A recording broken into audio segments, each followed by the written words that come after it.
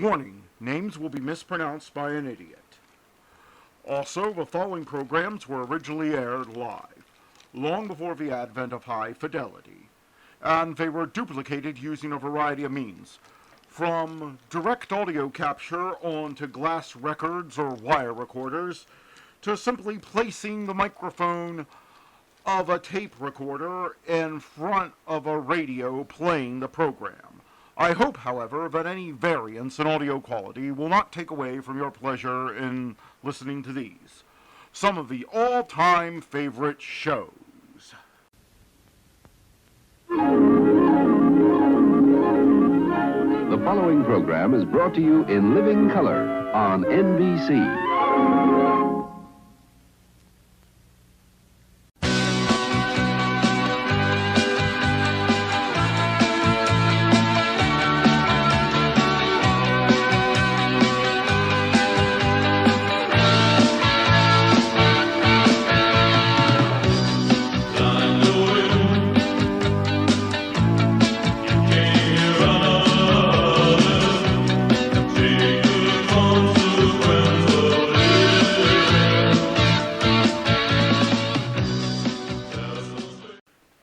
For fun with the world's easiest ventriloquist act with the Edgar, Bergen, and Charlie McCarthy show up next.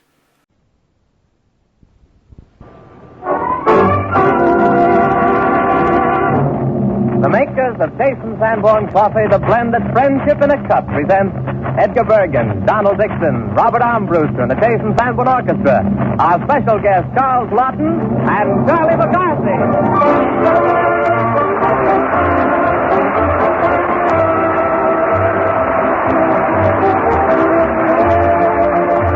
This is Charlie McCarthy making things ready for the regular Jason Sanborn coffee clutch. May I pour for you, Mr. Bergen? Well, Charlie, first you ought to serve our guest, Charles Lawton. Oh, sure. How are you, Captain Blah? Very well, thank you, McCarthy. May I serve you a cup of coffee, Captain? Never cared much for coffee. Mutiny, eh? Mutiny. Keel haul, that man. Shut up! Let me finish. Oh. Never cared much for coffee until I tasted Jason Sanborn. Oh, well. Now, we'll make him an admiral for that. Yes. He likes Jason Sanborn. Yes, sure. Yes. He's an admiral. Yes, that's right. Yes. And our first mate, Donald Dixon, carries on in the proper nautical manner. We've joined the Navy. Maestro Armbruster, the music. Mr. Dixon, the song.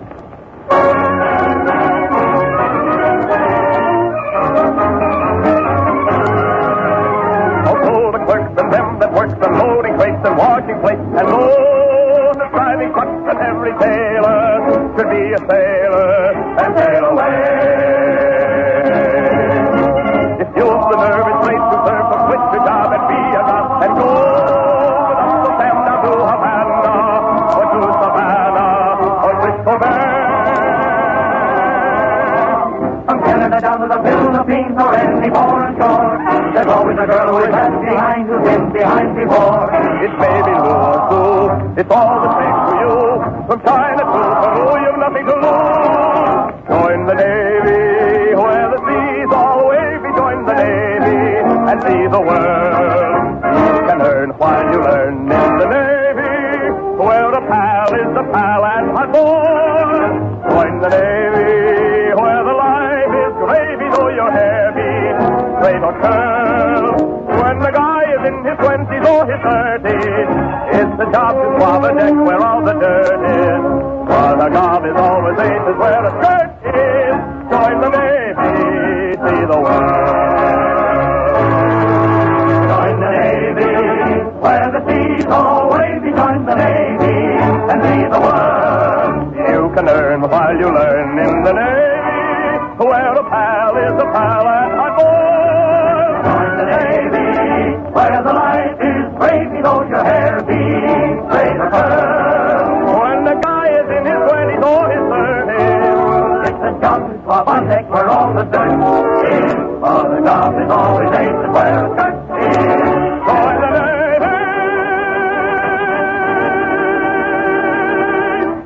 See the world.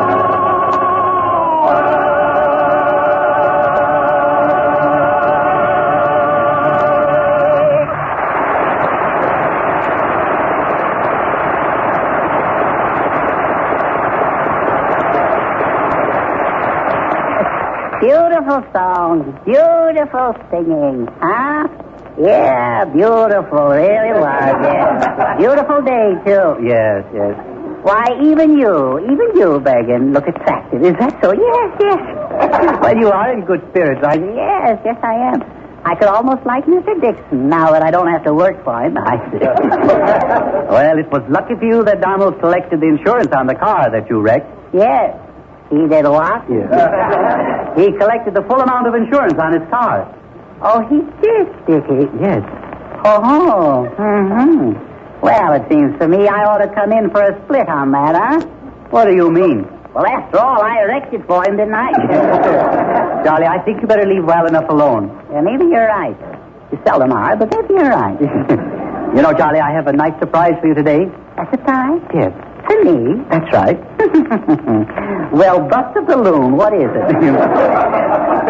Who do you think phoned me from the Union Station and asked to be remembered to you? As Calamite? No. Madam Cal? No. Well, who? Mortimer Snurg. Oh. What a letdown. And he brought Grandpa back with him. Grandpa? Yes. That barnyard gargoyle? No. That's no way to talk about Mortimer's grandpa. Remember, respect your elders. Oh, yes. And Grandpa is almost a septuagenarian. Oh. Yeah. And at his age, too. Charlie, that means that he's almost 70 years old. Oh, no, he's not. He's only 65. Oh, 65. A mere lad. Yes. Well, Mortimer told me Grandpa shaved off his beard. Well, he shouldn't have done that. Really shouldn't have. Well, why not? You think the beard improves the appearance of his face? Well, yes, it covers it. It covers it. Hey, he's a humdinger if there ever was one. He is one. Is that so? Yeah. What do you mean? Well, you want to watch him, Bergen. He's a rascal with a jackknife. He is? Yes. He'll whittle a chair right off from under you. Oh, Edgar, 2 visitors are here to see you from Snurdville. Uh-oh. I think I'm going to have a headache, and there's no better time like now.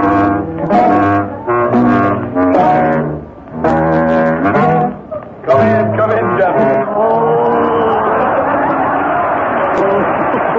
Make yourself at home. No.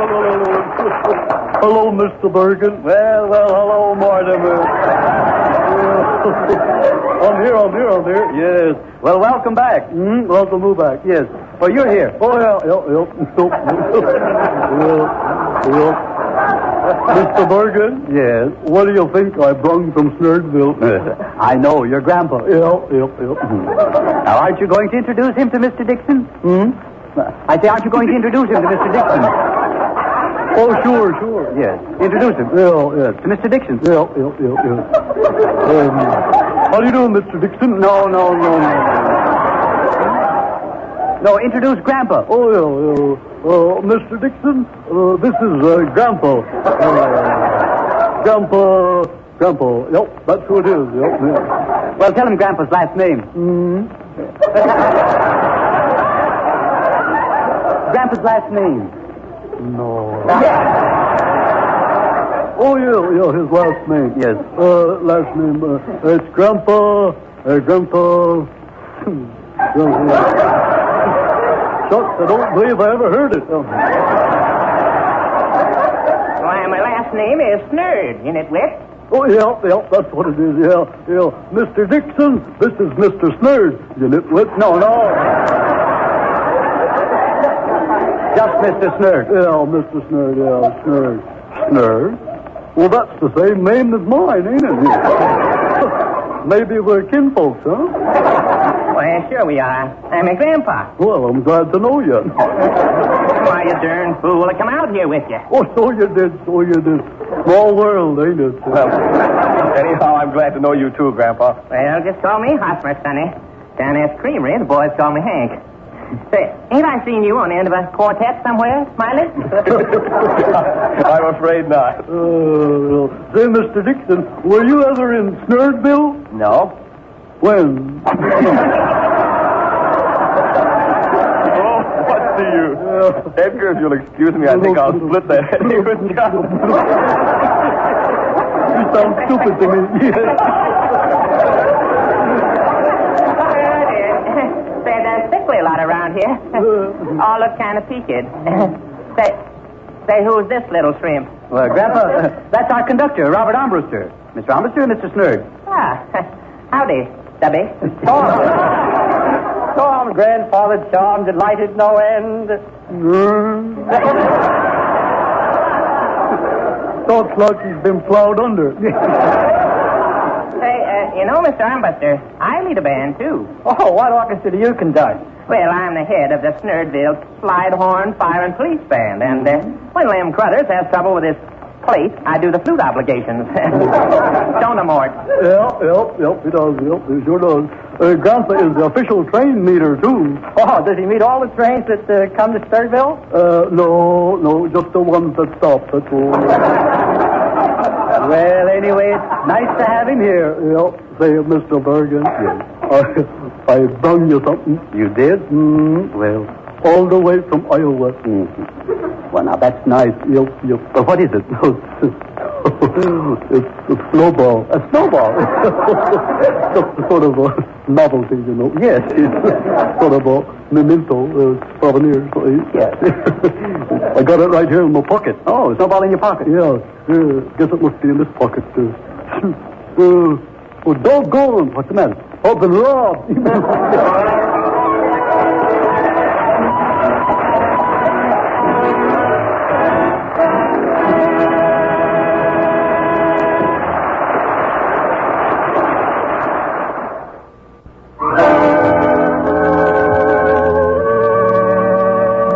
Edgar? Yes, Charles?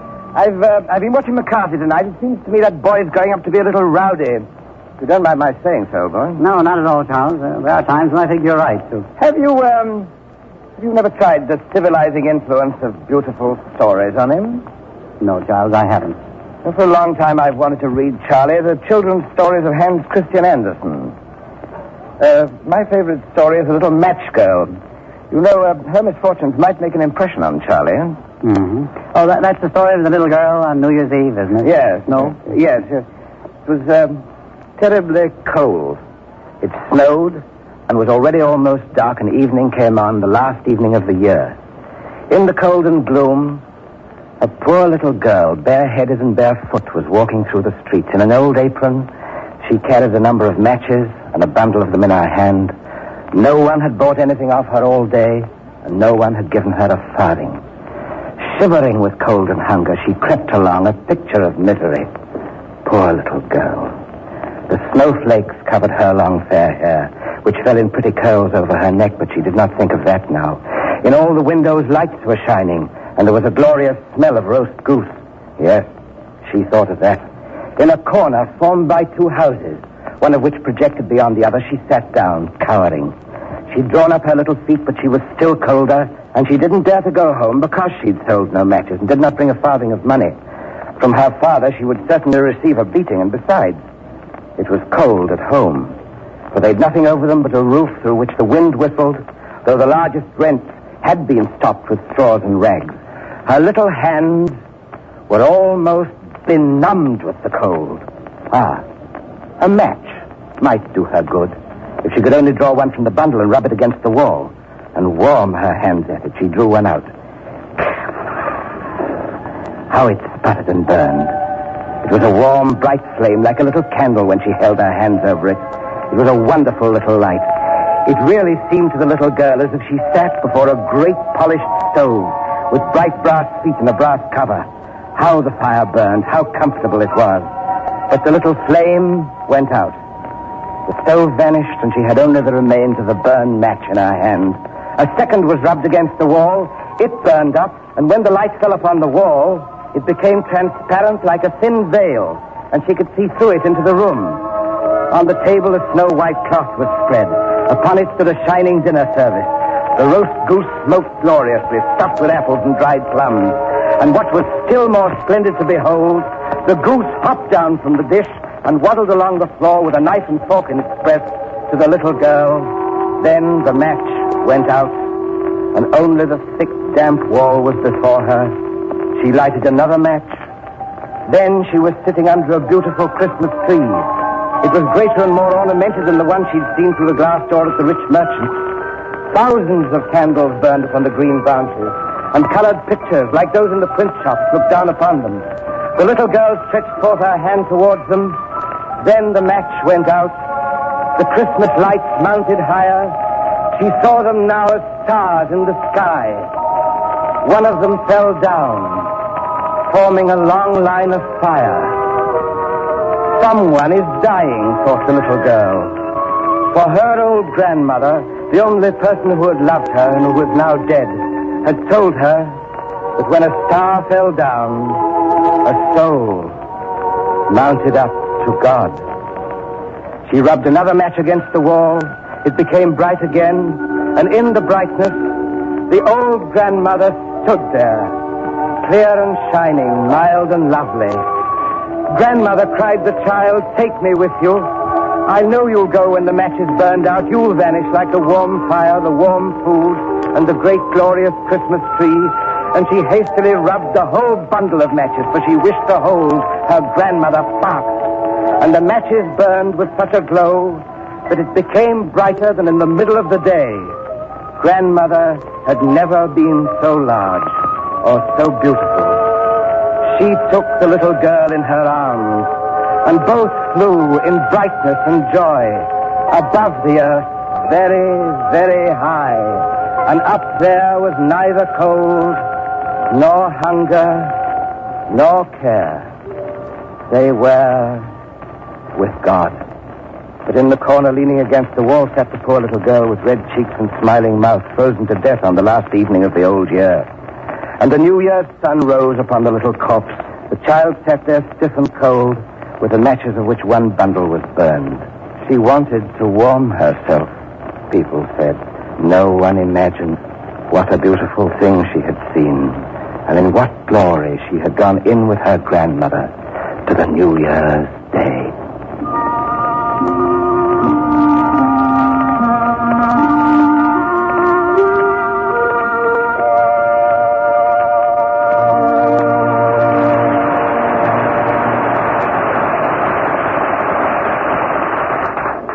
Mr. Lawton. Mr. Lawton. Ahoy there, Captain Bligh. Ahoy, ahoy, ahoy, ahoy. Yes, darling. Before you talk with Mr. Lawton, Yes? I want you to know that he's very anxious to make a favorable impression on you. Oh, he is, huh? Yes. Oh, well, I wouldn't bother then. And I think it would be a nice gesture if you would apologize for what you said to him the last time you two met. Oh, that again, yes, well... All right. Hello, Mr. Lawton, my pal. Hello, Charles. Old boy. Yes. Mr. Lawton, as you probably remember, we didn't hit it off so very well last time. No, we didn't. Oh. We both behaved rather badly. Yes, we did. Thought you were particularly nasty. Just apologize, please. Oh, yes, apologize. Very well, Mr. Lawton. I apologize for what I said the last time. Oh, that's very generous of you, Charlie. Yes. I'll go even further than that, Mr. Lawton. I'll apologize for what I'm going to say to you today. Look, is he going to start again? Because I don't blame you at all, no, Charlie. I think you're missing a great opportunity. Oh, I'll get him. No. This whole thing is starting wrong. Your friendship with Mr. Lawton might have developed into one of those famous as Miles Standish and Captain John Smith. Damon and Pythias. Chase and Sanborn.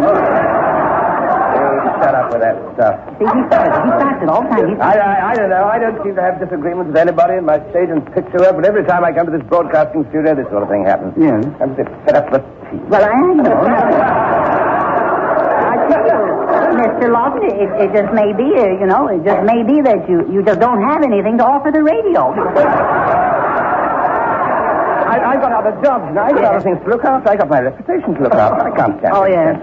from that little... Well, I know just how you feel, Chuck. Thanks, Butch. Yes.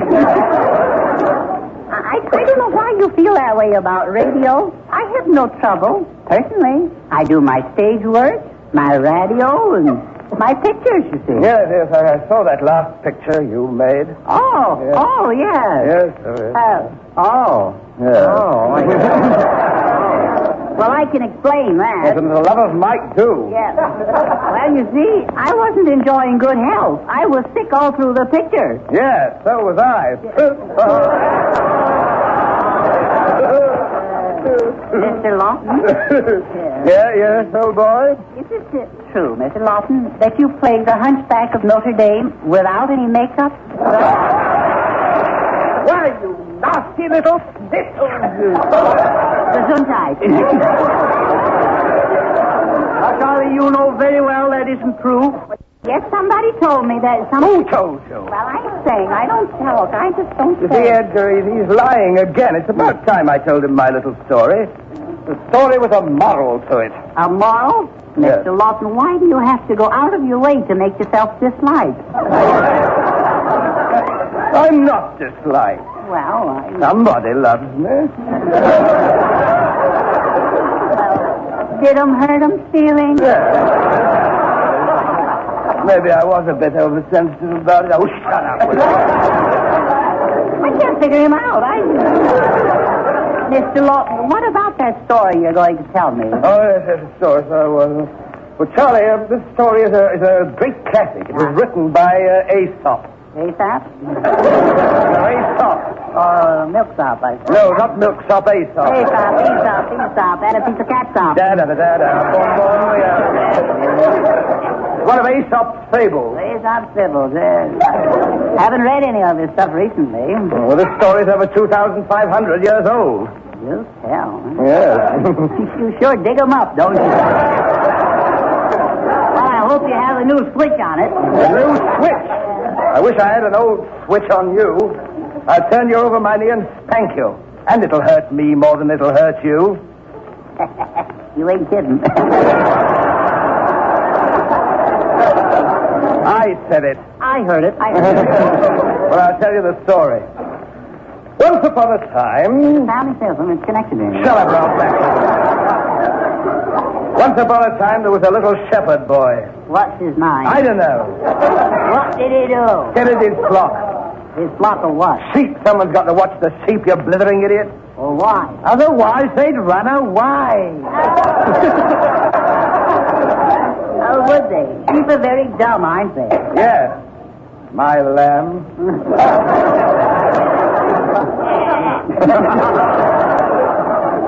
Shut up. Shepherd boy who tended his flock not far from a village used to amuse himself at times in crying out, "Wolf! Wolf!" Woof, woof. No, wolf, wolf. Go ahead, woof, woof. Whole village came running out to his assistance when all they got was to be laughed at for their pains. Silly, isn't it? You shut up. Last one day the wolf really came. The boy cried out in earnest. But his neighbors, supposing him to be at his own sport, paid no heed to his cries. And the wolf devoured the sheep, and that's the story of the little shepherd. Quite keyed up about it, aren't you? So that's the story, huh? Yeah. Yes, and about as dull a thing as I ever listened to. I'm inclined to agree with you. Hey, but the moral of that story is a liar will not be believed, even when he speaks the truth.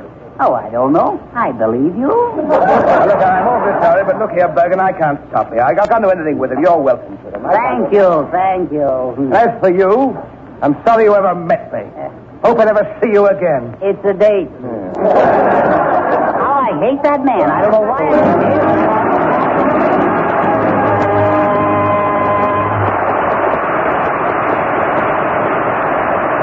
This is the National Broadcasting Company.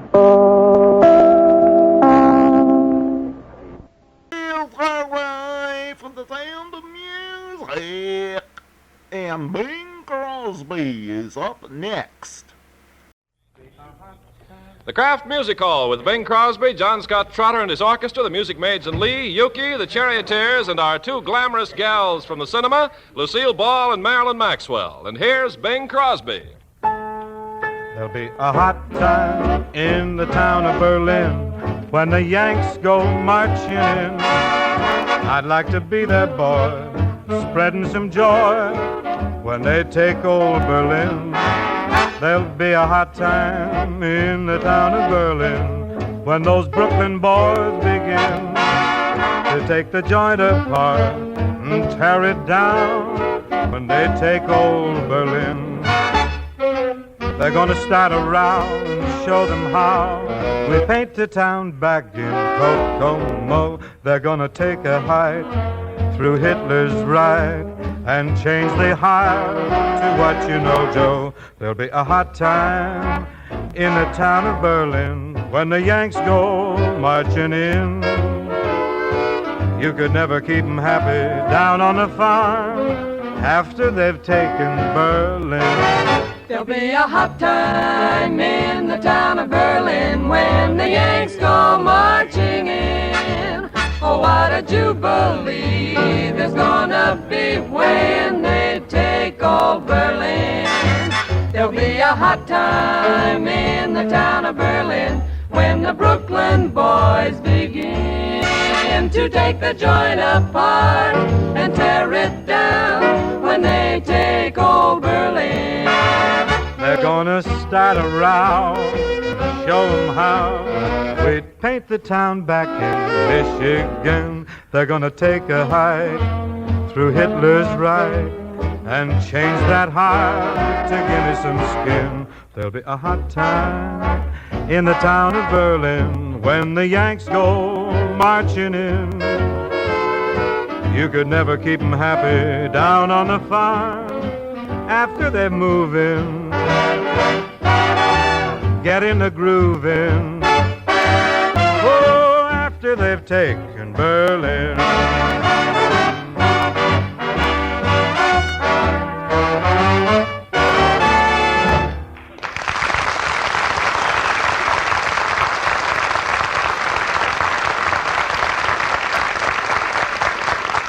This is the Old Craft Music Hall, friends, slated for our fighting men, wherever they are. And wherever they are, you may be sure they're fighting 24 hours a day, 7 days a week. All they want from us here at home is to know how things are going.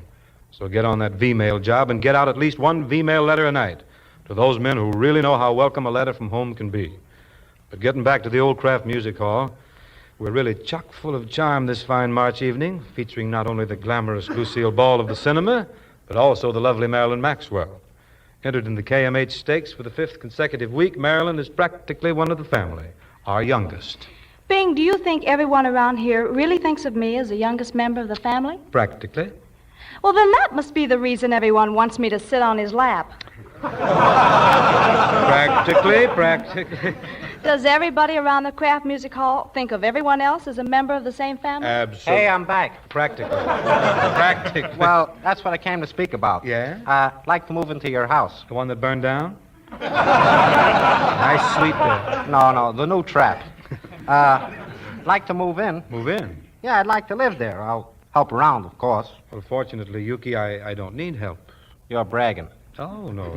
Furniture gets dusted once a week. We have a part-time cook. Now I know you're bragging. The kids mow the lawn. Everett washes the car. What could you do? Move in. Well, as Fibber Magee said when he snapped the picture, don't move. Look, Bing, do you think I want to leave my cozy little place to come into that great big house that you have? You don't? I know every little corner of my little place, and I'm used to it. You know, it takes a heap of living to make a house a home. Yours is a home? A heap. But you're willing to give it up, huh? Just for you. You should have somebody at your house all the time. Suppose a friend knocks at the door and there's no answer. Well, he'll think nobody's home, naturally. Naturally. But supposing I'm there. That confirms it. Don't be too hasty, Bing. Yuki might be very handy to have around your house. Sure, I could take your boys to school. Oh, I have a truant officer under private contract. Does all my work. Well, I'd even consider working in your stables. You know, taking care of your horses. You're really willing to curry and clip my horses? Well, why not? Your horses clip me.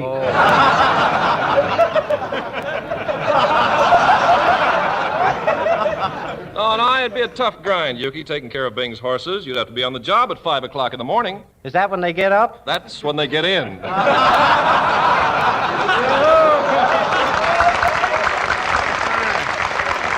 Listen to those losers out there. Listen, Bing, if you let me move in with you, it'll keep a lot of people from dropping in and bothering you. How does that figure? Well, how could they get in when it's full of my relatives?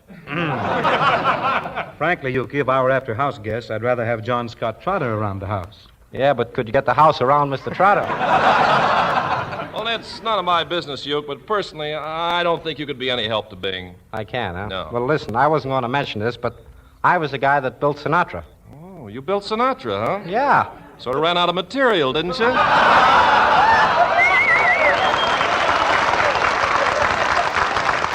Uke. Huh? Really, some deep, abiding impulse moves me, and, well, I think I can use you around the house. You can? Yeah. Gee, that's swell. Of course, you'll have to live in the attic. Well, I don't mind at all. What do you have me doing? Well, your main job will be just to sit at the window and keep a vigilant lookout. For a burglar? For the stork. Leaving now to buy a pair of field glasses. Get some Zeiss 7x50s and get powerful ones and beam them this way to catch Marilyn Maxwell and friend on a short Surrey ride.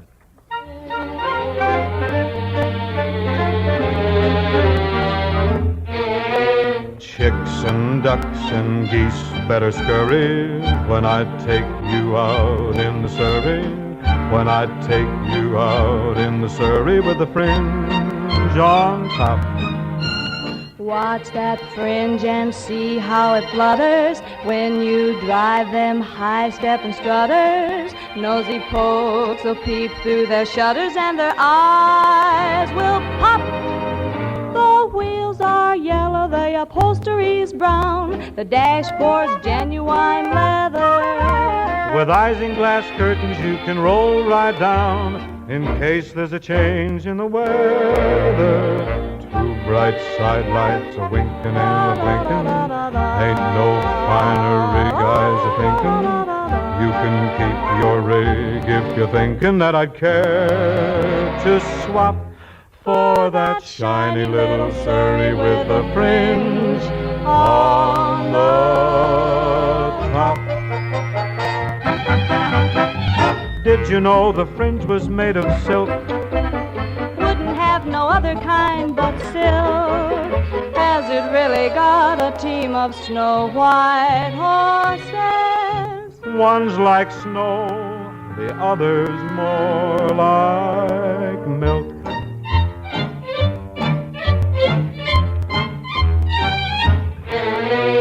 I can see the stars getting blurry when we drive back home in the Surrey, driving slowly home in the Surrey with a fringe on top.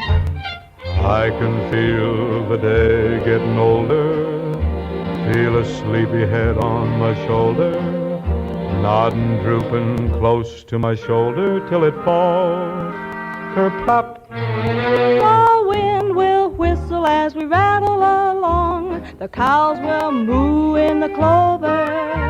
The river will ripple a whispered song and whisper it over and over. Don't you wish you'd go on forever?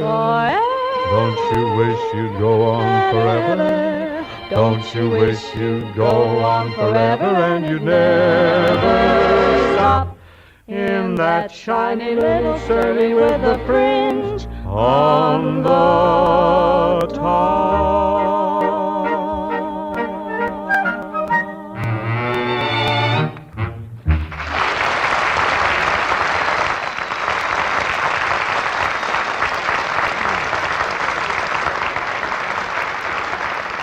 Very nice, Marilyn, and thank you. I guess that's the first time a guy ever chose a Surrey when he had a Maxwell. But with which confusing thought we turn to more practical matters. Ladies, I give you 2 words that can solve a number of wartime meal problems. Those 2 words are Kraft Dinner, the delicious time-saving macaroni and cheese main dish. It saves you shopping time because right in one box, Kraft Dinner gives you both ingredients for swell macaroni and cheese.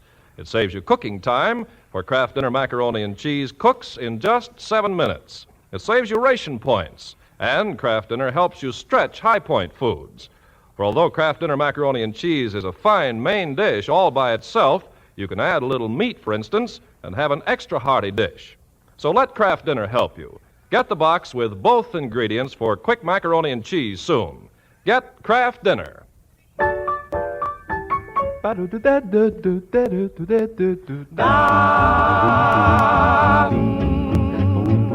Oh, sing a song of sixpence pocket full of rye. 24 blackbirds baked in a pie. When the pie was opened, birds began to sing. Wasn't that a dainty dish to set before a king? Now the king was in the counting house, counting out his money, and the queen was in the parlor, eating bread and honey. Oh, the maid was in the garden, hanging up the clothes. Along comes a dicky bird and pops it on her nose. But I wanna swing, sing it with a swing. Oh, swing, sing it with a swing. Well, swinging rhythm, swinging rhythm, swinging rhythm, swinging rhythm, swinging rhythm, I got swing. Oh, sing a song of sixpence, a pocket full of rye. Oh, 24 blackbirds baked in a pie. Oh, when the pie was open, the birds began to sing. Wasn't that a dainty dish to set before a king? Oh, the king was in the counting room, counting out his money. The queen was in the parlor, eating bread and honey. The maid was in the garden, hanging out the clothes. Along came a dicky bird and popped up on her nose.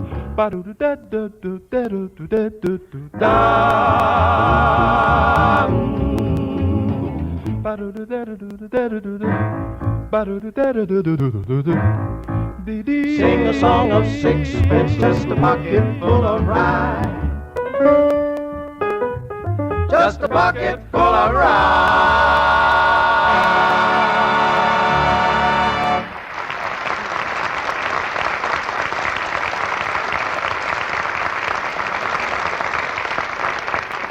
Thanks, charioteers. Soon to be seen in the Metro-Goldwyn-Mayer picture, Meet the People, our lovely and charming friend Lucille Ball has paid us many a visit to the Old Kraft Music Hall. Lately, however, the demands of war work have been cutting down her calls, and what with gas shortages and one thing and another, her social scope has become somewhat limited.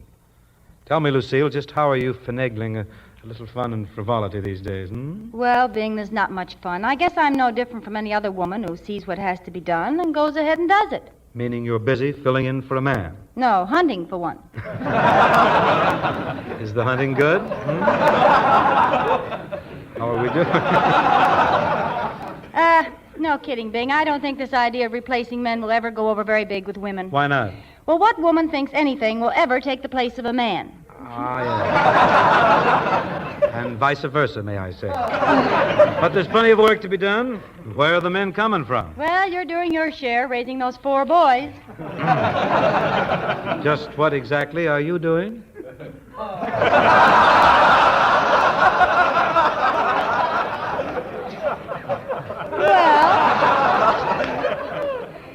Different things.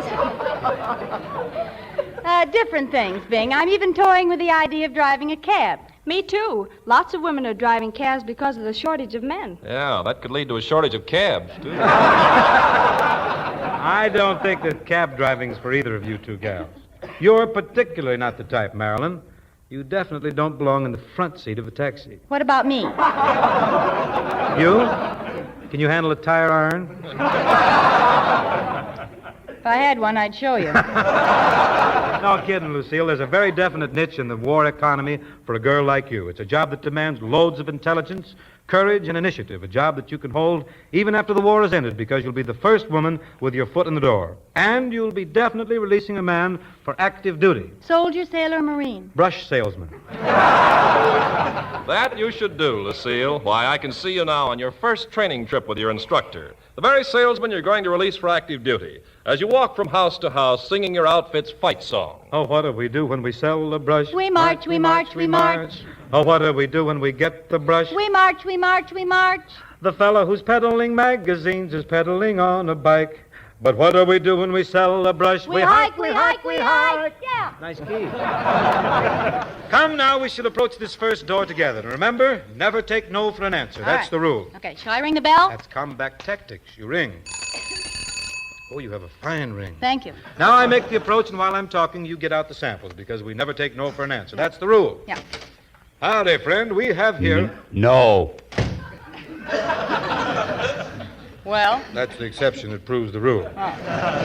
Listen, I'm tired of doing all this teamwork. I want a solo. Very well, I'll let you try a sail. Solo. Solo? Now? Yes. There's the house. I'll wait here observing and sweating you in through your first solo sail. Go ahead, run. Okay. Now, if I only have the push to put this sail over, if I only have the push to ring the bell. There. I have here the finest assortment of brushes in the whole world. Nowhere are there any better brushes. Want to buy one, huh? Back so soon? Did they buy or didn't they? Undecided.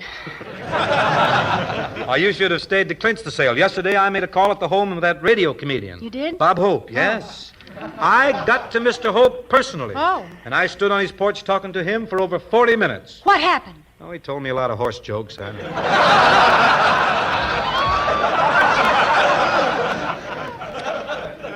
let's try this place. Now, don't tell me what to do. Let's see. Now, ring the bell. You don't like bells, huh? No. Oh, the brush people. Good. I do need a good hairbrush because when I go to bed at night, I really take a lot of time and trouble with my hair. And sometimes I give it 70 or 80 strokes. Sometimes even 90 strokes or 100 strokes. What's far for your scalp? Won't you come in? Gladly. Not you. Oh. How would you like to buy a nice broom to keep this dirty house of yours clean? Steady, Miss Ball. I happen to have a vacuum cleaner, and it can do anything a broom can do. Yeah, ever try sticking a vacuum cleaner into a cake to see if it's done? Fresh. Wrong approach, Miss Ball. Flattery, that's what wins. Oh. Try to show a person how he can improve himself. Now, ring this bell. All right. I'm going to leave you on your own, but remember, show this person how to improve himself. Yes. Did you want me? What a feel for improvement. Here. Would you like to buy a fine clothes brush to improve the appearance of your fine clothes? My clothes don't need any improving. Oh. Would you like to buy a fine shoe brush to improve the appearance of your fine shoes? My shoes don't need any improving. Would you like to buy a fine shaving brush? Fool around with that.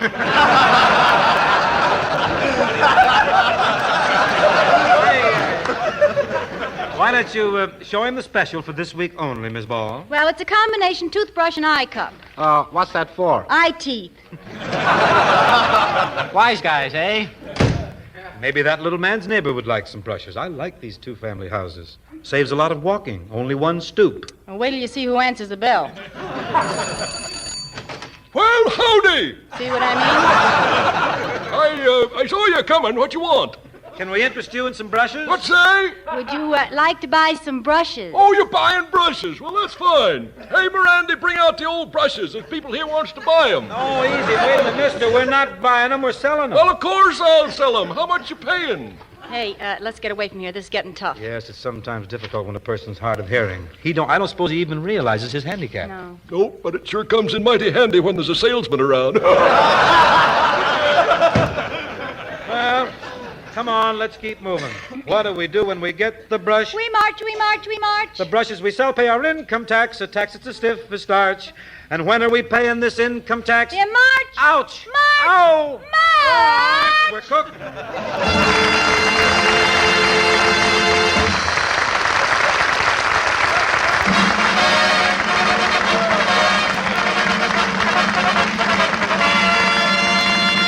Time marches back. 1933. The United States renews diplomatic relations with Soviet Russia, and the big song hit is Who's Afraid of the Big Bad Wolf?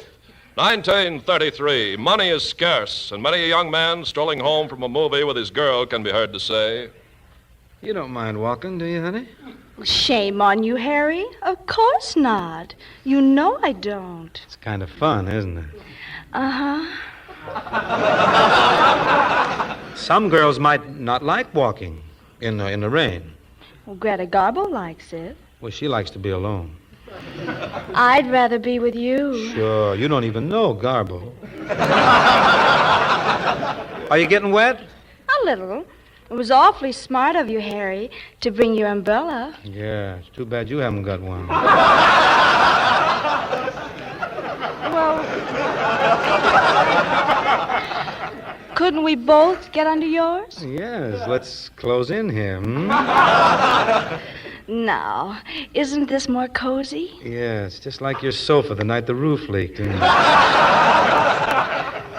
Coming over tomorrow afternoon? If it rains? Oh, sure, if it rains. I can't pick 'em in the mud. Why do you like horse racing so? You know, sometimes I wonder. Then I get to thinking, now you take a horse like this Equipoise. Makes himself $300,000. You like to play the horses, don't you, Harry? Sometimes for laughs. Ever get anything? Laugh. Gee, doesn't the rain feel nice and cool on your face? Yeah. You know, walking along like this with you next to me, it's like walking on a dewy cloud. Why, Harry? My feet get wet.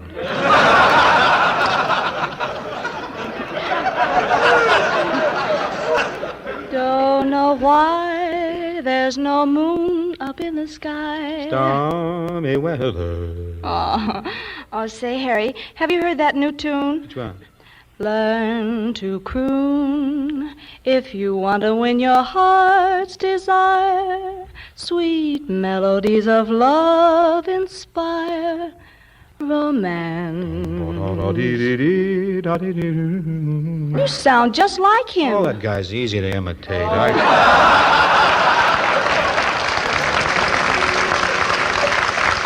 Thanks for all the lovely delight I found in your embrace. I'm thankful, though I know it's ending all too soon. And thanks for unforgettable nights I never can replace, and memories that linger like a haunting tune.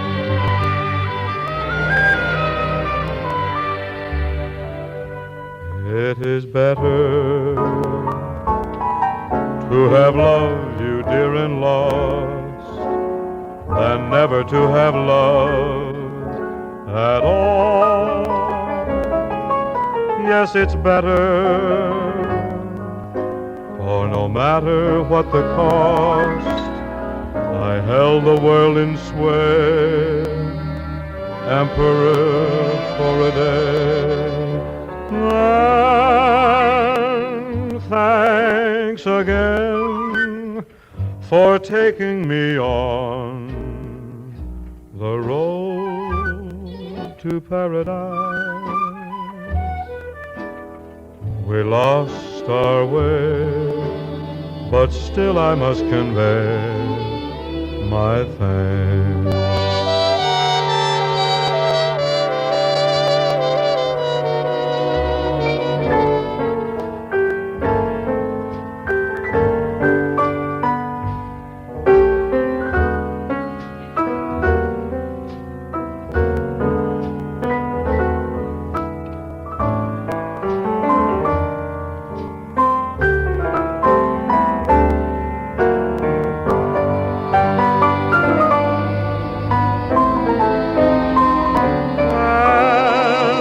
Thanks again for taking me on the road to paradise. We lost our way, but still I must convey my thanks.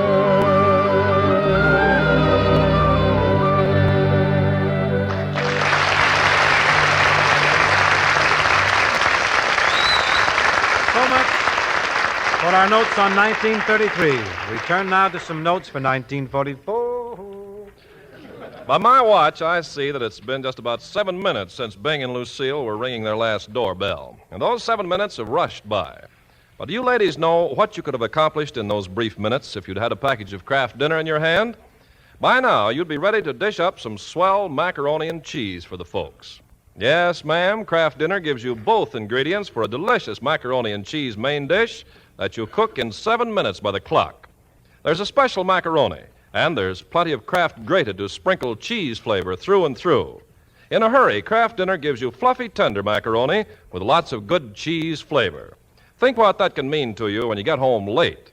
And besides all this, Kraft Dinner is a real help with the point budget. So you can see why this Kraft product is so especially popular these days.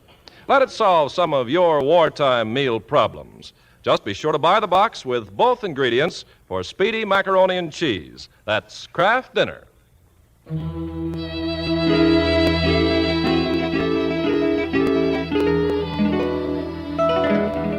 Amor, amor.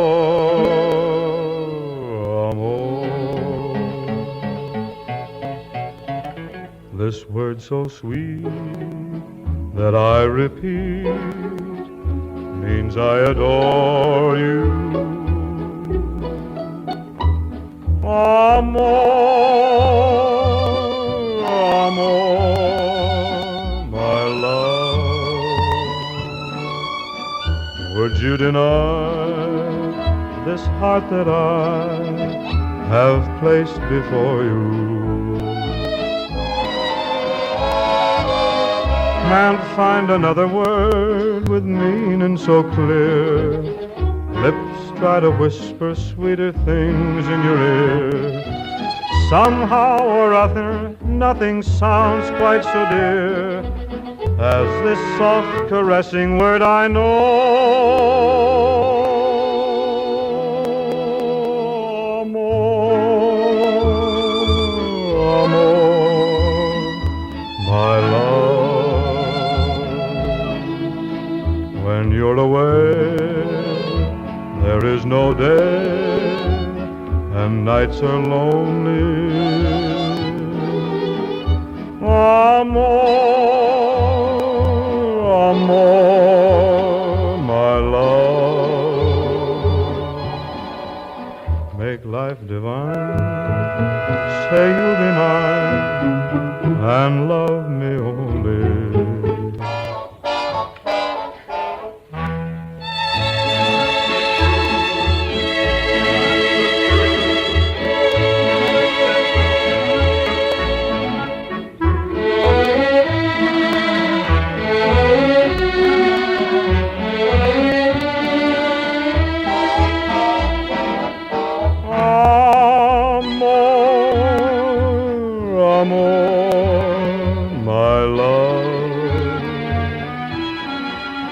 Make life divine, say you'll be mine, and love me only.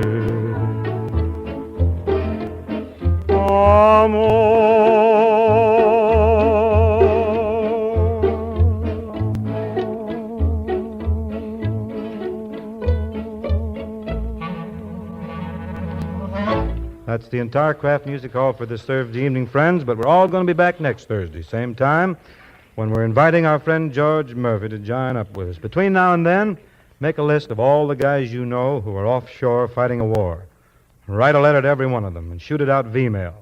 That's the quickest way to get it to him, and those men need and they want letters, the quickest way. It's sort of a stale deal for a fella hanging tough in a jungle if he keeps answering mail call and he keeps coming up empty. You can't be too busy to get a lot of V-mail on its way, and if you want to know what to say, just say what you'd say if you met the guy on the street. You don't have to write like Shakespeare or Soroyan, just write like you, but write often. Get on it, huh, friends? It's important. Good night. Marilyn Maxwell appeared through the courtesy of Metro-Goldwyn-Mayer, producers of Madame Curie. The Kraft Music Hall comes to you from Hollywood's Radio City. Now that Lent is here, plan exciting new ways to serve eggs, fish, and cheese. Listen. For a surprise touch of flavor in your Lenten foods, add the taste-tingling tang of Kraft salad mustard. We suggest for tomorrow's menu hard-cooked eggs crowned with an appetizing golden sauce, zestfully flavored with Kraft salad mustard.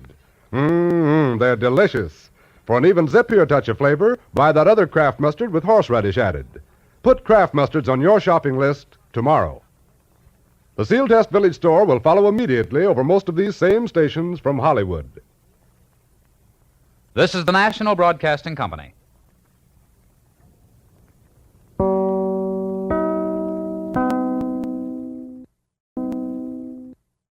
One of old-time radio's longest-running and most popular programs, CBS Mystery Theater, is up next.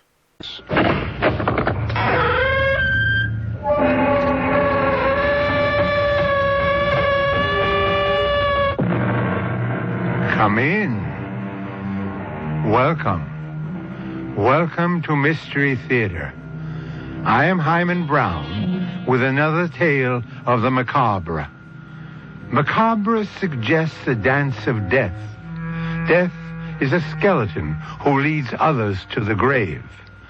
In this story, a respected middle-aged man, Philip Chambers, becomes an agent for death because death placed in his hands a temptation he could not resist, avarice, one of the 7 mortal sins.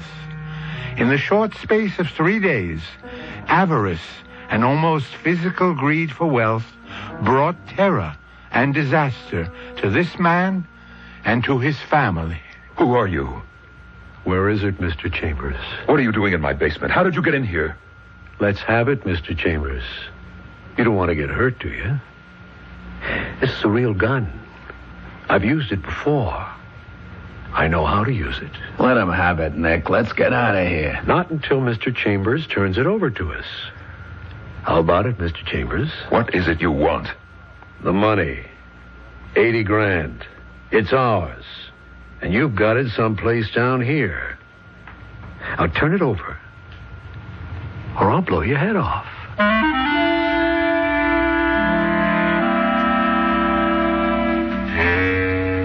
Our mystery drama, The Root of All Evil, was written especially for the Mystery Theater by Roy Windsor and stars Norman Rose and Ann Shepard. I'll be back shortly with Act 1.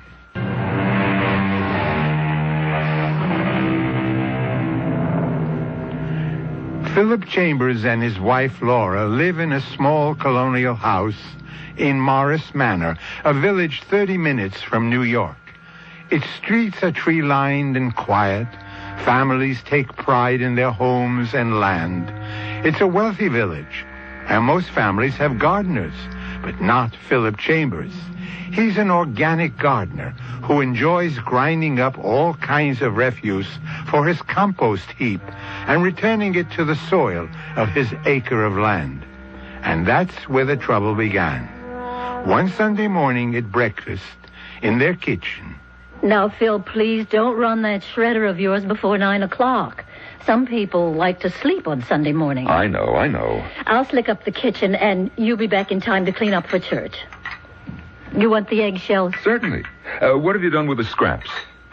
Oh, they're in the plastic bag. All the weak stuff. I put the bag in the garbage bin last night. It was beginning to perfume the back porch. Get rid of it. My dear Laura, it will be ground to shreds within half an hour. And don't get your fingers caught in that fool machine. Beautiful morning. Let me see. Yep. There's a pretty large bag full of garbage. Better get the wheelbarrow. What the devil? Money. Packs of money. What? There must be thousands of dollars at the bottom of the bin. What? It's a fortune. It's a fortune. Where did it come from? What do I do with it? Somebody hid the money there. But why? And whose is it? Phil? Yes. Joan Shelton just telephoned. It's in the news. I'm going to go across to read the article. Well, what's in the news? The robbery. You were asleep when all the excitement happened. I'll bring back the newspaper clipping, and I'll tell you all about it. I'll be right back. The robbery? I'll be right back. Robbery? What robbery? I must get to the basement. Good Lord. I've never held so much real money in my hands in all my life. Packs of $100 bills. 50 in a pack. Let's see, 10 of those. Oh, I can't believe it. $50,000. And $1,000 bills. 30 of them. $80,000. Oh, I'm rich. I'm rich. No more scrimping. No more fawning over persons for whom I have contempt. Begging work as a freelance copywriter. People who don't know as much as I've forgotten. This money means I am free. Oh, it's got to be hidden. Whoever left that fortune in the garbage bin will try to get it back. Laura said there was a robbery. Maybe the thief hid the money. Let's see. Where'll I put it? Small box. First, I'll place the money in this plastic bag, and then into that box the iris bulbs came in. Let's see, and then where? Let me see. Yeah. Behind the basement window, under the porch. The siding runs to the ground. $80,000. It's mine. And I won't give it up. Phil? Yes, Laura. Can you come up here for a minute? Oh, why, certainly. Come on out on the porch. I have that article. Laura, there was a robbery. Read. 2 a.m., Grove City Police. Raced after 3 men in a... crashed when they made a sharp turn at McKinley Street and Highland Avenue in Morris Manor. Why, Laura, that's our corner. And you slept right through the whole thing. Yeah, I must have. The sound could have wakened the dead. The police car was blasting its siren. Then there was a terrible crash when the robber's car hit old Mrs. Morris's elm tree and turned upside down. And one of the men was dead. Huh. And the other 2, you said there were 3. Must have got away. All of us had run outside, Dr. Shelton and Joan and I and the Moores and the McLeods, but the police told us to get back to our houses. They had their guns out, and they were searching for the missing men. How much did they get away with? Thousands of dollars.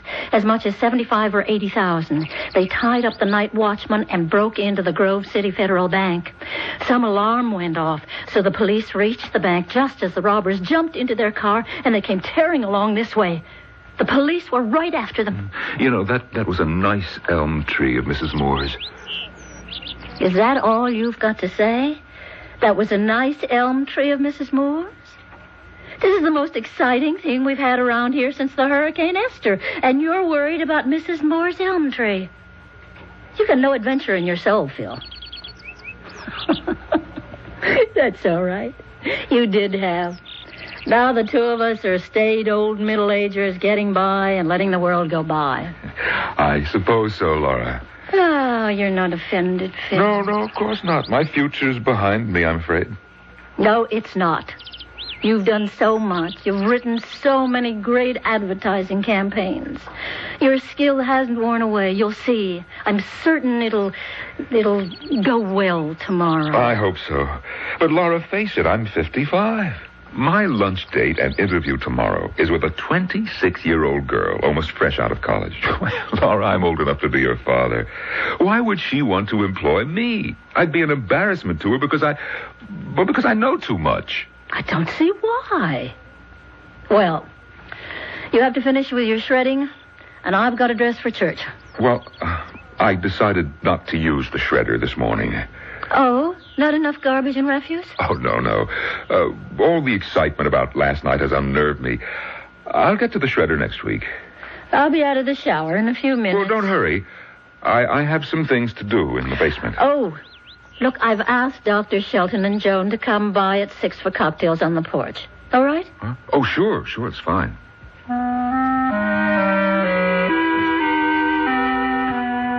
Look a gift horse in the face. There's an old chestnut. When someone makes you a present, don't look too minutely into its intrinsic value. $80,000. Oh, that's some gift horse. Or is it? No, it's stolen money, which I propose to steal. I hope it's safe behind that basement window. I better lock the garage, put that bag of garbage back in the bin, and then church.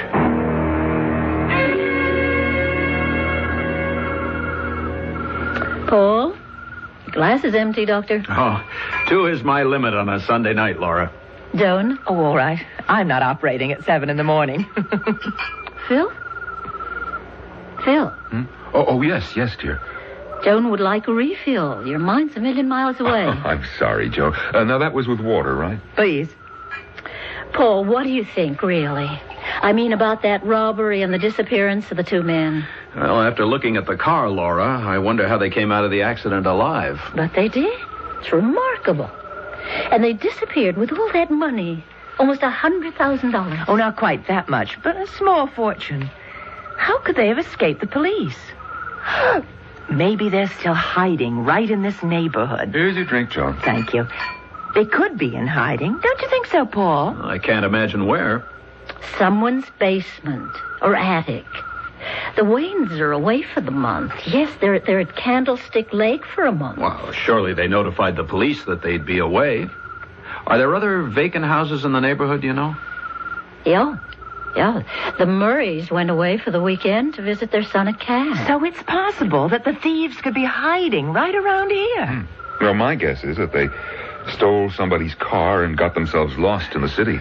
With $80,000 of hard-earned money. Well, insurance will cover the bank's loss. Joan, my dear, I'm afraid it's time for the doctor to get to bed. What time? Oh, my dear, it's late. It's 10 o'clock. We came over here for cocktails. We stayed for salad and rolls. I'm delighted you did. Phil's been fidgety all day long. Your visit took his mind off his problems, didn't it, Phil? Oh, yes. Very happy that you came over. Don't work so hard, Phil. You have seemed preoccupied. Relax. Or has the chatter about the mysterious robbers upset you? Oh, heavens, no.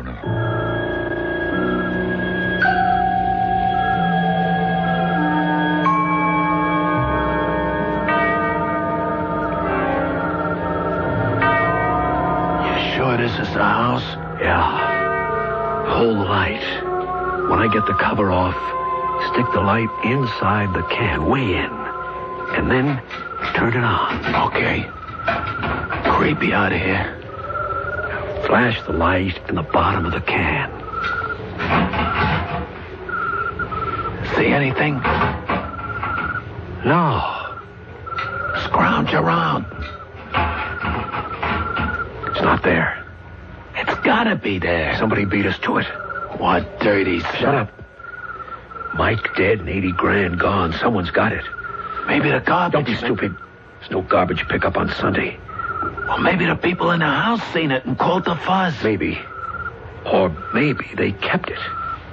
You get kind of a surprise. You open a garbage can and find 80 grand. Right on. I wonder who lives here. We gotta find out. If he's got the money, we'll sweat it out of him. But if he gave it to the cops? That we find out first. You crazy? We walk in and ask if they found the money, we'd be in the can in 5 seconds. You ever heard of the telephone? That's how we find out. And when we know, we come back. Now put the light away. I'll put the cover back on the can. Right. Then let's get out of here. Them bugs that go croak give me the shakes. Phil? Phil, is that you? What is it, Laura? Are you still awake? What's the matter? Can't you sleep? Is it cold on the porch? I'll get you another blanket. No. I'm all right. Go back to bed, Laura. Your voice is shaking. Let me turn on the light. No, please. Come into the bedroom. Phil, I'll turn on the light. Phil. You're soaked with perspiration. What is it? Let me get your robe. Where do you feel ill? What is stomach? Your head? Sit down on the rocker. You look ghastly.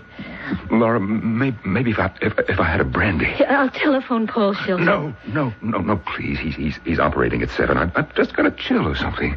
You wipe your face with a wet cloth and I'll be right up. I heard them. Every word. They're coming back. Killers. Oh, what should I do? Is it too late to call the police and turn in the money? Maybe not. But give up $80,000 because I'm afraid of a pair of hoodlums? What have I got to be afraid of? Say they confront me. I tell them that I haven't got the money. Would they risk shooting me? No, I won't give up that money. I won't. Here's the brandy, sweetheart. Oh, thanks. That helps. Phil, when I walked through the living room to the bar on the porch... Yes? 2 men were staring from behind the front hedge through the living room window. Phil, I'm afraid. Philip Chambers is already a harried man. Will his sense of moral values be strong enough to overcome temptation, or will he persist in holding on to the stolen money? We'll find out when Mystery Theater returns with Act 2.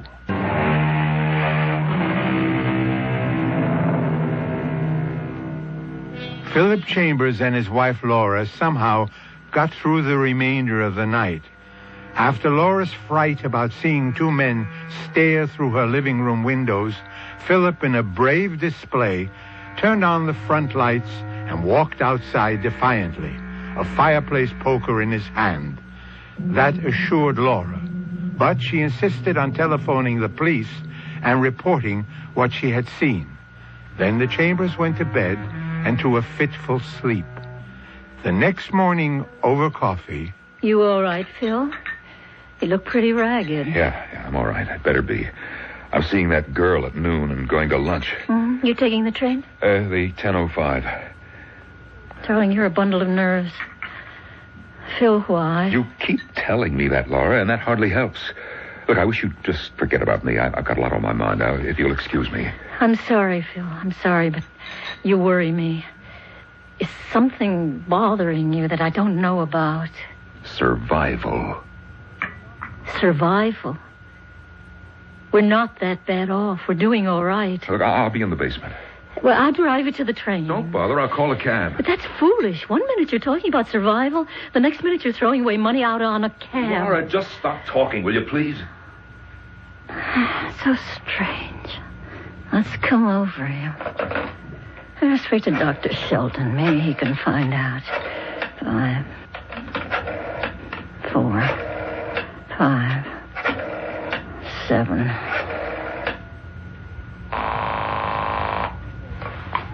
Dr. Shelton's residence. Hi, Joni. Laura.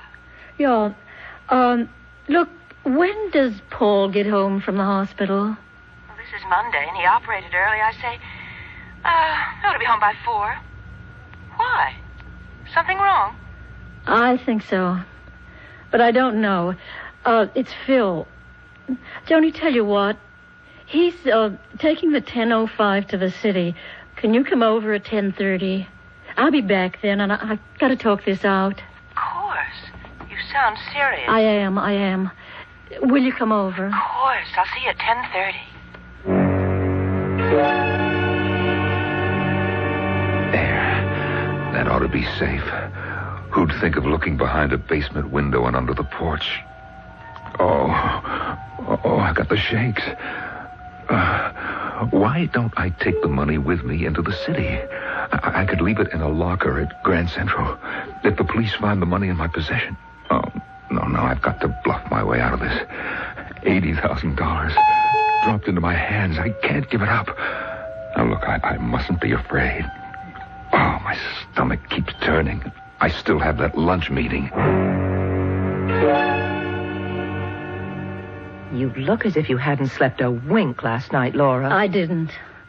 At about 3 o'clock, Phil was awake. He came up late and slept on the upstairs porch.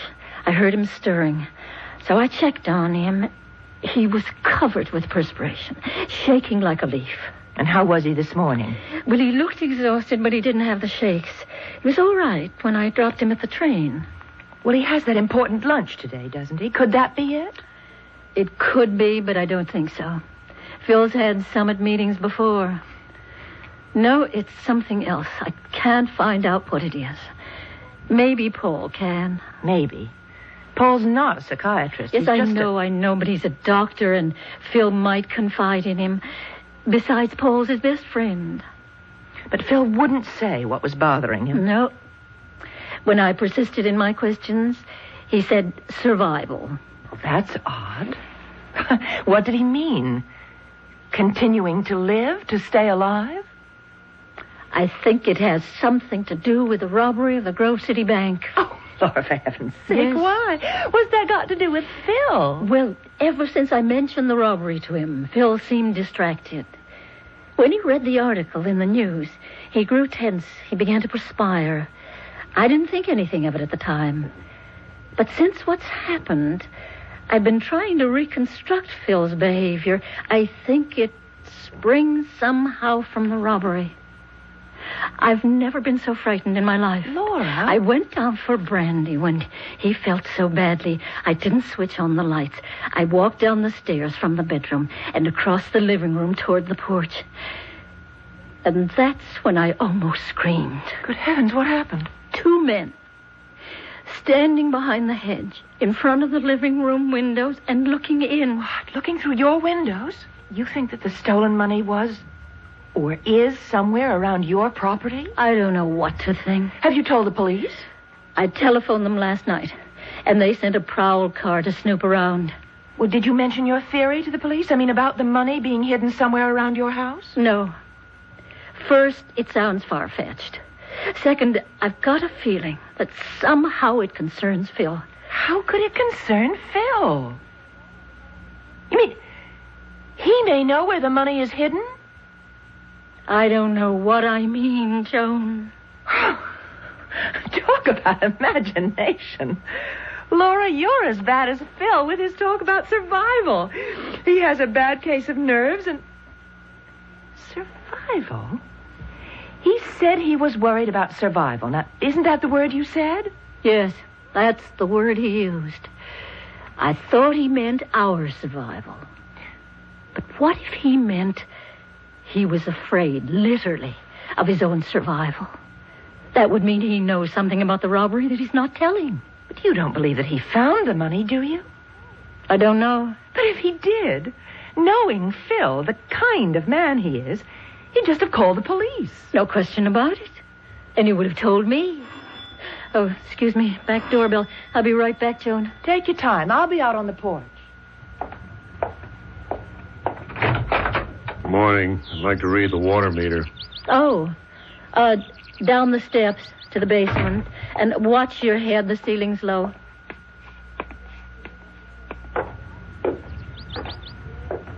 The garden looks wonderful, Laura. Yes, it does. Phil takes such great pride in it. Laura, if Phil meant he's afraid about his own survival, then I think he knows something. Either he saw the men who stole the money and can identify them, or he knows where the money is hidden. That I can't believe. If Phil knew that, I'd know it. And you just said Phil, being the kind of man he's always been, would return it. Yes. Well, maybe Paul can drag it out of him. Whatever it might be. I'm worried sick. I have a premonition of danger or tragedy. Something in the air. A sense of impending evil.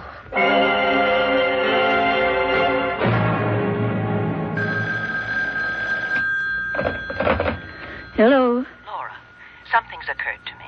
What, Joan? I was on your porch at 10:30 and the doorbell rang. Who was it? Well, the man who reads the water meter. Why? Well, he didn't come to my house. And when a man comes from the water department, he reads the meters at all the houses in the neighborhood. Yes, he does. And another thing. I went shopping at noon, and as I drove out of my driveway, a man walked out from the back of your house. Did someone else call on you? No. You mean that the man who read the meter was in my basement from 10:30 until noon? Some man was, but he wasn't a man from the water department. Well, then we're right. The stolen money's around here someplace, and the man was one of the thieves. That's what I think. Has Phil returned from New York? No, and it's after 5. Well, you shouldn't be in that house alone until we get to the bottom of this strange situation. Paul got stuck with another emergency operation. He won't be home until quite late. Oh. But I'll send him by after I tell him everything we think. Oh, but the poor man will be exhausted. No, Why not that exhausted. He'll be by to see Phil, and then you come across to see me, all right? Yeah. Thank you, Joan. Oh, there's the front door. Phil? Here I am, all in one piece. It's Phil. He sounds a little tipsy. I'll see you later, Joan. Goodbye. I'm on the porch, honey. You'll excuse me for having had one more than I should have had. After lunch, Well, you don't have to explain, darling. I take it you didn't get the assignment? How did you know that? You got second sight or something? Or something. Was it unpleasant? No, about as I expected. Nice girl. Young enough to be my daughter. She had white wine, and I had a few martinis. Oh, dear. Yeah, oh, dear. So you proceeded to lord it over the young woman who sips white wine? Lord it over? No, that's not so. We got talking about what I'd be doing as a consultant in copy. Now, I know something about copy, Laura. Yes, you do. Me begging for a job. I used to run that joint before that kid was out of Dr. Denton's. Can't be 26. I was about 30 when she was born. Let me fix you a cup of coffee. I don't want any coffee. You say that I'm bummed, Laura? Well, I'm not. I never felt better. I just had lots of things on my mind. Including the robbery of the Grove City Bank? Robbery? Do you know who the men are who robbed the bank, Phil? Me? Well, how would I know? I never saw them in my life. Say, what is all this? Remember the two men I saw looking in through the living room window this morning at 3 a.m.? Yeah? What were two men doing looking through the window, Phil? Well, search me. We think they had hidden the stolen money and were looking for it. We? Laura, who is we? Joan and me. Have you been talking this over with Joan? Why not? She's my best friend, and Paul is yours. You and Joan turned amateur detectives, huh? Haven't the two of you got anything better to talk about than that robbery? Frankly, no. Because ever since you heard about it, you haven't been Philip Chambers. Oh, and who have I been? A nervous wreck. And you're making a nervous wreck out of me. Tell me honestly, Phil. Do you know anything about the men who committed the robbery? Do you know who they are? Do they hide the money on our property? Are you in danger of survival? Lots of questions. Give me some answers, Phil. What are you so worked up about, Laura? This is a police matter. Just leave it to the police. I've notified the police. What? Last night? And again today. A man came to the house and said he wanted to read the water meter. He wasn't from the water company. He was in our basement for almost an hour and a half. Oh, I see. What? What do you see? Well, maybe you're right. I don't know anything about any of this, but you just might be right. Maybe the thieves did hide that money around here. I better check. Let's have the police do the checking. Now, don't you worry about me. I'll just look around. Phil, are you in danger? Now, nothing's going to happen to me. It's getting dark outside. It's starting to rain. I'll be across the street with Joan.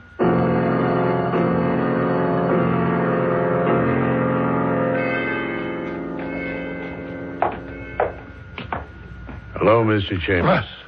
Who are you? Where have you got it, Mr. Chambers? What are you doing in my basement? How did you get in here? Let's have it, Mr. Chambers. You don't want to get hurt, do you? This is a real gun. I've used it before. I know how to use it. Let him have it, Nick. Let's get out of here. Not until he turns it over to us. Now, how about it, Mr. Chambers? What is it you want? The money, $80,000. It's ours, and you have it someplace down here. Now, turn it over, or I'll blow your head off.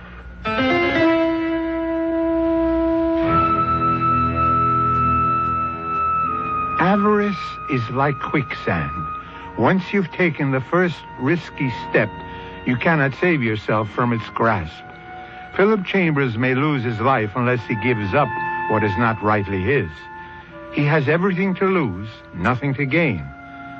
Or has greed so infected his mind that he will look down the barrel of a revolver and believe that he can stop a bullet with his beautiful dream of a fortune and the security it will give him.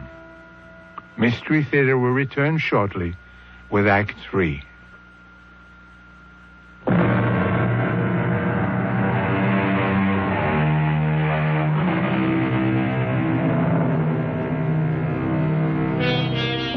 Philip Chambers found $80,000 at the bottom of his garbage bin.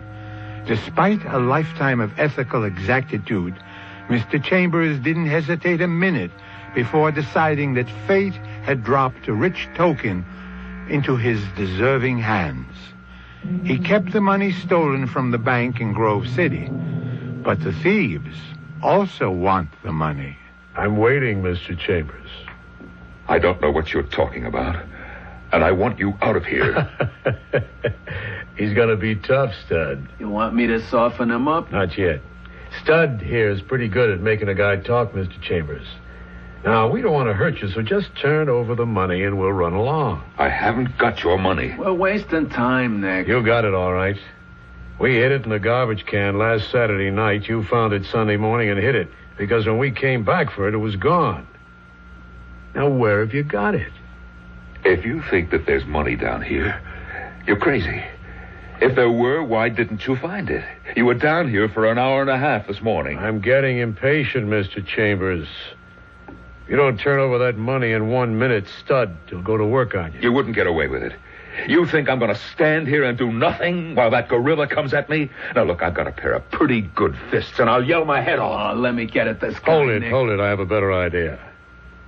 We'll kill his wife. How'd you like that, Mr. Chambers? Are you dirty? I wouldn't mind killing you. We don't care about you, but we care about the money. And with you dead, we still haven't got it. But we intend to get it because you're going to give it to us. Now, you have it for us by midnight. You leave it next to the garbage bin. We'll pick it up, and then Mrs. Chambers will be all right, and you'll be all right. Otherwise, you'll have only yourself to blame. Uh-huh. Well, what's to prevent me from calling the police? You won't do that, Mr. Chambers. If you don't have the money outside by midnight, I'll tell the police you have the money. You think they'd believe you? Your tip against my word and my reputation? We got confidence in the police, ain't we, Nick? That's right. Well, they'll break you down, Mr. Chambers. We have our way, they have theirs, and you'll slip up. Maybe not right away, but soon. But it won't get to the police. You know why? Because if the money isn't there tonight, we take care of your wife tomorrow. He ain't kidding, mister. So why don't you give us the money now and save all the sweat? If I had the money that you're talking about, I would see you in hell before I gave it to you. Stud. You're still pretty fast, Stud, my boy. He was wide open. Now, let's get out of here. And we'll watch the house. It might be an interesting few hours. Good night, Mr. Chambers.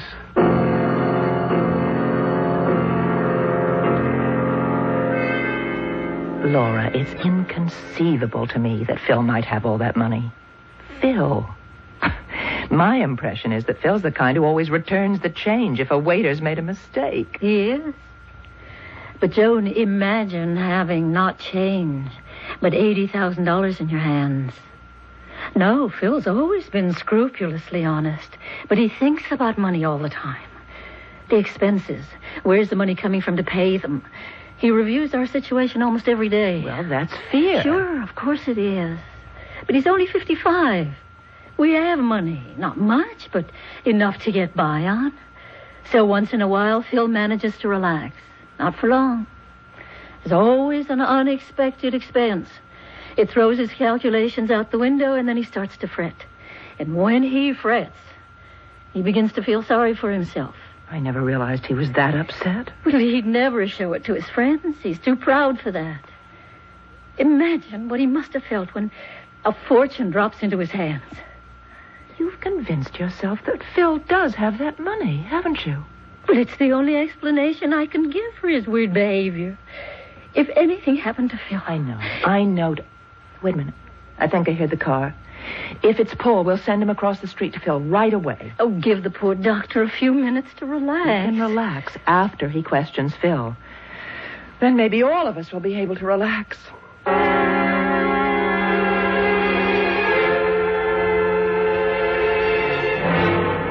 Tell me about it, Phil. I'd rather not, Paul. I find your front door open. I walk in and call hello. No answer. I find you in the basement, sitting with your head in your hands, covered with perspiration, shaking as if you had a fever, and you won't tell me about it. After all, I am a doctor, Phil. I just can't. Your face is swollen. You've been crying. But that doesn't entirely account for the swollen face, does it? No. Did you fall down? Or walk into something? Paul, I got knocked out. Ah. Interesting. Ready to spill the beans? I don't know how I can bring myself to it, Paul. I'm a good listener. Mind if I fix myself a drink?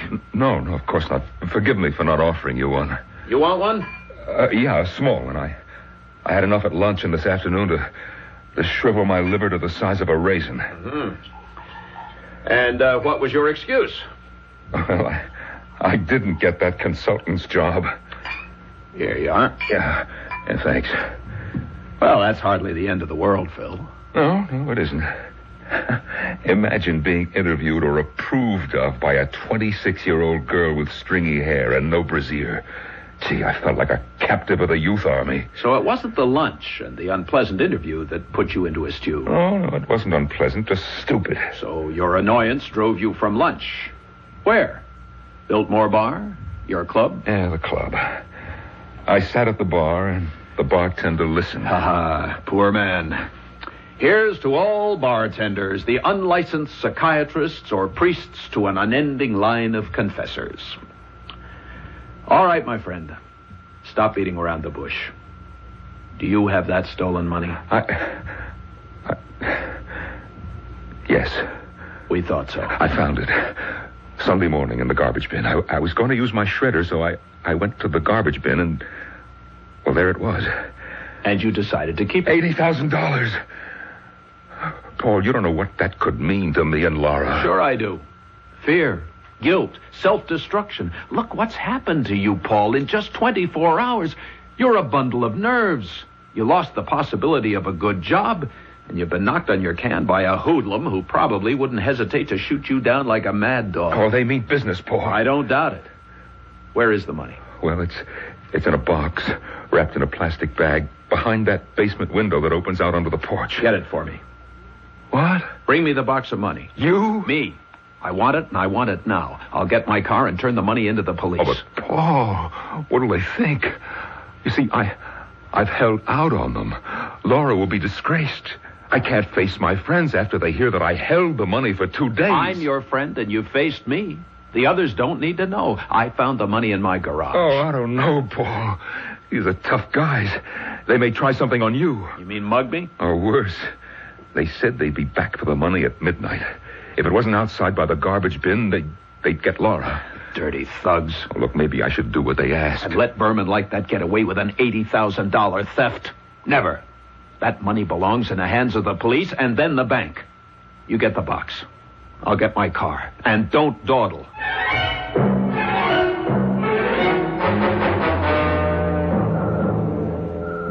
It's Paul. He's not coming to the door. Where's he going? The driveway. What in the world is it? He's backing out. What's going on? He's parking in front of the house and walking to the door. Laura, you don't suppose... I don't know what's going on. If Phil has the money, maybe he'll give it to Paul and... Don't look. Phil's handing Paul some kind of package. That must be it. And Paul's returning to his car. Laura, 2 men have come out from behind your hedge. Look. They're sneaking up on Paul. One of them has a gun. Oh, no. Paul! No! They're going to shoot Paul! Get the package, Studs. Okay. Keys are in his hand. Come on. I'm in. Get going, Nick. That dame's going to wake the whole town. Phil! Phil! Where are you? I'm on the back porch. What's all the excitement? 2 men. One of them shot Paul. What? Paul's been shot. He's lying in the street. Oh, Paul. Phil, wake up. Can't you get it through your head? A man shot Paul. They stole his car and got away. Do something. Call the police. Paul. Shot. He was here. We had a good talk. Paul's my friend. My best friend. He's a good doctor, too. Nobody shoots a good doctor. Nobody shoots a doctor. Paul.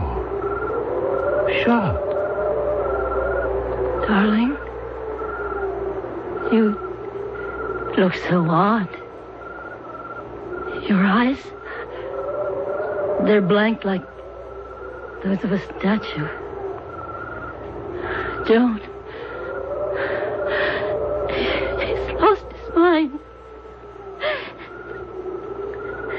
Phil, sit down. What? Phil, what was in the package? Package? I know what was in it, but I don't want to know. It may have left one man dead, and my husband worse off than dead.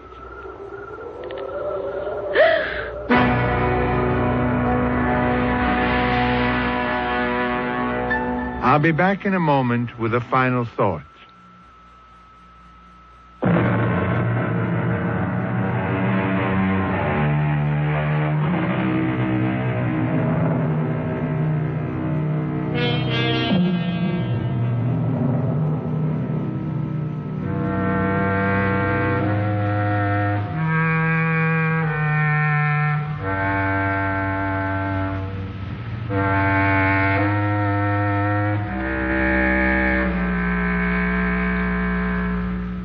The phrase, the root of all evil, has echoed down the corridor of time because this man covets what another man has. Civilization has never been able entirely to constrain greed.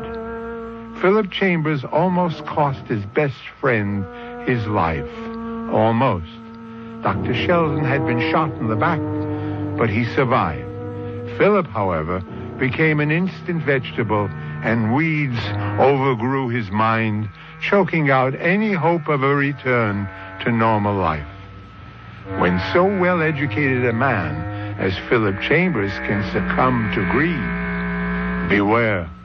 Our cast included Norman Rose, Ann Shepard, Elliot Reed, Marion Seldes, and George Petrie. Associate Director, Marlon Swing. This is Hyman Brown, producer-director, inviting you to return to our Mystery Theater for another adventure in the macabre. Until next time, then, pleasant dreams.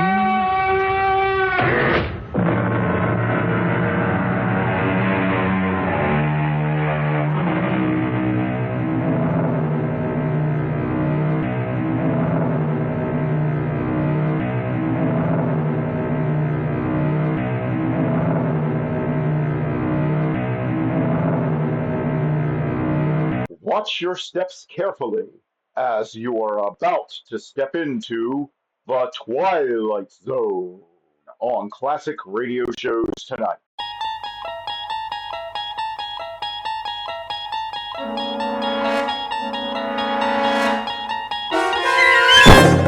You're traveling through another dimension. A dimension not only of sight and sound, but of mind. A journey into a wondrous land whose boundaries are those of imagination. Your next stop, the Twilight Zone.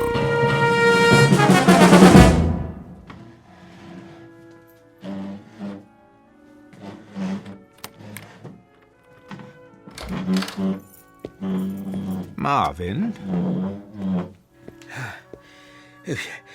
Yes, sir. What do you think you're doing? Moving the table, sir. Why, whatever for? The party, Mr. Fitzgerald. Party? What party? Mrs. Fitzgerald, sir, for her birthday. Oh, good Lord, is that tonight? I understand that it is. You instructed me to see to the arrangement, sir. Oh, so I did. I suppose you'll transform this apartment into a veritable wonderland. Paper streamers and the like. No, sir. Just a buffet for the guests, as soon as the delivery boy arrives downstairs. The guests? Those on the list, sir. Small gathering of your closest friends. Then it'll be a very small gathering indeed. Sit down, Marvin, before you fall down. Very well, sir. On second thought, fix me a drink. As you wish. Now, I suppose I must go out and purchase a gift for the poor girl. Unless you've taken care of that for me. You left no instructions in that regard. Well, you might have simply asked her what she desires for the momentous occasion. But I couldn't. Then she'd know. Oh, all right. Let me see. What does she need? Books? No, too many of those. All they do is gather dust. A trinket? A bauble? Diamonds are quite dear these days. If I might offer a suggestion. Oh, why not? Well, Mrs. Fitzgerald has expressed an interest in music. Oh, she has she? What does she know about music? I will not have popular ditties polluting my environment. Not recording, sir. I believe she'd like to play. What? A glockenspiel? A kettle drum? You'd have to ask Mrs. Fitzgerald, but she did say it has powers to soothe the savage beast. That's breast, man. The savage breast. Do you see any beasts around here? If you don't mind, sir, I'll repair to my quarters for a while until the provisions arrive. Did you put soda in this drink? Oh, I've told you, Marvin, no soda. Make me another one at once, and this time do it properly. Yes, sir.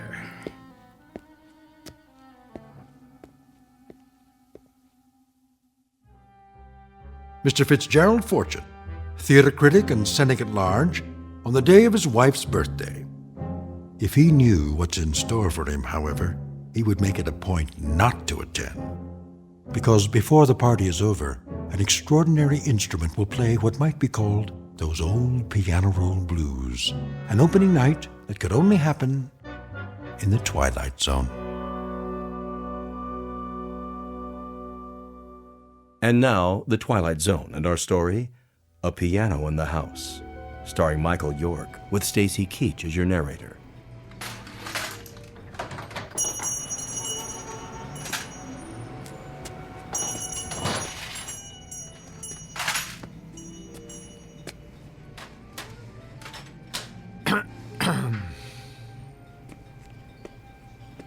Yeah? How do you do? If you don't see a price tag, ask. I am Fitzgerald Fortune. So? The drama critic. Uh-huh. Isn't rudeness a handicap in your line of work? What's it to you? I saw the name of your shop, Treasures Unlimited. I stepped through the door, fully expecting to encounter some sentimental old biddy wearing an ostrich-plumed hat and a moth-eaten feather boa. Instead, to my sincere delight, I believe I've discovered a fellow misanthrope. What's that?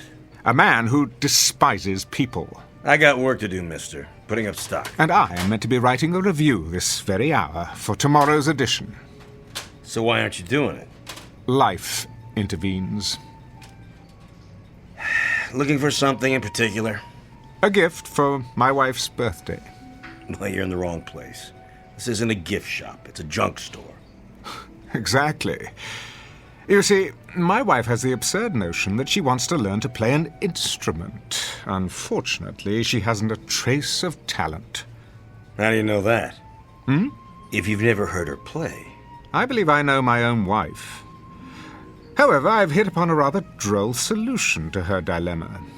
Do you have, by any chance, one of those old-fashioned pianos that plays itself? A player piano?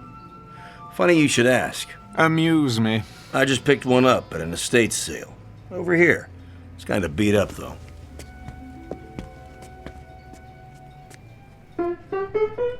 Splendid. Needs a good tuning. Nonsense. My wife will believe it to be an antique and cherish it all the more. Would you play something, please? I can't play. Takes these paper rolls. Came with a whole bunch of them. Right in the piano bench. Rachmaninoff's Prelude in C-sharp minor. Stephen Foster. U.B. Blake. Even The Prisoner's Song. Quite an eclectic assortment. You're taking a lot of my time, mister. You are taking an equal amount of mine. Let's try this roll, shall we? Number QRS 8856. I'm in the mood for love. Okay.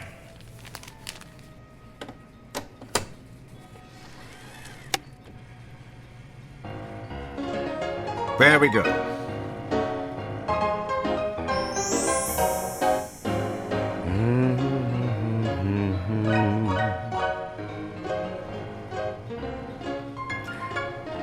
birthday does this make for the little woman? Your wife. Oh, her 26th. So young. You must be a man of great personal magnetism to have attracted one of that age. I am. How utterly romantic. Youth, wisdom, hand in hand. Oh, how I'd like to see you both together. And for her birthday, you're giving her the gift of music. How touching. What is the price of the piano? You are taking your young bride out somewhere tonight. A quiet nook, where you can be lost together in the midst of this great city, looking into each other's eyes. How much? Where's the tag? And worth every penny. A bit of restoration to take care of the finish. The mechanism still works, so since it's a birthday present, let's say, take 20% off that. No, make it 40. Forget the sales tax. Done. I shall require delivery before 6 o'clock this evening. The address is on my check. Certainly. I wouldn't want a lady to be disappointed on her birthday. How remarkable. And what's that? Are you aware of how susceptible you are? I am? To the power of music. Isn't everyone? To some degree, I suppose.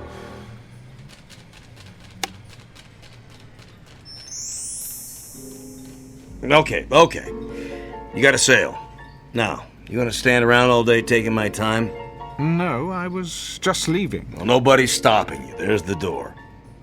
Tell me, are you sentimental about anything else besides birthdays? Birthdays? They're a lousy waste of time and money.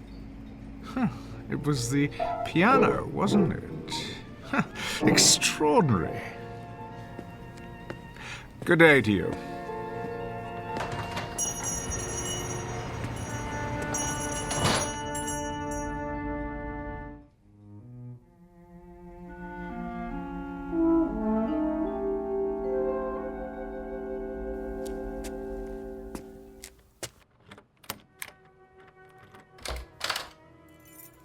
Marvin? Marvin? Good evening, sir. Take my hat and coat, please. Very good. Oh, the piano arrived, I see. About an hour ago, I took the liberty of dusting it, sir. Marvin? Yes, Mr. Fortune. If you're going to wait on the guest tonight, then do something about your face. My face, sir? Yes, Marvin. A party is supposed to be a happy occasion. Could you manage to look a little less miserable than usual? I will try, sir. Do that. Anything will be an improvement. You may make my evening martini now. Right away. Is that you, Gerald? Yes, Esther. Hello, darling. How was your day?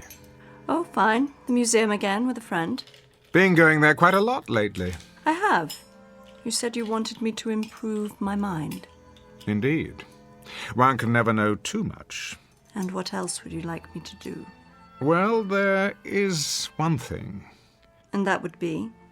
You might consider letting Marvin go. What do you mean? Show him the door. Give him the sack. In short, find a replacement, and as soon as possible. Oh, really, Gerald? I'm quite serious. What has he done now? It isn't anything he's done. It's his appearance. He seems the same as always. Well, that's the trouble. It's the way he looks. I can't bear coming home only to be confronted by that lugubrious expression on his face. I find it unspeakably depressing. Don't you? Not particularly, Gerald. Look at him, like a hound dog, ready to burst into tears at any moment. Surely we can find a servant who's more cheerful to have around. Keep your voice down. Why? There's no need to hurt his feelings. The man has no feelings. He's a clod. Gerald. You haven't commented on the piano. I was about to. You don't care for it? I love it. I really do. Have you tried it yet? I didn't know how, so I decided I'd wait until you got home. I knew you wanted to play. That's why I got it for you. Hardly any need. Hmm? The piano plays itself. Oh, you noticed. Wasn't that considerate of me? I thought I'd save you the trouble of all those tedious lessons, only to find out at the end that you had no gift for music. I see. Well, darling, aren't you moved by my thoughtfulness? Thank you, Gerald. Let's have a demonstration, shall we? If you like. Marvin, is this thing plugged in? Yes, sir. Good. You see, these paper rolls are punched with holes. All you do is select one, insert it, and throw the switch. The paper passes over the slots and the keys move up and down as if someone were playing them. What fun. Quite the rage in the old days. Your drink, sir. In a moment.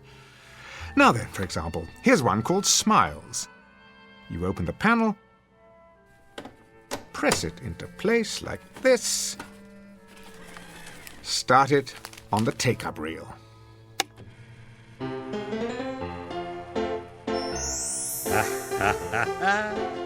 Yeah, they don't write them like that anymore.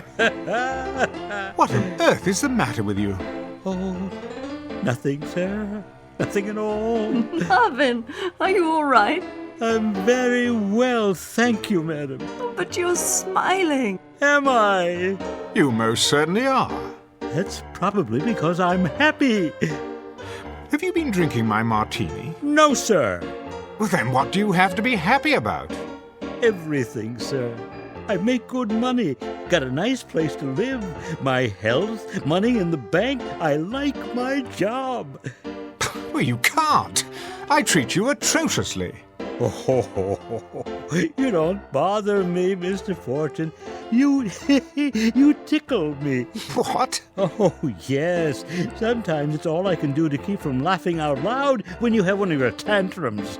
I get a kick out of it when you go around, flicking the table to be sure I've dusted, or checking the silver to see if it's polished. Oh, you are funny, Mr. Fortune. Am I? Yes, quite. Downright hilarious, if the truth be told. Why, Marvin, I've never heard you speak like this. Nor have I. Well, there's plenty more where that came from.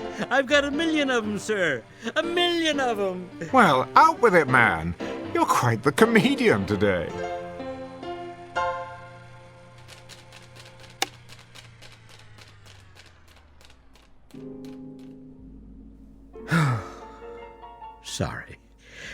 Sorry if I spoke out of place, sir. Well, on the contrary, Marvin, I'm glad you did. Will there be anything else, sir? Not at the moment. You may go now. Very good, sir.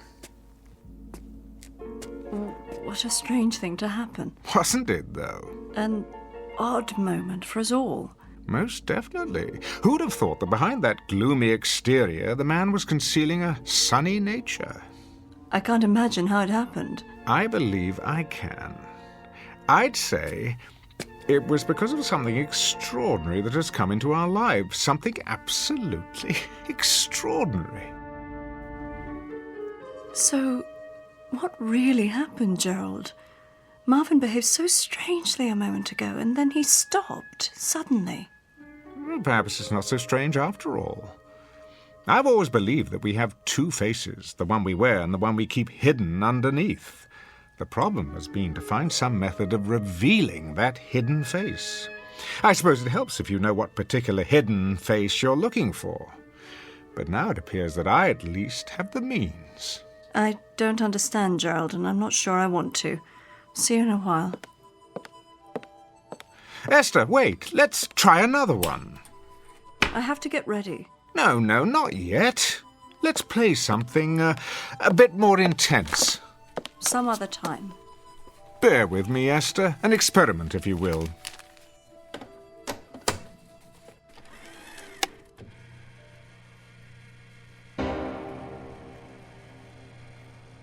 Well, what do you think of this one? I don't know what you want me to say. Go on. Don't hold back. What you're really feeling. I can't. You can. But... Let's hear it, darling. Now's your chance. You... Spit it out. You beast. That's the girl. For 6 years I have controlled myself, but I can't keep it in any longer. I was a stupid, naive child when I married you back in London. I thought you were a great man, but you aren't anything of the sort. You're a sadistic fiend. You take pleasure in humiliating me before your oh-so-clever friends for one simple reason. Because you enjoy hurting me. I've stood your cruelty all these years, but I won't stand for it anymore. Are you sure you're feeling well, my dear? I'm feeling very, very well. Better than I've felt in years. It's a great relief to tell you what I really think of you. It's been bottled up for so long. Go on, please. I'm listening. I thought you needed me. I thought you needed my love, but you don't. All you need is to have someone around to bully and torture whenever you feel like it. I've tried to love you, heaven knows I have tried, but I hate you. I honestly hate you. Bravo!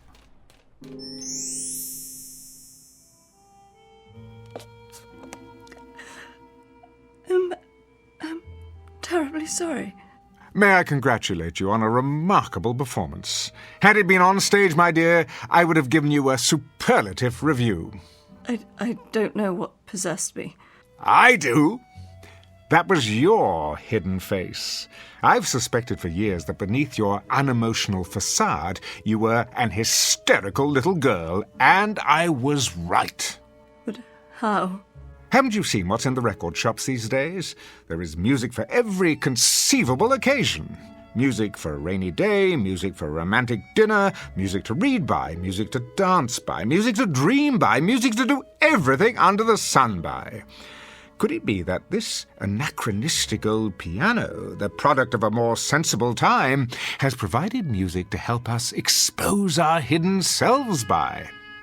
I still don't understand. Well, it's quite simple, really.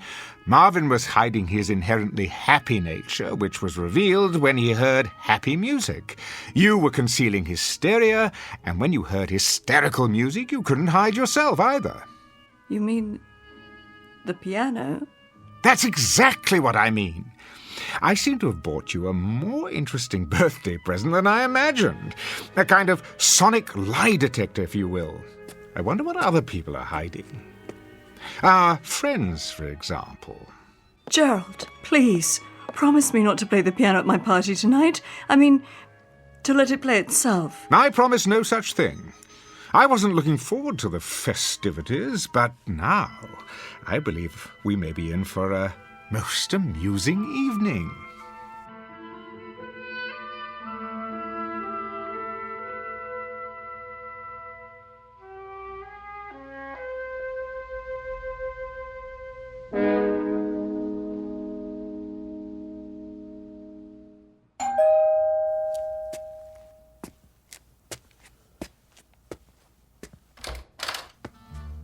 Good evening, Marvin. Good evening, sir. Won't you come in? Greg, how nice to see you. Marvin, take Mr. Walker's coat. Yes, sir. I'm truly pleased that you could join us. You're unusually cordial tonight. That isn't a smile you're wearing, is it? I brought it out of storage in honor of Esther's birthday. I trust you've done the same. Not I. Smiling isn't among my plans for the evening. Drink? But of course. Oh, I'll make it for you. Marvin takes forever.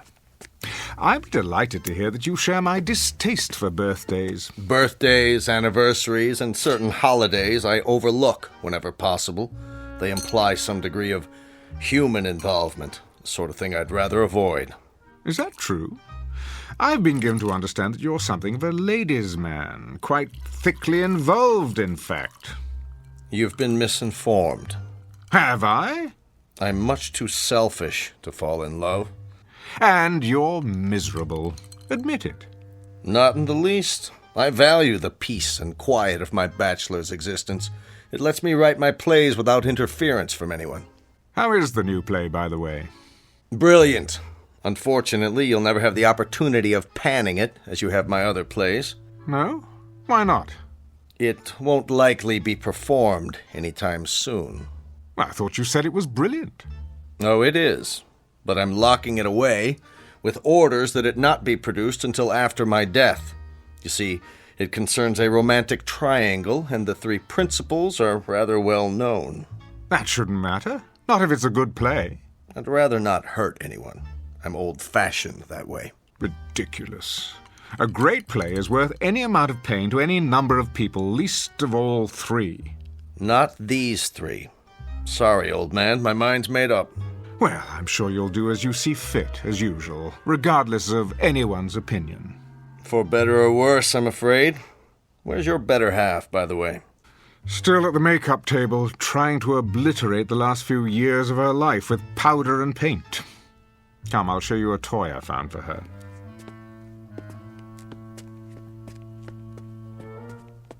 Well, well. I haven't seen one of these old jobs in years. Neither had I. Does it play? Remarkably well. Let me demonstrate. It's just this little switch here.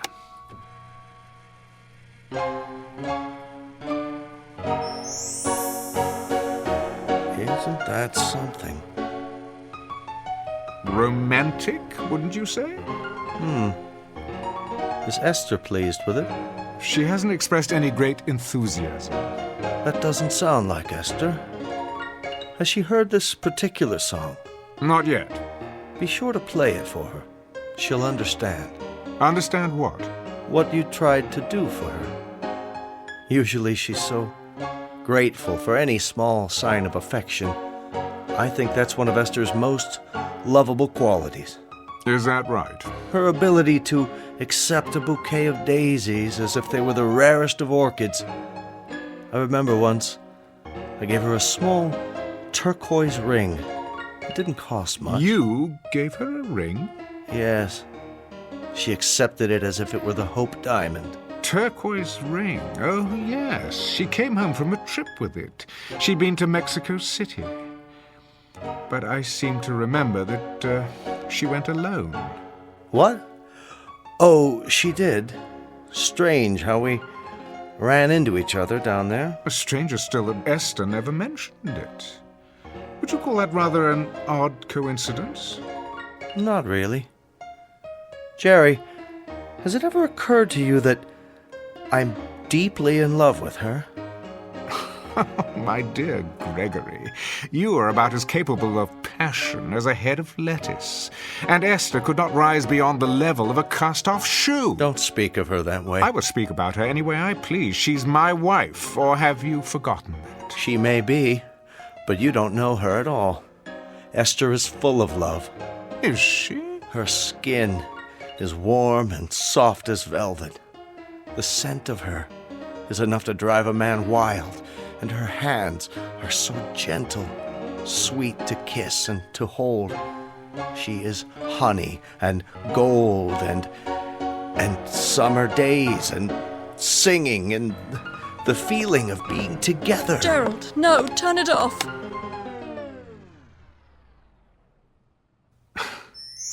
I'm sorry you did that, Esther. I don't know when I've been so entertained. And you, Greg, why would you say such things? Sorry, Esther, I don't know what came over me. It's just as well. I never enjoyed deceiving you, Gerald. My dear, you are incapable of deceiving me. I've known for years your capacity for doing any number of sordid little things. The only revelation tonight has been the specific details of an unsavory affair. I'd better leave. Oh, don't be a schoolboy. We're in for a grand time this evening. Our other guests are arriving. Before I welcome them, Esther, may I wish you a happy birthday? I hope that your next 40 years will be equally rewarding. What are you up to? Why, nothing, dear. Simply being the perfect host. I'll get it, sir. Don't bother, Marvin. I prefer to do the honors myself.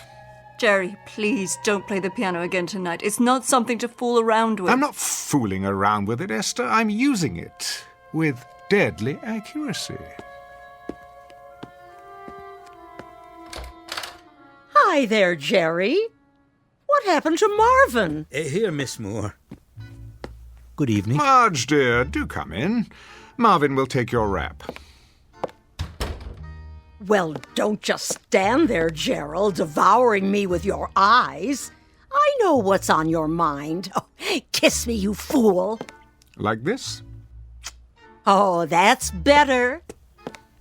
Marge, I'm quite vexed with you. You are? You promised the next time we saw you, you'd be svelte as an antelope. And what am I now? Oh, don't answer that. I've been on more diets than a jockey has horses. Somehow they always throw me before we reach the finish line. Esther! Happy birthday! Hello, Marge. I have a present for you. Margie. And you? I'm not even speaking to you, handsome. You haven't called me in months. Somebody else been taking my place? As a matter of fact, yes. We've just had a most illuminating discussion about Greg's new romance. Gerald, don't tell me who she is. I may go after her with my claws. Worse yet, you could sit on her and mash her to death. Same old Jerry. Now, who's going to make me a drink? Marvin will take care of you. I believe another stagecoach has arrived. Jerry, are we early? Oh, not at all. You're just in time. Darling, you look positively radiant. How do you do, Mr. Fortune? Pleased, I'm sure. And you are... Oh, this is Roberto, my escort. Ah, I would never have guessed. And how is everyone at the Last Chance Ranch these days? Oh, Jerry, behave. Come in, come in. You might want to fasten your seatbelts, though. Something tells me this may be an evening to remember. Ooh, how exciting. What do you have in mind? Charades or strip poker? Something even more revealing than that. How about a game of ultimate truth or dare?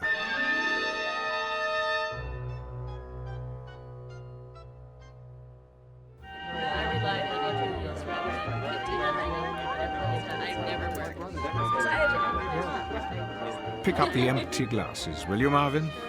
Yes, sir. Everyone, let me have your attention, please. What's he got in mind? Over here, by the piano. Some sort of surprise. That's it. Take whatever chair you like. If there aren't enough seats, the floor will do. This should be fun. Don't worry, it's quite clean. Oh, not for me, thanks. I'd never be able to get up. Now then, the hour has arrived for fun and games. Well, about time. Being friends of Esther's and mine, you are perhaps inclined towards such intellectual pastimes as pin the tail on the donkey and spin the bottle. Now you're talking. I want to be it. Not this time. I've decided that tonight, rather than cater to your juvenile side, we might try a more adult game. I'm hungry. When do we cut the cake? Compulsive eaters will find hors d'oeuvre within arm's reach. Now, for our game, I shall need a volunteer. For what? You can't trust Fitzgerald. No telling what he's got up his sleeve. Must we, Gerald? Indeed we must. Hold up your hands. No one? Very well, then. In the absence of a volunteer, I shall have to conscript someone. How about Marge Moore? Okay, Svengali, I'll play along. What's the caper? Nothing physically demanding, my dear. I merely want you to listen to some music on the piano. What kind of music? Let me see. How about Clair de Lune?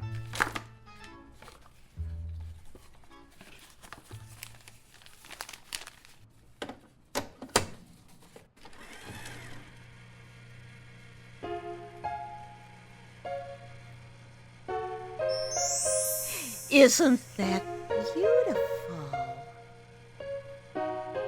Look at her. She's going into some kind of trance. This is going to be good. Talk to me, Marge. Tell me what you're feeling now. My name is not Marge. It's not? What is your name? Tina. That's a pretty name. Tell me about yourself. What do you want to know? Who are you, Tina? A little girl.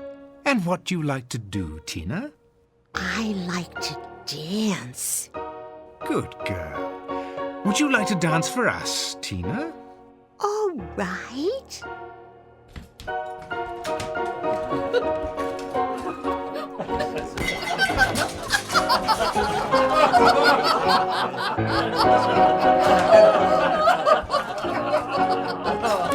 Shh! Thank you, Tina. You may stop dancing now. That was fun. Tell me, do you always dance? Only when I'm Tina. And who are you the rest of the time? Might it be Marge? Sometimes I pretend I'm a snowflake. Really? White and tiny and perfectly formed. I float on the air of a pale blue moonlit night. I am never lonely. I am beautiful and I am loved. I see a man with his hand outstretched to receive me. A very handsome man. He sees me and knows that I am beautiful. I drift down until I reach his hand. I am enclosed in warmth. I melt with love.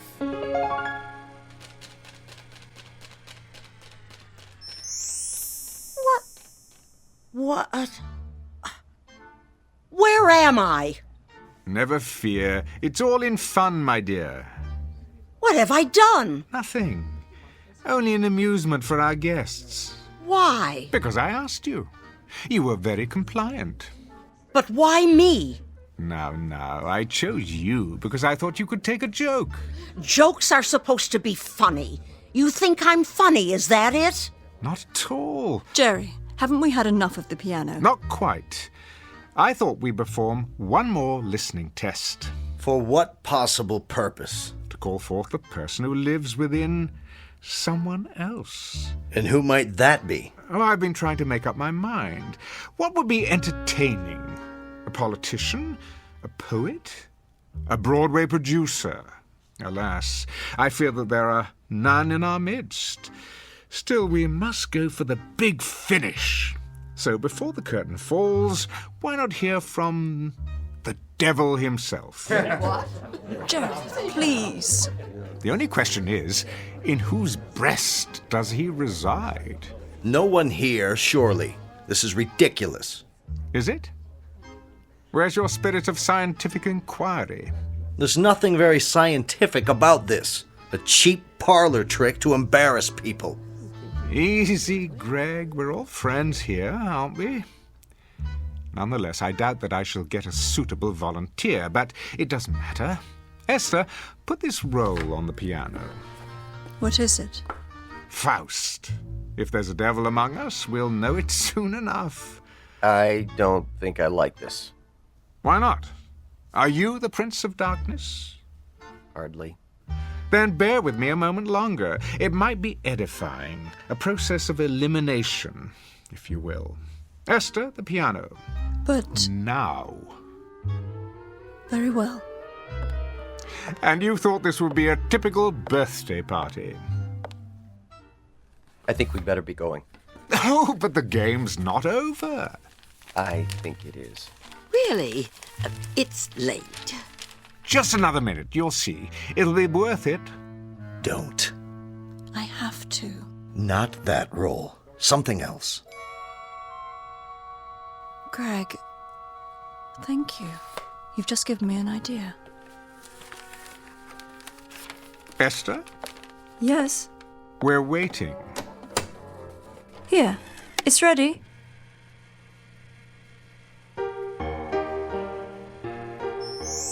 That's not Faust. What is it? Brahms, I think. Yes, his lullaby. That's not what he asked for. Gerald, I seem to have made a mistake. Will this one do? Gerald? Gerald, can you hear me? What's good for the goose, I always say. Speak to us, devil. Go on, out with it. I am afraid. Do tell. And what are you afraid of, devil? I'm afraid of the dark. You're no devil. Listen to your voice. You're a frightened little kid. That's supposed to be a secret. It is, huh? Do you have another secret? Go on, tell us all your secrets, Jerry. This moment will never come again. For once, you're center stage. You have an audience in the palm of your hand. Yes, Jerry. Tell us. I'm afraid of you all. Afraid of people. But why? Who are you? Really? A small boy. I've stayed hidden away inside, but now I can't hide anymore. And what do you like to do, little boy? Hurt people. I can't stop from doing it. It's all I like to do. Why am I not surprised? Did you know I envy you, Marge? I'm too afraid to embrace the world as you do. And in my envy, the boy tries to hurt you. Who else do you envy? Greg, are you here? Yes. I've tried to hurt you, too. I've given bad reviews to your plays when I should have given praise.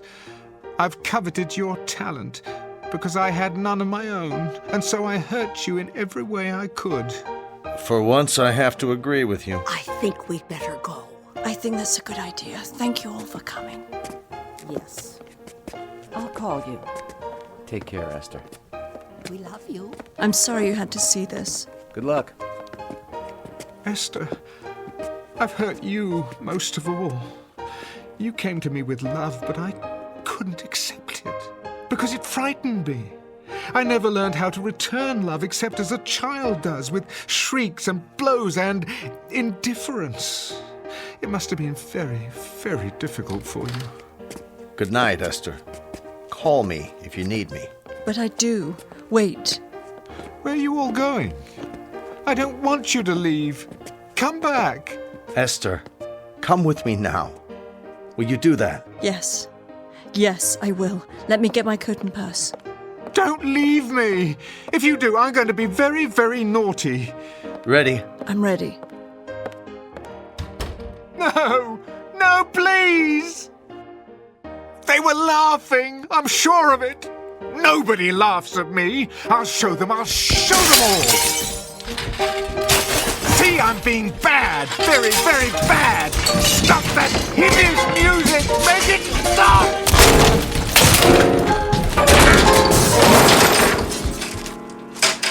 There. What do you think of that? Mr. Fortune. What's happened? What's happened? What have I done? Where... Will there be anything else this evening? Are you laughing at me? Are you? Oh, no, sir. I'm most definitely not laughing. Because you're not funny anymore. Marvin! Marvin! Wait! Not you two! Don't leave me! Don't! Don't!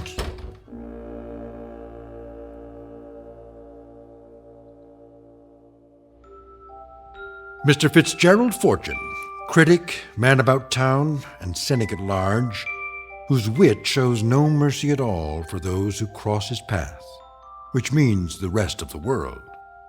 A man who went searching for a hidden cast of characters and instead found what is concealed within himself.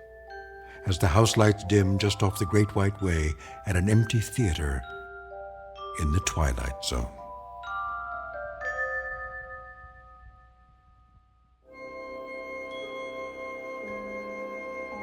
Hi, this is Carl Amari, producer of the Twilight Zone radio dramas. I'd like to take a moment to tell you about our official website at twilightzoneradio.com. where you'll get the latest news and information on these Twilight Zone radio dramas. Plus, at twilightzoneradio.com, you can digitally download 3 free episodes or any of our episodes for only $1.95 each. In this age of ever-changing technology, we've decided to make these episodes instantly available to you by making the Twilight Zone radio dramas a digital download-only series. This means that this series will no longer be offered on CD. The CD collections at our website are now being offered while supplies last at buy one, get one free. So be sure to get your favorites before they're sold out. Be sure to visit us often, and I'll see you in the zone.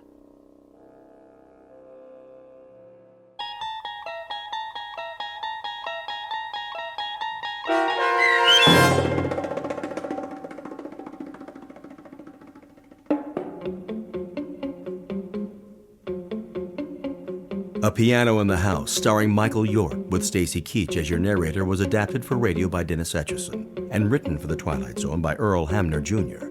Heard in the cast were Sarah Wellington, Christian Stolte, Renee Matthews, Doug James, Herb Graham, Meg Thalken, Rosalind Alexander, Rick Vargas, and Kurt Nabig. The producers of The Twilight Zone wish to thank CBS Enterprises and the Rod Serling Estate for making this series possible.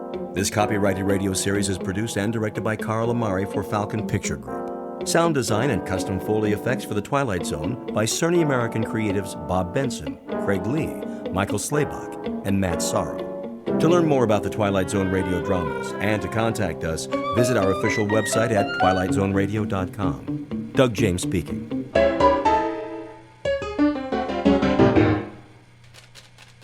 Chapter 24.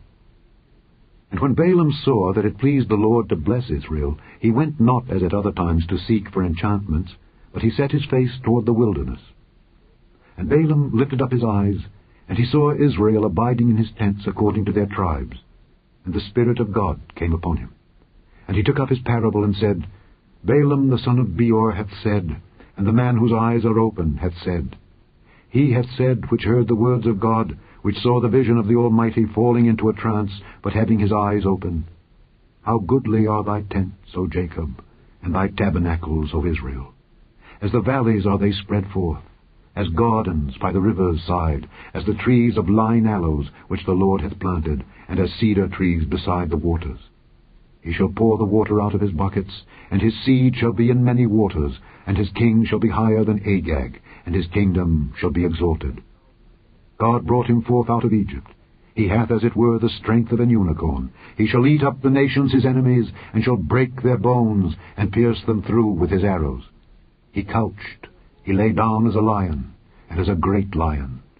Who shall stir him up? Blessed is he that blesseth thee, and cursed is he that curseth thee. And Balak's anger was kindled against Balaam, and he smote his hands together. And Balak said unto Balaam, I called thee to curse mine enemies, and behold, thou hast altogether blessed them these 3 times. Therefore now flee thou to thy place. I thought to promote thee unto great honor, but lo, the Lord hath kept thee back from honor. And Balaam said unto Balak, Spake I not also to thy messengers which thou sentest unto me, saying, If Balak would give me his house full of silver and gold, I cannot go beyond the commandment of the Lord, to do either good or bad of mine own mind? But what the Lord saith, that will I speak. And now, behold, I go unto my people. Come therefore, and I will advertise thee what this people shall do to thy people in the latter days. And he took up his parable and said, Balaam the son of Beor hath said, and the man whose eyes are open hath said, He hath said which heard the words of God, and knew the knowledge of the Most High, which saw the vision of the Almighty, falling into a trance, but having his eyes open. I shall see him, but not now. I shall behold him, but not nigh.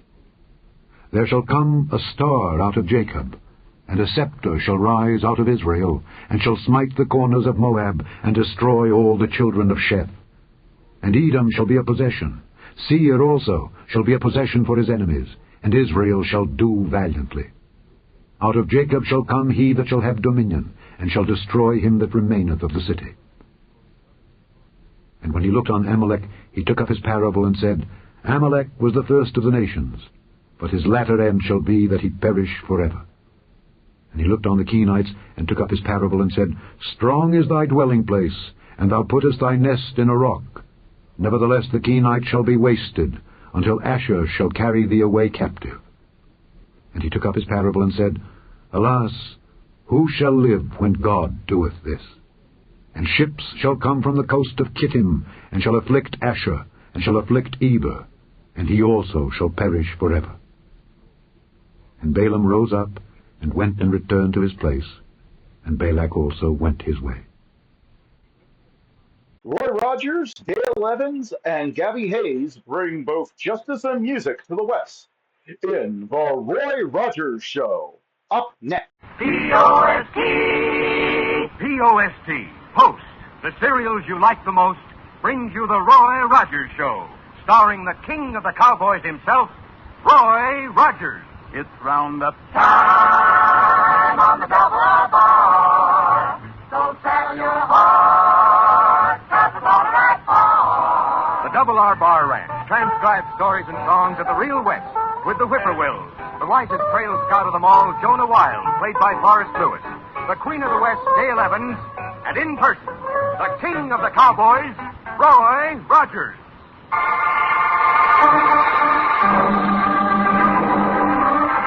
Well, howdy, folks. This is Roy Rogers. Well, buckaroos, it's almost the new year, and I know one resolution you can all make for 1952. To eat Post cereals every single day. Get Mom to put them on the shelf. You know you can count on anything bearing the brand name Post. Well, sir, things are quiet in Paradise Valley. Everybody's in a holiday mood, but that doesn't mean trouble isn't brewing somewhere.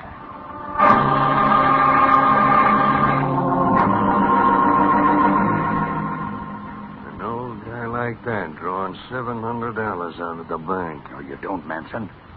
He's leaving. Let's follow him. Use your head, Manson. We don't need that money. If he delivers it to somebody in town, we can't do anything. But if he rides out into the country alone... Now, look, we can't risk a holdup. We've got too much at stake. Getting on his horse means he's riding out of town. Ed, we're just about to make ourselves $700.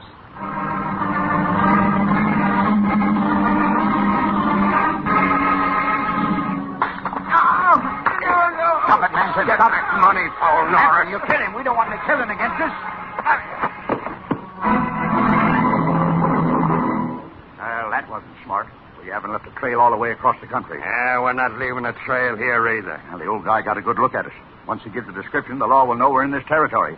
It'd be different if we needed the money. Yeah, put it with the other stuff. We'll use it to have a little fun. Next town is Mineral City.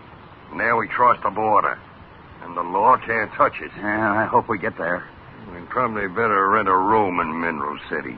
Just in case it takes overnight to contact the man who's to fix us up with the gang on the other side.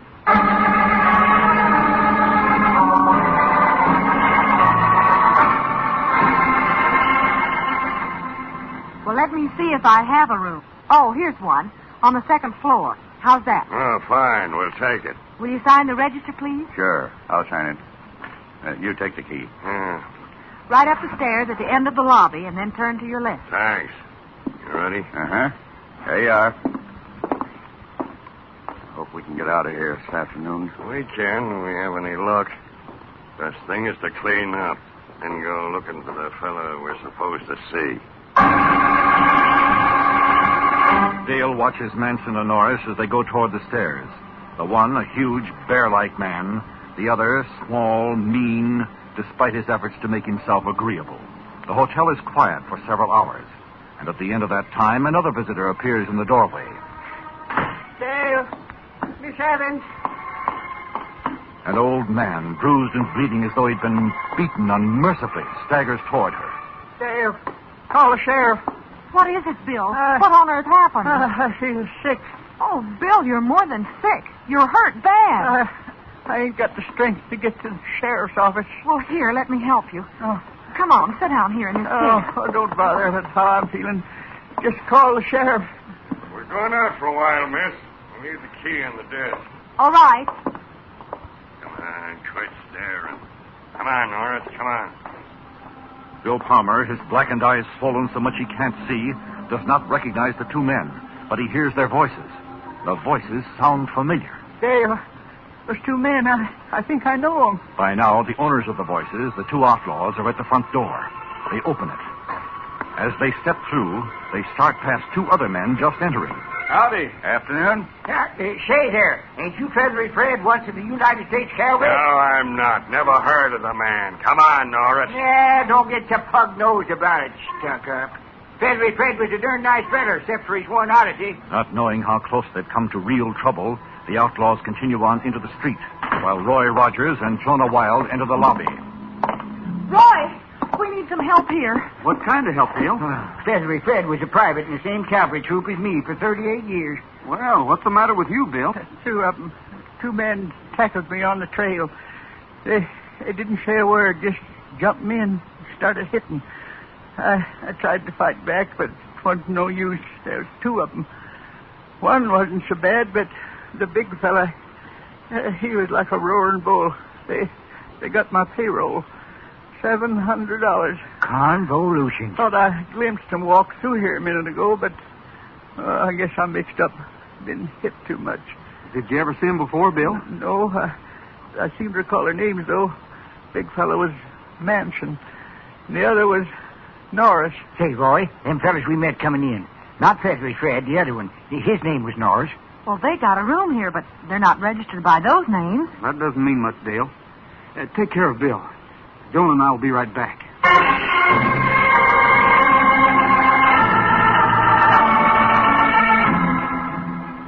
No sign of him on the street. No, must have got away awful fast.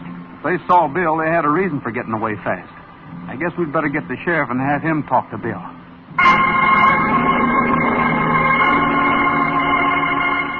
He's sleeping now, Sheriff. Well, don't wake him if he's hurt as bad as Roy says. I don't think that he could tell you much more anyhow. He didn't get a good look at him. About all he knows is that one of them is big and rough and the other's small.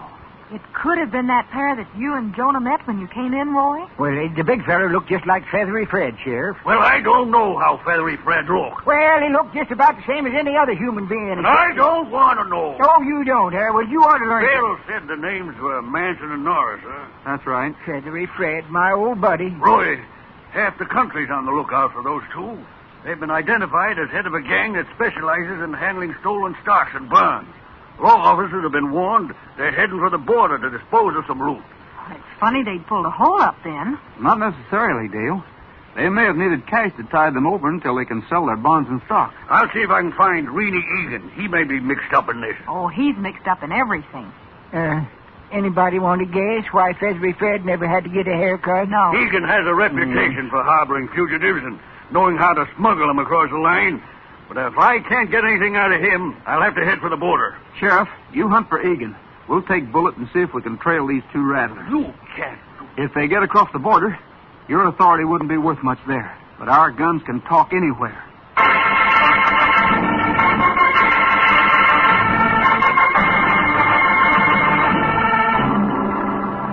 Well, this ain't the first time I crossed the border, you know. You're sure about that, Jonah? Why, me and Feathery Fred must have crossed 30, 40 times nowadays. Say, did I ever tell you about Fred? Oh. I think you've mentioned him once or twice. Yeah, well, Fred was a good soldier, perfectly normal in all respects, except he We had have a to way watch of- ourselves coming into town here, Roy. Well, there won't be any real danger yet.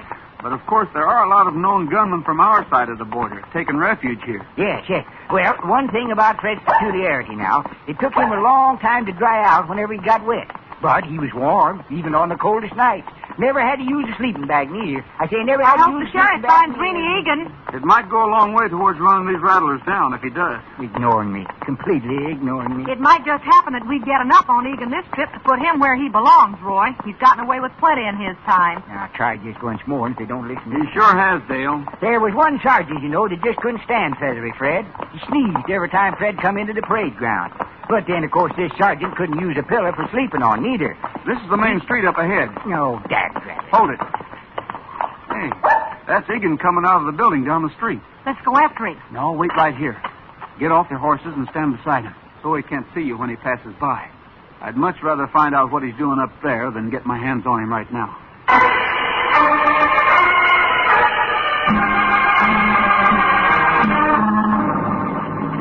This is far enough. lean back against the building. Yeah, all right. You and Jonah wait. The door's open. I'll have a look at what's inside the cafe before we go in.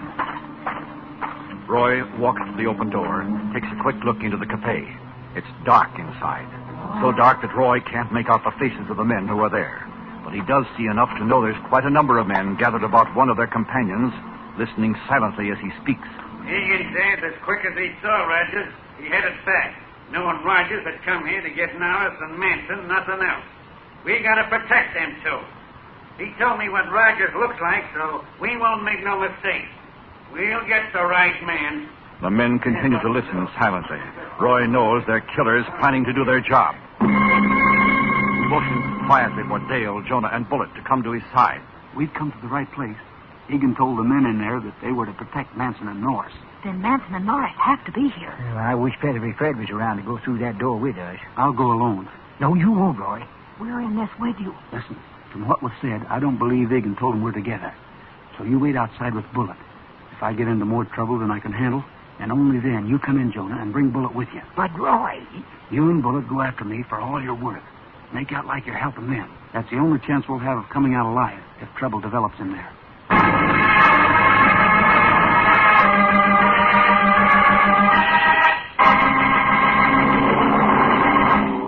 You know, New Year's is just about here. Time to start thinking about resolutions. Well, here's a resolution that'll please everyone in the family, I'm sure. It's your resolution to get and try new Crinkles. Crinkles, you know, is the wonderful new rice cereal that's sugar-coated. Yes, candy-kissed rice. It's twice as nice. For breakfast, you just add milk or cream and eat, because new Crinkles are already sweet. Crispy, crisp, toasted rice in sugar and honey. Yes, sir, you never had nutrition so good. No wonder folks everywhere agree. You will have a certain Beetle Crinkle, sugar-coated cereal Crinkle. Candy-kissed rice is twice as nice. Yeah. Candy-kissed rice is twice as nice. So you will have a certain Beetle Crinkle. So, friends, how about resolving to get yourself some Crinkles tomorrow? Crinkles are grand for snacks, too. Crinkles, Post's new rice cereal that's sugar-coated. The outlaws of a border town cafe have been warned that Roy Rogers is coming for two of their number, Doug Manson and Ed Norris, and Roy knows they've been warned. Instead of asking for help, he tells Dale, Jonah, and Bullet to stay behind while he goes into the cafe alone. If I'm in bad trouble, then come in. But don't let them think you're helping me. Act like you're on their side. I'll see you later. Roy steps through the open door of the cafe and into the dismal, badly lighted room. He seems to look straight ahead, yet his eyes are on every man present, watching to see that a hand doesn't drop to a holster. What's on your mind, stranger? Something you want in here?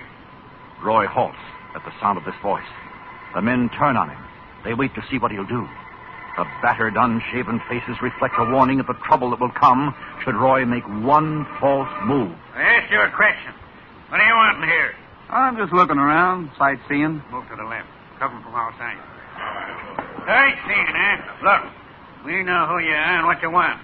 And I'm telling you this, Rogers, you're not taking anybody out of here, not anybody. Take it easy. I'm not after any of you. We've heard about your fast draw, Rogers.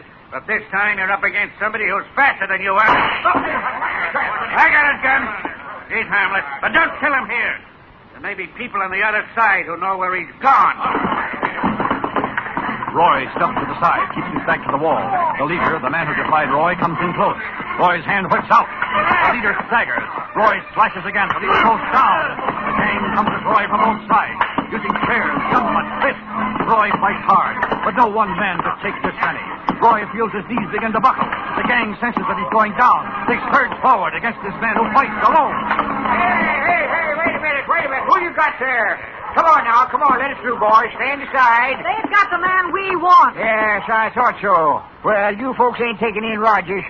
That's my job, and I aim to do it. Get away from there, Yardbird.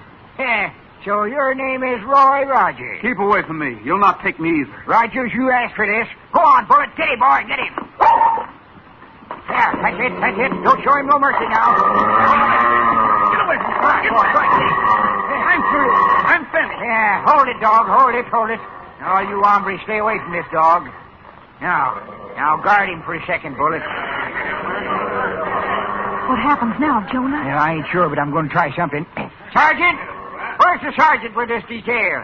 And I guess he must have stayed outside on guard. Here, a couple of you fellas get a hold of Rogers and drag him out to the alley. That's right. Now tie him up out there in case any of his lawman friends drop in here before we get through. Then we'll take him back where he belongs. Men, this fella is dangerous. Yeah, that's right. That's a good fella. Now, you lift him up with the feet. You two other boys can carry his shoulders. I don't think we've had the pleasure of meeting, have we? What's that? You mean to say you don't know who I am? You ain't never heard of Lieutenant Colonel Jonah H. Wild, U.S. Cavalry, retired? Now, stop asking foolish questions, boy. This fellow Rogers is a danger and a peril. For all I know, a posse may be a-following him. Now, get him out in back, rope his hands and feet so as we can ride him out of here.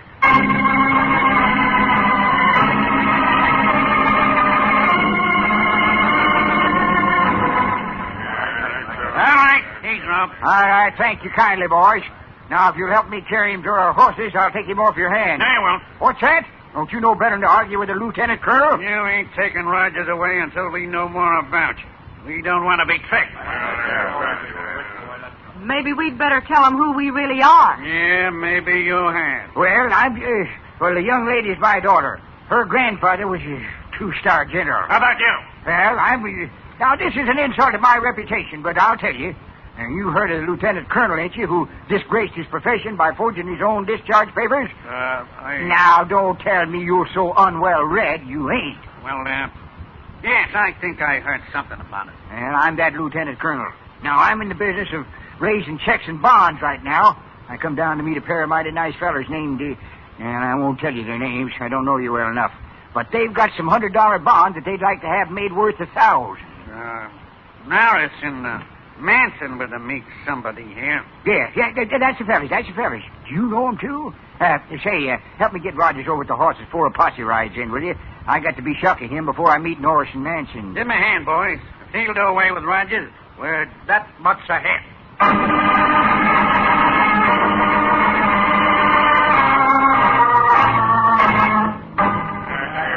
Well, I certainly thank you, boys. Pleasure to have met you. I don't believe we got your name. Pete Nicholas. Good luck in getting rid of Rogers and on the other deal, too. Thank you. Oh, about the other deal, Dad. Dad, I wonder if we shouldn't change our meeting place with Mr. Manson and Mr. Norris. You know, if Rogers does have someone following You're him... right. You've got a smart daughter there. Well, yes, blood will tell. You see, her grandfather was was a general. You can see that. I'll have Manson and Norris at my place. You meet them there at 8 tonight. It's that brown house in the next block. Fine. We'll have plenty of time between now and 8 to take care of Rogers.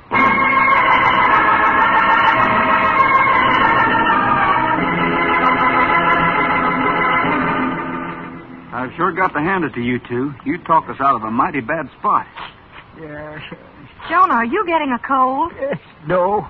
Well, what's the matter? Oh, nothing. Well, come on here. We've got a lot of business to take care of. Yeah, what do we do about that appointment, Roy? We won't keep it, that's sure. We won't keep it. Disgraced myself and Dale, too. We bluffed our way out of a bad spot, but they're on to us now. Once your friend Nicholas described you to Manson and Norris, it's all over. Oh, I never thought of that. If we went to keep the appointment, we wouldn't live long enough to walk up the porch steps. 61 years thrown away. Well, it seems a shame to think those two rattlers will get away with robbing Bill Palmer, though. What makes you think they will get away with it? Nicholas and his gang will go over to his house and wait for us. Not many of them will stay around to guard Norris and Manson. Yeah, if we could just find out where they are. They're upstairs in the rooms over the cafe. I saw them going up, just as the fight with me started. Nicholas is probably up there with them right now, telling them to stay put until he comes back with word that we're out of the way. 8 o'clock comes, and with it, darkness. Roy, Dale, and Jonah tie their horses in an alley, then make their way around to the street and toward the cafe, keeping close to the buildings so they'll not be seen. Bullet follows. They stop in front of the cafe. Roy looks inside. It's pitch black. He takes a knife from his pocket, inserts the blade in the door jamb beside the lock. The door opens. You wait here, Bullet. Come on, Dale, Jonah.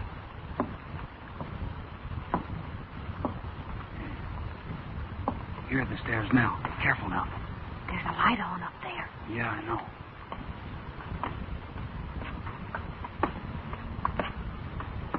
You hear something? Hold it. Thought I heard something. Too early for the boys to be back. They're in trouble. Maybe we better have a look. Draw your guns. We'll have to rush them. The door at the top of the stairs is thrown open. Roy, Dale, and Shona run forward, firing as they go. The men in the doorway fall back. Roy steps into the room. Dale and Shona following. Their guns still smoking, but silent now. Hands up over your head. Manson, you and Norris walk toward us. Roy feels the cold muzzle of a pistol at the back of his head. Pete Nicholas has stepped out from behind the door. Stand right still. That goes for the ex-lieutenant colonel and his daughter, too. Red, come on up. Take that gun. Oh, disgrace and more disgrace. Manson, you and Norris get out fast. We'll handle these three. Hey, their dog is downstairs. At the window. It's only a 10-foot drop. Lefty, put a gun on Rogers. I'll finish off that dog first thing. Better come around here. Stay behind him. The two men come forward. Manson and Norris are jumping through the window. Roy senses defeat. The two men start past him, and Roy's foot goes out. He trips one of the men, then whirls about, springs for the lamp. He throws it across the room. The room is in black. Now Roy, Dale, and Jonah have a fighting chance. Out the window, Dale. You first, Jonah. Then Dale. Now follow. We've got those two rattlers on the run now.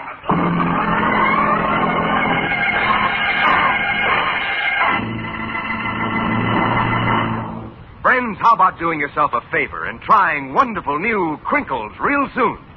You know, for a breakfast treat, you can't beat rice. And candy-kissed rice is twice as nice. That's Crinkles, Post's new rice cereal that's sugar-coated. You just add milk or cream and eat. New Crinkles are already sweet. Crisp toasted rice in sugar and honey. Like we say in our little song, You will have a circus Beetle Crinkle. Woo-hoo. Sugar-coated cereal Crinkle. Woo-hoo. Candy Kiss Rice, it's twice as nice. Yeah. Candy Kiss Rice, it's twice as nice. So you will have a circus Beetle Crinkle. Woo-hoo. and say, friends, Crinkles are grand for snacks, too. Eat 'em by the handful, anytime, right out of the box. Just be sure you get Crinkles in the red, white, and blue box with the Crinkles clown right on the front. Once you try Crinkles, you'll be saying, yes, Candy Kiss Price is twice as nice. Yeah. Candy Kiss Price is twice as nice. So you will have a circus eating Crinkles. Boo-boo.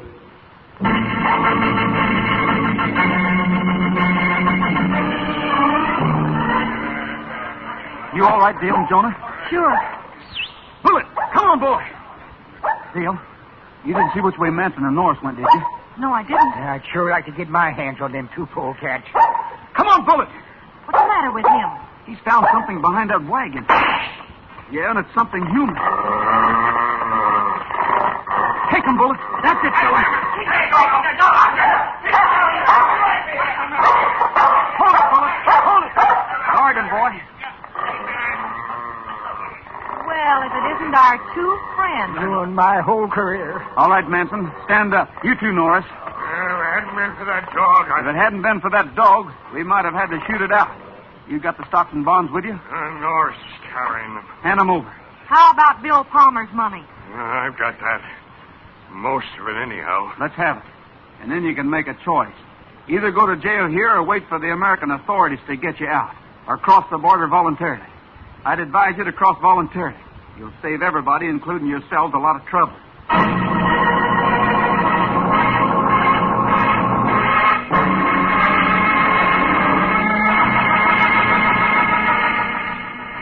Yeah, Sheriff, it is too bad we couldn't have done something about Nicholas and his gang, too. But I think the local authorities will take care of them. I understand they're pretty rough on foreign gunmen who try to use that country as a refuge. Well, it should be. I'm surprised they let you back into the States, Tony. Never mind Jonah, Sheriff. He saved our lives by some fast talk over there. Yes, me and my big mouth. What are you sniffling for? You got a cold? No, I got the blues. The blues? What in the world about? Oh, shucks, dear. I was the pride of my regiment. 61 years in the Army and a private all the way. I tell you, it ain't everybody who can stay in that long and not get offered at least a corporal's stripes. Well, that's nothing. All the fellas used to look up to me, Roy, but now I just spoiled everything. I had to claim I was an officer, a lieutenant colonel at that. Why, Jonah! Well, Dale, I apologize right now for the insult I give you. The idea of making a 2-star general out of a fine old feller like your grandpa. Well, I think he'll forgive you for that, Jonah. Maybe so, but it ain't no laughing matter. Well, what would my old buddies think of me? Why, even Feathery Fred. Well, who was Feathery Fred? I'm too sad to tell. Oh, come on. No.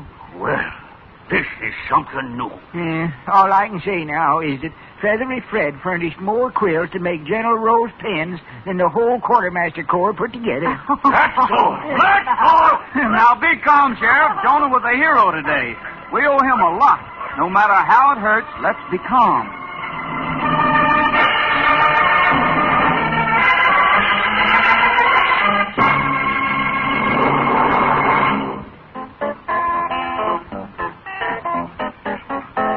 Ezekiel saw the wheel way up in the middle of the air. Ezekiel saw the wheel way in the middle of the air. The big wheel moves by faith, and the little wheel moves by the grace of God. To the wheel way in the middle of the air. Some go to church for to sing and shout. Way in the middle of the air. Before 6 months, they're all turned out. Way in the middle of the air. Now, let me tell you what a hypocrite will do. Way in the middle of the air. He'll talk about me and he'll talk about you. Way in the middle of the air. Ezekiel saw the wheel way up in the middle of the air. Ezekiel saw the wheel way in the middle of the air. The big wheel moves by faith, and the little wheel moves by the grace of God. To the wheel and the wheel way in the middle of the air. One of these mornings about 4 o'clock, way in the middle of the air. This old world's going to reel and rock. Way in the middle of the air.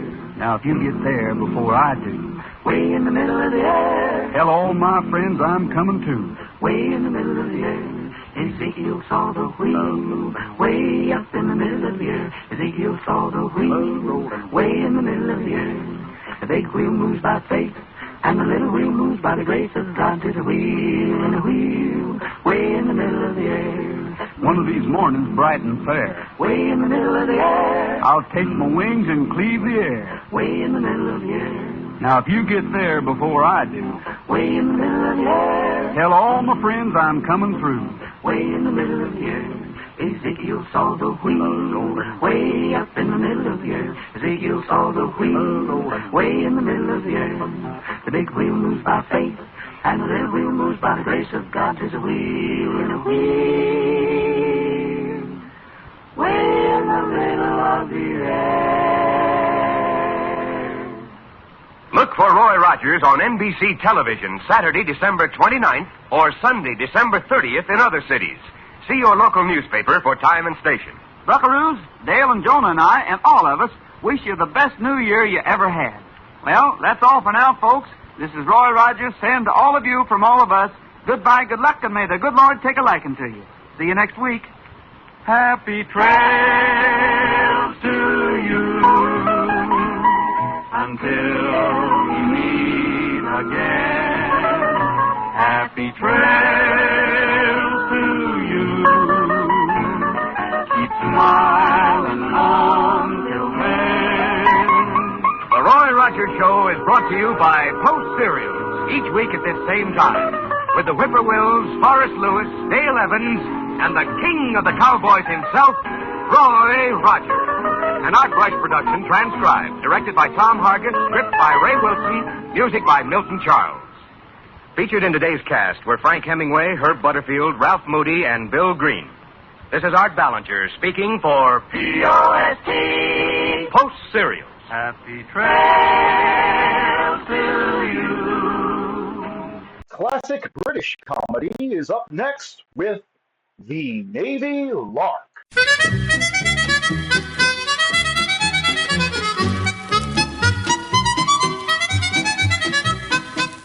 Ladies and gentlemen, we present The Navy Lark with our 3 stars, John Pertwee, Leslie Phillips, and Stephen Murray.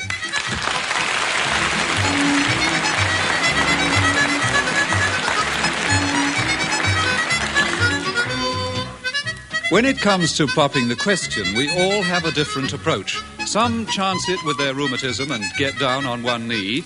Others ask, how about it, girl, during a lull from the jukebox, while a chap like Sub-Lieutenant Phillips forgets what the question was anyhow.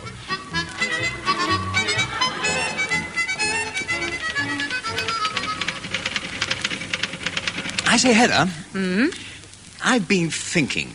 Well, I suppose it was bound to happen sometime. Well, it was just that, I was, I hardly like to. That is,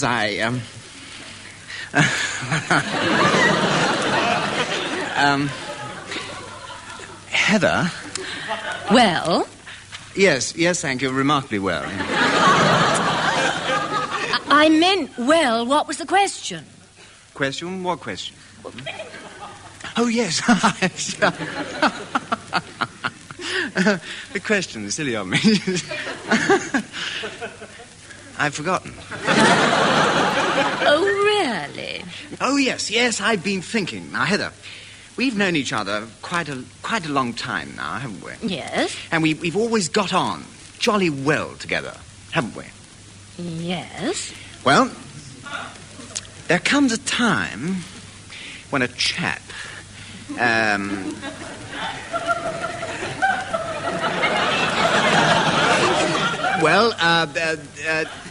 needs somebody.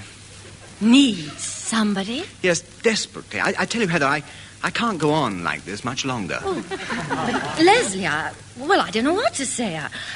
I'm very fond of you. I say, are you really? Well, of course I am. Oh, well, the question is, are you sufficiently fond of me? Oh, what do you mean? Well, I know you'll probably refuse, but, Heather... Yes?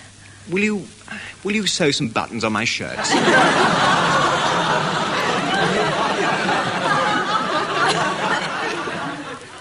You're joking, of course. It's no joke, old girl. I'm freezing. Every time I breathe out, there's a gap, and a shocking draft whips round my... Good luck to it. I hope we have a gale. But, Heather, an icy blast like that can do a frightful lot of damage. I mean, blow, thou winter wind. Oh, all right. I'll sew them on for you, you abominable snowman. Will you?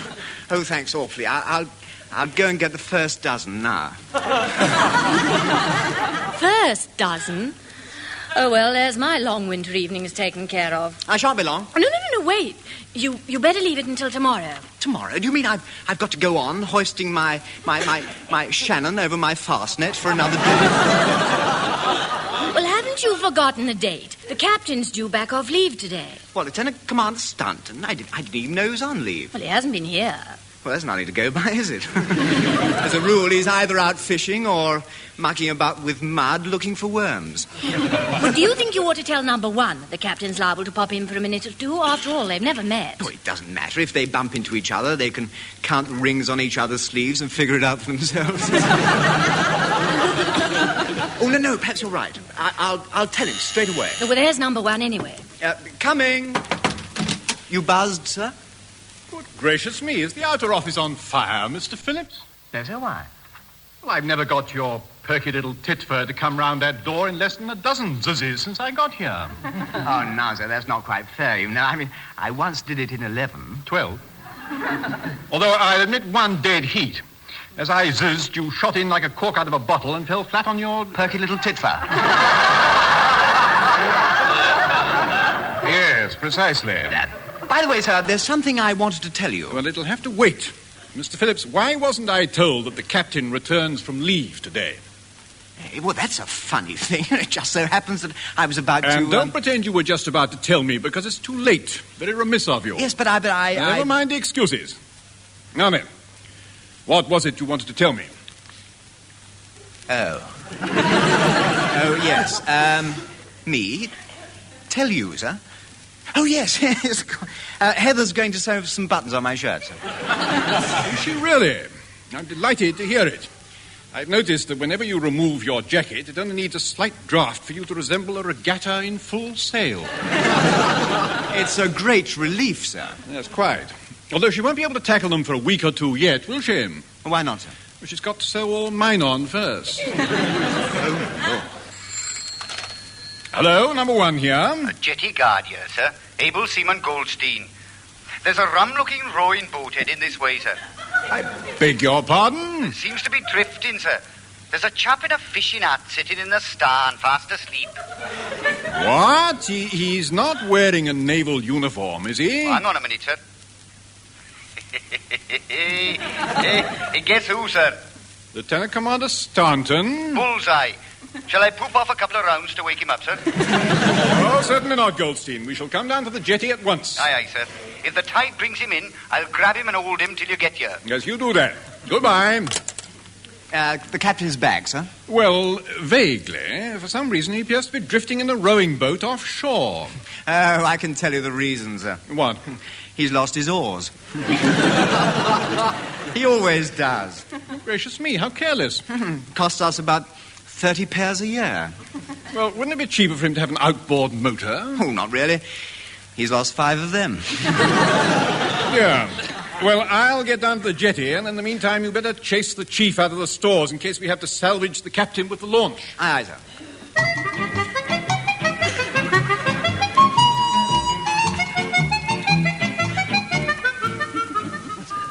To me, from me, to me. Oh, get in there. To me. Bit more. Bother, start again. Johnson? What? Johnson, that's the 14th bottle I've heard break this morning. Now, what are you doing? Breaking bottles.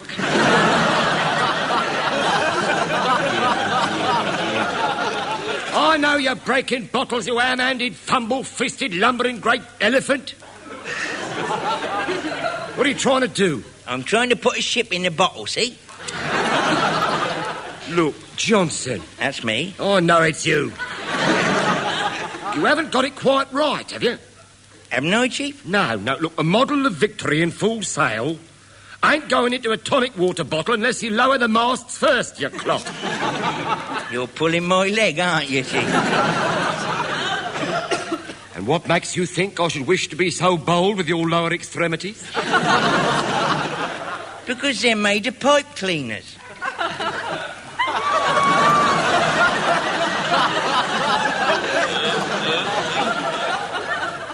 What, your lower extremities? No. The mast, Chief. The mast on the boat. Oh, yeah. The masts don't lower, you see. They're stuck. Well, so are you, my son. Stuck with a ship that won't go in a bottle. Oh, I know. Couldn't I cut the base off the bottle and put my ship in from the other end? No, you couldn't. Why not? Because a relative of mine's doing that all day long in a souvenir shop. And he don't take very kindly to trade competition. Well, surely people don't buy ships in bottomless bottles, do they? Oh, but it's not until they get them out of the shop they discover they are bottomless. Don't they bring them back and complain? For all the good it does them, always. However, no mistakes can be rectified once my relative has got his paws on their lolly, so that's all right. That'll do, giggle gurgle. But I'll have a fat little Johnson shoved in a bottle and put on my desk. You do, and I'll all over the glass. What'll you do then? And I'll write rude words backwards in the steam.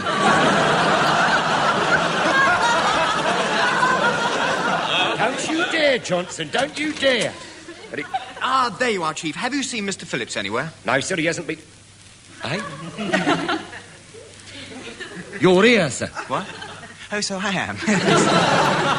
I thought I was lost. You have been for years.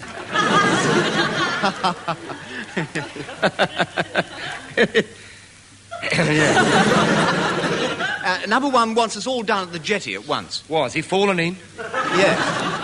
No. The captain's back. Well, almost. Almost? Yeah, number one wants the launch to stand by to tow him in. I knew it. He's lost his oars again.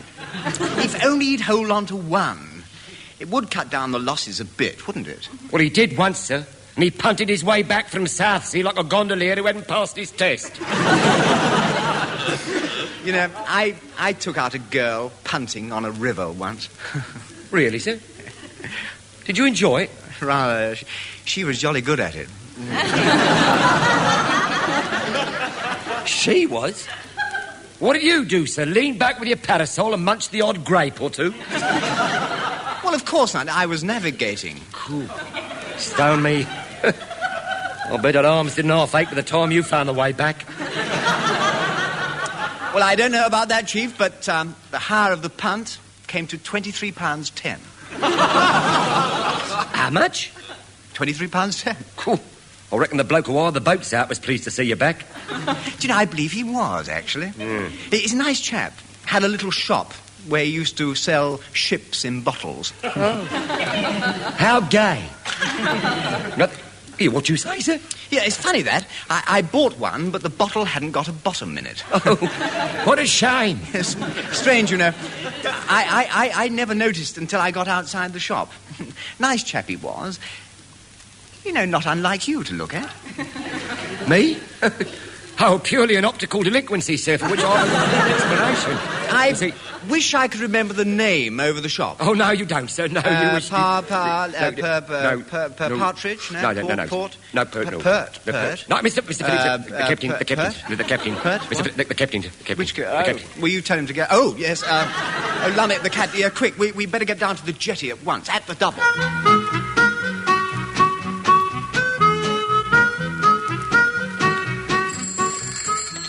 Hello, main office. Jetty guard, as I love. Captain's aboard and the whole lot of them are heading back to the office. Oh, he landed all right then? In a manner of speaking, yes. It took the launch, 2 boat hooks, a rope and a lot of bad language, but he's here. Well, thanks for the warning. Well, it's a poor do if we can't help each other, isn't it? Oh, it certainly is. Good, I'll be bringing some shirts over for rebuttoning. There's a draft whips round my... No! In you go, sir. Home sweet home at last. Yeah, I never thought I'd get my little tootsies on terra firma again. Went out for a bit of fishing, lost me wagglers overboard. Your waters, huh? Me wagglers, old fruit, me oars. Oh, your oars, sir. Oh, jolly bad luck, sir. Yes, it was. Who said that? I did, sir. This is your new number 1, sir, Lieutenant Murray. Oh, how do you do? Name's Stanton. I'm the captain. Do you fish at all? No, sir. What did you say your name was? Murray, sir. Oh, that's odd. I thought I heard someone say his name was Stanton. No, Murray. No, that's not right. My name's not Murray, it's Stanton, old fruit. No, sir, I meant mine is. Yours is? Extraordinary thing. What is it? We're both named Stanton. Say, what's your father's name, old sport? Philip, sir. No, not you idiot. His. It's Murray, sir. Murray Stanton. No, I don't know him, no. Pity, I thought for a moment we must be related. Well, sir, did you enjoy your leave? No, I didn't, no. Went to Whittlesea Bay for a bit of fishing, lost me wagglers, you know. Fell asleep waiting to catch a big fella. When I woke up, guess what? No wagglers? That's right, yes. There they were. Gone. Hello, Lieutenant Murray speaking. This is Commander Bergen, Portsmouth. Has Lieutenant Commander Staunton arrived yet? Yes, sir. He's just drifted in. Drifted in? That's right. He's lost his wagglers. Wagglers? What on earth? Oh, let me speak to him. Aye, sir. It's Commander Purvey for you, sir. Hello, I'm out, Purvey. Cheer up, sir. Perhaps he just wants to know if you've enjoyed your leave. You're a bigger blind optimist than ever, aren't you? Hello, I'm back again, Staunton here. I've a little news for you, Staunton. Well done. You found me wagglers. No, I have not. But I've got a stinking letter from a firm in Whittlesea Bay who hires boats for fishing. They want to know when Lieutenant Commander Staunton is likely to let them have their boat back. As he hired it 3 days ago, and they haven't seen him since. Oh, Lord. Yeah, well, for goodness sake, get that confounded boat back to them at once, before they whip one of ours as a reprisal. Oh, I'd see to it at once, yes. Oh, thank you. Goodbye. Goodbye, old sport. Here, I say, number 1, what's your name? Smith. Smith, unusual name. I I say, that other chap, Staunton Murray, didn't last long, did he? No. Oh, dear. They come and go, you know, they come and go. There's a bit of a flap on over that rowing boat. Yeah, so I gathered, sir. Yeah, well, I suppose we better tow it behind the launch and get it back to Whittlesea Bay at once. Aye, sir. I'll get the chief to see to it. Good show, old fruit, yes. I'd better come with you, I suppose. Bound to be a rumpus over those lost wagglers, always is.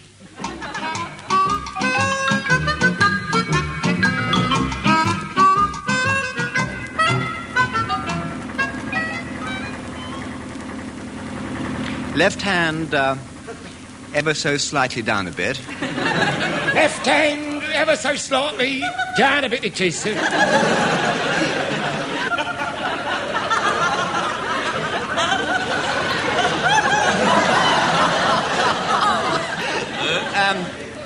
Alter course bearing green 50, coxswain. Alter course bearing green, eh?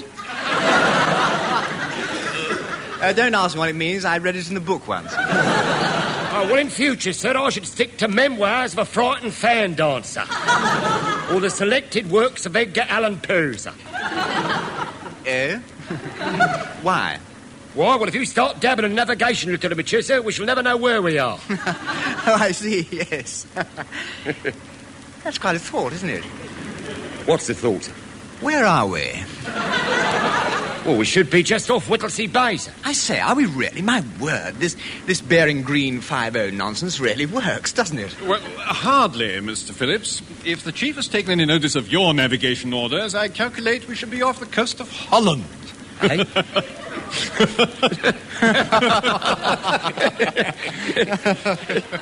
Here, I say, pretty sight, aren't they? What's that? All those windmills over there. They're lovely. All the what, sir? The windmills. Windmills? Windmills, yes. Those buildings with wagglers on them, you know. Yes, quite, sir.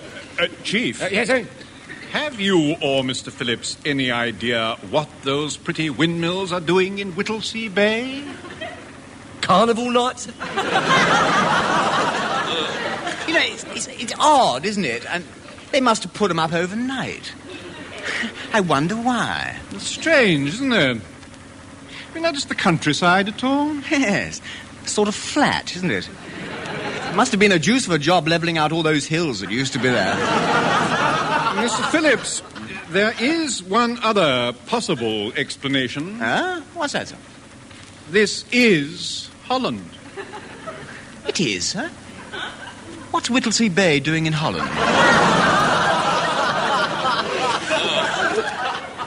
Probably looking for us, sir.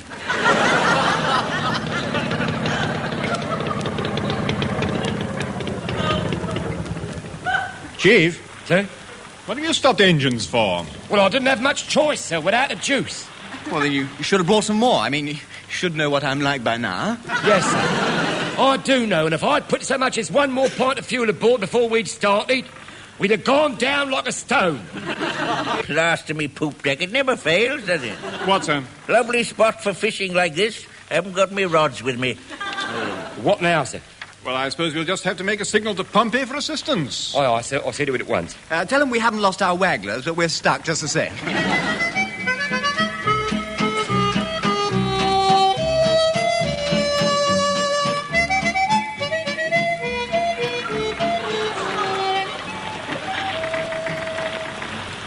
Wonder how much longer we're going to be stuck here. Well, not long, I should imagine, sir. Commander Povey's coming personally, sir. What? Oh, lummy. Trust old Death's Head to be in at the feast. Maddening, that's what it is, maddening. I could have caught hundreds of the little blighters by now. There'll be a big fellow along in a minute, you see. You're right, sir. A big fellow called Povey.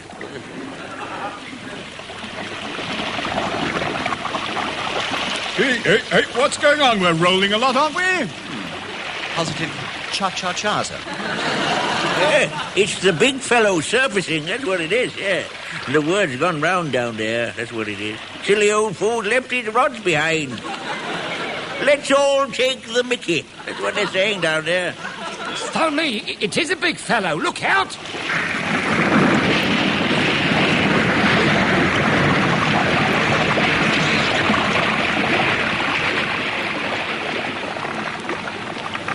the blazes? No, it's a submarine.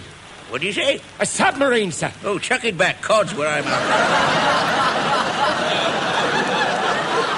But, sir, what's that written on the side of the thing?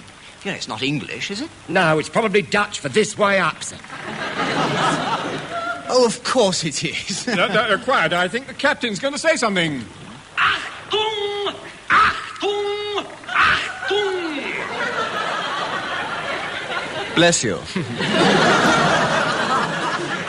In the name of the Fatherland, in the name of our glorious Führer, in the name of the Third Reich, I demand your unconditional surrender. Heil Hitler! Sieg Heil! Sieg Heil! Sieg Heil!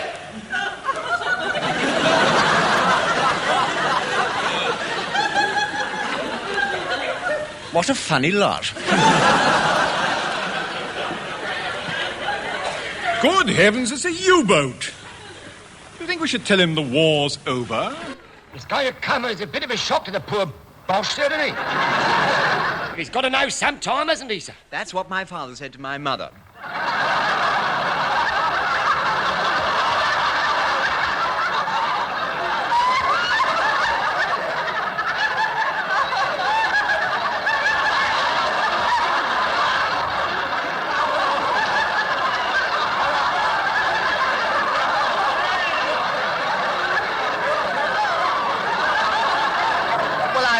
I was going to say, when they told me the truth about Father Christmas. I trust you took the tragic news like a man, sir. Oh, of course, Patrick. Mind you, Father had to take me down to the pub for a noggin or two to get over it. Achtung! Achtung! In the name of the Fatherland! Aye, he's off again. Right. Ahoy there! The war is over! In the name of the war is over! Yes! You are sure? Yes! Who won? Well, we did, actually.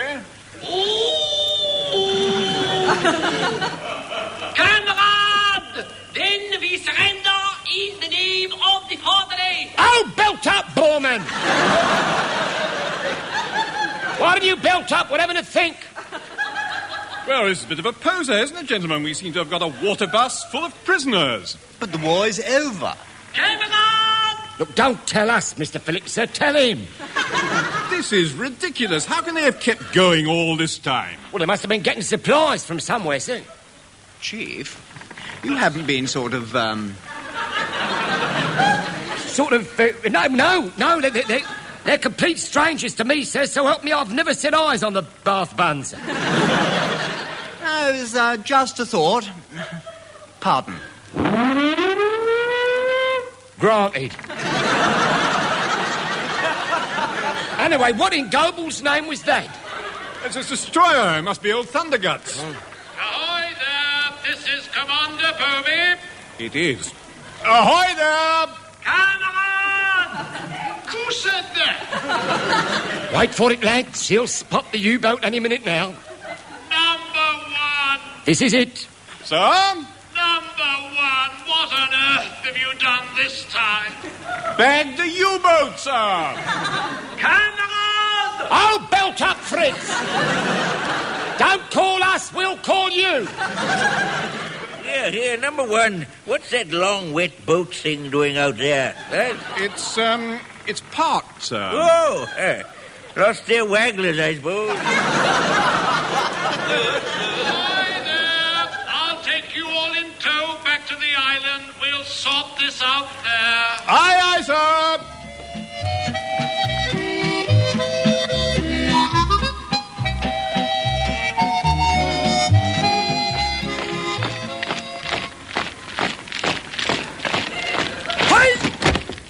ZK, come on, and rule Britannia to you, mate. That's 1-1. Your move, I think, Commander Povey. Now then, Herr Unterseeboten, Leutnant mit Iron Cross und... Call me hence. Much obliged. Herr Hans, what puzzles us is how you've been getting supplies all these years. Oh, on the black marketing. The price is over the odds bodykins but a 9 ration book. Black market? Where, man? The friend of the fatherland in Amsterdam, Herr Ingeborg Pertwee. Well, no, there's a thing, sir. There's a thing. Right, well, it's a common name, sir. I mean, Smith, Brown, Pertwee, Robinson, all the world over you come across them. Chief, have you any relatives in Holland? Only Ingeborg, sir. No, just a Dutch uncle, sir, that's all. Goodness knows how we'll ever sort this out. What their lordships are going to say when I tell them you've captured a U-boat, I dread to think. Well, I should think, sir, better late than never. Fool! Well, you'll just have to hold the crew here until I find out if they're prisoners, refugees, or... Diabolical embarrassment, sir? Yeah, precisely. Yeah. You had to find them, didn't you? You just had to find them. With all due respect, sir, about a U-boat, sir, look, I'd be quite prepared to take it off your hands. I mean, I'm sure it would come in very handy for collecting... Certainly not. It's difficult enough to discover where things go from this island now without having to send frogmen down to find out which way they went. Excuse me, sir, but there's a Mr. Albert Pertwee on the telephone. Oh, another of them? What's he want? His boat that the captain hired 4 days ago, or he and his hobos are going to snitch a destroyer. Oh, blimey, we forgot, so we brought her back here again. Oh, dear, so we did. Well, we shall just have to sail for Whittlesea Bay again, shan't we? No. I'll take the confounded thing myself. I'd rather. If you take it, you'll come back with the rest of the German fleet. I know you will. Oh, very well, sir. If you insist. Have a nice trip over. And mind you don't lose your wagglers on your way. Mr. Phillips!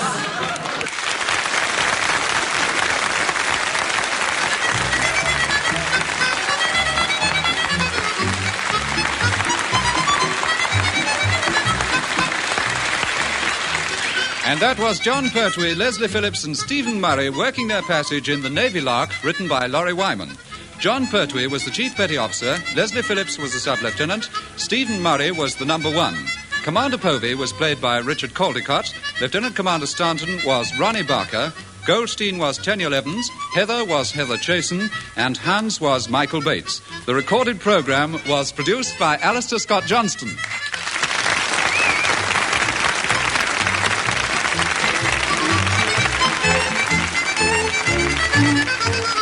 The Navy Lark was presented by the BBC.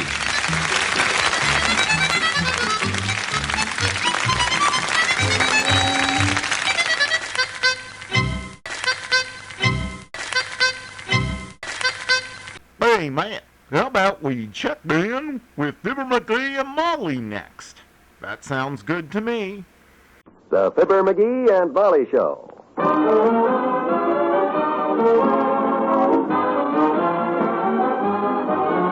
Every weekday at this time, NBC brings you Fibber, McGee, and Molly transcribed. The show was written by Phil Leslie and directed by Max Hutton.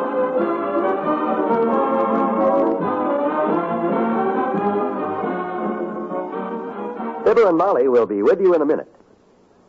If you're between the ages of 18 and 55, there's a job open for you in the nursing profession. Although there are more nurses active in the profession today than ever before, the demand continues to outstrip the supply. Right now, the National Association of Practical Nurse Education could employ an additional 60,000 practical nurses a year. Hospital and health facilities are continuing to expand. As a result, countless opportunities are open to the woman who becomes a professional or practical nurse. Older women particularly are finding the profession of practical nursing highly rewarding as a career. To qualify as a student in professional nursing, you must be a high school graduate or college student in good health. For practical nursing, an elementary school or high school graduate, depending on age. If you're interested in the security of a well-paying, honorable profession, write Nursing Careers, care of your local postmaster, or inquire at your nearest school of nursing or hospital.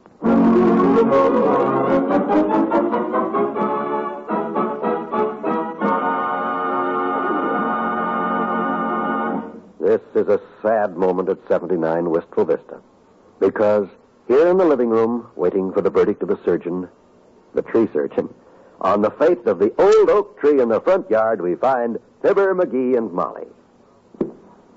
For goodness sakes, McGee, stop pacing up and down. There's nothing you can do about it. The best specialist in town has charge now. I know, but gee whiz, this suspense is awful. I know how you feel, dearie. I love that old tree, too.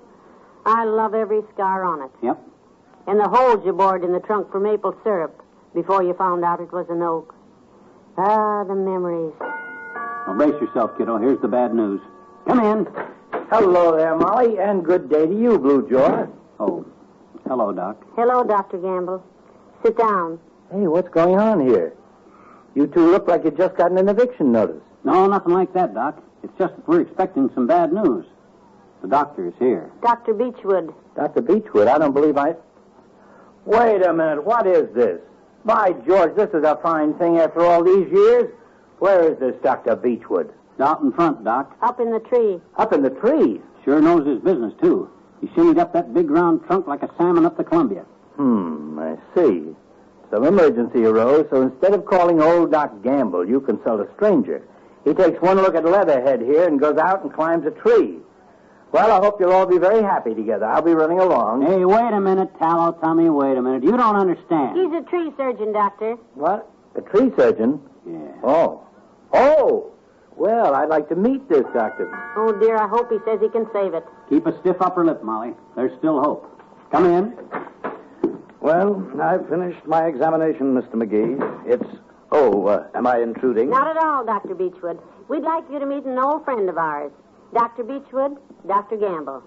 Dr. Beechwood is a tree doctor, Dr. Gamble. And Dr. Gamble is the people doctor, Dr. Beechwood. Now, how do you do, Doctor? How do you do, Doctor? I take it all is not oak with the oak? It's a pretty serious case, I'm afraid.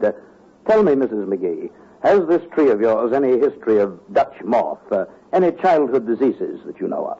No, I don't think so, Doctor.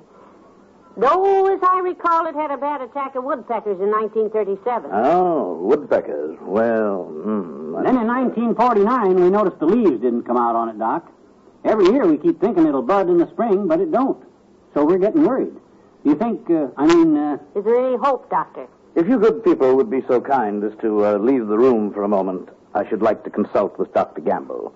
Would you honor me, Doctor? Delighted, Doctor. Perhaps I can help you to get to the root of the trouble. You'll excuse us, Molly? Yes, Doctor. Come on, McGee. Okay. Do everything you can, men. Remember, expense is no object, as long as it don't cost too much. Well, how's business these days, Doctor? Oh, I can't complain, Doctor, though I sometimes envy you tree surgeons. Oh, how so, Doctor? Well, sometimes it seems so simple to slap 100 pounds of cement into a patient, paint him with tar, and brace him up with a few 2x4s. Yes, it has its points, Doctor. Although, on the other hand, you're in no danger of a patient falling over on you and breaking your neck.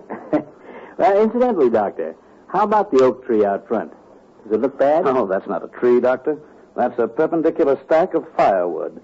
Why, that thing's better than 5-cent coffee. Well, why stall around, Doctor? Why not tell him? Looks better this way, Doctor. More dignity. Well, better call him in now, I guess. And, Doctor, please try to look more serious. We've been consulting. Yes, of course, Doctor. Come in, McGee. Well, Doc, what's the verdict? My boy, I'm afraid it's bad news. You mean? Yes, Mrs. McGee. As it must to all trees, the end has come to the old oak. Oh, sure. It has battled its way through life from tiny acorn to sturdy tree. It has stood between your home and the fierce heat of the sun. It has been a barrier between you and the tempest.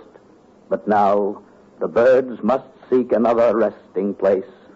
The whippoorwill must sing his plaintive call from elsewhere, and my fee is $7.50. Oh, and it was such a beautiful tree. Ah, forget it, Molly. With that thing chopped down, maybe the paper boy can hit the front porch now and then. Well, here's your dough, Doc. Thank you. Nice to have met you, Doctor. Thank you, Doctor. See you up in a tree sometime. Good. I'll be the one out on the limb. Good day. Bye, Doctor. Ah, you'll be glad to get rid of that old dead tree, Molly. I'll call up a firewood company and let them come and cut it down for free firewood. I'll give them the whole tree just to get rid of it. Hand me the phone. I'll call up someone.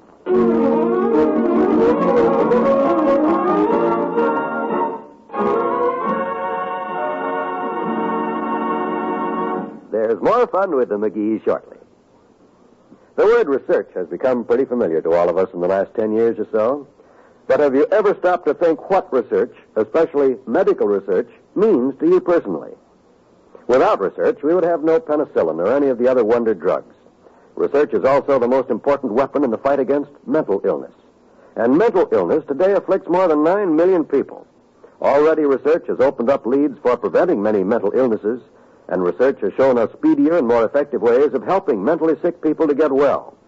Research scientists say we can be hopeful, but they need help from us. They need money to carry on research. If we help science, science can give us a much better chance to escape mental illness and to cure mental illness if it should strike. If you'd like to help, give to the Mental Health Fund in care of your local postmaster. Just address Mental Health Fund in care of your local postmaster. Don't wait. This worthwhile cause needs your support now.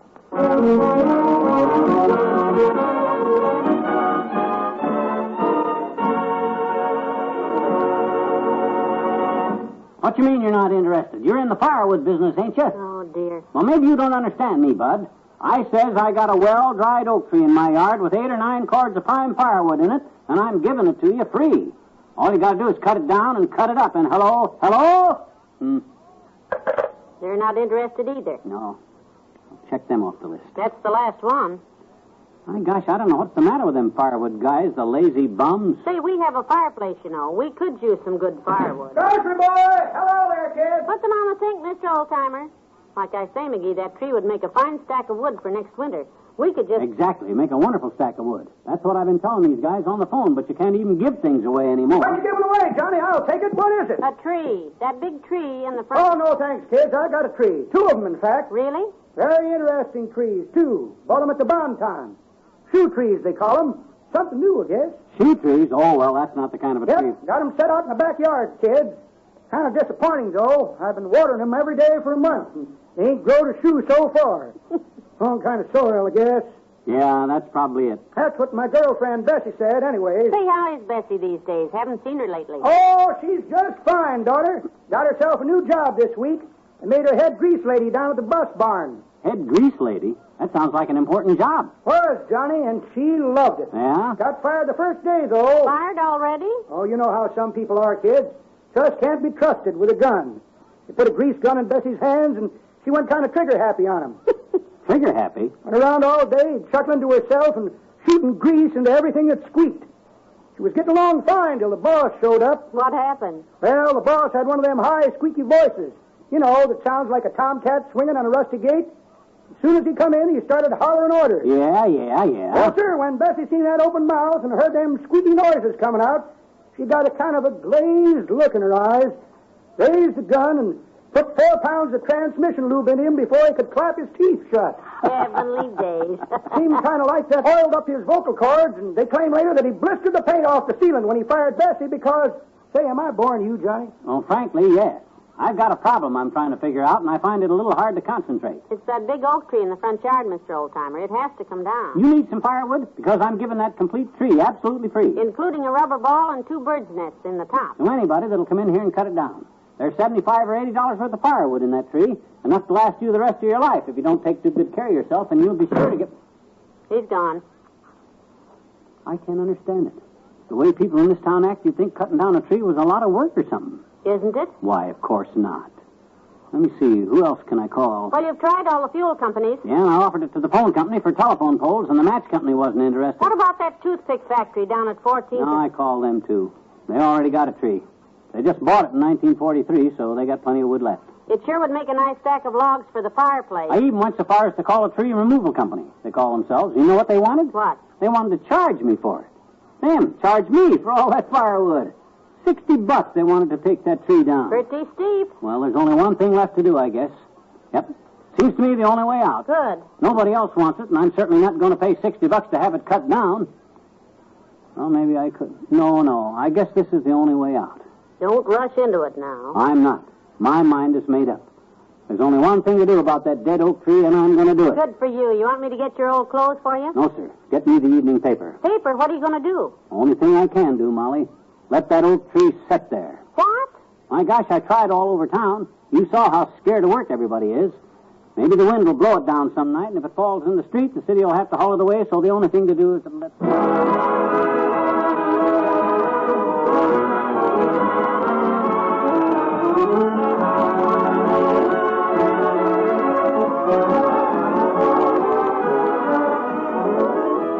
say goodnight to Fibber and Molly in a moment.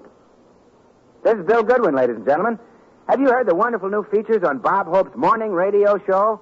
Bob Hope and the Experts, for instance, provides about as many laughs as you can crowd into a few minutes.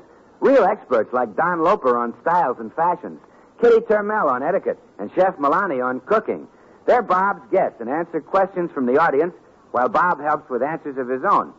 Let's listen in on Bob and Chef Milani, for instance, during a recent session. How are you, Giuseppe? Hello, Alberto. Hey, Giuseppe. I got a massage. I got a massage from you from Luigi. I got a massage in my pocket. See, he speaks better English than I do. You know, when he was 3 years old, he could speak better English than I speak now. I'm 47 years old. Well, that's the kind of fun you're missing if you don't try to listen to Bob Hope every morning on this NBC station. See your local paper for the time.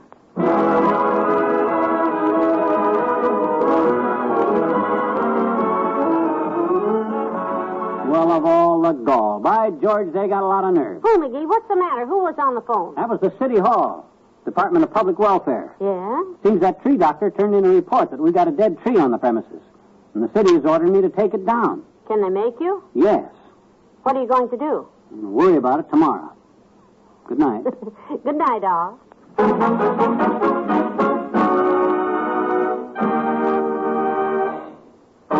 NBC has brought you the Fibber, McGee, and Molly program transcribed, with Bill Thompson as the old-timer, Arthur Q. Bryan as Dr. Gamble, and Chris O'Brien as Dr. Beechwood.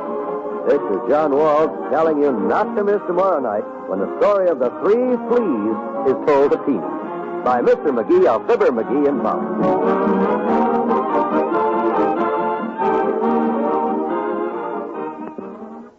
Tonight, hear a special report on the Indochina situation on the NBC Radio Network. It's elementary that Sherlock Holmes is up next on nightly old-time radio shows.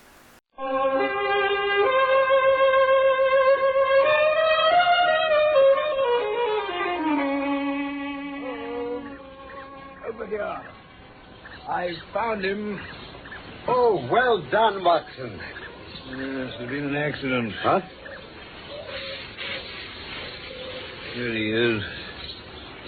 Look. But this is no accident, Watson. It would take a terrible blow to crush a man's skull like this.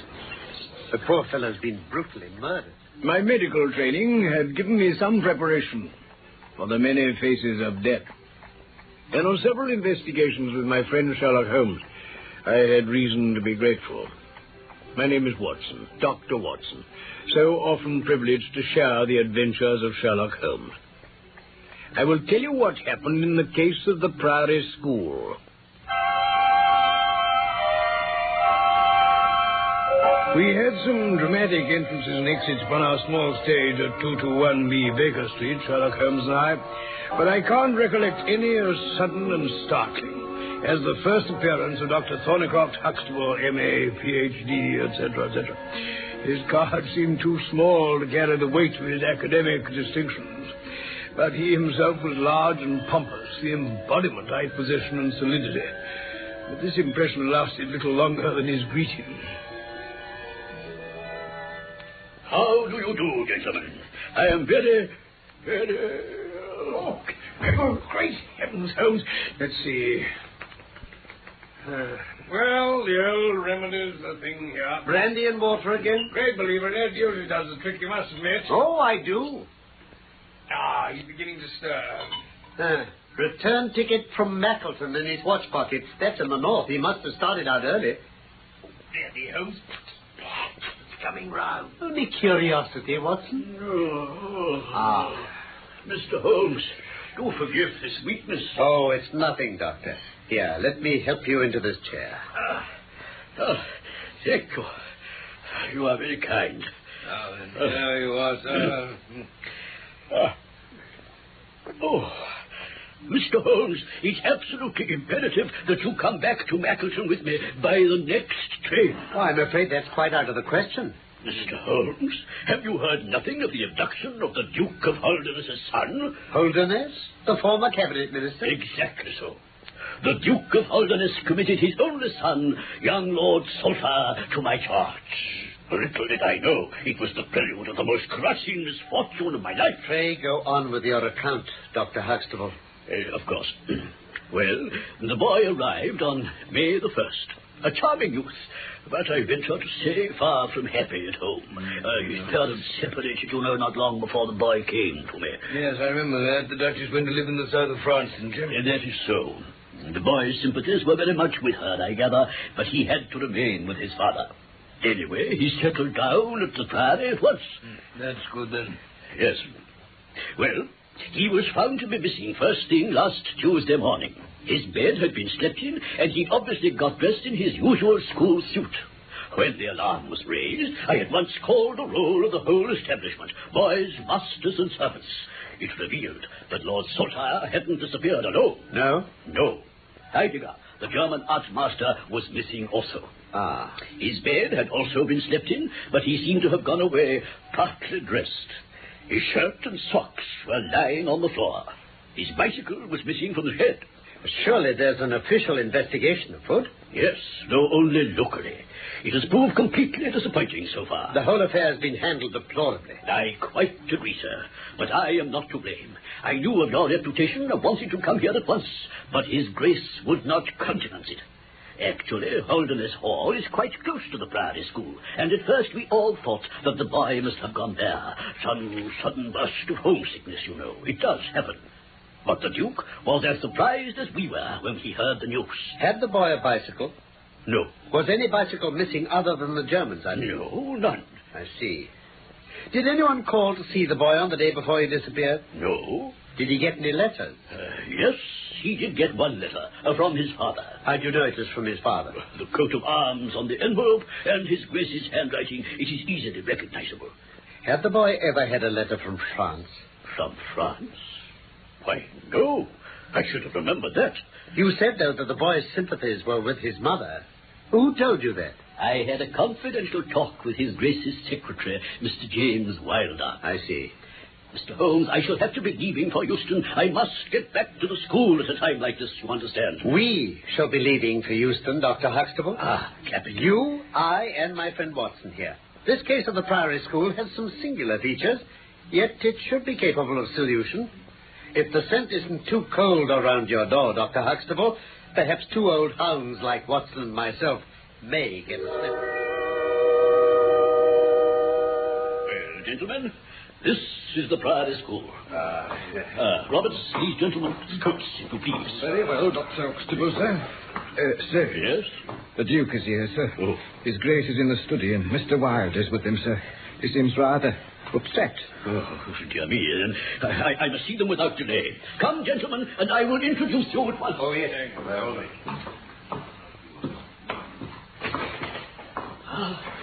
Good evening, Your Grace. Good evening, Huxtable. May I introduce Mr. Sherlock Holmes and Dr. Watson? Your Grace. How do you do? And Mr. Wilder, His Grace's secretary. How do you do? How do you do? Dr. Huxtable, I called on you this morning too late to prevent you from starting for London. His Grace was very surprised to learn that your object was to invite Mr. Holmes to undertake this case. Oh, but surely, Mr. You are Wilder... well aware, Dr. Huxtable, that His Grace is particularly anxious to avoid all public scandal. He prefers to take as few people as possible into his confidence. Oh, dear. Your Grace... You would have done wisely to consult me, Dr. Huxtable, but since Mr. Holmes has already been taken into your confidence, it would be absurd for us not to avail ourselves of his services. I thank Your Grace. May I ask whether you have formed any explanation as to your son's disappearance? No, sir, I have not. Forgive me for asking this, but do you think Her Grace had anything to do with it? I do not think so. The other most obvious explanation is that he's been kidnapped.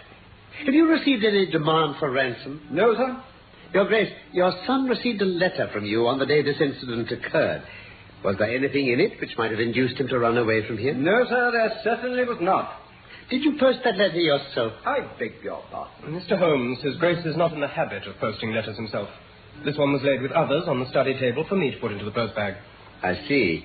You remember seeing this particular letter, Mr. Wilder? I do. How many letters did your Grace write that day, may I ask? Oh, 20 or 30, I suppose. I have a large correspondence, but surely all this is rather irrelevant. Not entirely. For my part, Mr. Holmes, I have advised the police to turn their attention to the south of France. The lad has the most wrong-headed opinions about some things, and it is possible he might have fled to my wife, and that this German has helped him. And now, gentlemen, good day to you all. This case grows upon me, Watson. Certainly mysterious, all right. There are one or two geographical features I'd like to acquaint you with. By all means. I got hold of this large-scale ordnance map. Mm-hmm. Look here. This dark square, see? Yes. Is the Priory School. I see, yes. Here's the main road running east and west past it. Now, by a happy chance, we're able to check what passed along this road during the night in question. Mm-hmm. At this point to the east, where my pipe's lying, a constable was on duty from 12 to 6. He's positive the man and boy could not have passed without him seeing them. Good. Well, what about the other direction? Down the road to the west, here is the Red Bull. Now, on that night, the landlady was ill. She sent to Mackleton for a doctor, but he was out on another case, and he didn't get to her until morning. Mm-hmm. The people at the inn were worried, and they swear that one or another of them was on the alert all night, continually looking along the road, waiting to see the doctor coming. They saw no man or boy. Well, supposing they went across country. Oh, but what about the bicycle? A good cyclist doesn't need a road, does he? Well, no, he doesn't. Very well. Then, assuming that the cycle was used and not along the road, this is the only possible direction. Yeah. To the north, here, across this moorland. It's intersected with paths and sparsely populated. Mm-hmm. To the south, here, towards me, there are obstacles, stone walls, and so on. No, they would take to the moor. Seems like it, Holmes. So it's the moor we must search. Tomorrow, then. Yes. I'll wake you early. We shall have a long day ahead of us.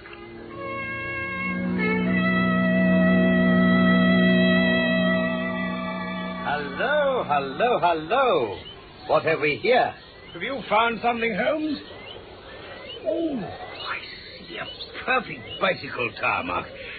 Oh, but we don't know whether it's the bicycle, do we? I am familiar with 42 different impressions left by tires. From what the other masters could tell me, this was the make of tire Heidegger had on his machine. Splendid. And the rider was traveling away from the Priory School. How can you tell that? Simple. Just look at these impressions. Some are deeper than others in this soft ground. Now, obviously, the deeper are those of the rear wheel with all the rider's weight on it. You can see several places where they pass over the shallower ones. So then, let us follow and see what else we may find. Over here. I found him. Heidegger. Oh, well done, Watson. Yes, there's been an accident. What? I just happened to spot the bicycle wheel glinting through these bushes. Here he is. Look. But this is no accident, Watson. The poor fellow's been brutally murdered. The body and the bicycle concealed here. Oh, there's no doubt that this is Heidegger. Who else? He fits all the descriptions I've had. It would take a terrible blow to crush a man's skull like this. Now, he threw a coat on over his night things and put on his shoes, but not his socks. But the boy, we're told, was fully dressed when he disappeared. Looks as though the German had to act quickly. Exactly. And why? Because he looked out of his bedroom window and saw the boy leaving. Oh, I see. He threw on his things and set off after him. But why on a bicycle? Surely he could have caught him on foot. No. No, the boy was moving too quickly for him. Well, let us continue our reconstruction. Where we are now is some 5 miles from the school. At this point, the pursuer met his death. And how? By a great blow, hard enough and vicious enough to crush his skull. A 10-year-old boy couldn't have done that. Then the boy did have someone with him. Almost certainly. But we're forgetting one thing, Watson. What's that? We've searched minutely round the body, and have we found the track of any other bicycle than this? Well, now you come to mention it, we haven't. Or any footprints? No, not at all. Just cows' hoof marks all over the place. I thought we were getting on too well. Actually, look. There's a fellow cutting peat about half a mile back. We must send him off with a message to the police about this unfortunate German. Then there's nothing for us, I'm afraid, but to go on in the direction these cycle tracks were heading and see where it leads to, if anywhere.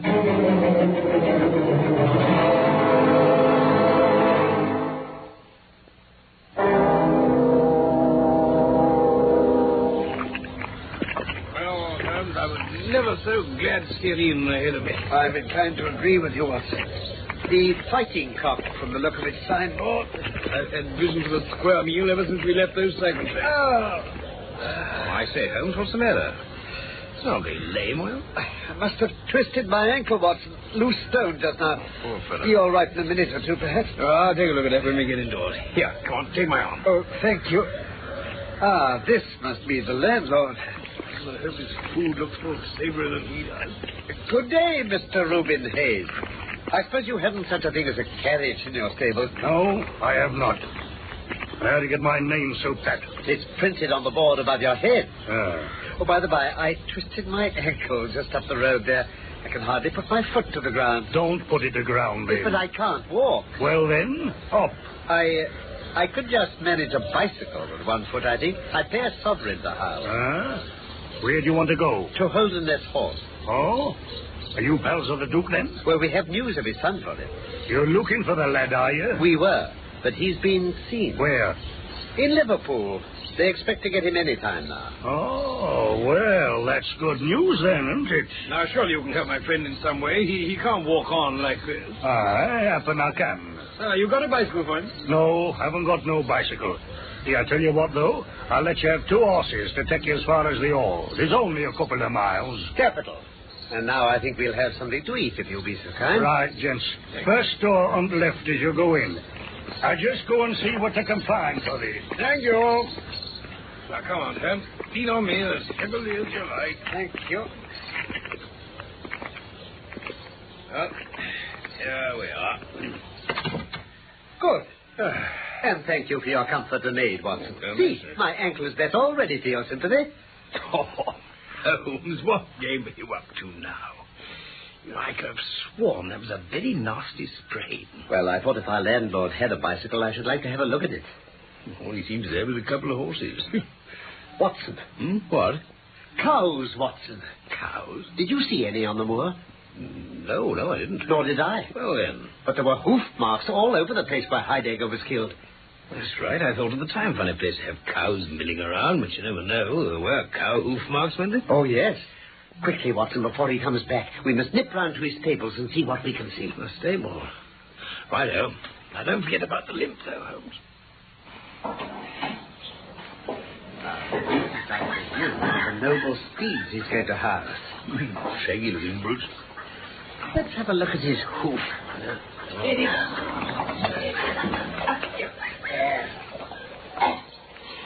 See, Watson? See what? Old shoes, but new nails. Watson, this case deserves to become a classic.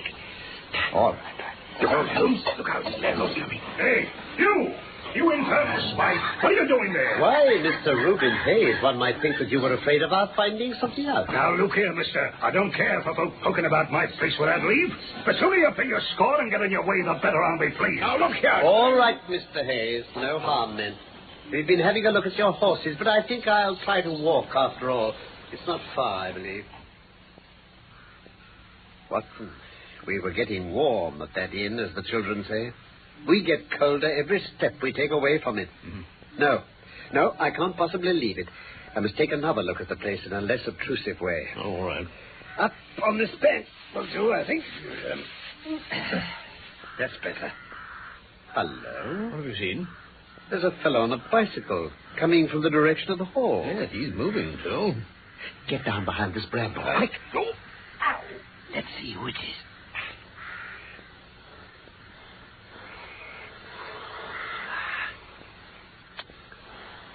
Duke's secretary, Wilder. So it is. Come, Watson. Let's see what he's up to, bicycling about the countryside. We shan't see anything at all, soon. It's getting dark. Oh, I hadn't noticed. They've just lit the lamp in that first-floor room. I think we'll hold on here until it's dark enough to go down and take a really close look.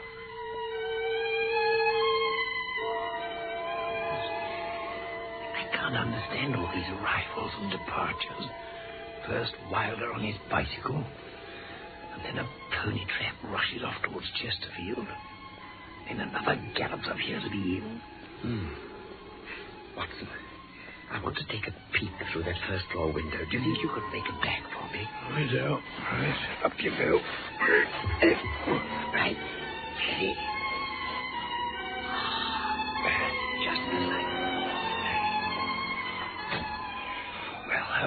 Come along, Watson. I think we've gathered all that we can tonight. I must telegraph to Chesterfield, and tomorrow morning I think we'll pay a visit to Holderness Hall. Good morning, Mr. Wilder. Dr. Watson and I have come to see His Grace. I'm sorry, Mr. Holmes. His Grace is far from well. He has been very much upset by the tragic news yesterday about Heidegger. Dr. Huxtable telegraphed at once. I understand, but I must see the Duke, Mr. Wilder. Well, Mr. Holmes, what can I do for you? Your Grace, I think I could speak more freely in Mr. Wilder's absence. Oh? Very well. Then he had better go. As Your Grace wishes. Now, Mr. Holmes. Your Grace, your son is at the Fighting Cock Inn, about 2 miles from your park gates. The Fighting Cock? Yes. And, whom do you accuse? I accuse you, Your Grace. I looked through a window there last night and saw you and your son together. Yes. Mr. Holmes, I offered a substantial reward to the person whose information should restore my son to me. If this need go no further than your friend here and yourself, I am ready to write a check for double the sum. There is a man's death to be accounted for. Surely a man cannot be condemned for a murder at which he was not present. He's horrified to hear of it. I take it your words apply to Mr. James Wilder. Yes, yes. And that he is not the murderer. No, the murderer has got clear by now. Mr. Reuben Hayes, landlord of the Fighting Cock, was arrested at Chesterfield on my information at 11 o'clock last night. Hayes caught? Well, I'm very glad to know it, sir. And now we must give our attention to what can be done to extricate my son from this situation. Oh, Lord Saltire is perfectly safe now. I mean my son James. James? James Wilder. Your secretary? No, sir, my son. Oh, Grace, I didn't... Your Grace, I must ask you to be more explicit. Mr. Holmes, I will conceal nothing from you. When I was young, I loved with such a love as comes only once in a lifetime. I offered the lady marriage, but she refused it because such a match might ruin my career. She died, leaving me with this child, James. I see. I couldn't openly acknowledge his relationship to me, so I tried to make it up to him by giving him the best of educations and keeping him as close to me as I could. Yes, but he found out my secret. Ever since, he's held over me his power to provoke a scandal at any time. Huh. He was also inordinately jealous of my legitimate son and heir. Indeed, he hates him. That is why I sent Arthur, Lord Saltire, to what I thought was the safety of Dr. Huxtable's priory school. Your Grace, I think I can continue the story now. Will you permit me? Why, of course, if you can. You wrote to Lord Saltire the day before he was kidnapped. But James Wilder inserted into your letter a note asking the boy to meet him behind the school late that night. He probably said he had a message from the Duchess for him. How can you know this? I assume it. In detail, it may not be quite precise. In general, I'm sure it is. Pray go on, then, Mr. Holmes. Lord Saltire came to the appointment and found the accomplice, Reuben Hayes, there with a pony. He was forced to mount, and they went off across the moor. It appears, however, that the German master Heidegger saw the boy leave and followed him on his bicycle. When he caught up with them, Hayes killed him brutally. Hayes then took your son on to his inn, where the boy has been a prisoner ever since. Well, I don't know how you arrive at all that about the pony and the bicycle and so on. Oh, the whole story was written plainly on the surface of the moor for us to read, wasn't it, Watson? Well, there were marks and tracks of one kind and another, but I'm hanged if I can see how they all come into it. Those cows, for instance. Cows? Cows? Watson? Well, yes, Holmes, you remember the marks of their hoofs all around where we found the body. Cows on the moor? You can take it from me, Mr. Holmes. No cows are on that moor, nor ever have been, to my knowledge. I quite agree. Your Grace, may I ask you to finish the narrative for us? Very well.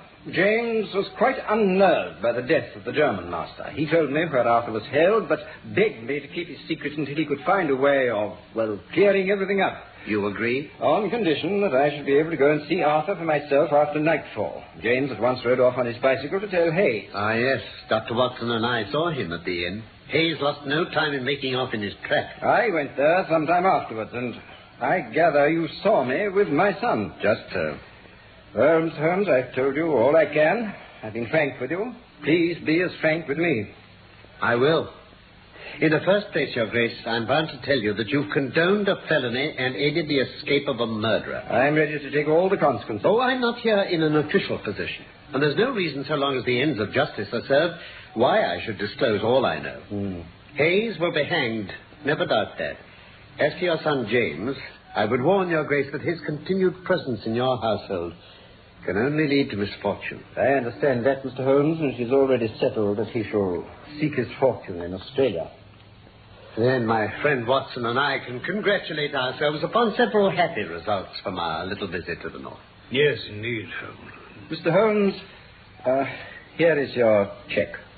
Thank you, Your Grace. But before you go, what was all that about cows on the moor? Yes, Holmes, I want to know that, too. The answer is behind you, sir.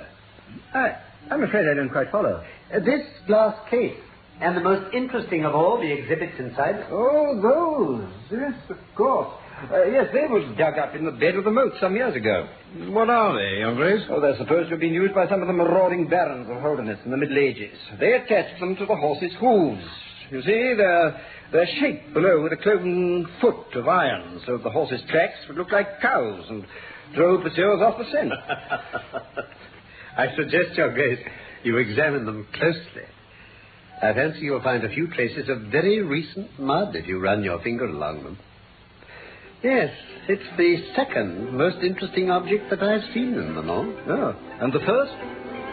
This check you gave me.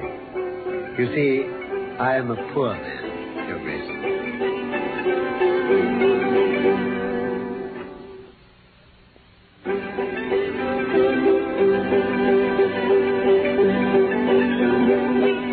The Priory School was one of the stories of Sherlock Holmes written by Sir Arthur Conan Doyle.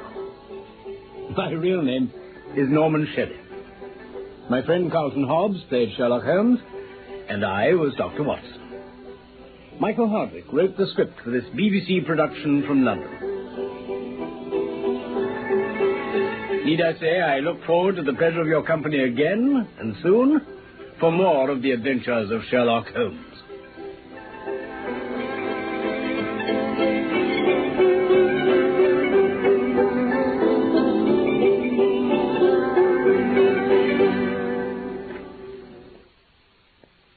I swear, it's not the type of show you think it is. The Goon Show is up next. Home service.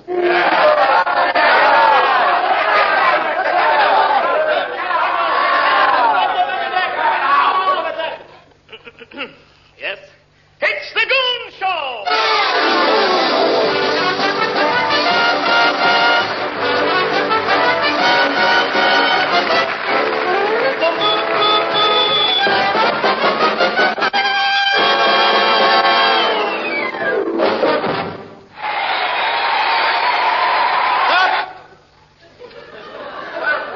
We present Open Casebook.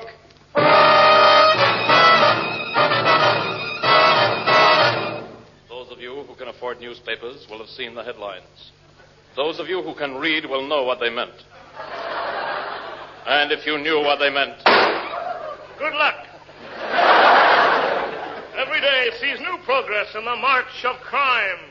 Every 24 hours averages 367 robberies, 824 assaults, 942 murders, and 3 repeats of Life with the Lions.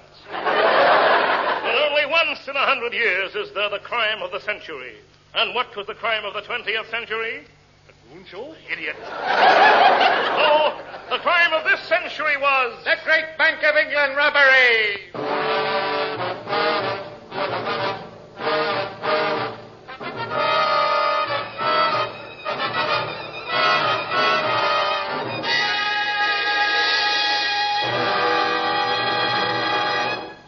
My name is Finger Seekle.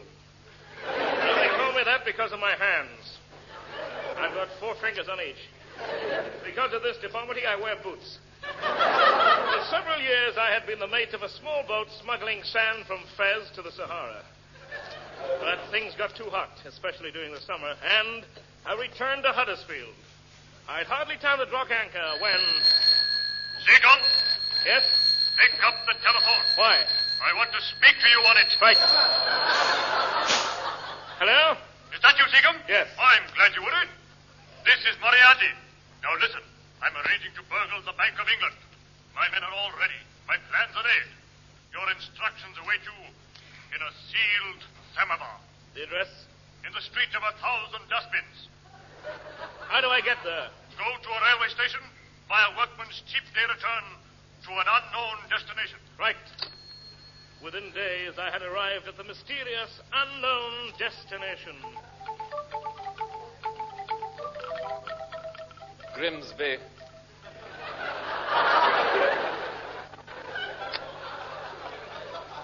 The Bournemouth of the Orient. Here on the dreaded eastern coast of Britain, Seacombe groped his way through the fog that swirled across the eerie wharves and lapis lazuli fish piers. Yes, by the dim light of an unlit candle, I finally found the street I sought and entered the most notorious of all the waterfront dives, Fred's Cave. Pushing through the beaded curtain, Seacombe stepped inside. Good evening. Looking round, I saw beside me a tall, handsome, attractive, cross-eyed man with eczema. A bald mustache and wearing a mink vase. I've been watching you. Have you? Yes. You're horrible, aren't you? In a fascinating way, yes. You're from Moriarty. How did you know? I listened to the start of this program. You mean we're being overheard? Overheard? Yes. On the home service?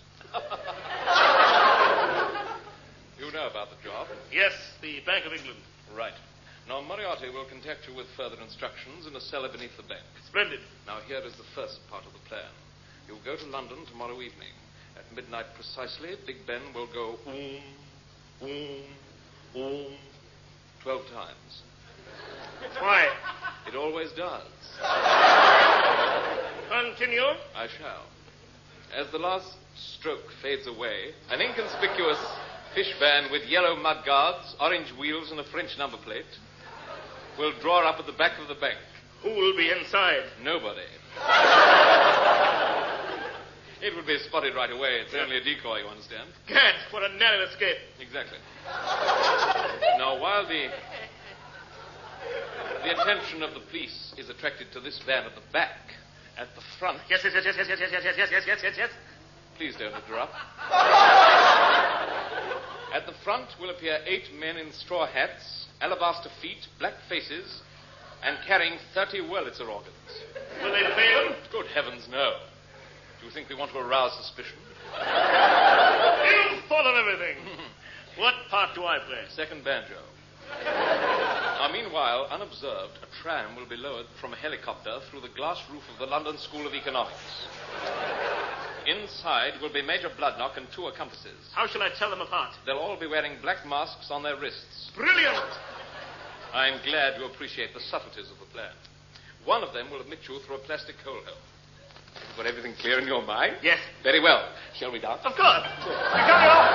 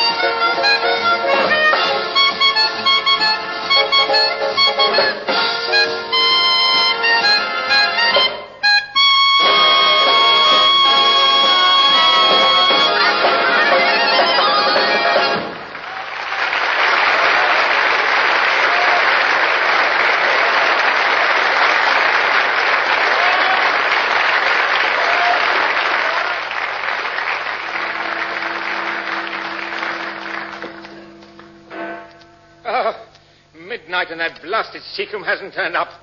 We shall have to start the robbery without him.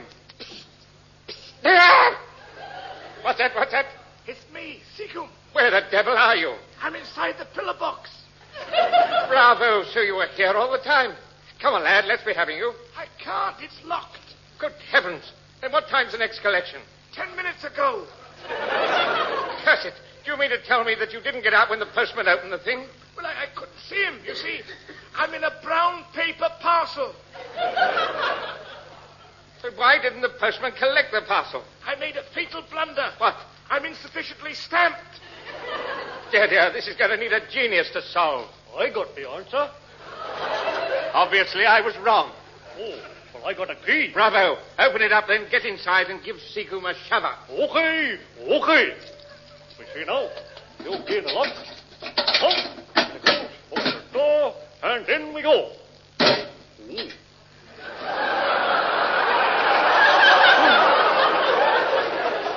Oh, done a wrong thing there. Let me see now. Where am I? Don't want to stamp on the stamp. Oh, that's a joke. Oh, yeah. Oh, it's dark in here, isn't it? It's rather dark. Mr. Seacombe, where are you? Where are you? Hello? Hello? Who's that? Who's that? I'm Eccles. You can't be. I'm Eccles. You can't be.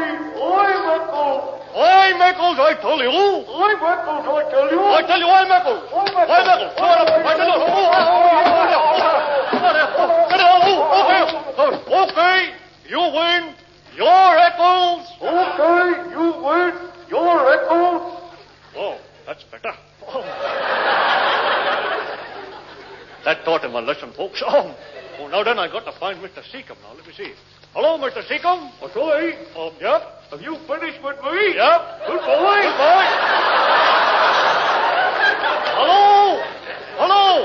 Hello. Where are you? Hello, sailor.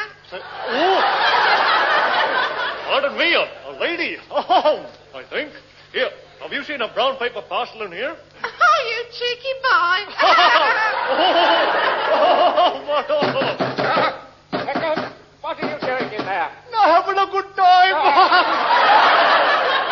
Eccles. Oh, Eccles. Mr. Seacombe. There you are. Oh, yeah. Well, I managed to smash my way out of that parcel. What strength. Nothing at all. Never mind. Now, bend down and I'll climb on your back and reach the mouth of the letterbox like that. Okay. Oh. No, that's no good. I can't reach. Well, you stay where you are, and I'll get on your shoulders. Right. No good. Not high enough yet. Well, keep there, and I'll climb on your back. Okay. Nearly there. Listeners, may I draw your attention to this problem? Seagoon gets on Eccles' back, and Eccles, halfway up a wall, stays where he is while Seagoon mounts on his back and so on. What's the distance between Seagoon, Eccles, and the ground? I'll tell you. It's, Exactly. Why don't you keep your big mouth shut?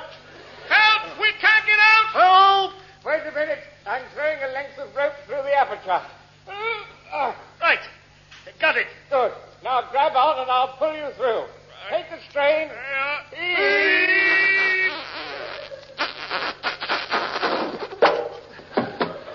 You blasted idiots. Now we're all in it.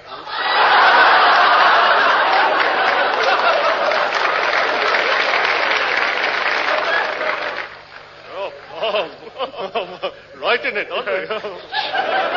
Shh. Listen. What? Listen. It's the postman. Now, watch. Now, as soon as he opens that door, everybody make a noise like a registered letter. He'll collect us and put us in his sack. Then we can cut our way out. You sure it'll work? Of course it will. Okay. Everything clear? Yep. Good. Now, shh.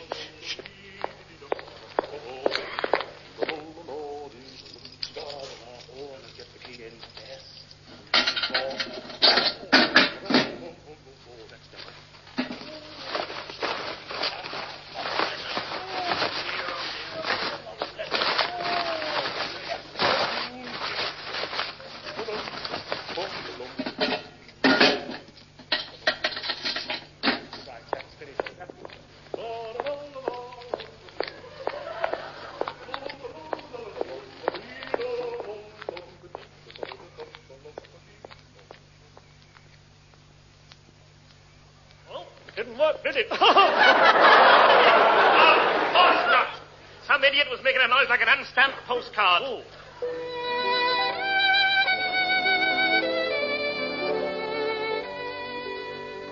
9 bitter months later. We've got to get out of here. We've eaten all the food parcels, and all the brandy's gone. Yep, and I want to sell my collection of stamps. Oh. Admit it, lads. We've never had it so good. That's not the point. We've set out to do a job, and... And? You're quite right, you know. We have never had it so good. Any more parcels of whiskey or brandy left? No, none. That's it. Oh, there's one parcel left here. What? From a fellow who signs himself Jack. What's in it? A rubber dinghy. Oh. Then he must be all right. Oh, so. A rubber dinghy? A rubber dinghy, we are saved. Now we can sail out of here. But we haven't got any water, man. Eccles, any parcels of water? No, I drunk the last one. Then we'll have to dig for it. Splendid, Seacombe. Ah, yes, they don't call me an idiot for nothing. You mean you pay them? Only by check. Oh. Now, quick, hand me that pneumatic drill. I ain't got a new one. Now, hand me that old pneumatic drill. Okay.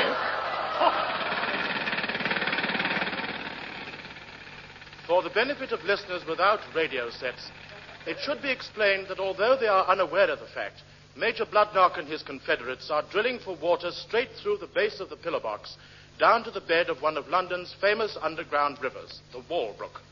Will they be successful? Will they find it? Greenside, why don't you keep your big mouth shut?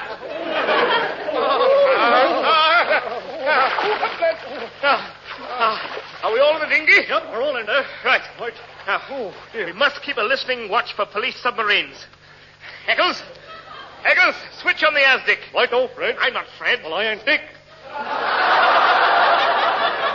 This is mutiny. Do as I say, Dick. Switch on the Azdic. Okay, Dick.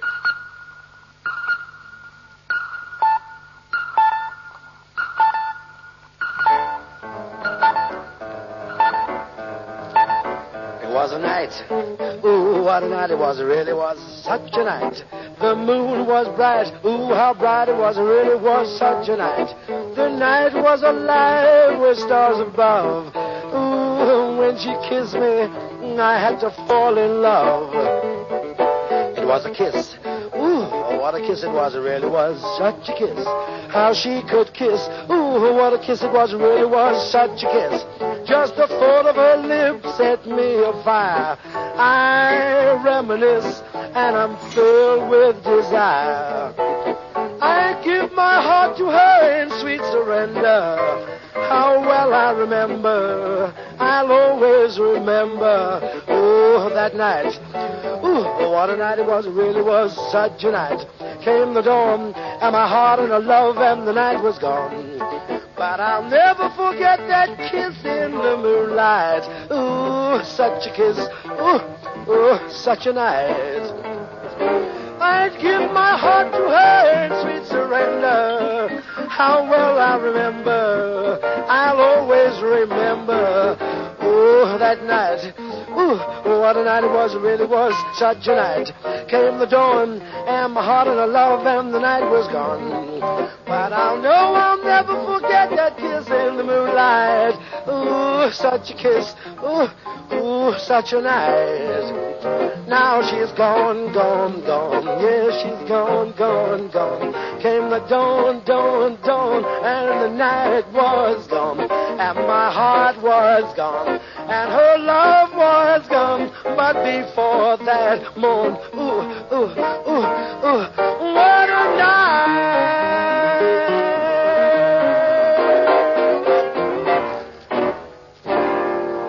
Ooh, what a night.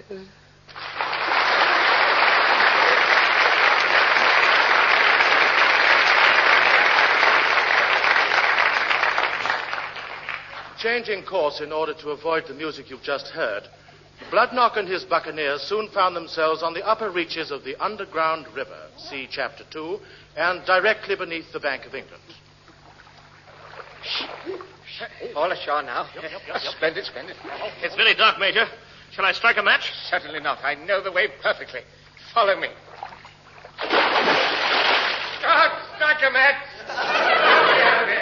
Get ready now. Back in again. Oh, dear. Now, we must proceed up this secret tunnel. It leads straight to the vaults. But remember, for the next 50 yards, not a sound. Right? Yes.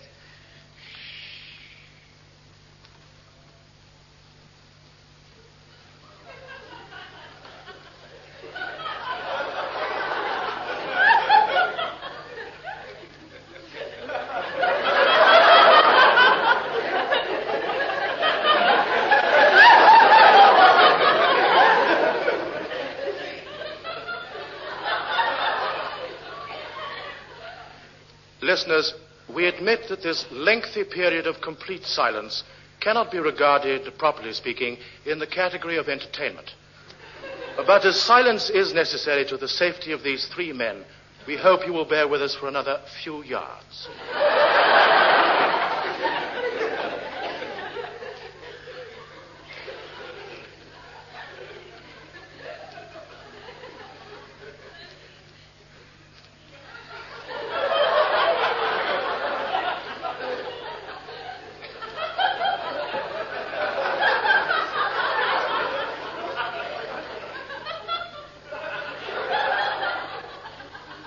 Thank you. Oh, well, looks like the end of the tunnel. Is it a cul-de-sac? I don't know. It's got a wall built right across the end of it. Don't worry. Don't worry. I've got Moriarty's instructions on me. Can't strike a light. I can't. We've lost all our matches. So have Arsenal. Chin up, Ledo. Moriarty cunningly foresaw this exact situation. You mean? Exactly. He's made a two-sided short-playing gramophone record of the entire plan. Eccles, prepare the hand-wound phonograph. Oh, gonna have a dance off? No, you fool. Give it to me. Now, listen closely. Coronation Bell, played by the London Regimental Band. Edison Bell Record.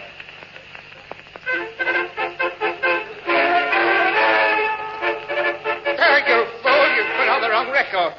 It must be on the other side. But it's an old cylindrical record. Then we must play it inside out. This is going to be very difficult. Not at all. I have here a reversible unilateral bamboo high-fidelity boot-pointed needle made especially for this purpose. What a bit of luck. Insert it into groove, eh? Yeah, right. There. Moriarty speaking. This is an Edison Bell record. Now listen. Here are your instructions. Have you reached the end of the tunnel? Yes. Good. Now I've got some notes written here, so strike a match. We haven't got any. Crst! Never mind. I'll nip out and get some. Taxi! Taxi!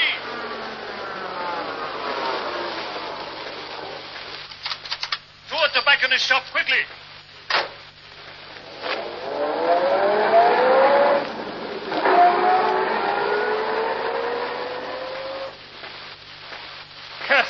We've come to the end of the record and he's gone. How can we get him back again? Play it backwards, of course. How do you play the inside of a cylindrical record backwards? Perfectly simple. You put it on in the opposite direction, going away from you, but only the other way. Of course! Right. Here we go. A backward. Yes.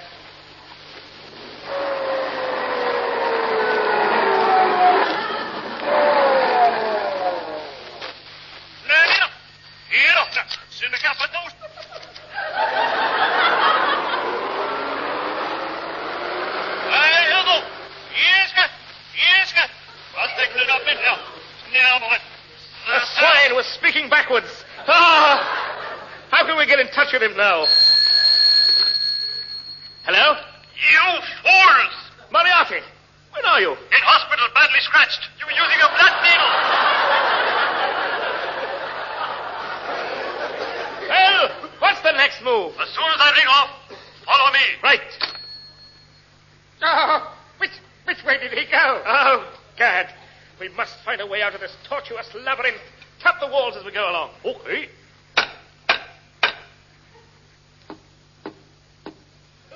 Oh.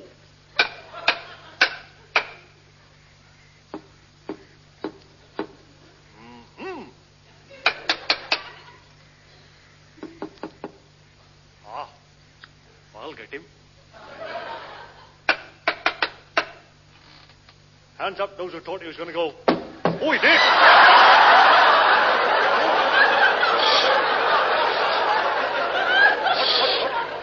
There's somebody on the other side of this wall. What? Hand me your stethoscope. Yes, just as I thought. What? It's definitely... Are you positive it's... Positive, it's quite clearly. I knew them both in Africa. Then they split up and became... But of course they joined forces again later and are now... again. I'm glad to hear it. Mind you, if you hear... Yes? One of them's an imposter. Which one? This one. You may be right. You may be right indeed. But right or wrong, there's someone on the other side of this wall. Suppose it's the police. The police? I know how to handle the police. How? Wait here.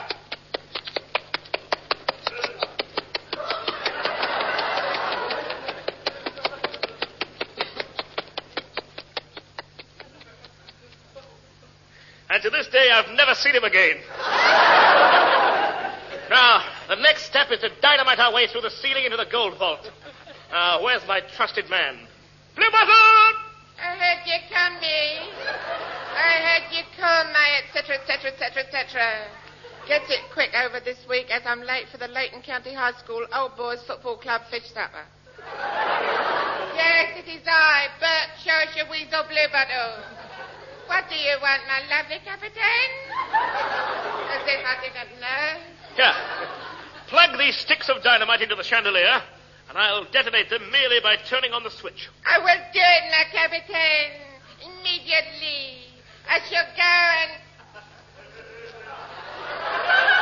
Wait a minute. You will not switch on while I'm there, will you? Oh, of course not. I will do it. I shall do it. Because I trust and love my lovely little hairy Captain. I will prepare myself for the task. Strips to waist, as done by young film starlet in search of free publicity.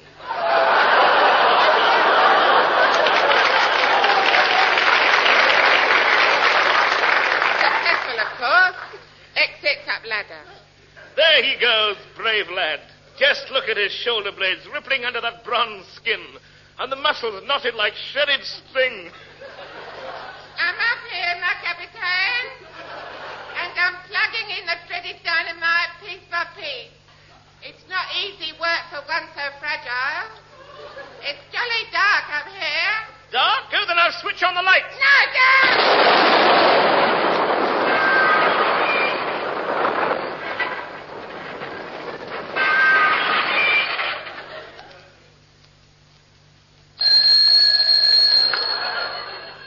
Hello? You rotten swine, you!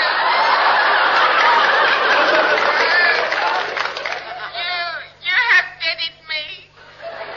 You have ruined my chances of entering the Junior Jetman's cardboard spacesuit contest. Picks up badly singed ear rolls, 3 teeth, bent legs, and weasel. Reverses phone charge and exits left to YMC restroom. Look, it's blown a whole round, narrow hole in the ceiling. Quick, up the ladder. Once again, up we go again. Ooh, it's dark up here. Never mind about that. Ooh, we must find the gold. Feel about a bit. Okay. Ooh, what's this? Take your filthy hands off me, you shocking oaf. Ludlock, what are you doing here? I'm waiting. Waiting for what? The next collection. We're all back in the blasted pillar box again.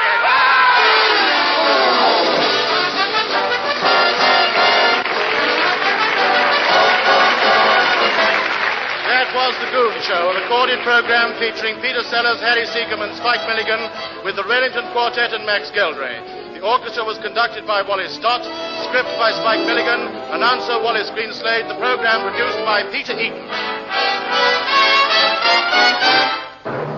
This is Flying Saucer Greenslade with another warning. We would like to remind listeners who have not paid their licenses that they got this lot for nothing.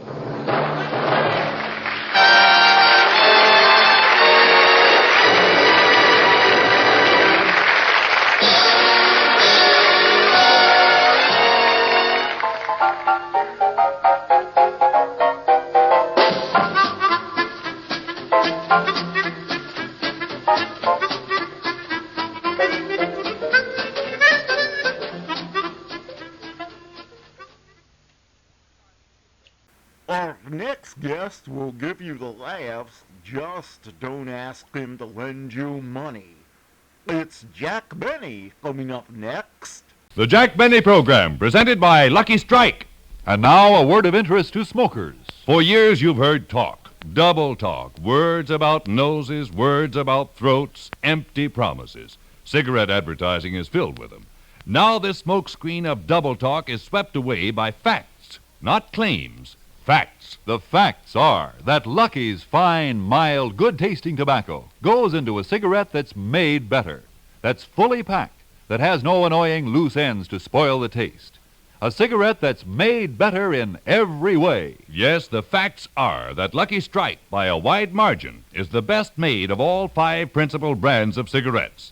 Facts proven by a month-after-month quality comparison based on tests certified to be impartial, fair, and identical. And these tests, these facts, are verified by leading laboratory consultants. For example, Foster D. Snell Incorporated of New York City reports, in our opinion, the properties measured are all important factors affecting the taste of cigarette smoke. We conclude that Lucky Strike is the best made of the 5 major brands. Yes, Lucky's taste better. Always so mild, so smooth, so firm and fresh, with better taste in every puff. So prove to yourself the proven facts. Don't be misled by the smokescreen of claims made by other cigarettes. Remember the facts and enjoy really fine, mild, good-tasting tobacco in the cigarette that tops all 5 principal brands for quality. The cigarette that tastes better, Lucky Strike. Try a carton today. Be happy, go Lucky Strike today.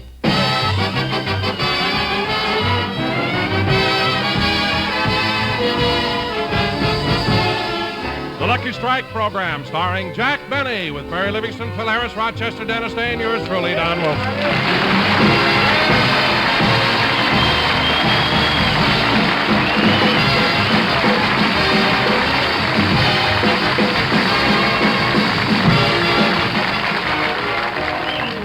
And now, ladies and gentlemen, here it is Sunday again. So let's go out to Jack Benny's house in Beverly Hills.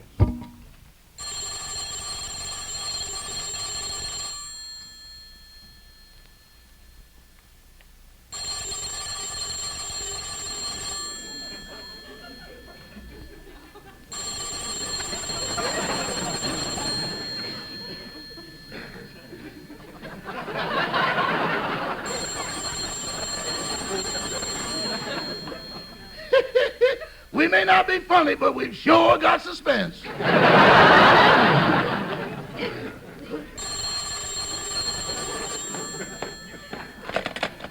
Mr. Benny's residence, star of stage, screen, radio, and is beginning to get a feeling of security in television. Oh, hello, Susie. Huh? Oh, no, honey, I can't get away today. Mr. Benny gave me yesterday off. Where'd I go? No place. He wouldn't let me leave. I had him blitzed on 4 games. I'll talk to you later, Susie. Goodbye. Good morning, Rochester. Good morning, boss. How'd you do at the wedding last night? Oh, it was... Wait a minute. Rochester, how'd you know I went to a wedding? Well, I overheard you on the phone last night, and you were dickering about the price. Well, how'd you know I played my violin at a wedding? Well, for $3, I knew it wasn't the Hollywood Bowl. All right. I'll never take that kind of a job again. What a wedding. What people. I not only got home at 4 o'clock in the morning, but I haven't even got the $3. Why? What happened? While I was kissing the bride, the groom picked my pocket. But maybe he needed it. Anyway, Rochester, who's at the piano playing my song? I don't know. Well, let's go see. Look, it's Polly. Polly, you played Daddy's song on the piano. She can sing it, too. She can sing it? When you say I beg your pardon, then I'll come back to you. When you ask me to forgive you, I'll return.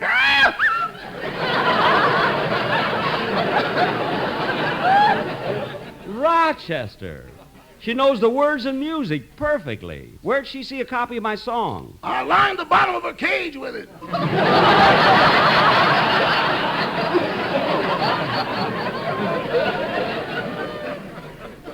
Oh, for heaven's sake. I thought you always covered the bottom of Polly's cage with the funny papers. I had to stop. Little orphan Annie had her in tears. Well, that's about the silliest.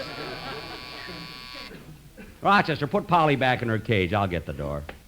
Like the swallows at Serrano, return to Capistrano for you. Hello, Jack. Oh, hello, Mary. Come on in.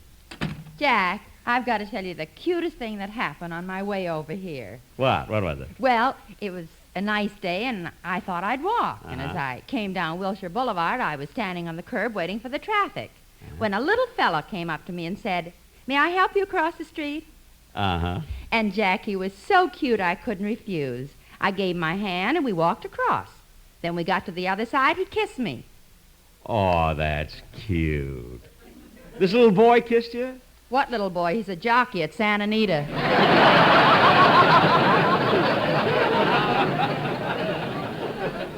No. I had to lift them up yet.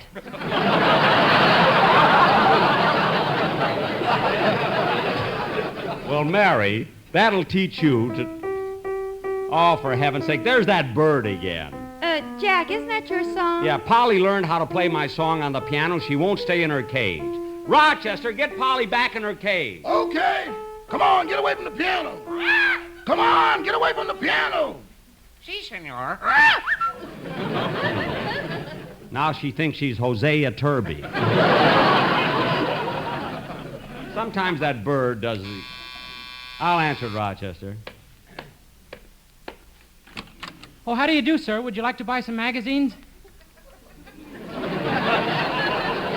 Well, Dennis. Oh, hello, Mr. Benny. Would you like to buy some magazines? I've got Look, Collier's, and Red Book. Dennis, how come you're selling magazines? Well, my father was out of work, my brother was laid up with a broken leg, and my sister's husband ran away and left her with 2 starving children.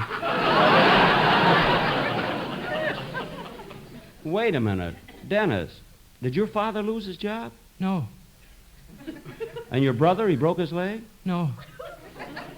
And your sister's husband ran off? Dennis, you haven't got a sister, have you? No. Then why did you tell me such a story? If you were sympathetic instead of nosy, you'd buy a magazine.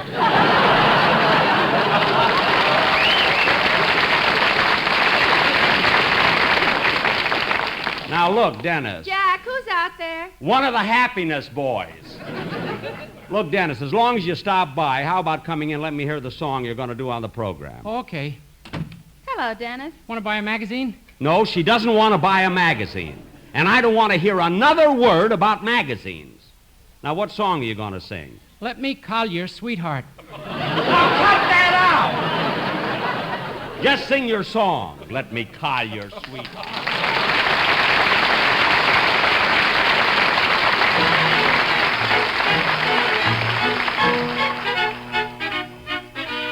Frosty the snowman was a jolly, happy soul, with a corncob pipe and a button nose and 2 eyes made out of coal.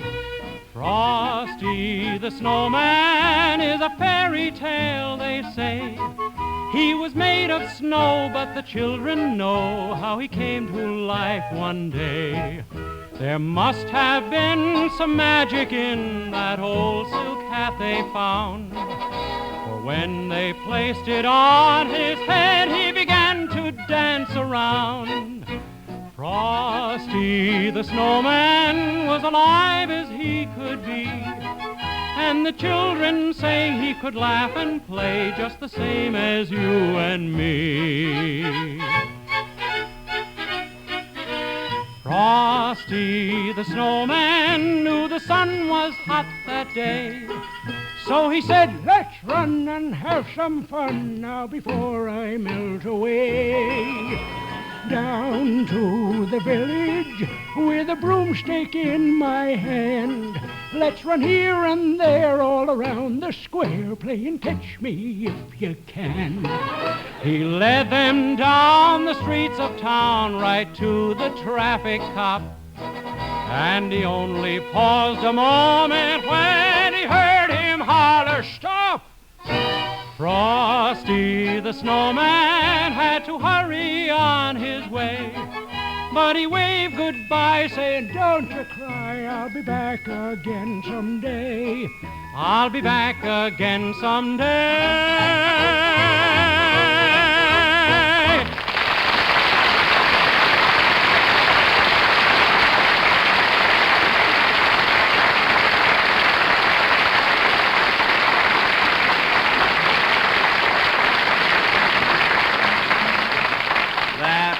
That was very, very good, Dennis. You sang that beautifully. Oh, yeah?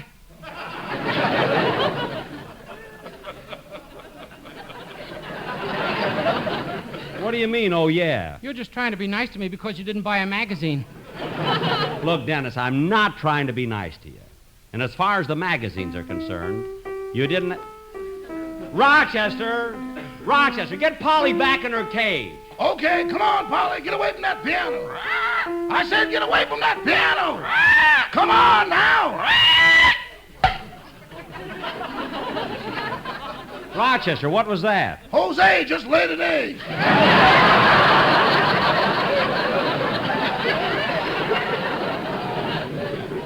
An egg? Did you catch it? Like the swallows at Serrano is in the frying panel. Well, good. You know, Mary, you won't believe this. Hello, anybody home? Huh? Oh, hello, Phil. We're in the den. Hiya, Jackson. The reason well, as I live and breathe, Mary. I'd like to live, too, so breathe the other way.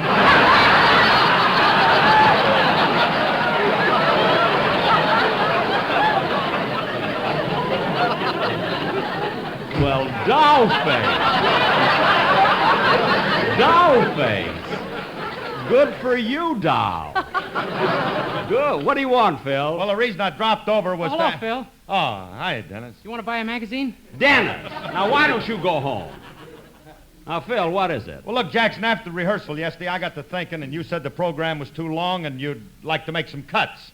That's right. We'll have to take out I'd say about 2 minutes. Yeah, well, that's what I'm getting at, Jackson. Rather than sacrifice any of my sparkling dialogue, I can get the time out of my music. Really? Yeah, certainly. You see, I can cut the allegro movement of my orchestra number and just leave the pizzicato for the violins. Well, yes. Yes, you could. And then you see, if I have to, I can fade the last 8 measures of pianissimo and segue to the andante. Well, what do you think, Mary? You're not going to get me into this. Well, I think it's a very good suggestion, Phil, but we'll only do it if we're stuck for time, you know? Hey, Jackson. What? Hey, ain't it funny how we fool our audience and make them think that I'm a dumb guy who don't know nothing about music? Yeah. Well, you know, that's show business. Yeah. You know, Jackson, sometime I'd like to play something classical just to show the people I can do it. Well, that would be a surprise, Phil. Now, what would you play? Oh, I don't know. Something by Rimsky-Korsakov or Beethoven or Schubert or Willie Hoppe.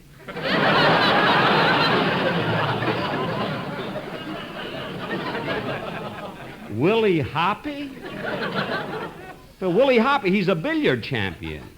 What song did he ever write? Please don't chalk about me when I'm gone.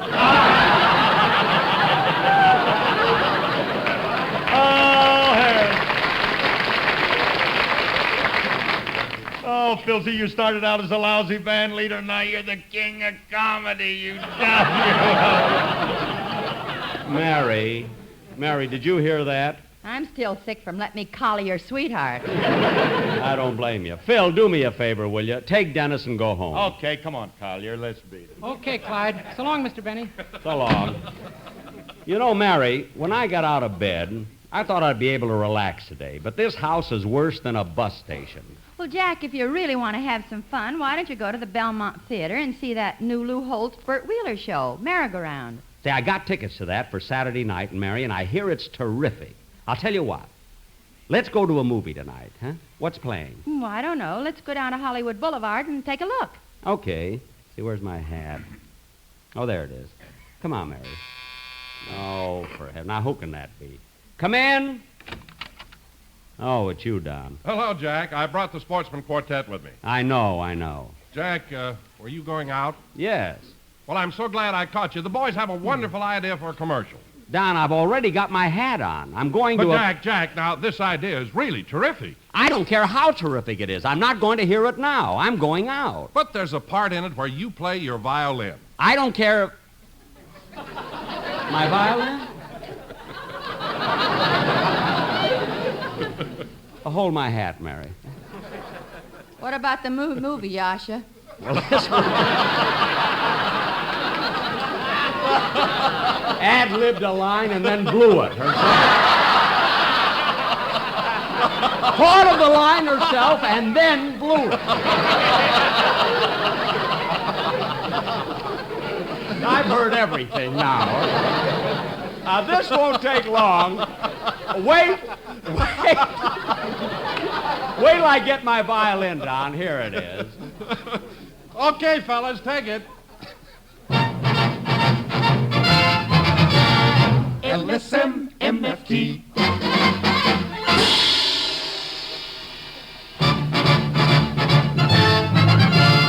LSM-MFT. Lucky's are sure to taste better than all of the rest. Lucky's are made so much better they win every test. That is a fact. Yes, friends, a fact. That we can prove.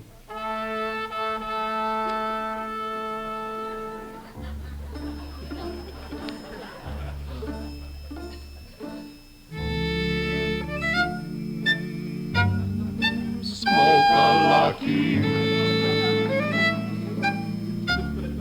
Soul American. Round and firm and fully packed. Free and easy on the ground.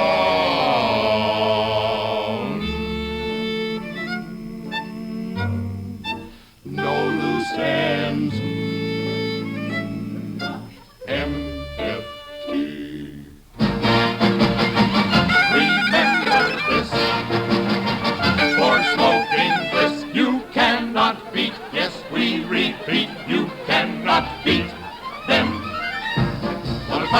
What a fine cigarette, it's the best you can get, it's the best one yet. Take a puff, take a puff, take a puff, cause we know that you can't get enough. Oh, LSMFT, oh, LSMFT, it's LSM, it's LSL, it's LSMFT.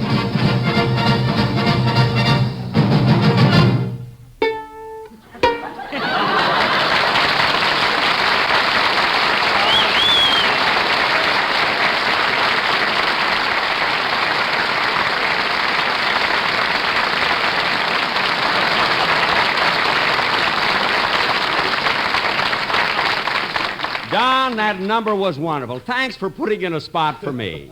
Jack, if we're going to the movies, let's go. Okay. That you didn't ad-lib. You read that very, very well. Say, Don, would you and the sportsman like to join us? We're going to see a picture. Well, thanks, Jack, but I've got to run along home, and the boys have to rush downtown. Oh, that's right. They opened this week at the Biltmore Bowl. How'd you know? I booked them there, you know. I figured they'd rather have that than my lousy Christmas present, you know. Well, come on, Mary. Let's go to the movie. Oh, Jack, here's your hat. Hat? Yes, you put your violin on your head. Oh, yes. I'm sorry. Come on, Mary.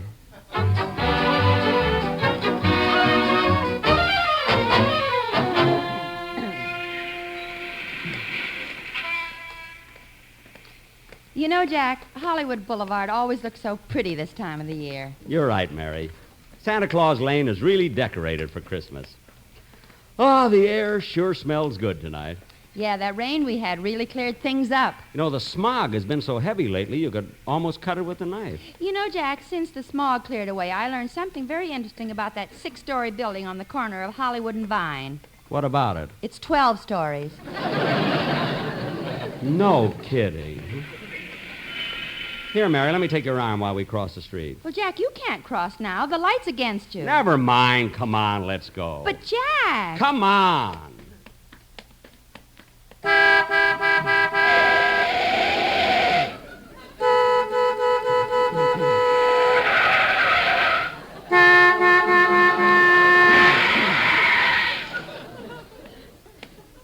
Oh, brother, what you won't do since you joined the Blue Cross.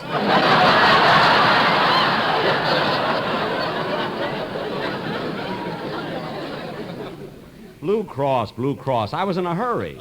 Now, come on, let's make up our mind about what picture we want to see. Well, I hear the Blue Veil is wonderful. Jane Wyman and Charles Lawton are in it. How about that?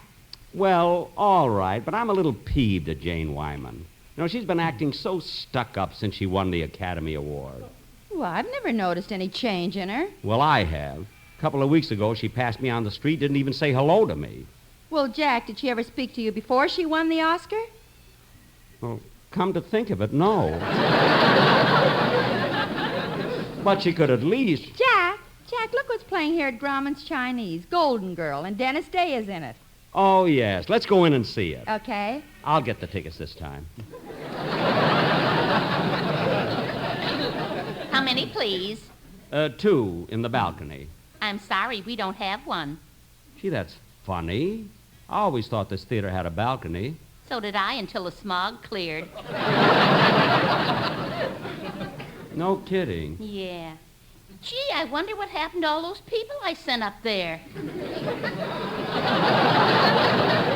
I'm sure I don't know. 2 regular seats, please. Yes, sir. Here you are. Thank you. Tickets, please. Here you are. You'll find seats in the center aisle. Thank you. Come on, Mary. Gee, it's so dark in here I can hardly see. That's all right, Mary. Here comes the usherette with a flashlight. May I help you, please? Yes, we'd like 2 seats. Follow me. How far down? Oh, about midway. Yes, sir. Center or on the aisle? In the center, please. Yes, ma'am. Gee, Mary, we're lucky. We came in during the travelogue. Here we are. Will these 2 seats do? Oh, they're fine. I'm so glad. Here, miss, let me help you off with your coat. Oh, there you are. Thank you. Now let me help you with your coat, sir. Oh, there you are. Well, thank you. Now pucker up.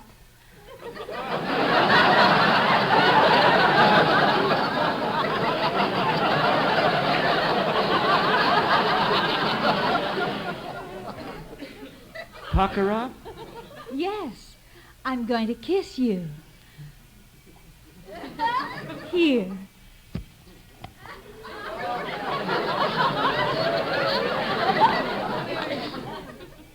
Say.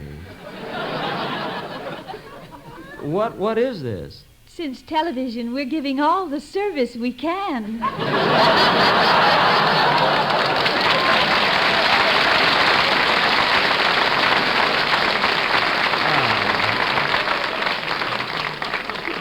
Well, sit down. Sit down.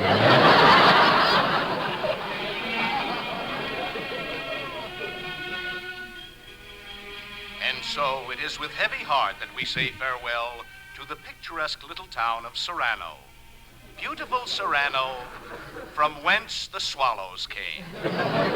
Whence? Yes, whence. Let's watch the show.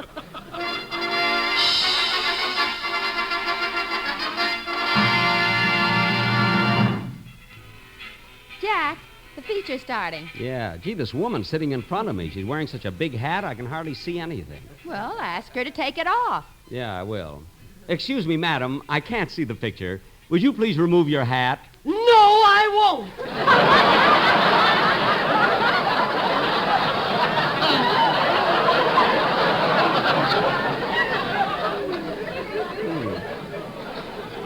won't. Look, madam, all I said was... Quiet!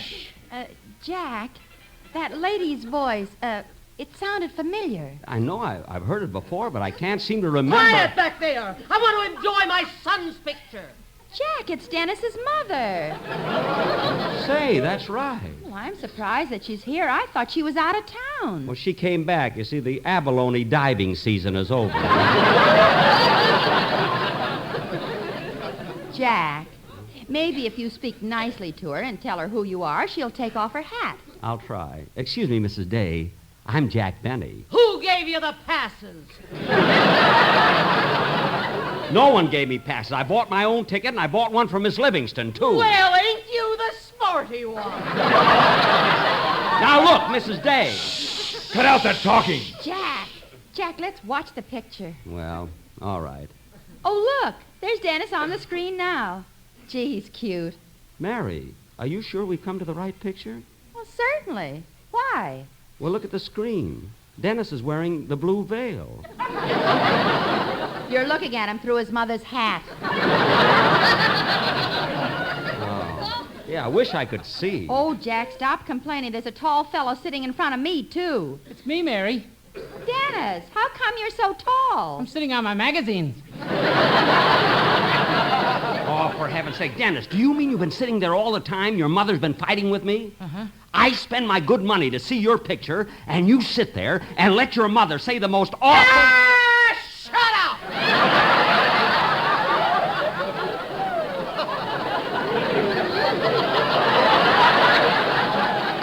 What? You heard her. She said, ah, shut up! I'm not going to shut up. I came here to see a movie, and I'm not going to... Hey, throw that bum out! What? You heard me, bum! Bum? Who do you think you're talking to? You, and if you don't shut up, I'll punch you right in the nose! Well, I don't care if you do. I belong to the Blue Cross. Come on, Mary, let's go.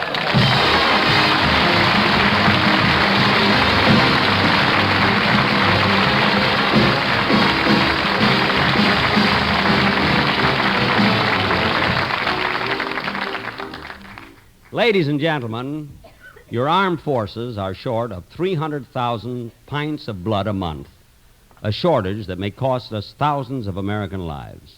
We know that you are going to give blood. We ask that you give it now. Call your Red Cross today. This is an urgent request. In the Los Angeles area, the telephone number is Dunkirk 4-5261. Dunkirk 4-5261. Remember, a gift of blood is a gift from the heart. Thank you. Jack will be back in just a moment, but first...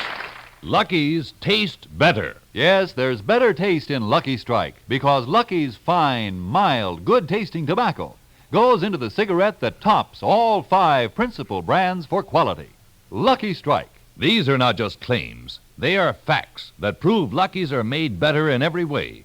Facts verified by leading laboratory consultants. One of these, Froling and Robertson of Richmond, Virginia, reports, it is our conclusion that Lucky Strike is the best made of these 5 major brands. So don't be misled by the smokescreen of claims and empty promises made by other cigarettes. Remember the proven facts of Lucky Strike quality. Enjoy the mild, rich taste of fine tobacco in the cigarette that smokes smoother because it's made better. The cigarette that tastes better, Lucky Strike. You'll prove it yourself by trying a carton of Lucky's today. Be happy, go lucky, be happy, get better taste, be happy, go lucky strike today.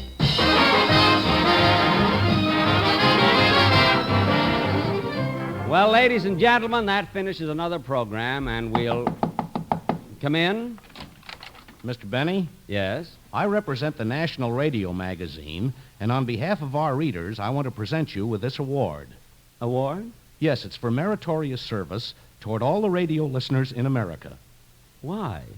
What did I do? Here it is Thanksgiving week, and you didn't have one joke on your program about a turkey. Well, thank you very much. Good night, folks.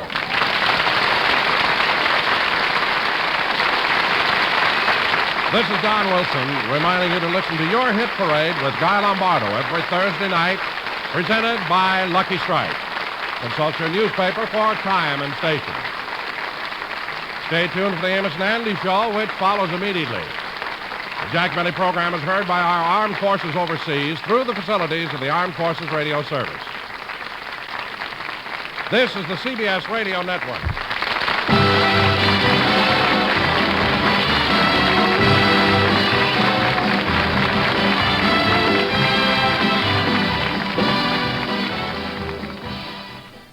The Aldrich Family, featuring the adventures of Henry Aldrich, is coming up next on nightly old-time radio shows. Now it's the Aldrich Family on NBC. But first, this is Bob McKenzie. Beginning Monday over most of these stations, two of your favorite NBC friends will be coming to you at a new time. The first will be Bob Hope and his quips and comments. And by the way, Bob's guest editor this coming week will be screen star Ann Baxter.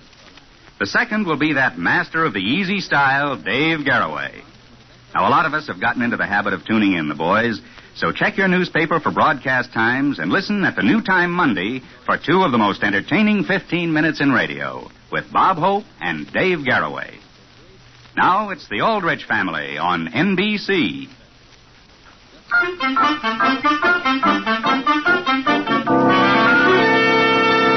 Henry Aldrich! Coming, Mother.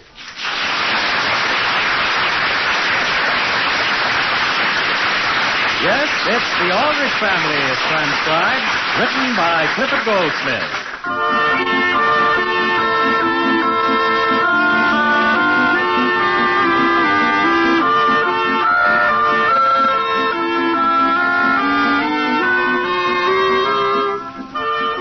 The everyday existence of an average teenage boy like Henry Aldrich is always a very complicated affair. Life is one crisis after another. And if the normal run of problems isn't baffling enough, there are always adults around to make things even more difficult. The scene opens in the Aldrich breakfast nook, and the time is morning. Well, Sam, it's good to have you downstairs again. Thank you, Alice. Oh, good morning, everybody. Henry, don't you know you shouldn't whistle? Why not, Mary? Don't you realize Father's just recovering from a virus attack? Oh. Did it disturb you, Father? Well, I did feel a slight draft. Sam, I just happened to remember. What have you got in your hand? I forgot to take your temperature before you came down. Alice, you're not going to take my temperature at the breakfast table. But, dear, I really think we should. I haven't had any temperature for 3 days. Father, is there anything I can do for you? No, thank you, Mary. Henry. Oh, gee whiz, I forgot. Here, Sam, take this scarf and pull your bathrobe collar up. Alice, I don't need anything more around my neck. Can I get you anything, Father? No, thank you. I just wish you'd all stop acting as though I were dying. After all, I'm out of bed. In fact, the doctor says I can stay downstairs 2 hours today. May I have the hotcakes and sausage, please? Here, dear. Why can't I have hotcakes and sausage? Because milk toast is better for you. That's all I've had for 5 days. Well, dear, if you continue to improve, how would you like a boiled potato for dinner? That is certainly something to look forward to. If I eat my milk toast this morning, I may have a boiled potato tonight. Henry! Oh, I'm sorry, Mary. Can't you see that Father's already irritable? What do you mean I'm irritable? Oh, by the way, Mary, when you come home this afternoon, will you be sure to put the vegetables on in time for dinner? Oh, but Mother, I've got to run over to the hospital this afternoon. The hospital, Mary? Yes, Henry. Any reason why Joe Graham can't come over here? Father, he's an intern. He only has 2 hours off, and I told him I'd meet him there instead of his coming all the way over here. Well, then, Henry, you'll have to get the vegetables ready when you get home from school. Yes, Mother. Must Henry get the vegetables ready? Well, my goodness, Sam, I don't know why he can't peel a few potatoes and drop them in a pot. After all, I promised to work at the Red Cross today. You mean I'm going to be left alone all day? Henry, didn't Mary ask you not to whistle? Oh, yes, Mother. I just can't get that tune out of my head. And, Father, don't you worry about a single thing. I'll be home the minute school is out and do anything I can to make you feel better. That's fine, dear. I'll take your temperature. Henry, I don't have a temperature. Well, then I'll keep you bundled up. I don't want to be bundled up. Gee whiz, then I'll just peel the potatoes. Splendid.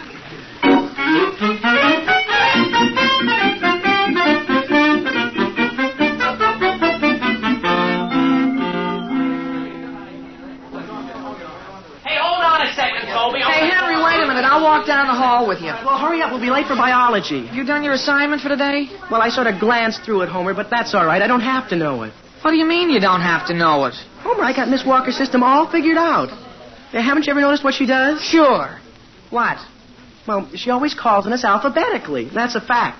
And last time she stopped way down in the K's. Oh, no, Henry, you're wrong. She stopped with W, and there's only one other person after that before she comes to Aldrich. Are you sure about that, Homer? Well, sure, I'm sure. That's why I studied last night. Today she's a cinch to call on the A's and the B's. Well, gee whiz, let me start studying this. Well, you haven't time to cram now, Henry. The bell's going to ring any minute. But once, Homer, once back last November, she got up to W and then started going backwards. Well, how do you know she's going to do it again? Well, she might, Homer. She just might. Boy, I pity you if she doesn't, though, Henry. This is the last period of the day, and she'll make you stay after school. But, Homer, I just can't stay after school today. Why not? Well, I have to go right home and peel my father. What? I mean the potatoes. Well, what do you have to peel potatoes for? Because we're going to eat them. Oh. Come on, cut it out. Homer, you know what I think I better do, maybe? What? Get an excuse to go home and just skip biology. Well, what do you tell Mr. Bradley? Well, I'll just tell him frankly that I've got to put the potatoes on. But, Henry... Homer, you go on to class. I'm going to go into Mr. Bradley's office here. Henry, will they take potatoes for an excuse? Well, I don't know why they wouldn't. They're perfectly legal. Well, so long, Henry. So long. Was there someone you wanted to see, Henry? Yes, Mr. Bradley. If you haven't got anything on your mind. Yes. Come in. Yes, sir. Mr. Bradley, I'd like to be excused from biology today. You would? What for?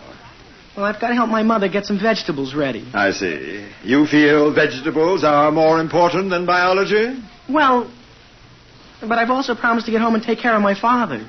Your father is ill? Yes, sir. How serious is his illness? Well, he was running a temperature of 103. 103? Yes, sir. That was about 4 days ago, and nobody knew what it was when I left this morning. The doctor wouldn't say, eh? My father wouldn't even let anybody near him with a thermometer. Well, I'm sorry to hear that about your father. Yes, sir. Henry, is there any reason why your mother couldn't prepare the vegetables? Well, no, Mr. Bradley, not under ordinary circumstances. But she can today, though. She's out working. Working? Your mother's out working, Henry? Yes, Mr. Bradley. She feels that at a time like this, it's the least she can do. Well, I didn't know about that. Your sister Mary isn't working, though, is she? Oh, no, sir. Couldn't she help at home? Well, the only trouble is she had to go to the hospital this afternoon. To the hospital? Yes, sir. To the general hospital. Well, I guess there's only one thing we can do under those circumstances. I'll write out an excuse for you. Well, thank you, Mr. Bradley. This all puts quite a responsibility on you, doesn't it, Henry? Oh, I don't mind, Mr. Bradley. And I'm sure my entire family will appreciate this. Now that I remember, your father wasn't present at the luncheon club Monday. No, Mr. Bradley. Come to think of it, I don't believe he was present last week either, was he? No, sir. It was just a week ago today he began to go under. And how's your mother holding up? Well, you know Mother. Father keeps saying he wishes she wouldn't try to be two places at once. She'll exhaust herself. And him, too. Here's your excuse, my boy. Well, thanks again, Mr. Bradley. And, Henry, don't you worry too much about your schoolwork during this. No, sir, Mr. Bradley. I'll try not to.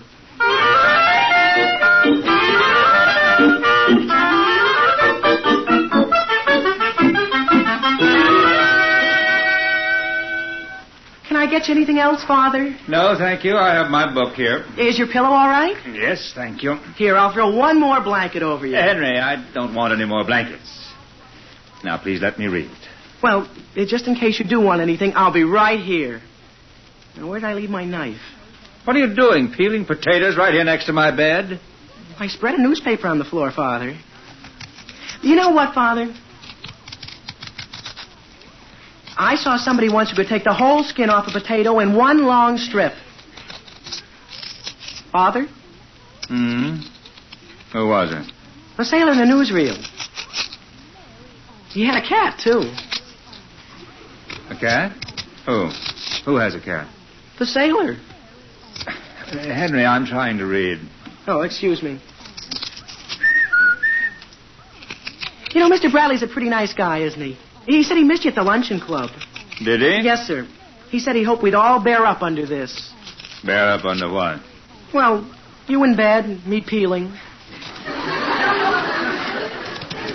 Father, did you like that intern at the hospital Mary's going over to see this afternoon? Hey, Henry, I do appreciate your helping, but I would like very much to finish this book in peace and quiet. Oh, gee whiz, I keep forgetting.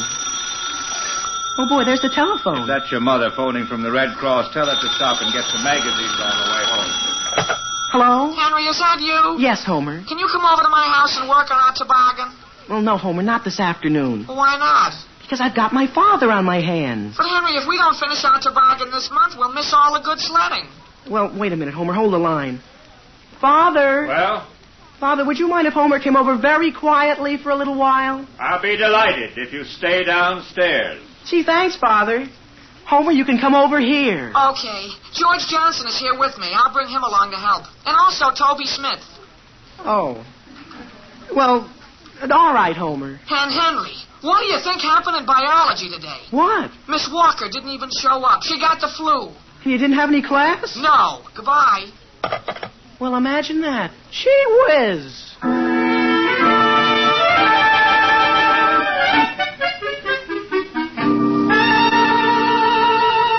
Hello? Hello? Hello? Is that you, Johnson? Yes? This is Bradley up at the high school. Yes, Bradley. You're on my committee at the luncheon club, aren't you? Your committee? The sick committee.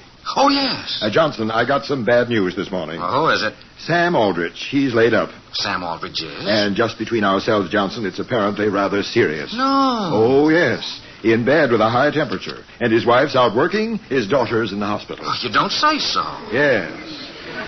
Evidently, from what his son said, the family's been having a hard time just making ends meet. But, Bradley, I always thought Sam Aldrich was pretty well fixed. So did I. Probably everything's been piling up until this is what you might call a knockout blow. Well, well. And here's what I suggest. Why don't we send flowers to Sam and to his daughter, too? Good idea. She's at the General Hospital, I believe Henry said. Will you take care of that, Johnson? Well, I certainly will. Oh, only I have a better suggestion, if you don't mind. Yes? Well, instead of sending flowers to Sam, why don't we send something for the whole family? Say, a basket of canned goods? You don't think he'd mind? Oh, we don't have to say who it came from, do we? Good idea. Take care of it, will you? I sure will. Goodbye, Johnson. Come in. Are you busy, Mr. Bradley? You wish to see me, Miss Rumford? Mr. Bradley, is there any reason why, when the Board of Education buys window shades, they can't buy good window shades? I beg your pardon? I'm speaking of the shades in the school cafeteria. Those that are up won't come down, and those that are down won't go up. Miss Rumford, please sit down a moment. Yes, Mr. Bradley. That is all you have on your mind? But, Mr. Bradley, there are 14 windows in the cafeteria. I'm afraid, Miss Rumford, some of us don't know what trouble really is. But you have Venetian blinds, Mr. Bradley. That is not what I'm referring to. Miss Rumford, let me tell you about a student in this school. His father, we all supposed, was one of the most successful practicing lawyers in town. It now appears, however, that the man is in desperate straits. What's the matter with him? The last I heard, he had a temperature of 103 that was still rising. And there is a daughter in the General Hospital. And his mother works out. And the boy himself has to do all the cooking for the entire family. And yet some of the members of the faculty here have been jumping on the boy for not being able to keep his mind on his studies. Is that right? While the rest of us go around complaining because a window shade that's down won't go up. Hello, Bradley's office. Oh, this is Johnson again. I just had another idea. Yes, Johnson? I've been talking with the rest of the committee. Why don't I pick you up and we'll go over and call on Sam Aldrich this afternoon in person? Good idea. He's probably all alone. Sure.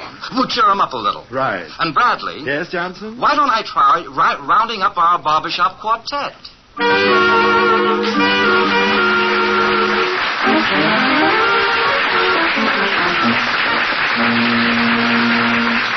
We'll return to the Aldrich family in just a moment. Fight communism by joining the Crusade for Freedom, the independent movement of the American people which supports Radio Free Europe and Radio Free Asia. These two freedom networks are shattering the isolation which the Kremlin has imposed on its slave states. As a private enterprise, Radio Free Europe and Radio Free Asia can hit hard. Exiles speak to their own countrymen, weakening the Reds' morale and authority. They identify informers, denounce brutality, ridicule and expose the falseness of the communist line. They spike the hate and lie campaign of the Soviets against the free world and spread news the communists would try to suppress. Religious and educational programs meet the spiritual and intellectual needs of its listeners. Broadcasts to youth tell the truth about communism and the free world. Help build more transmitters for Radio Free Europe and expand the operation of Radio Free Asia. Send your contribution to Crusade for Freedom, care of your local postmaster.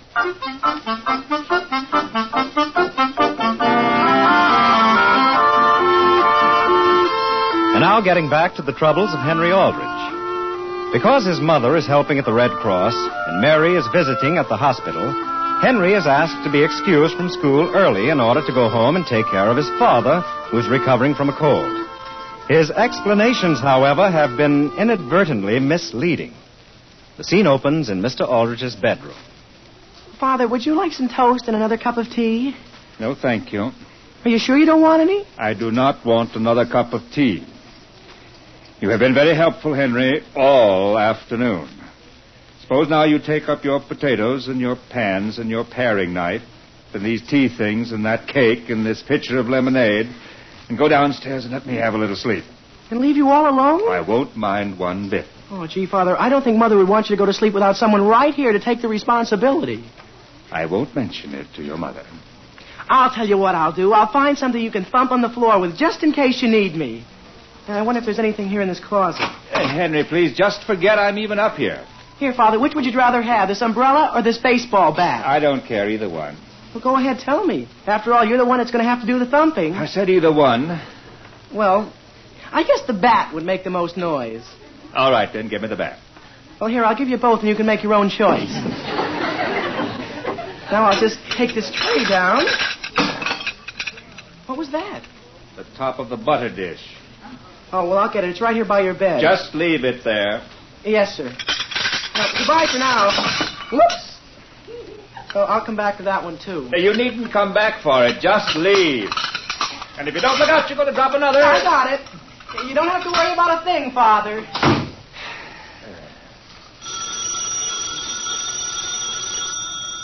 Henry! Henry! Henry! Henry Aldrich!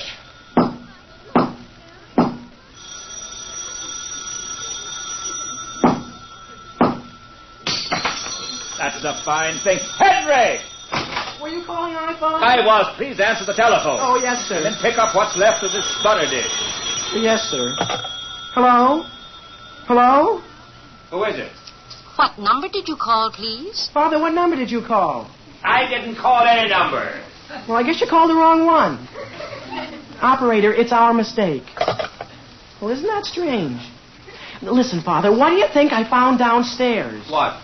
Well, just as I went down, I happened to see somebody running off the front porch. So I opened the door, and there was a great big basket of groceries. Why did the boy leave them at the front door? Well, I don't know. It's canned goods and oranges, and there's 2 chickens. Good. Apparently your mother's planning to have a real dinner for me for a change. And right on top of this basket, there was a card. What does it say?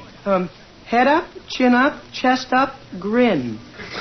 Step up, buck up, pep up, grin. Why would the grocer leave a message like that? Probably the price of chicken has gone up again. Will you please pick up that broken dish? Oh, yes, Father. Ouch! Well, imagine that. What's the matter? Oh, it's all right. I just cut my finger on a piece of the dish. Let me see it. It isn't anything. If it's as deep as it looks, you'd better put something on it. Well, I'll get something in the bathroom. Don't worry about it, Father. Henry! Henry! Henry! Henry, where are my slippers?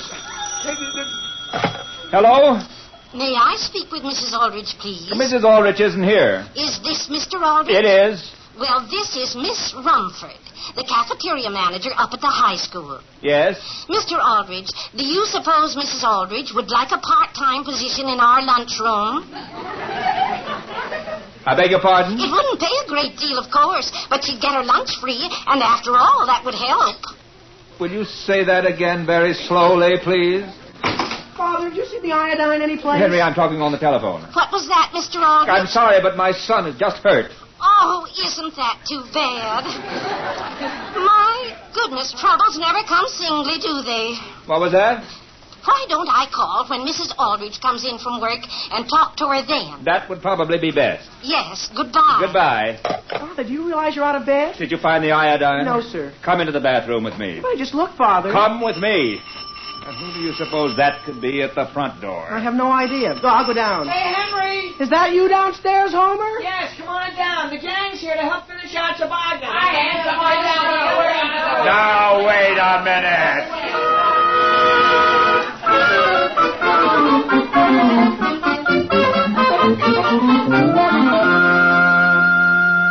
Boy, Toby, you don't know a darn thing about fixing toboggans. I sure do, Homer. When you sand the bottom, you gotta hold the sander like this. Oh, wait a minute, fellas. Look, if we're going to make any noise, we shouldn't stay here in the living room. But, Henry, we stopped hammering on the toboggan, didn't we? Well, sure, George, only I think my father can still hear us. Why don't we go down in the basement? Because, Homer, I have to be here when my father calls for help. Come on, George. When we finish the sanding, we're all through. Okay, Toby.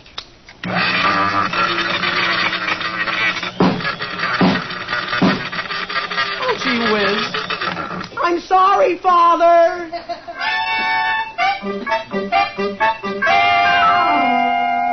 Now keep it quiet, fellas. Toss the football here, Toby. Now to me, Homer. Yeah. Nice catch, George. Back to me. Here I am, Toby. Boy, what a pass. Here you are, Homer. Wait, Henry, I'm tying my shoelace. Oh, gee whiz. I'm sorry, Father.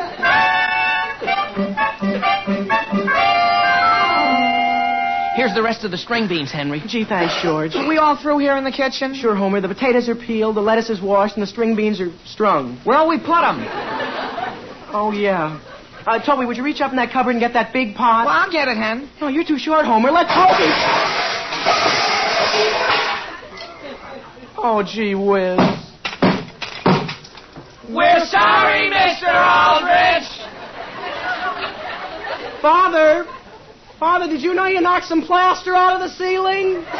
What's that? Goodbye, Mr.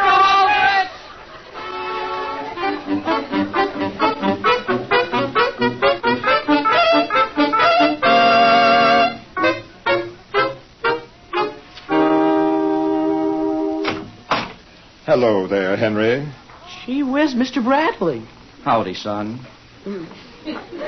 How do you do, Mr. Johnson? You don't suppose we could step upstairs and say hello to your father, could we? Why? Is he asleep? Henry! No, I guess he isn't. We go right up these stairs here? Yes, sir. We're right up there. Now, don't you overdo, Henry. You've got quite a load there these days on those shoulders of yours. I? Sam's place is certainly run down. Did you see that broken window? I know.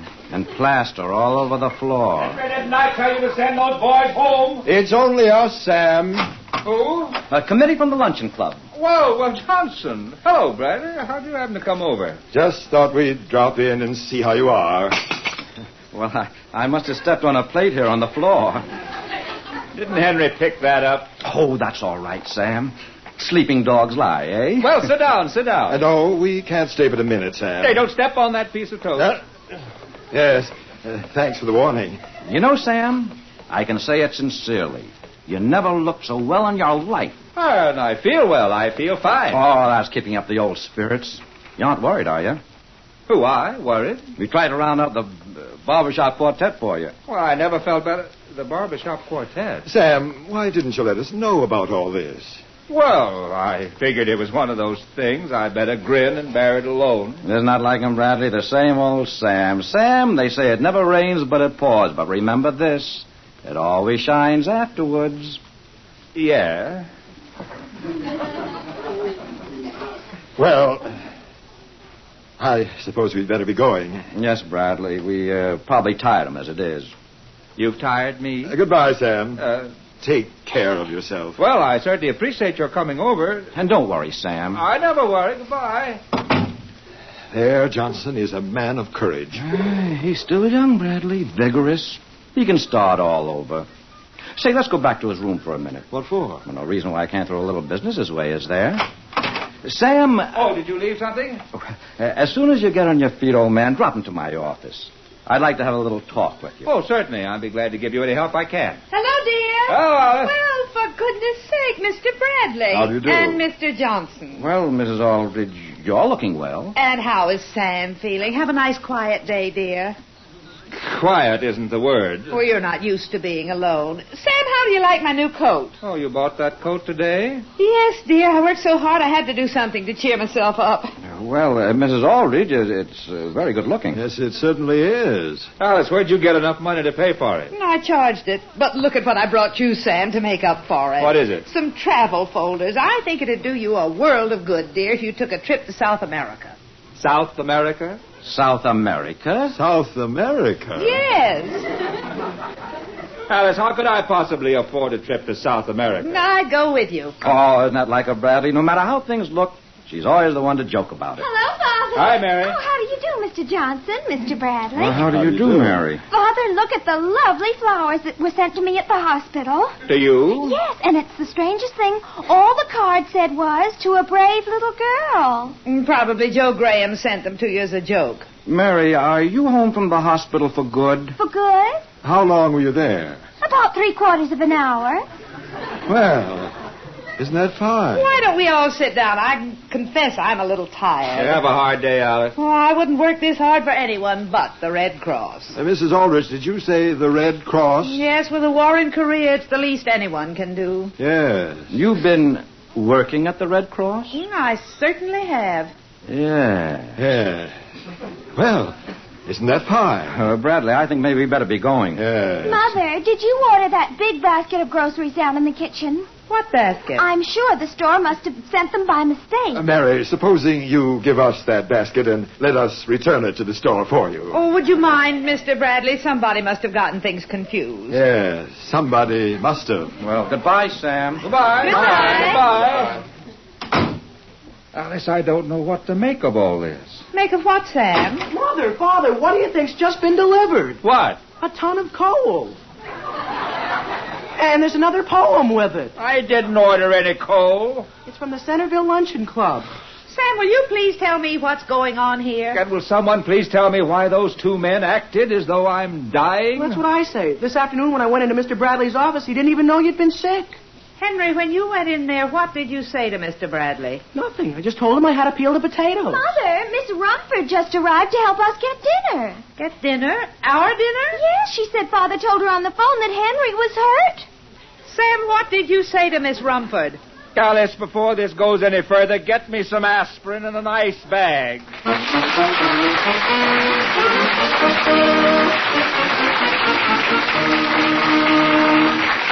In these days of world crisis, when our nation and its citizens need spiritual strength and guidance, all of us should think about what religion means to us and to our country. More than anything else, it is religious faith that makes our way of life possible and worthwhile. During this month of November, people of many faiths are joining in a great Religion in American Life campaign. Wherever you are, whatever your faith may be, you're asked to join in this campaign. Take your problems to church this week. Millions leave them there.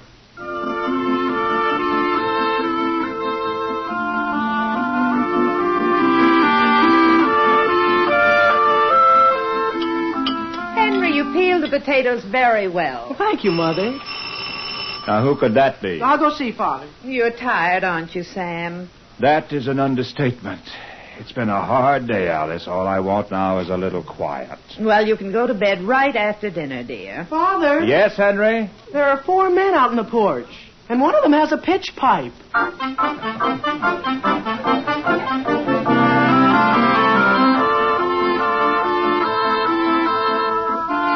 The Aldrich Family is transcribed as written by Clifford Goldsmith.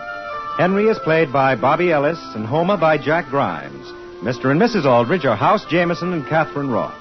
Your announcer is Dick Dudley.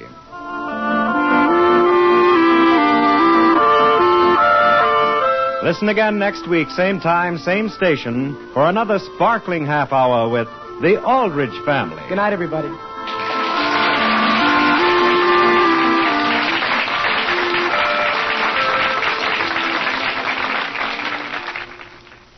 Tonight, it's the Phil Harris, Alice Faye Show on NBC. Jack Benny's former band leader Phil Harris and his wife Alice Faye are up next in their own show, The Phil Harris and Alice Faye Show. Please enjoy. Good health to all from Rexall.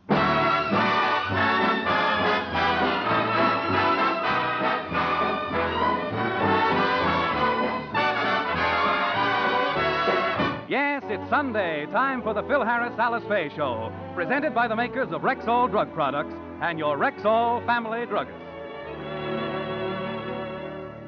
Good evening. This is your Rexall family druggist, taking a little time from behind the prescription counter this Sunday evening to speak for all 10,000 of us. The 10,000 druggists who have added the word Rexall to our own store names. You can always tell us by the orange and blue Rexall sign in our windows. The sign means that we carry the 2,000 or more drug products made by the Rexall Drug Company. They range all the way from aspirin to penicillin, and they're as fine and pure and dependable as science can make them. We recommend them to our customers because we know you can depend on any drug product that bears the name Rexall. Good health to all from Rexall.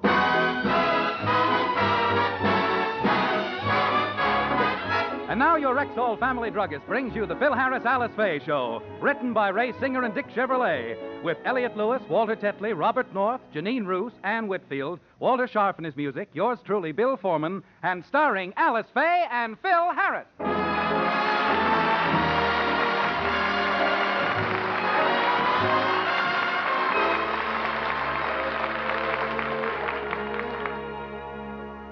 Last week, Alice noticed that her clothes were getting tight on her, and she decided to go on a special health diet.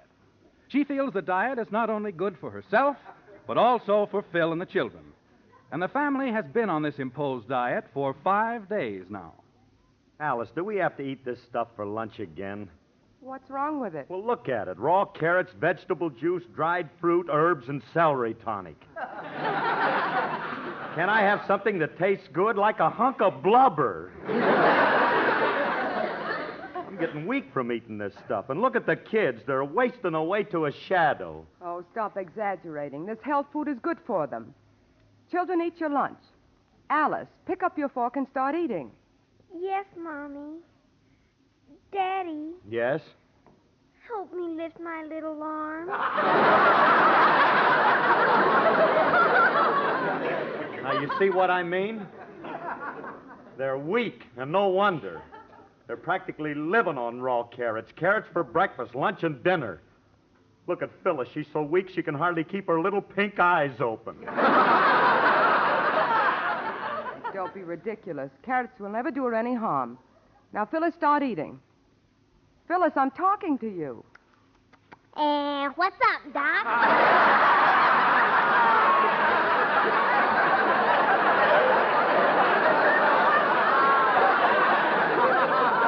You put the girls up to this. Dr. Crail says this diet is very healthy, and I'm going to stay on it until I lose weight. I can't understand. Why do you have to lose weight? My clothes don't fit me. I'm getting fat. Well, it isn't noticeable. Oh, it isn't? No, you don't look any fatter to me than usual. What was that? Hand me my 9-iron, Caddy. I got to get out of this trap. No, look, honey, what I mean is well, you're not fat at all. In fact, you're much more slender than any matron your age. Matron? You better tee off again, Daddy. You lifted your head on that one. Look, Alice, believe me, you're just as slender as you ever were. Just how much weight did you put on, anyway? Well, I don't know. I'm afraid to step on a scale and find out. You're on a diet and you don't know how much you weigh? Well, I give up. I just don't understand you women. You're a mamigma to me.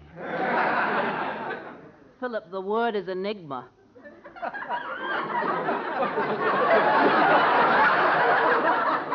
I'm using the feminine tense. Smarty, where'd you come from, Willie? The door was open, so I walked in. Hello, Alice. Good morning, Philip. We talked already. Willie, you just in time for lunch. Won't you have something? Yes, would you care to share a herb with us?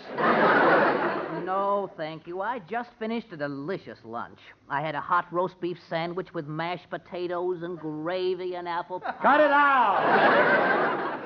I haven't had a decent meal since Alice put us all on that Dr. Crail's health diet. I'm telling you, Willie, it's killing me. But Dr. Crail's health foods are wonderful, Philip. I ate nothing else for 3 months, and they did wonders for me. Yes, indeed.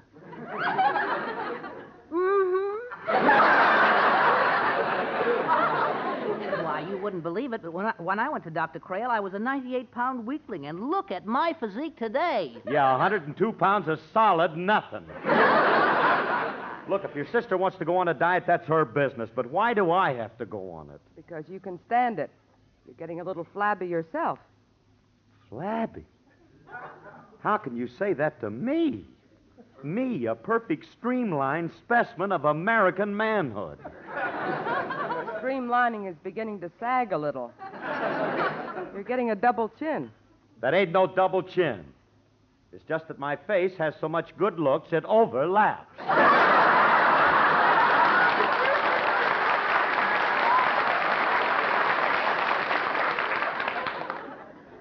Hey, Alice, I can't take any more of this. I gotta have some food. I'm just a bag of bones now. Oh, you are not. No, then how come every time I step out in the backyard, the dog tries to bury me?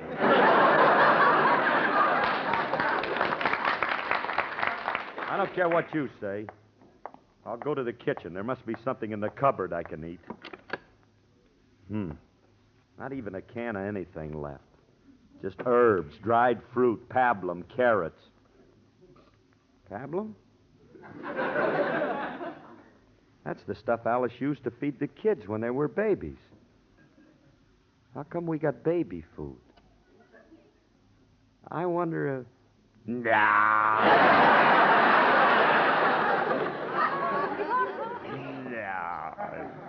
Hey, if this stuff's good for babies, it ought to be good for me.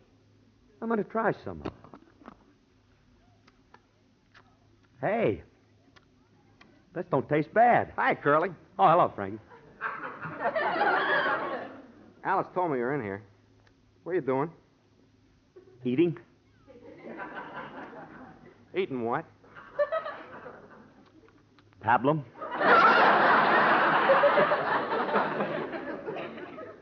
Oh. Kitchiku.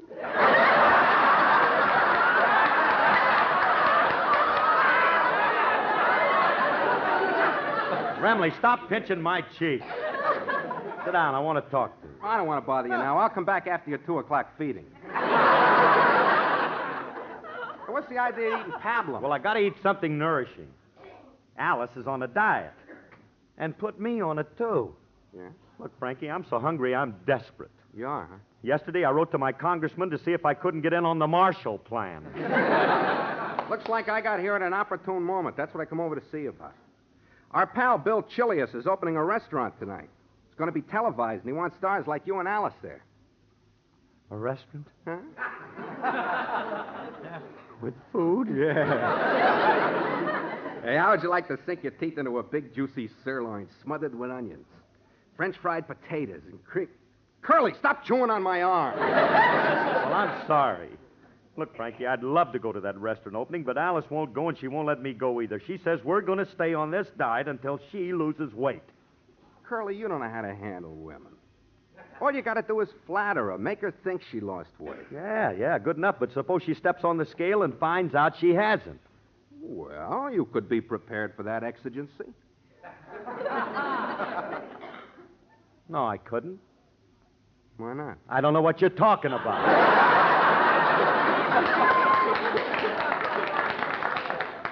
Look, all you got to do is set the scale back.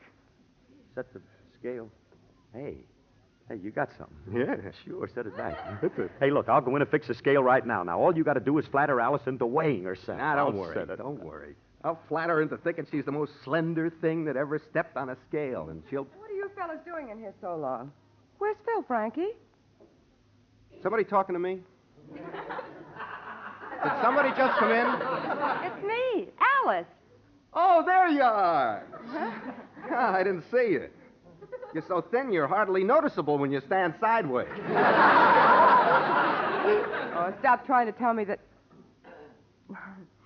You think I'm thin? Definitely.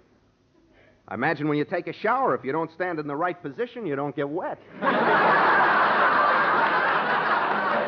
Oh, Frankie, let's not overdo this. I think that Hey, Frankie, I got everything all fixed. I set the... Oh, hello, Alice. You set what, Phil? My hair.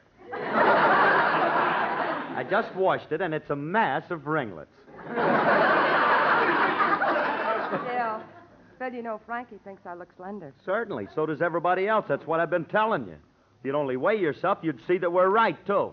All right, I'll do it. I'll go in and see. Yeah, we'll go with you. Hey, Curly, is the scale fixed? Like a crooked slot machine. Okay, Alice. Now, look, get right up on the scale. All right. Right okay. up there. That's it. There. Gee, I'm afraid to look. What does the scale say? How much do I weigh? 32 3/4 pounds. 32 3/4? Well, that's with your clothes on, honey. You don't really weigh 32 3/4. Well, Curly, you fixed the grate. I can't understand it. I just set that knob back a little. Oh, I might have known it was just a trick to get me off my diet. Just for that, I'm going out and buy another month's supply of that health food. Oh, Goodbye, boys. No, not another month of that stuff. Sometimes I wonder why I ever became a married man. There's so many other things I could have been. When I was young, I had about 1,000,000 aspirations, hopes and expectations, things I thought I'd be. A fireman, an actor, a farmer with a tractor, an acrobat, a crooner, a captain of a schooner. Then I wanted to be president. But now I'm kind of hesitant because when I look around, the things I see, they don't appeal to me. So, you know, I want to be a goldfish, a happy little goldfish. Believe me, life would be a bowl of thrills. No need to be a scholar, no need to earn $1. Don't have to lift a gill to pay your bills. Why, they haven't any troubles, and life's a bowl of bubbles, 'cause romantically they're always in the mood. For when a little he-fish pursues a little she-fish, not once does she resent his attitude. Why, he's never in hot water about some fish's daughter, so don't blame me if I wish I were a goldfish. That's what I want to be, a goldfish. Just a happy little goldfish. Believe me, that's a life of ease and class. Why, it's so hunky-dory in manners piscatory to wave your finny in a bowl of glass. Now, they think their life is dreary now. In fact, it's very cheery. Why, they giggle just by wiggling their tails. Their music, though aquatic, from swing to operatic, they get by playing up and down their scales. Why, no golf to throw your stance off, no news to scare your pants off. Don't blame me if I wish I were a goldfish. No dentist makes you holler, no doctor pills to swallow, no rheumatiz to lay you up in bed. Listen to this. You snare a golden cutie, it ain't her father's duty to grab a gun and fill you full of lead. So until this world of taxes gets back upon its axis, please, just for a little while, I want to be a goldfish.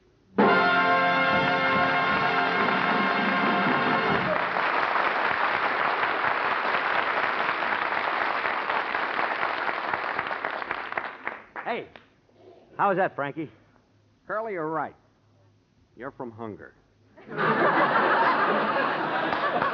No, what you need is a good meal. How about coming to that restaurant tonight? I just got through telling you that Alice ain't going to let me.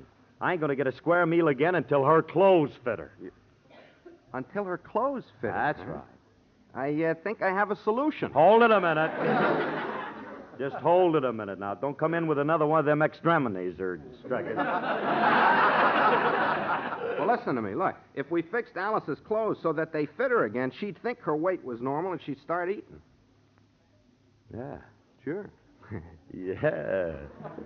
Hey, if the dresses are tight, all we got to do is let them out. Open a few seams. That's it. You go up and get Alice's dresses, and I'll get the sewing machine ready. Okay.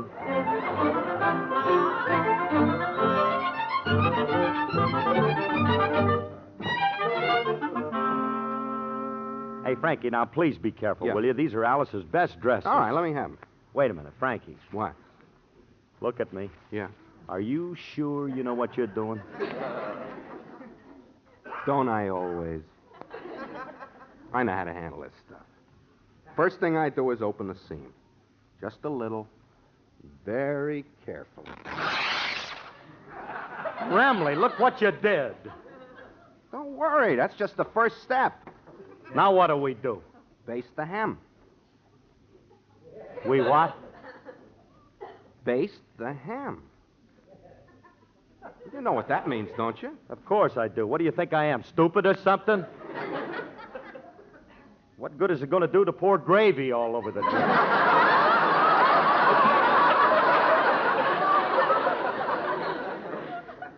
Curly, your ignorance is amazing. Basting the hem means letting out the waste.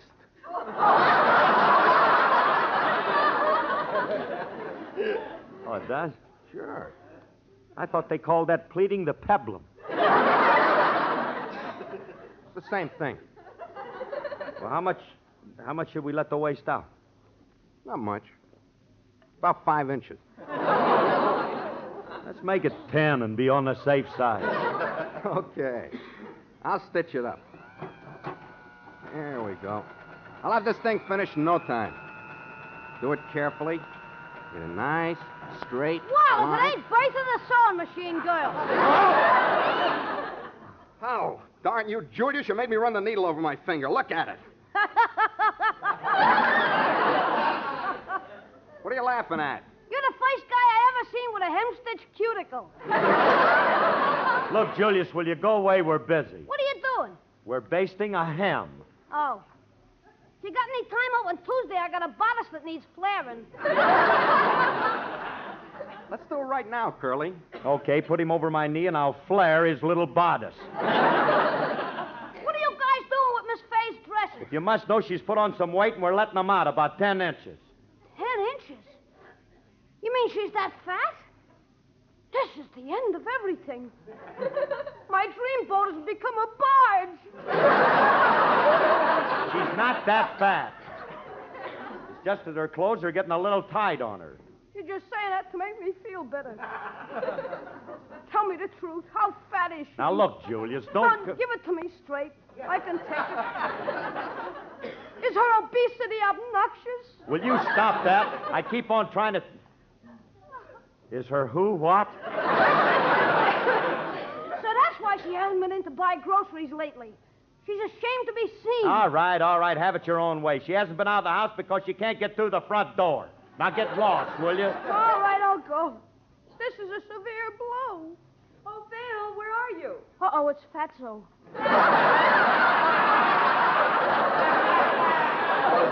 Quick, Frankie. Yeah. Frankie, hide the dresses under the sewing machine and cover it up. Hurry up, here she comes. All right. Bill, will you and Frankie come out and help me? Well, don't stand there, you guys. Go out and help her. She must be wedged between something. I'm leaving by the back door. I just can't stand to see her waddle in. Goodbye.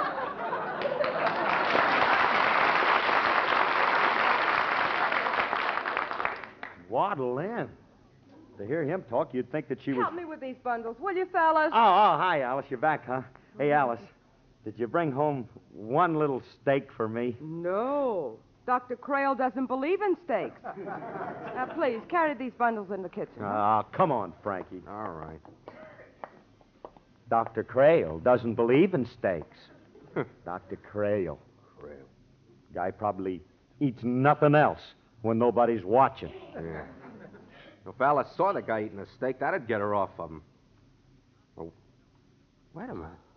I think I can arrange it so Alice will see him eating one. See him eating one? Yeah. You know, I told you they're televising the opening of Chilius's restaurant. All you got to do is invite this doctor to have dinner with you there and have a steak put right down in front of him. Yeah, I get it. You see? Alice sees all this on our television set. That's it. I'll stay here to make sure she tunes into the right station. You better get going, Curly. You haven't got much time. Okay, I'll call the doctor right now and tell him to meet me at the restaurant at 6. Okay, goodbye, Curly. If Alice asks me, goodbye. If Alice asks me I've gone, I'll tell her that I had to meet Jackson. Okay, see you. Goodbye, Curly. All right, goodbye. Hey, thanks for the idea, Frankie. You bet. Goodbye. I kind of hate to leave. Well, goodbye. Goodbye, Curly.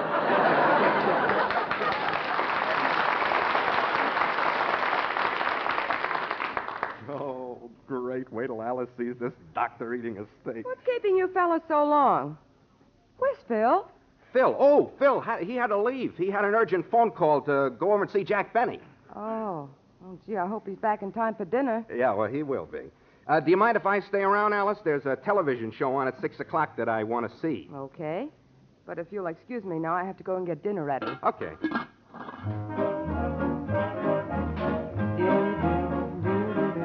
East is east and west is west, and the wrong one I have chose. Let's go where I'll keep on wearing those frills and flowers and buttons and bows and rings and things and buttons and bows. Don't bury me in this prairie, take me where the seamen grow. Let's move down to some big town where they love a gal by the cut of her clothes, and I'll stand out in buttons and bows. We'll love you in buckskin or skirts that you homespun. Oh, but I'll love you longer, stronger, where your friends don't tote a gun. My bones denounce the buckboard bounce, and the cactus hurts my toes. Let's vamoose where gals keep using those silks and satins and linen that shows, and I'm all yours with buttons and bows.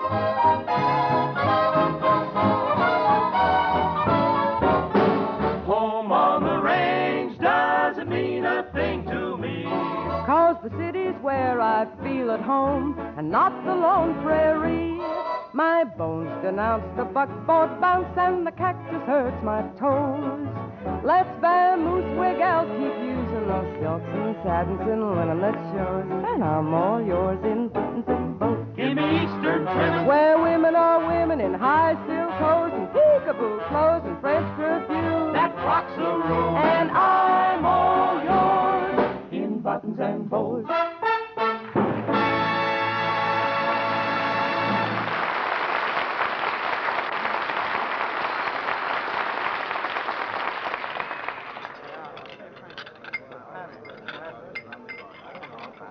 Well, I'm so happy you're able to come to the opening of my restaurant, Mr. Harris. Is Mrs. Harris going to join you? No, she couldn't make it, Chilius. You see, I'm having dinner with my doctor. Oh, I hope there's nothing wrong. No, it's just a little matter of... I beg your pardon.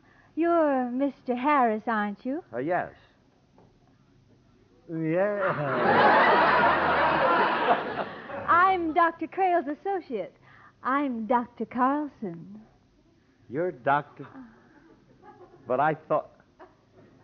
A beautiful girl like you, Shall I draw the curtains, Mr. Harris? No.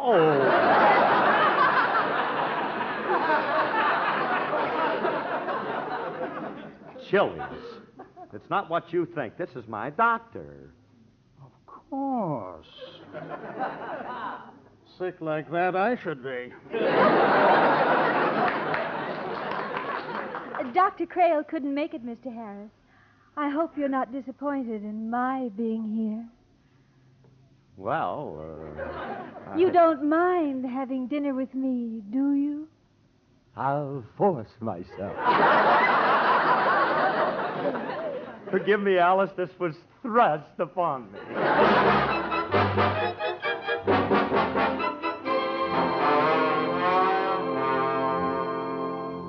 Hey, Alice, where'll you see this television show? Why are you so anxious for me to see it? Well, you'll find out. You're in for quite a surprise.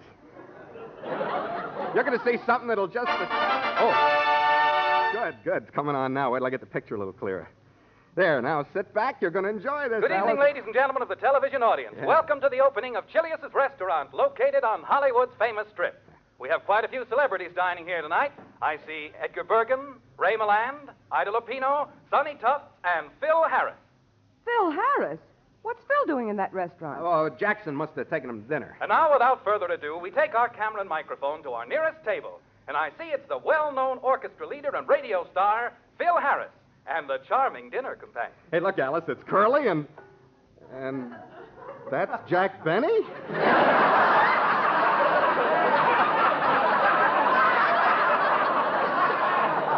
I must say, Jack looks stunning in a strapless evening gown. Well, this is a very dull show. I better turn it off. You so much as touch that dial and I'll break your guitar arm. I want to hear Phil explain this. Well, here we are at Mr. Harris's table. Mr. Harris, do you mind if we interview you? Oh, no, not at all. Oh, this is thrilling. The television camera is right on us. Yes, sir. Right this minute, we're being seen in thousands of Oh,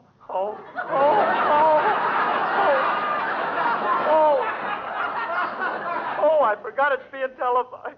Alice, I can explain everything, honey. This girl is my doctor. Oh, come now, Curly. Alice, I didn't know she was going to show up. I was expecting somebody else. My mother told me I should never trust a drummer. Phil Harris, you're nothing but a philanderer, a rake, an old roue. I am not. You're not what? Whatever my wife is calling me. Your wife? You mean this girl isn't? And your wife is watching? Shall I draw the curtains, Mr. Harris? Yes. I mean, no. Alice, this isn't my fault. Frankie arranged this, didn't you, Frankie? Only up to a point. You're ad-libbing this part. Oh, Alice, please don't go away. I'll be right home to explain everything, honey. Oh, I feel sick. Oh. Lucky he's got his doctor with him. You just wait till he gets home.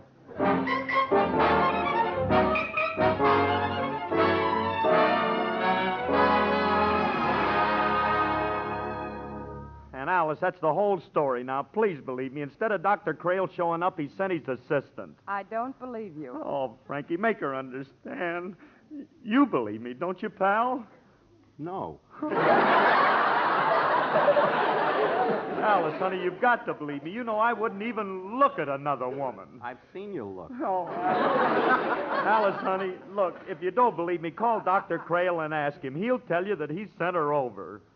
Well, if you're willing to let me do that, I guess I was a little hasty. Oh, then you do believe me? Yes, Phil, I'm convinced. I'm not. But Frankie, honey, I tell you, darling... Oh, shut up!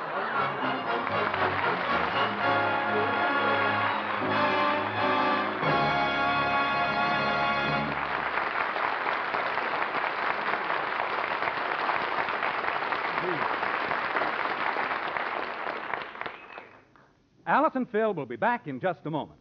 Now, let's listen while a mother asks a question of her neighborhood druggist. Just the other day, I completely cleaned out our family medicine cabinet, and I'd like to get your advice on refilling it. Well, ma'am, speaking as a family druggist, I'd be sure I filled it with reliable drug products. But that's just it. How can I know when I'm buying reliable drug products? Just be sure the name Rexall is on the label. Well, you say that like a man who knows what he's talking about. Well, ma'am, we Rexall druggists do know. We've actually seen the way 2,000 or more drug products made by Rexall are tested over and over again before they're considered good enough to wear the Rexall label. And we've seen the day in and day out research in Rexall's big laboratories that stand behind that label. That's why we know you can depend on any drug product that bears the name Rexall. Mister, you've got a customer. Can I get these products anywhere? Oh, no, ma'am. Only at Rexall stores, the stores with the orange and blue Rexall sign in the window. Good health to all from Rexall.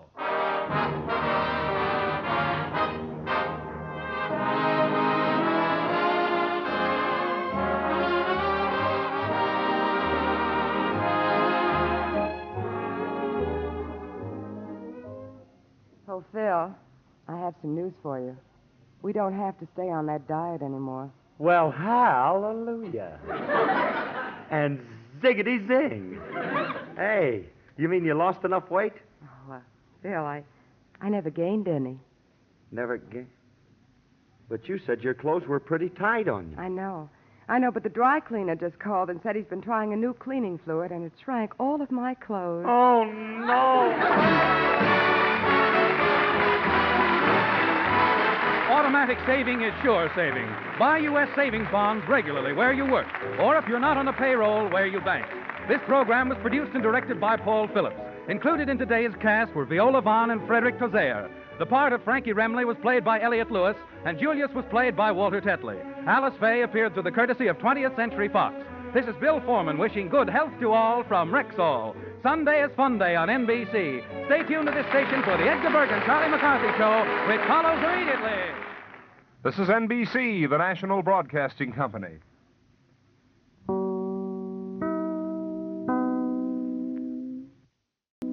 And now, Red Skelton in the not-so-silent spot, since the silent spot would be kind of pointless on radio. Please enjoy the Red Skelton Show up next.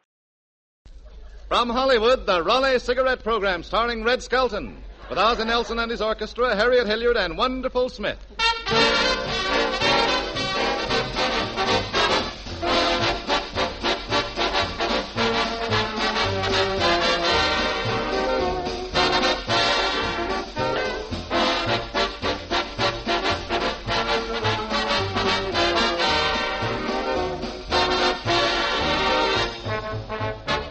Ladies and gentlemen, when we stress the superiority of Raleigh cigarettes, we don't resort to flowery phrases or extravagant claims.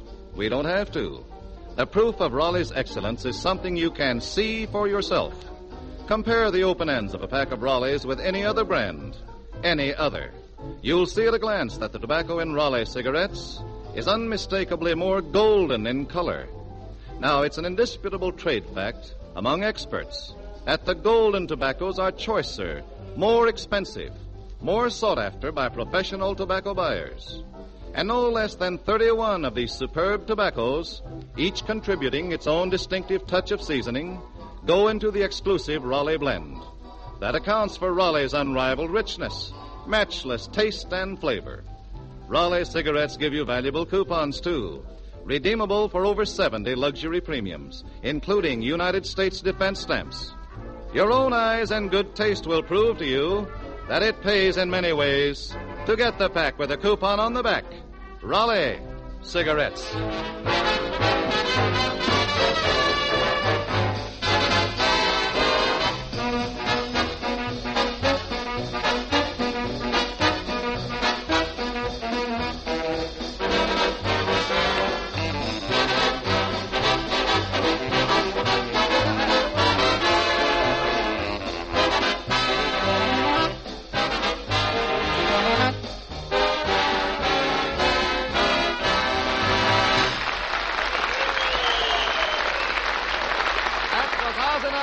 Orchestra playing Anything Goes.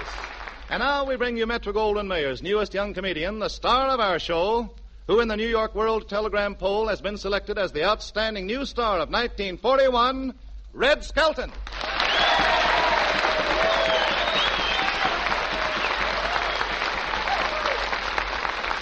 Thank you very much, and good evening, ladies and gentlemen. Hiya, Truman. Hello, Red. Say, Red, I heard that you had a date with a girl last night. Yeah, that's right. What'd you do? Nothing. We didn't have any money, so we just sat around and watched her nose twitch. Red, I'll bet you were too tired to go anywhere. That's right, Brad. You know, I've been too tired to do anything lately. Oh, have you? Yeah. I think I'll run out about the same time as my insurance policy. Say, have you tried to get a life insurance policy lately? Yeah. What happened? No soap? No life. Red, did you have the insurance doctor examine you? Yeah, and boy, he really examined me, too. He tapped me all over with a little hammer. Oh, did that bother you? No, little men with hammers have been tapping me ever since New Year's Eve. Then the doctor made me take off my shirt, and I showed him my ribs. Oh, did you show him your ribs? Not only did I show him, but I played a tune for him. Well, Red, what kind of insurance did you get? Well, I got an annuity. I get $50 a month as long as I'm alive. I was alive once.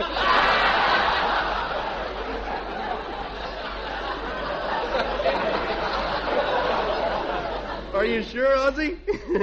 Say, by the way, are you with a good insurance company? No, my insurance company's terrible. Terrible? Why? Every time they see me, they try to pay off. Hiya, Red. Hello, Harriet. I was just telling everybody that I've been trying to get an insurance policy. Well, insurance is a very good idea. Yeah? Do you know how many people were killed last year in bathtubs alone? Well, how else are you going to take a bath? I stepped on a piece of soap once. He's a windy old bird, ain't he? You did, Ozzie? What happened? You see my forehead? No. Well, once you could. Say, tell me something, Red. What does this doctor look like? Did you ever see a totem pole? Yes. He's the third head down. What else did the doctor say? Well, he said I had a fallen stomach, but I didn't believe him until I tripped over it going out the door. Then he got sore because I wouldn't pay his fee. Well, how much does he charge? $1 million. $1 million? Yeah. Well, does anyone ever pay that? No, he just likes to see their hats fall off when he tells them. Well, listen, Red. Why all this sudden interest in life insurance? You're young and healthy. You got a girl or something? Yeah, I got a girl. She's beautiful, too, boy. She's covered with tattooings. She is? Well, that is, we like to think it's tattooing.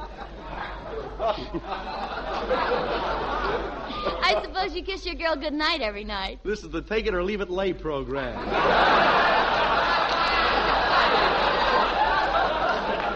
What did you say, Harry? I said I suppose you kiss your girl goodnight every night. No, I never kiss her. Why not? Well, she's got rubber lips, and I don't want to wear them out.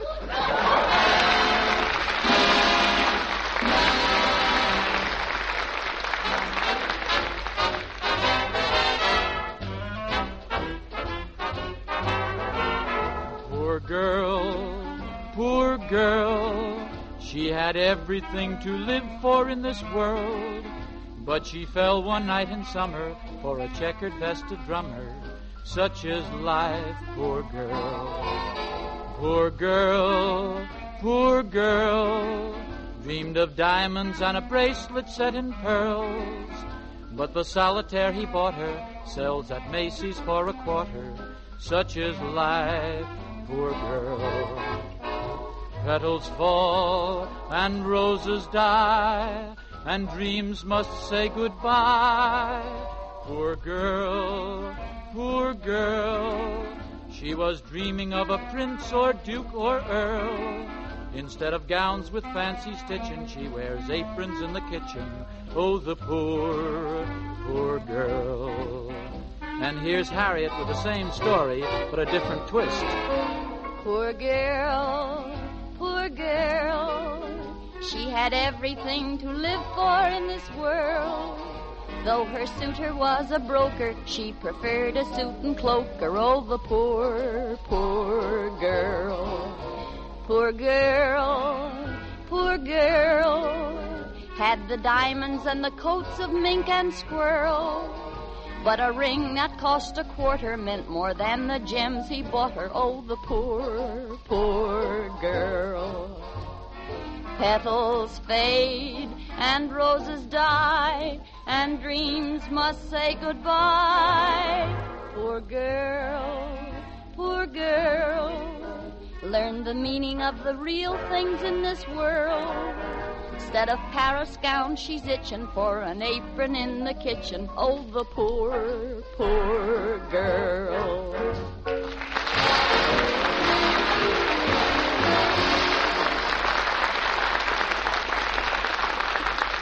That was Harriet Hilliard and the Florentine Kid, Ozzie Nelson, singing Poor Girl, and very lovely, too. Say, Harriet, do you love animals? I said, do you love animals? What do you want me to do, kiss you? No, I just have a little puppy dog, and I thought maybe you'd like him. Oh, well, I've got 3 now. What would I do with him? Well, I guess there would be a lot of trouble. Say, what do you say, though? Tonight, let's show the things that people go through for their pets. First, we have Clem, the fellow from the country.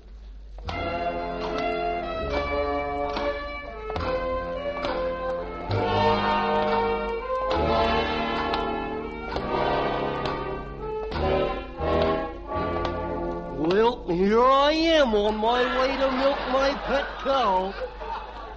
Rose-o-day, rose-o-day. She's my Filamarusis from Marusu Bella Boom W. Whatever that means. And if it's what I think it means, hot diggity. Well, here's the barn. I'll just open the door and go in. Oh, darn that door. I'm going to put it on hinges someday. Well, hello, cow. It's time to milk, and I'm just the jerk that can do it, too. Get ready, old cow.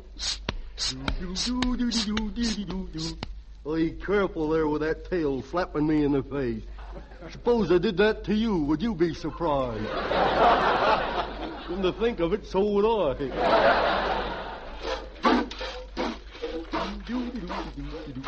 Hello, Clem. Well, these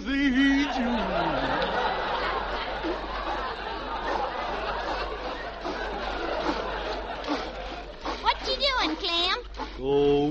wouldn't you like to know?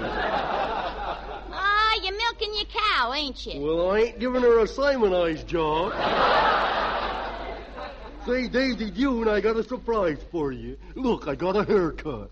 Well, looky there. Your head don't come to no point after all.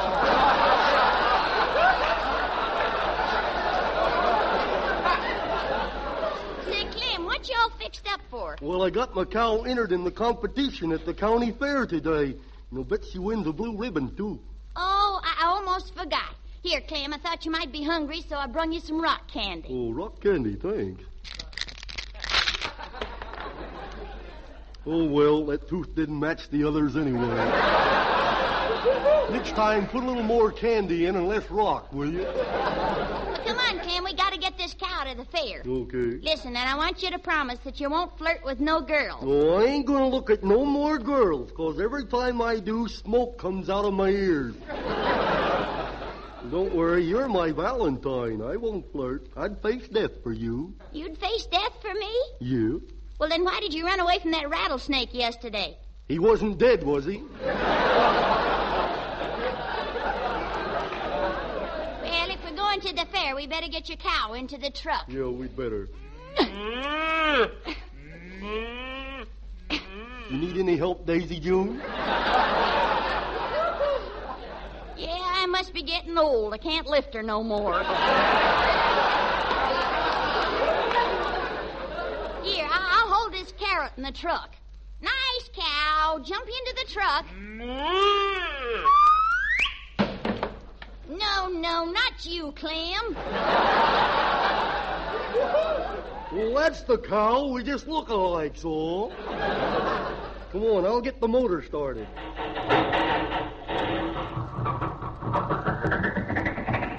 Well, the motor's started, Clem. Okay, now I'll run out and put it under the hood.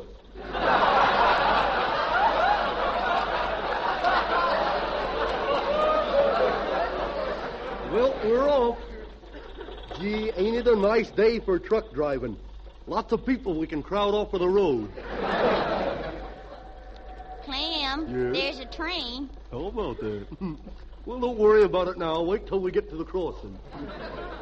Why, you don't think I'd drive reckless with this valuable cow in my truck, do you? Ah, valuable cow. That cow's so old she wouldn't make a good hamburger. Oh, don't you say that. Clem, there's a train, I tell you. Now watch out. Well, why? We got as much right to drive on these tracks as they have. Watch out, Clem. We're going to hit that train.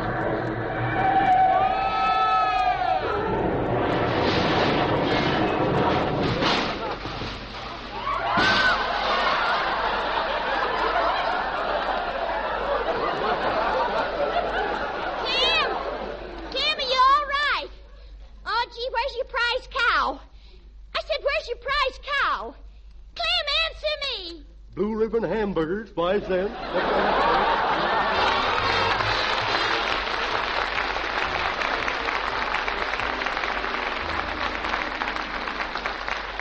Then we have a lady and her little boy. Like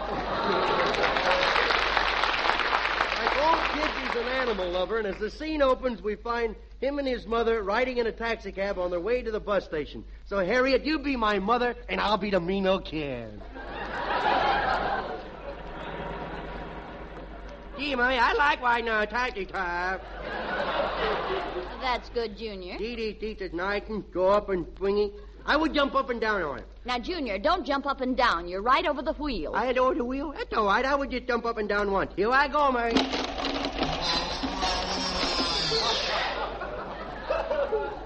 I can stand up the rest of the way, Mary. Hey, where are we going in that taxi car, Mary? To the bus station. We're going to visit Grandma. Yeah? And listen, Junior, I want you to be a good boy. You know, Grandma doesn't like little boys. I know, but she sure acts silly when she gets around a big one, don't she, Mom? Junior, how come you're so smart? Well, ever since you cut off me long curls, me widow chums have been telling me things.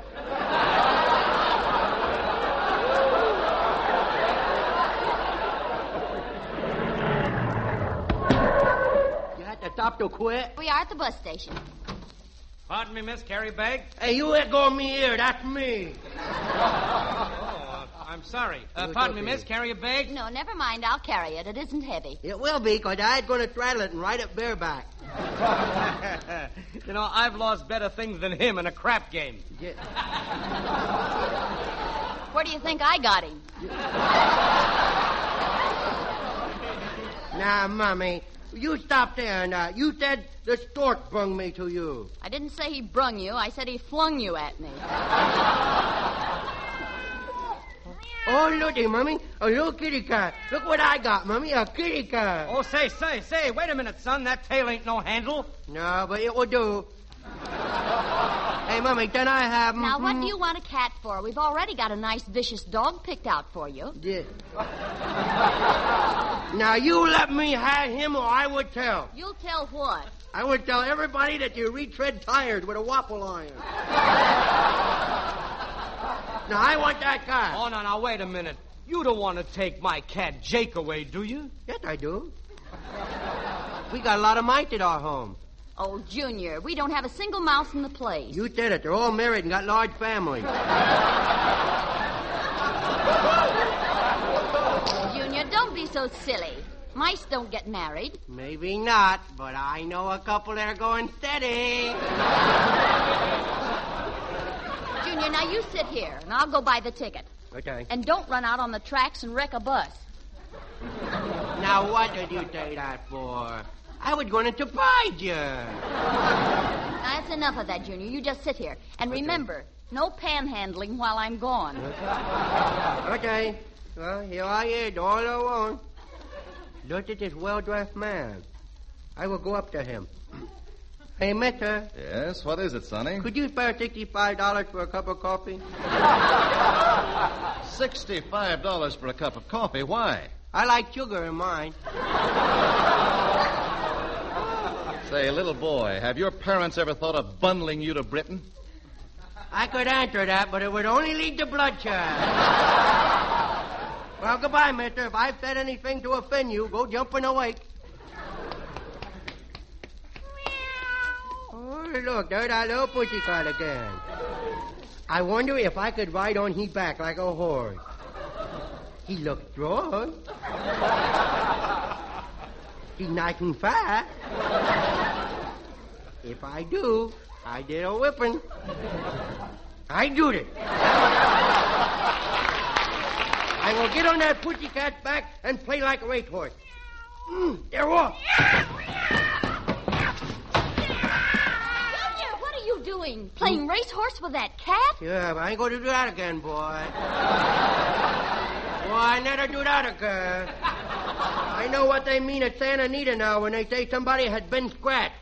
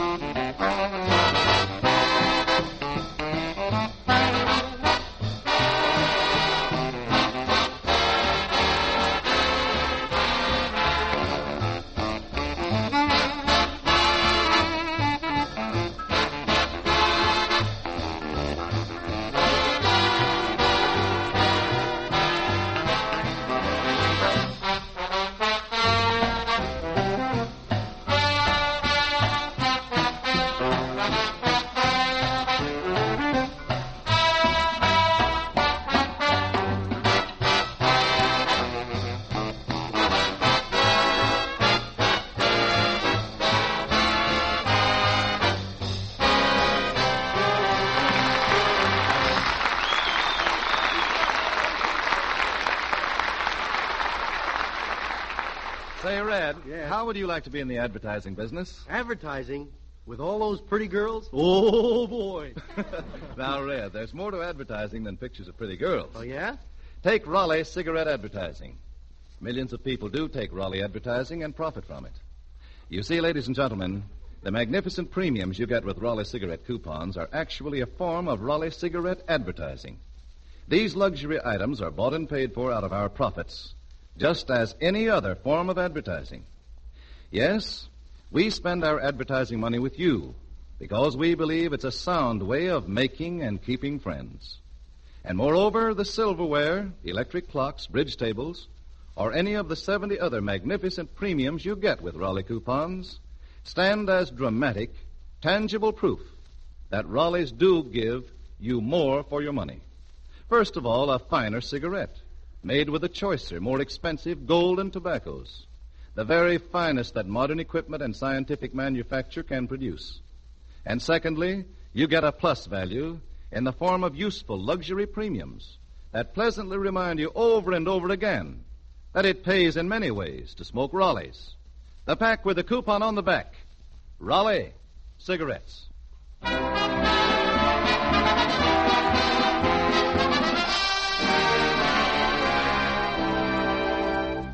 To get back now to people and their pets, let's go out west to a ranch and peep in on a man who loves chickens, especially fried chicken, and somebody else's chickens at that. Deadeye and his wife have just retired for the night, but he left the chicken coop door open.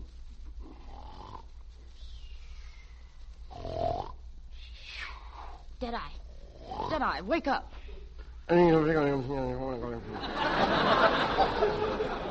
Wake up, Deadeye, I heard something. Wake up, there's somebody in the backyard. It's probably a peeping Tom. Well, so what? I was a peeping Tom once. Yeah, what happened? I peeked when I should have Tommed.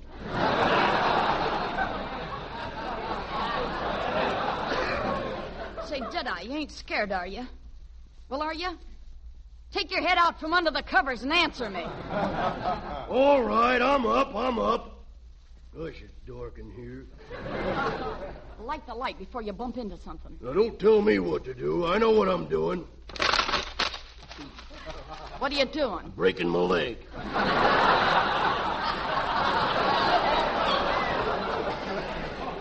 Gosh, I'm pretty sleepy. This daylight savings, you know. Yeah, I'll just look out the window. I guess I'm sleepier than I thought. Well, here's my trusty shotgun. Wonder what happened to the watchdog. There he is in the corner, asleep. Yeah, I'd wake him up, but he's not too friendly toward me anyway. I wish that big old dog liked me more. Why don't you throw him a bone? Hmm?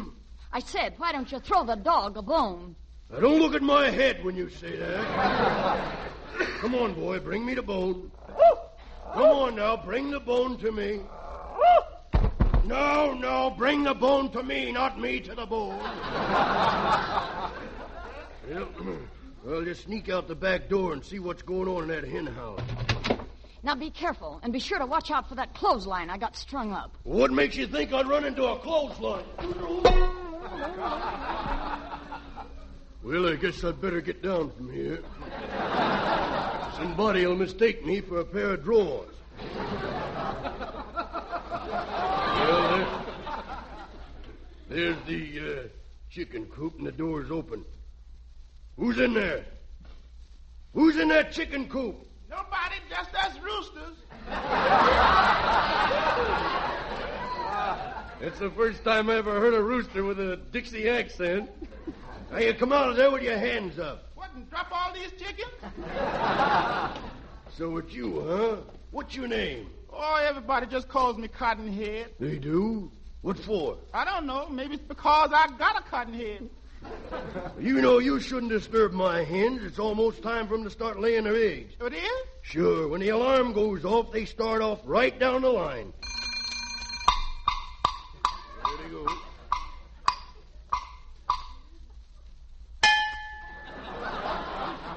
That's Fricassee. She has a little iron in her blood.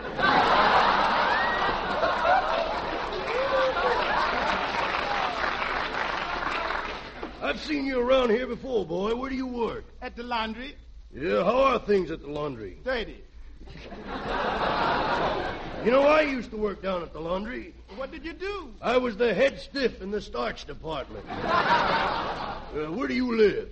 Oh, I sort of reclines round here on the next ranch. So you're stealing my chickens, huh? Oh, no, sir. Go away from me, chicken. Stop following me under my coat. Yeah, that's what I thought. Now, what are you doing in that chicken coop if you ain't stealing? You is the most suspicious man. Come on, boy. You're going with me down the sheriff's office. Oh, mister, please don't turn me in. Think of my wife and 8 little children. You got 8 children? No, sir, but she has. You see, I moved there after the improvements was already in.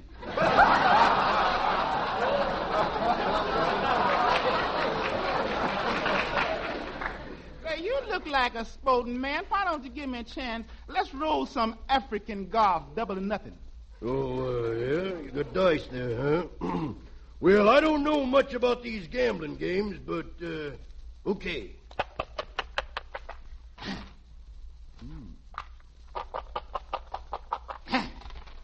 Well, that's it. Now, will you please move off of my property?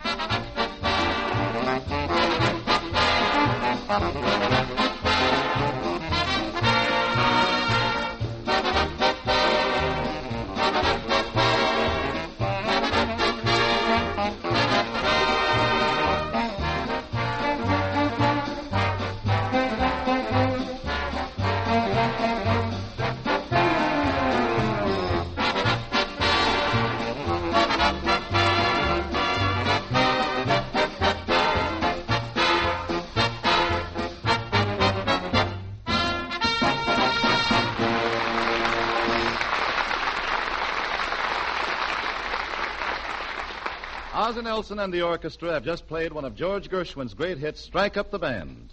But there is another great hit which we would like to tell you about. Pipe smokers. From the first puff to the very last, Sir Walter Raleigh is richer, more flavor-packed. That's because Sir Walter Raleigh is made from selected burleys, carefully cured and aged, and blended into a masterful mixture that's richer, smoother. And Sir Walter Raleigh's particular crimp cut assures cool, biteless smoking. It has an extra pleasing, fragrant aroma, too. Yes, gentlemen, start smoking Sir Walter Raleigh, and you'll finish each pipeful with the proof that it's the quality pipe tobacco of America. Tonight, try Sir Walter Raleigh.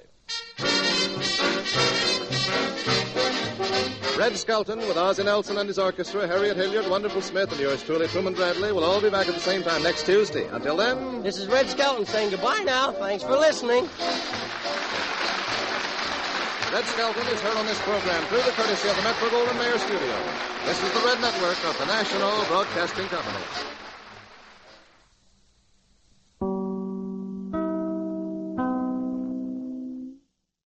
The fan-favorite character from Fibber, Magee, and Molly, the Great Gildersleeve, is up next. The Kraft Foods Company presents Willard Waterman as the Great Gildersleeve.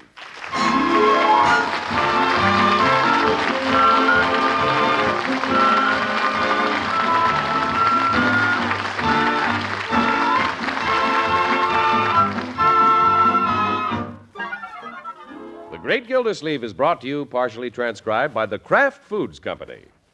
And Kraft, you know, makes the famous pasteurized processed cheese food Velveeta. Velveeta has a wonderful cheddar cheese flavor that's rich yet delightfully mild.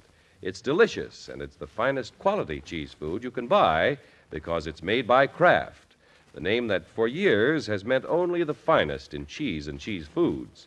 Get a package or loaf of Velveeta tomorrow and enjoy the cheese food of top quality, Velveeta, made only by Kraft.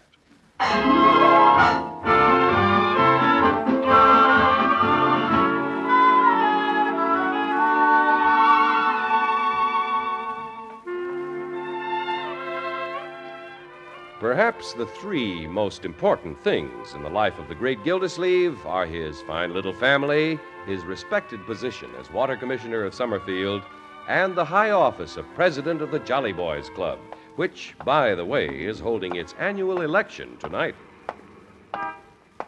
I can hardly wait for the Jolly Boys meeting this evening. Should I step down as president and pass the reins to other hands? No. It's fun to be reelected, and it's so popular these days. Yeah, George, Mr. President, what you need is one of Peavy's good cigars. Hello, Peavy. Hello, Mr. Gildersleeve. What can I do for you this afternoon? Give me a good cigar. One of those El Presidentes. Very well.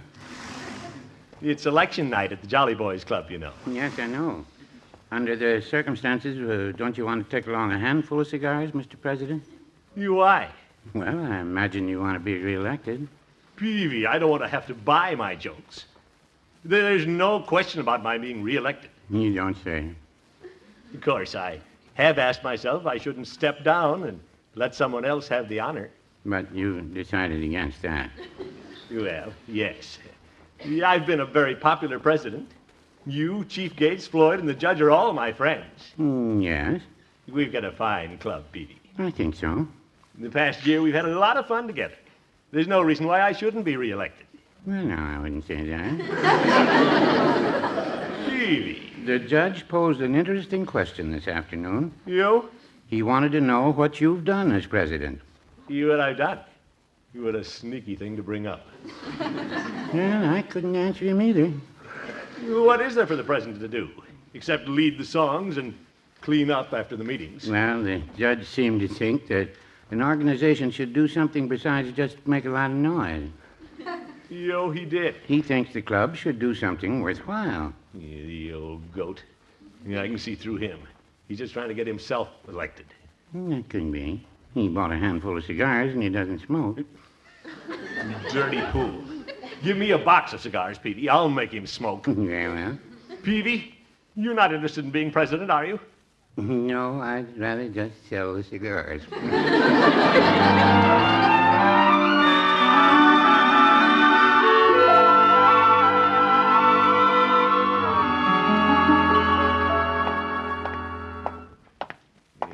Wonder what old Judge Hooker's scheme is.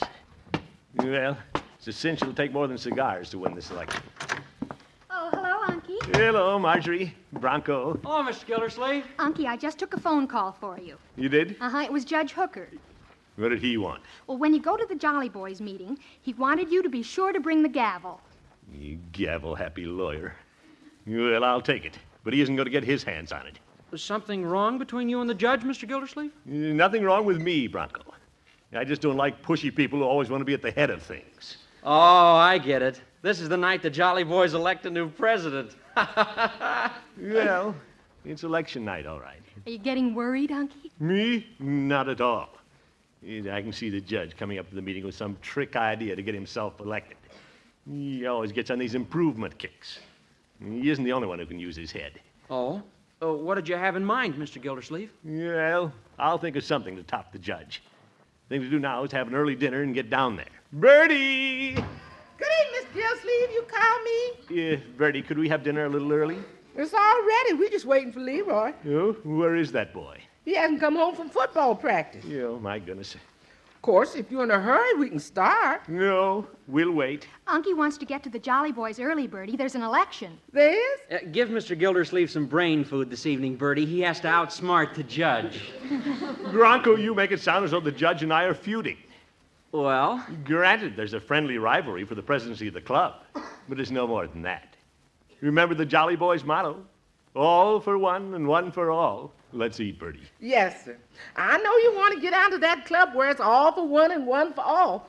Of course, on election night, I guess it's every man for himself. No, Yes, sir, the Jolly Boys Club is all for one and one for all except on election night, and then it's every man for himself. Yeah, all right, Mr. Bertie. Gildersleeve, you know when it's all for one and one for all at the Jolly Boys? Yes, That's Bertie. right, on election night. Then it's every man for himself.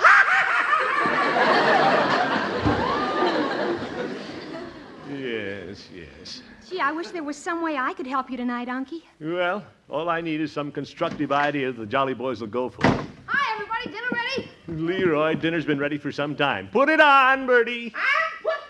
You better wash, Leroy. I showered at the gym. How can a guy get dirty in 3 blocks? Yeah, all right. Let's everybody sit down. Hike! 1, 2, 3, hike! Leroy, stop stiff-arming the chairs. Okay. Pack's up, everybody. Hot dishes. Smells good, Bertie. Yes, sir. I got the parquet. Put the hot biscuits by me, Bertie. I want to show Unc how to pass a football. Don't you go kicking my hot biscuits around, Leroy. Leroy, let's forget football. And why were you so late this evening? Well, after scrimmage, we had a meeting, Unc. Our coach figures we can improve. Yeah, undoubtedly. We get together for group criticism. Group criticism? Yeah, boy, is it keen. Tonight we worked on tackling. We take turns tackling, and the other guys on the team point out the mistakes. I don't see any bruises, Leroy. Heck no, I was busy pointing out mistakes. Oh, my goodness. Pays off, Unc. I bet we don't lose a game. Like the coach says, no team is better than the individual players. Self-improvement, that's the key. Self-improvement, cooperation, teamwork. Say, that sounds pretty good. You must have a smart coach, Leroy. I'm telling you, he's sharp. That's why he's keeping us late after practice. We watch the plays, and if we see a guy do something wrong, we tell him. Well, don't some of the players resent that, Leroy? Well, coach says that any man who can't take criticism can get off the team. But if you can take criticism, you'll be a better man because of it. Honest criticism. Self-improvement. Unky, Leroy may have an idea you can use with the Jolly Boys. Yeah, I'm way ahead of you, Marjorie. Leroy, I have to get to the meeting. Pass the biscuits. Sure. Not through the air.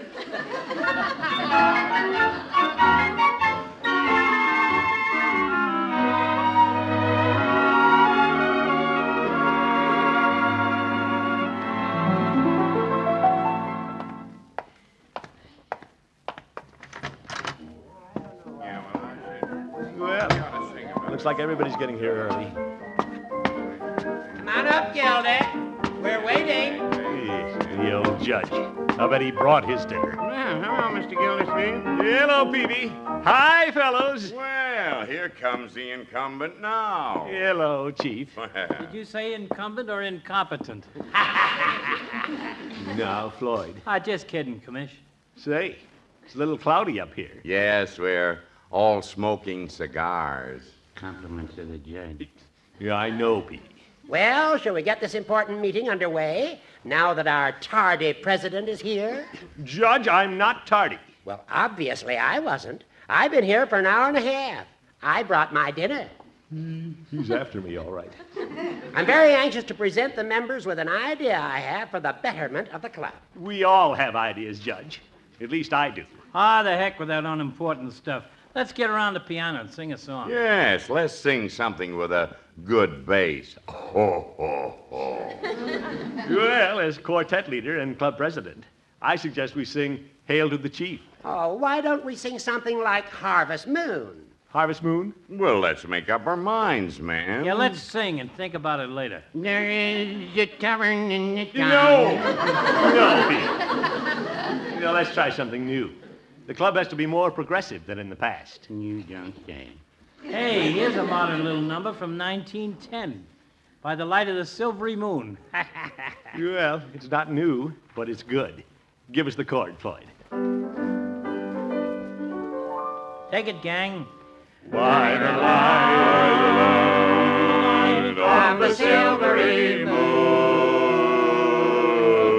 I want to spoon. I want to spoon. To my honey I'll croon love's tune. Honeymoon, honeymoon, honeymoon, keep a shining in June.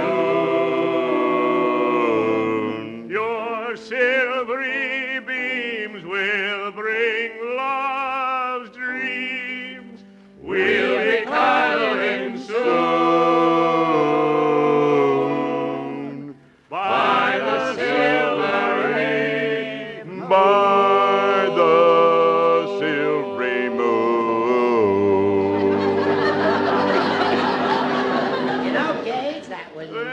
Great, Chief. Let's sing another one. Yeah, no, Floyd, fellows, this is a business meeting. There's an election tonight. Okay, let's elect the president and get back to singing. Yes, Gildy, rap your gavel.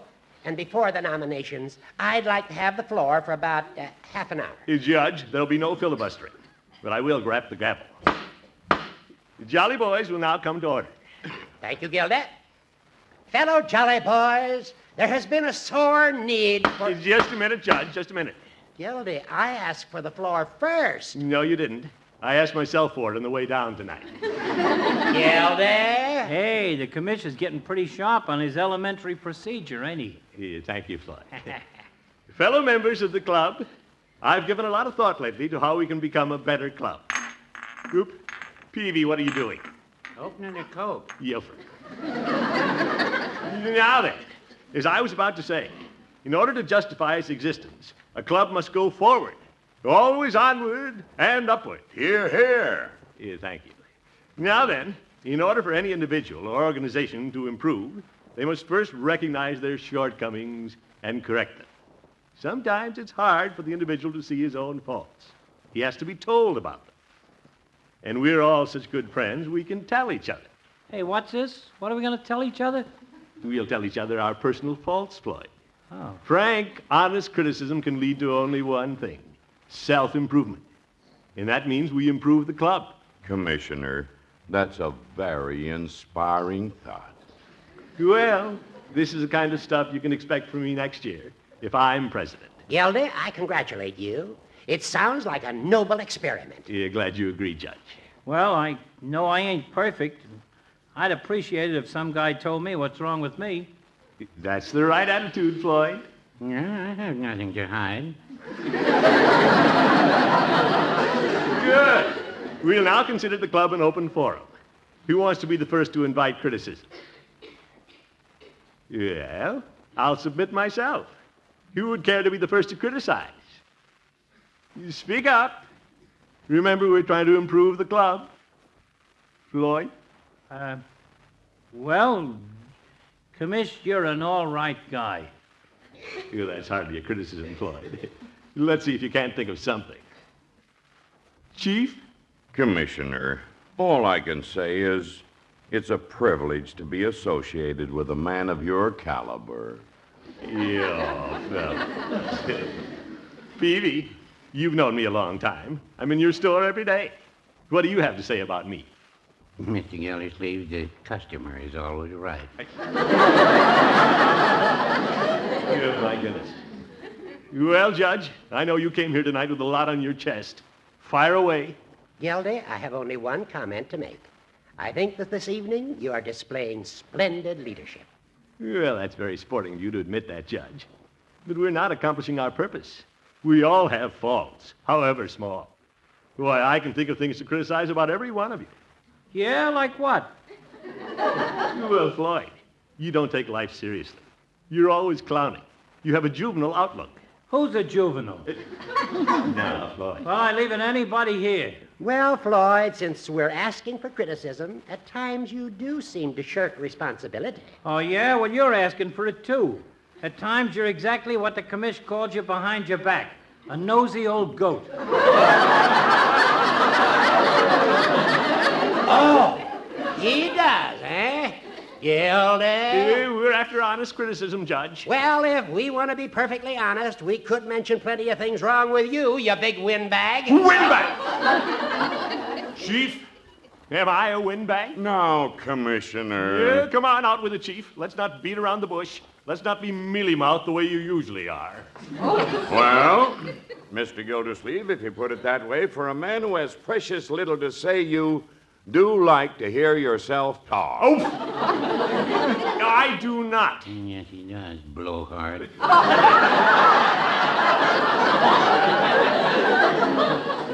What was that, Peavy? I refuse to answer on the grounds that it might tend to incriminate me. Peavy, you're just as bad as the judge. I am not. And what's so wrong with me, Mr. Peavy? Well, you... Like I said, Hooker, you're nosy. Well, I don't have to stay here to be insulted. Nor do I. Good night. gentlemen. Good night to you, too. No, wait a minute. Fellows, let's come to order. This isn't improving the club. You ain't got a club. And another way you could improve, Floyd, is to stop saying ain't. Well, there may not be a club, but I'm still president.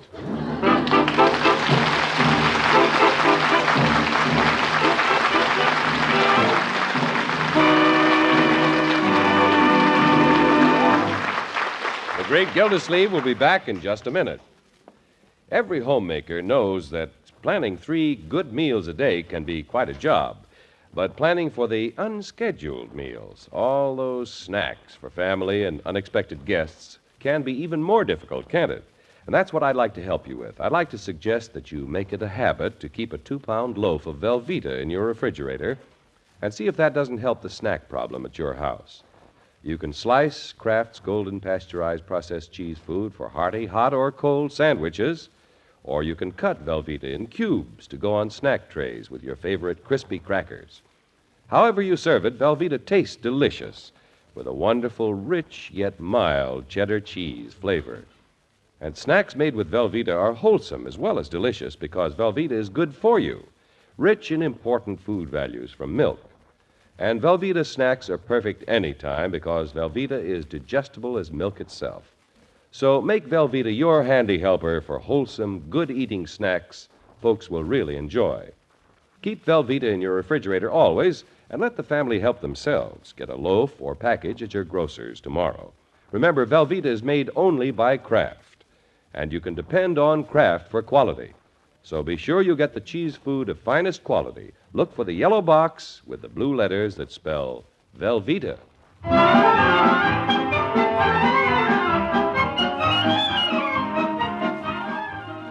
Well, last night the Great Gildersleeve thought he had a fine platform on which to be re-elected president of the Jolly Boys Club. Main plank in his platform was self-improvement through group criticism. But when put to the test, the plank gave way. And as you might suspect, the water commissioner has spent a miserable day at the office. Unc, you look bushed. Yeah, I have a lot on my mind, Leroy. Yeah? You know what I do when I feel low? What do you do, my boy? I have a big strawberry soda. Yes, yes. And just to show you what a pal I am when my uncle feels low, I'll have one with you. Hey. I appreciate your sacrifice, Leroy, but no soda. Well, here's Mr. Peavy's drugstore. It won't be any trouble. I'll be glad to do it for you. Leroy, I am no longer trading with Mr. Peavy. What's the matter? He cut off your credit? Well, yes. But I stopped trading there first. No kidding. What's the matter with you and Mr. Peavy? There's nothing the matter with me. Hey, let's cross the street and go by Floyd Munson's barber shop. Leroy, let's stay on our own side of the street. But he's one of your buddies. From now on, we're taking our barbering somewhere else. Yeah? Why? I don't get it. Well? Look, there's Mr. Munson standing in the window. Why is he pulling down the shades? If I know Floyd, he's watering his hair tonic. What? Well, he wouldn't do that. No, I guess not. Say, what's the matter, Unc? You're off Mr. Peavy and you're off Mr. Munson. What's the matter with you and the Jolly Boys? Leroy, you may as well know. I'm off the Jolly Boys. We're not on speaking terms. I'll have nothing to do with them. You're kidding, huh, Unc? No, I am not. I'm through with them for good.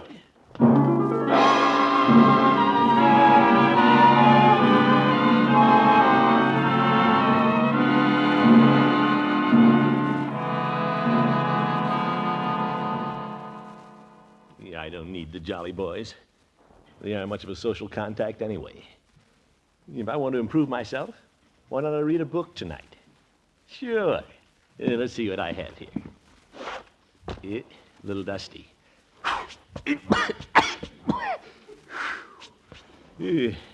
This book isn't too thick. Around the World in 80 Days. No, I started that once. Wonder what Bronco and Marjorie are doing. Hello, kiddies. Oh, hi, Mr. Gildersleeve. Hello, Unky. How did the Jolly Boys election turn out last night? The election? Oh, poor Unky. He isn't a very jolly boy tonight. Oh, I thought you had a plan to get reelected. Didn't it work? There was nothing wrong with the plan, Bronco. It's just that some people can't stand criticism. Everybody agreed it was a fine idea. But the minute we started pointing out each other's faults, everybody got mad at everybody else, and the meeting broke up. Yeah, I can't understand it. That's too bad.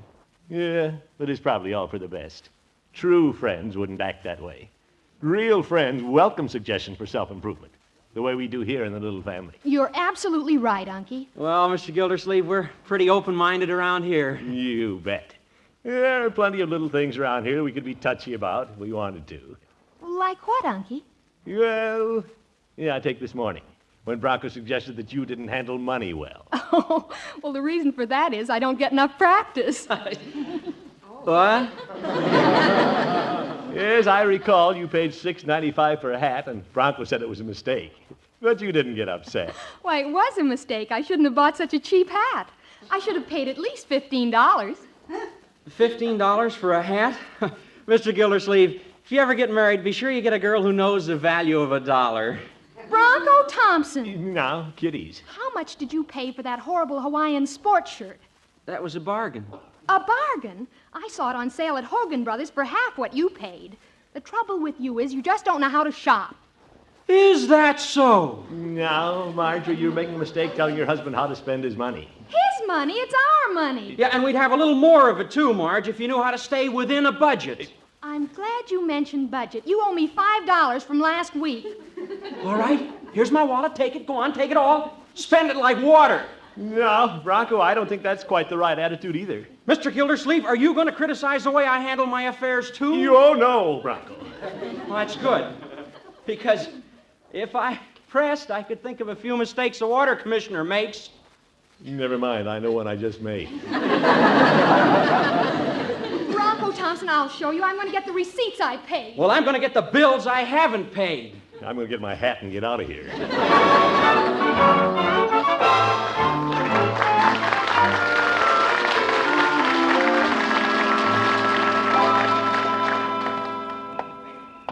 There must be an easier way for people to improve themselves than being told how to do it.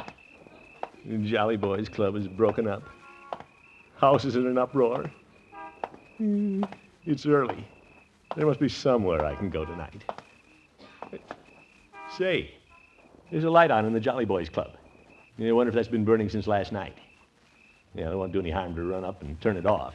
I'm still president. Smells like old cigars. I love this place. Who was that? Somebody's here. Well, Floyd, Peavy. Good evening, Mr. Gildersleeve. Hello, Mr. Gildersleeve. What are you fellas doing up here? No place else to go. What's this? Well, the Peeve told his wife about the meeting last night. Yeah, I pointed out some of her faults.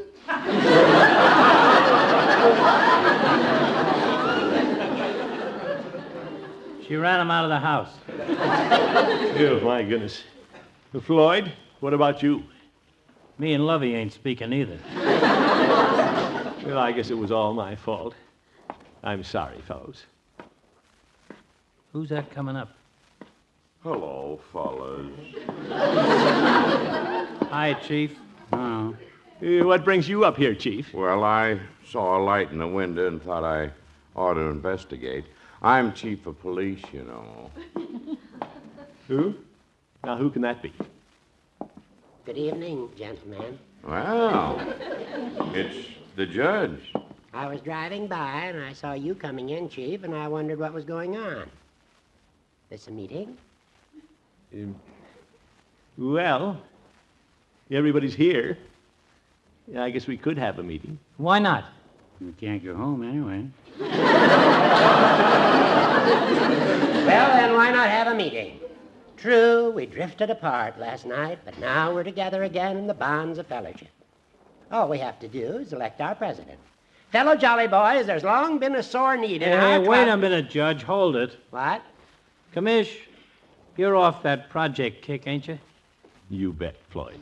Then I move we get back to the singing by re-electing the commish unanimously. All in favor, say aye. Aye. Aye. Not go along with that. Well, in the interest of harmony, I withdraw my hat from the ring. Now, Judge, I'll vote for you. Now, thank you, Gildy, but under your leadership, I'm sure the Jolly Boys will go on to bigger and better things. Well, now, maybe we will at that. Okay, gang, for the president.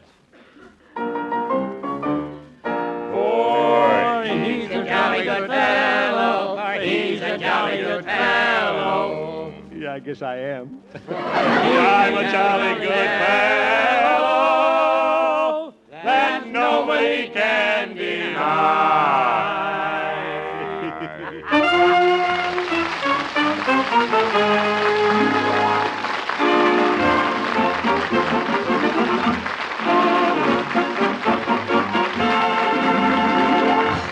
The Great Gildersleeve will be with us again in just 30 seconds.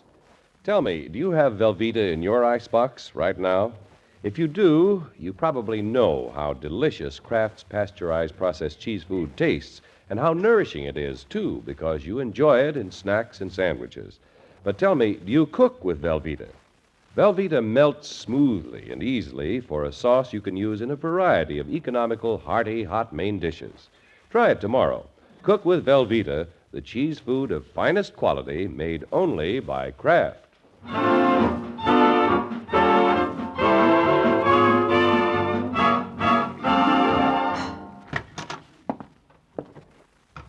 That you, Unc? Yes, I'm home, my boy. Marjorie, Bronco. You and the Jolly Boys still battling? Hello, Unky. Hi, Mr. Gildersleeve. You and the Jolly Boys still battling? Bronco, I've been a little concerned about you and Marjorie. You were sort of unhappy with each other when I left. Oh, that's all forgotten. We're too much in love to quarrel, aren't we, darling? Sure. I've got a wonderful wife. Isn't she sweet, Mr. Gildersleeve? You bet. Oh, Bronco's my big old sugar plum. Oh, brother. I married a doll, Mr. Gildersleeve. Hey, Unc, start 'em fighting again. This is sickening. Hey, boy, go to bed. Good night, folks.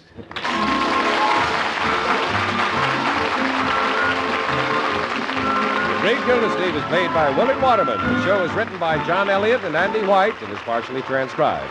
Included in the cast are Walter Tetley, Mary Lee Robb, Lillian Randolph, Dick Brenna, Arthur Q. Bryan, Ken Christie, Earl Ross, and Dick LeGrand. Musical compositions by Jack Meakin. This is John Heaston saying goodnight for the Kraft Foods Company, makers of those famous Kraft quality foods. Be sure to listen in next Wednesday and every Wednesday for the further adventures of the Great Gildersleeve.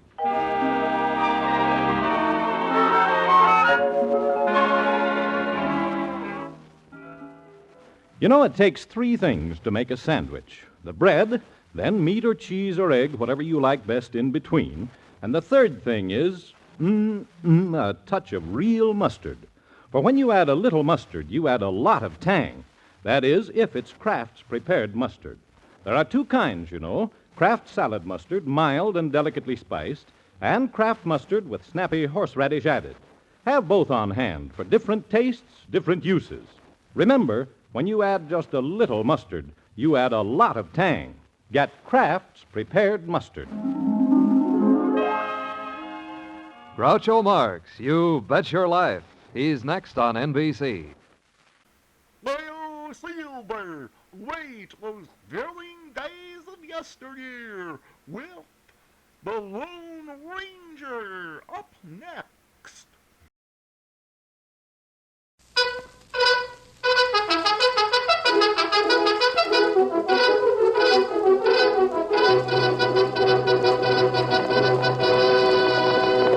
Oh, Silver! Away!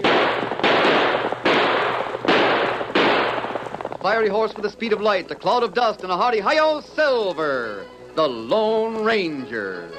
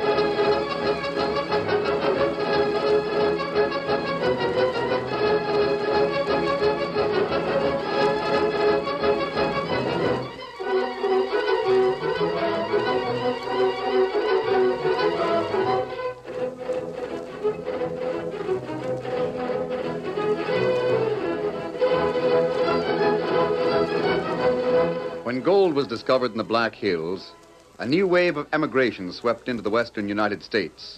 Along with the honest settlers came gamblers, criminals, and confidence men, and the mining towns ran wide open. It was in the hills that the Lone Ranger led the fight against the powerful and ruthless Drexel Syndicate, and it was only his strength and courage that made possible the victory of right over might. Return with us now to those thrilling days when the West was young. From out of the past come the thundering hoofbeats of the great horse Silver. The Lone Ranger rides again. Come on, Silver. We're heading for Deadwood. Hail, Silver! Hi!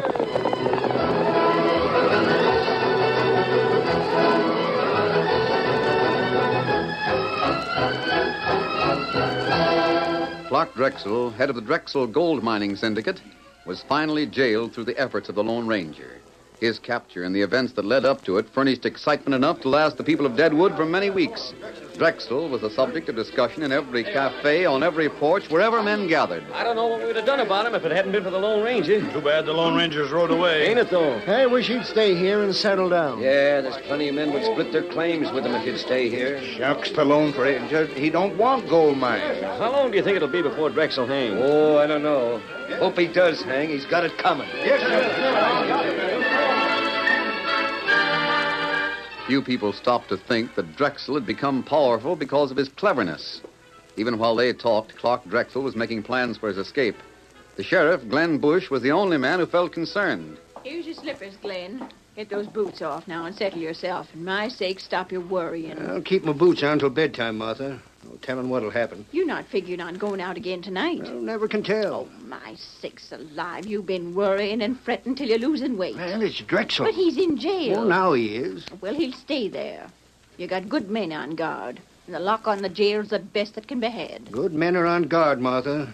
But Drexel has a mighty lot of money. What of it? There's mighty few men that can't be tempted if there's enough money around, and Drexel knows he'll probably be sentenced to hang. At least he'll get life in jail. He can spend any amount of cash for his freedom and consider it worthwhile. Well, there's nothing you can do about it. If he gets out of jail, you'll have to bring him back, that's all. Well, that's a plenty. If he gets out, we'll never find him. All right, then you won't. But you won't be blamed. You can't be expected to be on the job 24 hours a day. Well, why not? Have you took leave of your senses? If the Lone Ranger hadn't been on the job 24 hours a day, Drexel would never have been caught. Why should the Lone Ranger do that? But he... Because he likes the idea of fair dealing and straight playing. Well, I'm paid to help keep law and order. He's not. If he can risk his neck helping me get Drexel behind bars, by Juniper, I'm going to do my best to keep him there. Oh, there's no arguing with you. Someone's stopping outside. I'll see who it is. More than one horse reined up there. Sheriff, you better come fast. Hurry, Sheriff, we need your bed. What's the matter? Is it Drexel? How'd you know? Is it Drexel? Yeah, he's free. He got out of the jail. I knew it. Martha, toss my hat here. Oh, Hurry up and don't stand there. Be right with you, boys. How'd he get out? Oh, he had help. Who? We don't know. No shooting? Nope. Here's your hat. Buck, saddle up my horse and bring it along. I'll ride to the jail with Pete on your horse. Right, I'll go right to... Now, how long has he been out? Oh, we don't know. It might have been a couple hours. Pete, I'll go straight to the jail. You go to Hank Sanders and borrow his hound dog. Fetch it along in a hurry. Oh, boy. Get along there. Come on, get along.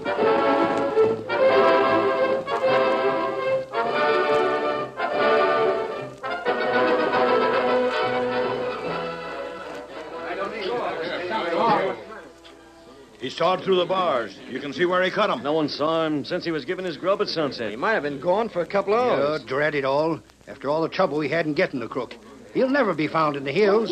Here comes Hank and Pete. Hank's got his hound dog. All right, quiet down. All of you shut up. Can't hear myself think with so much gabbing going on. Now let me have the true facts. You, Steve, tell them to me and make them short. Well, there's mighty little to tell, Sheriff. I took Drexel his grub at sunset. The plate of bully is still on the table. He never touched it. Didn't any of you look in on him after that? Well, I didn't. Well, me neither. I didn't think it was necessary. All right, go ahead, Steve. What's the rest? Well, I was going off guard duty. Pete had come up to take my place. I took a look to make sure Drexel was all right, and he was gone. Yeah, then I noticed where he'd sawed through the bars of the window. He got hold of a saw somewhere. Yeah, fine thing. Hank, bring your hound around here. Any of you fellas got any of that stuff we took from Drexel? Yeah, I thought you'd need something. Here's his riding gloves. And give the hound a whiff and see if he can get a scent and follow it. Yeah, I'll take charge of the dog, Hank. Here you are, fella. Dog looks like he's got the scent. Now, come on, follow him and hang on to that leash. All right, Sheriff.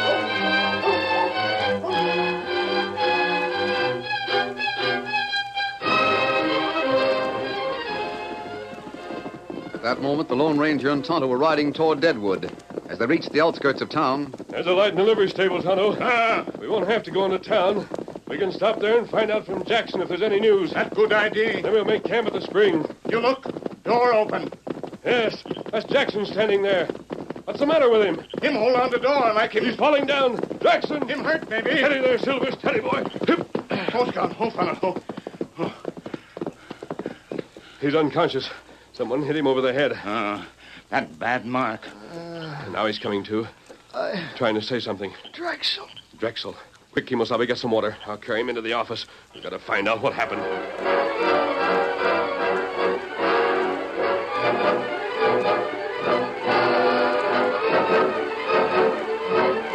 the dog led the sheriff and his deputies to the edge of town and stopped in front of the livery stable door. Peach, you come with me. He's in there sure as you're born. Buck, you and Steve go around to the rear, see that he don't get out the back way. Right. Come on, Steve. Yeah. Keep that dog quiet. Quiet, boy. Got your gun ready, Pete? Yeah, right. The rest of you keep back. There might be lead flying fast if Drexel's got himself a gun. Now stand ready, Pete. I'll kick the door open. I'm ready. All right, throw up your hands. You're covered. Make a move and we'll shoot. Take it easy, Sheriff. The masked man. The Lone Ranger. Come in and close the door. Hey, Sheriff, there's two horses in the back. Yeah, one of them's white like the Lone Ranger's. Oh, he's here. What's the matter with Jackson? Well, he's been knocked down, but he's not seriously hurt. Tonto's fixing him up. We followed Drexel's trail to here. He's out of the jail. Yes, I know it. But this time he's well up in the mountains with the best horse Jackson had here. He is? Jackson's watch was smashed when he fell. That was over an hour ago. With that much of a start, there's not much chance. The dog won't help. Drexel won't leave a trail the dog can follow. Drat it all. If only someone had seen him get out and drill the coyote. How is Jackson, Tonto? Him be all right plenty quick now. But I thought you'd gone away. I thought we'd seen the last of you. I'm doggone glad you're back. But how did you know about... Sheriff, Drexel will be dangerous as long as he lives. I know, but how... I don't want to leave the Black Hills until I see him tried and sentenced to a federal prison. Hung? Yeah, it isn't going to be easy to find him now. He not only knows the hills around here, but he can force most of the miners to help him. You mean because he holds most of the mortgages on their property? Yes. Drexel can spend a fortune to buy help. I reckon you're right there. I said something along the same line less than an hour ago. We may have to search the property of every man in the Black Hills before Drexel is found. And by Juniper, we'll do that. Unless, Well, what do you mean, Sheriff? Tonto can follow a trail that can't be seen by anyone else. You think there's a chance that we could trail Drexel? We're going to try, but we can't start until daybreak. Well, then he'll have gotten where he's going. You be ready, Sheriff, and bring two of your best men with you. Right. We'll be ready at daybreak, me and Pete and Steve. Now, what can be done about poor Jackson? Get him in bed and keep him there for a couple of days. He'll be as good as new. Come along, Tonto. Me ready. We'll see you at daybreak, Sheriff.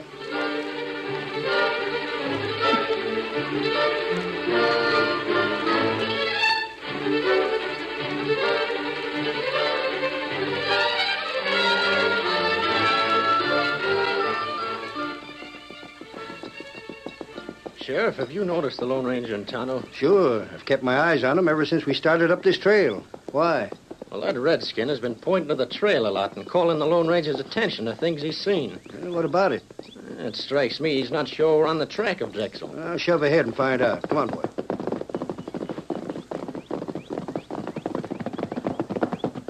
How are things going? Sheriff, have you been watching the trail? Sometimes, not always. Why? The first track going downhill, as well as the one going up. What of it? Tonto thinks the downhill track was made about the same time as the one we're following. Last night? Yes. What's that mean? Someone who came into town last night must have passed Drexel. Now, I wonder who came in. I didn't hear of anyone. Might have been one of the prospectors. They come and go from town quite often. Might be. Wait.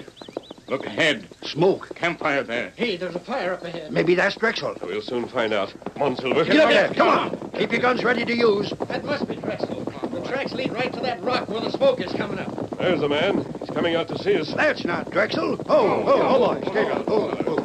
Hey, you. Come here. We want to talk with you. Howdy, Sheriff. What's the matter? What's your name? Me? I'm Lem Calloway. Why? Calloway? Look, Sheriff. That's one of Jackson's horses. Where'd you get that horse? I swapped him. Now, don't tell me that he's a stolen animal. That's just what he is. Oh, now, if that don't beat all for luck. I knowed my luck was too good to last. But that man's masked. Lem, when did you get the horse? Last night. I was riding for Deadwood to get me some supplies when I met a gent riding up the trail.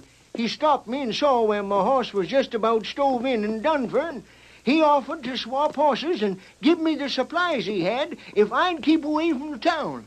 Did he say why he wanted you to keep away from town? No, sir, and I didn't ask too many questions. I was glad to get this horse. So you took his horse and rode uphill in the direction he'd been riding? Just so. He took your horse and rode downhill. Yeah.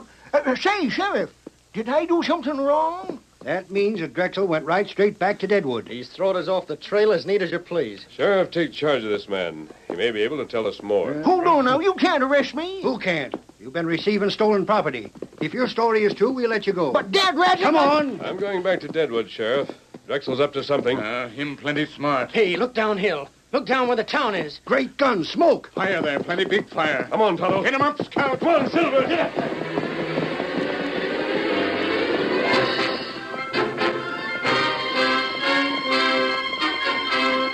The Lone Ranger and Tonto raced at breakneck speed toward Deadwood, watching the smoke and flames that rose from the center of town.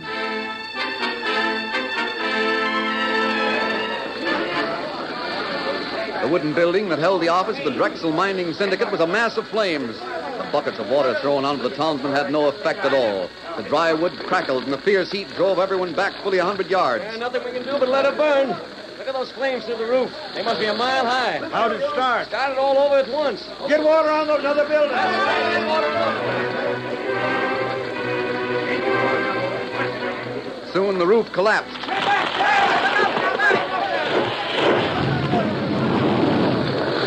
Red sparks leaped above the smoke and flames. Then the walls of the building caved in. And by the time the Lone Ranger and Tonto arrived, there was little left but a mass of embers.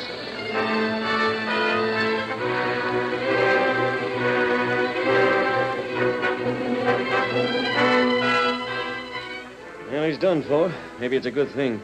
Who are you talking about? Clark Drexel. Was he in there when the building caught fire? That's what they tell me. He was. He's beyond help now. Flame die out plenty soon now, and we find out. When did this fire start? It seems that it started a short time after you and the sheriff went out on the trail. And Drexel might have gotten into his office during the night. But right now, I want to find out why he came back and what started that fire. Yes, I want to know whether Drexel's dead or alive.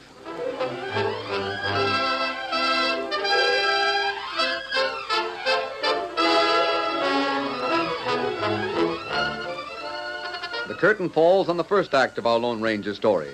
Before the next exciting scenes, please permit us to pause for just a few moments.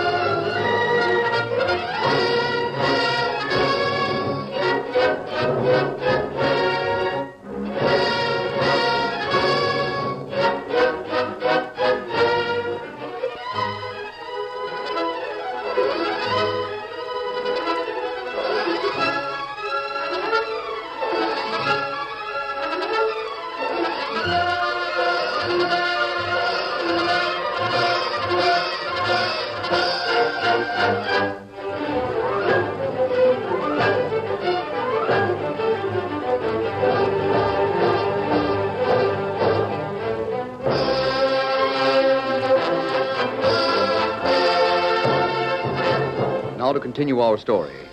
The Drexel office was a cold mass of burned wood. The sheriff's men examined the ruins carefully, and then the lawman stated, I guess there's no question about Drexel being dead now. How sure are you, Sheriff? Well, here, take a look at the jewelry that was found in the ruins. Here's a belt buckle and cufflinks. I remember Drexel wearing these. Me, too. I remember those cufflinks. He had them on when he was in the jail. Yeah, Drexel is finished, that's sure. I guess all the records of the syndicate was burned up, too.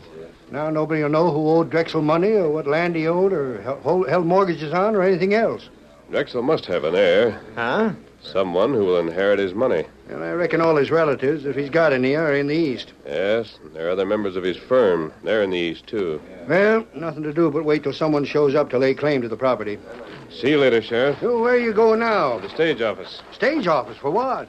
You don't figure on leaving your horse here and taking the stage east, do you? No, I want to look at the packages that are waiting for the next stage. Well, I'll go along. Sheriff, suppose I wanted to send a package to someone in the East. What would I do with it? Put the address on it and leave it in the office. The stage don't stop every day, so there's no point in having the agent there all the time. That's why the window's fixed so people can drop packages in. There's the window, see it? Yes. Can you open the office? Sure. I've got keys to every place in town. Have to have them in the line of duty. When does the next eastbound stage stop here? They're due tomorrow. Why? Just wondered. I'll have this door open in a jiffy. There you are. Smells a little musty in here. Door hasn't been open for 3 days. Is this the pile of packages for the east? Yep. There are all kinds of stuff here. Some of it's mail. The agent is postmaster, too, you know. Yes, I know. Some of the stuff is for the Wells Fargo line. You're looking for something in particular? Yes, Sheriff, I am. If you give me an idea what you're after, maybe I could help. I'll have to recognize it by the handwriting, Sheriff. Here. This might be what I'm after. Addressed to some critter in Chicago. But right on top, too. That would mean that it was one of the last things put through the window. That's right. Probably late last night or early this morning. See here, how... Possibly put here by Clark Drexel. Say, do you think so? This writing is very much like his. Might be his. Well, doggone. Sheriff, a little while ago, you told me that without the records in the Drexel office, it would be impossible to know who owed money or what mortgages Drexel held. Sure. I think you'll find that information in this package. You mean... I mean that Drexel set that fire on purpose. That's why he doubled back to town after he got away. He put all the important records into a bundle because he didn't want to lose his property. Then burned himself up? No, that don't I don't hold. think Drexel was near the fire after he started it. Great day. He set the fire and threw his jewelry in to make it look like he was gone. And disappeared. Now we haven't a chance of trailing him. He might have taken any one of a dozen directions from town. Doggone. But what can we do about it? I don't know yet. And he can't lay claim to his property. He can't come back here very well. I don't think he'll be far away for a few days. Why? He'll want to be sure his valuable package is taken to the stage. Furthermore, he can't travel far without a horse. He'll know what happens around here. What are you planning to do? Sheriff, call a meeting of your deputies and let me speak to them. I'll outline my plan and ask them to help out. All right. But what is your plan? I'm going to rob the stagecoach.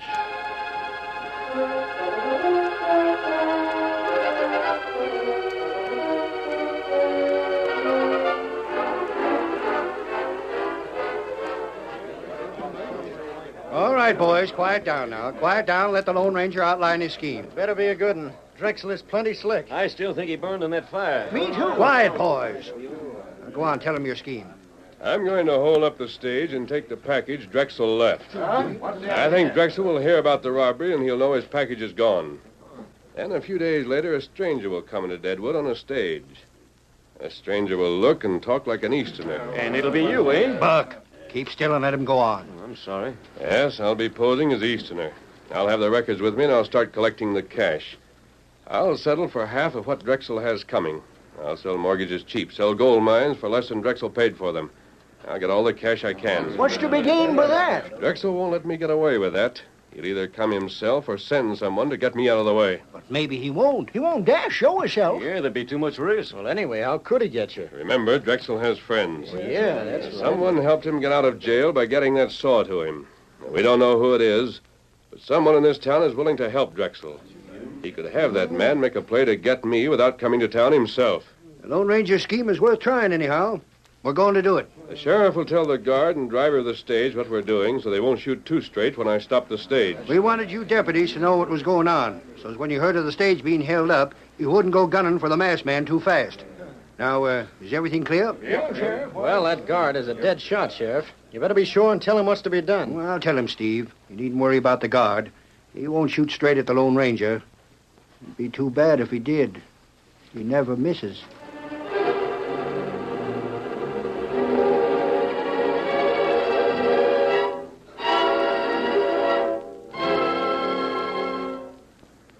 That night, when the town slept, one of the sheriff's deputies slipped quietly beyond the outskirts to a small hunter's cabin that had been abandoned for many years. No light showed in the cabin, but the deputy knew someone was there. He waited outside the door, listening intently in the darkness. When he was sure that no one had followed him, he tapped softly. Then the door opened. Buck? Yeah? Come on, get in, hurry. You keeping comfortable here, Mr. Drexel? Not very, but I can tolerate some discomfort. How are things in Deadwood? Everything would be fine if it wasn't for that Lone Ranger. Now what? He don't think you died in the fire. Confound him. Found that package of stuff you left for the stage. He recognized your handwriting on it. He did? Yeah.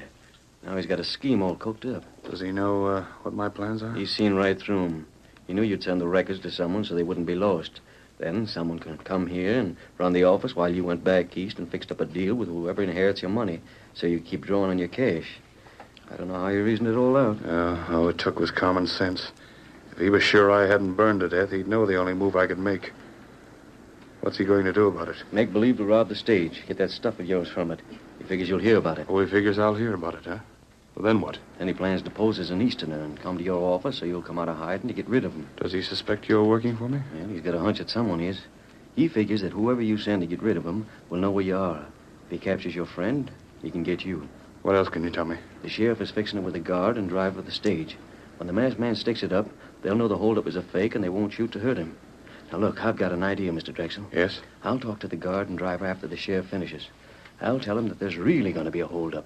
Tell him to really shoot to kill. Will they listen to you? I'll fix it so they will. You leave that to me. The Lone Ranger don't know it yet, but when he stops that stage, the next thing he'll stop will be bullets.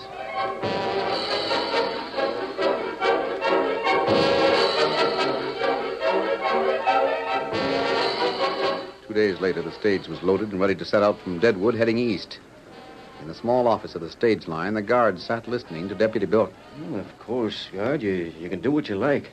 But I'm giving you the true facts. The sheriff has been took in. You'd feel mighty foolish letting the stage be robbed, wouldn't you? Yeah, I reckon I would, but... Well, you'd be blamed for it, too. Maybe charged with being in cahoots with the robbers. But on the other hand, if you do what the stage line pays you to do and shoot first, you'll be in the clear. Sheriff would be sore if he was right about what he said. What if the sheriff is sore? He'd have to get over it, that's all. Be sore at me, too, but he can't do anything about it. All right, Buck. I'll shoot to kill. Fine. Of course, I'm selfish about this, I admit it. If you get a couple of outlaws and the sheriff has told you to let him rob the stage, he'll be through, and I'll get his job for trying to uphold law and order. All right, Buck. Now I got to get started. Stage is waiting.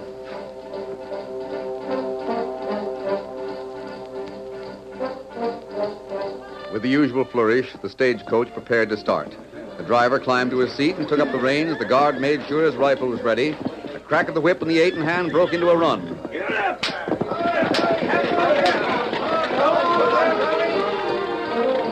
Buck, the deputy, waved his hand, then turned toward the nearest cafe. Lem came up to him and... Hey, Buck, the sheriff wants to see you in his office. Now? Yeah, right away. What's he want? How do I know? He just sent me to tell you. All right, thanks, Lem. Oh, come on in, Buck. Shut the door. You wanted to see me, Sheriff? Yeah, I reckon you know this, gent. Say, you still here in town? Yes, Buck. I've been talking to the sheriff. But I thought you was to be out on the stage line, you and Tonto. Oh, there's plenty of time. Stage has to stick to the trail. Yeah, but... The man on horseback can cut down the side of the mountain and got to the Greystones half an hour ahead of the stage. Tonto can't go with me, you see. Why not? Well, he's an Indian. Would be easily recognized in spite of a bandana on his face. The Lone Ranger wants you to go with him, Buck. Me? Yep. Saddle up and start. Well, but I got something else to do. You've got nothing else that has to be done. You're a deputy on duty. What's the matter with Steve or Lem or one of the others? I've got other things for them to do. Well, now, see here. My horse is in bad shape. You can take my horse. But Sheriff... You'll have to start right away, Buck. All right, Buck. I'll shoot to kill. Well, what's the matter with you?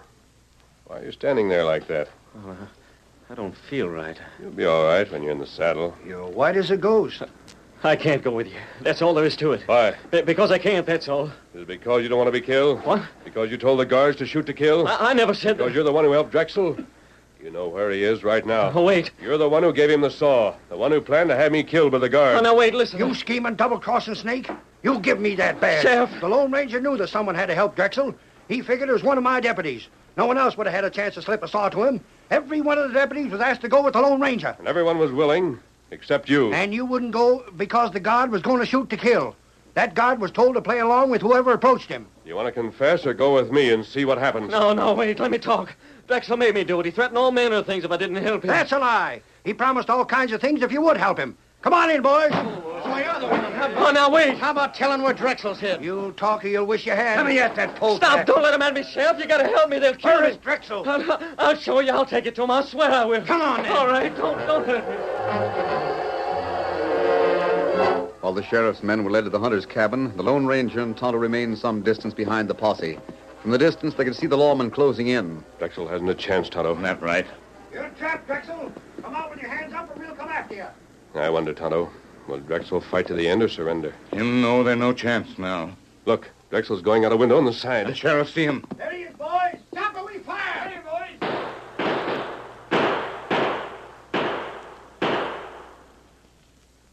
Well, that's it, Tonto. Work here all done now. Yes, Clark Drexel is finally paid in full. Come, Tonto. They don't need us now. Get him up, Scout. Get him up. Oh, Silver! Forward!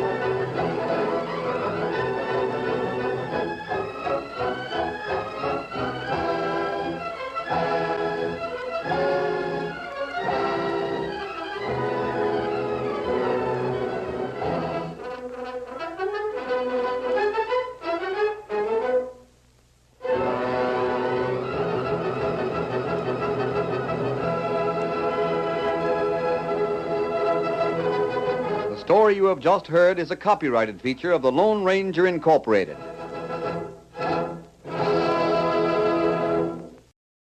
Get ready for adventure with Blue Beetle up next on Nightly Old Time Radio Shows.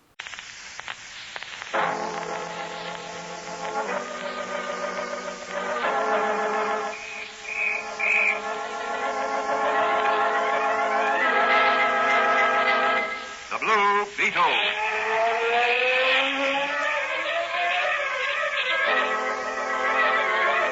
Sweeping down upon the underworld to smash gangland comes the mysterious, all-powerful character who is a problem to the police, but a crusader for law. In reality, Dan Garrett, a rookie patrolman, loved by everyone, but suspected by none of being the Blue Beetle. As the Blue Beetle, he hides behind a strange mask and a suit of impenetrable blue chain armor, flexible as silk, but stronger than steel.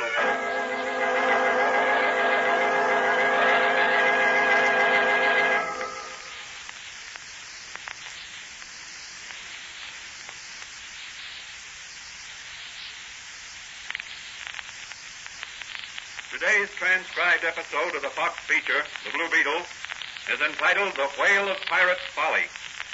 As our story opens today, Patrolman Dan Garrett, who is really the Blue Beetle, is in Dr. Franz's little apothecary shop for an early morning call on his way to report at police headquarters. He is just about to leave. Well, Doc, I'll be getting along. Danny, I see you are in your civilian clothes. Yes. Left my uniform over at Sammy's place to be pressed.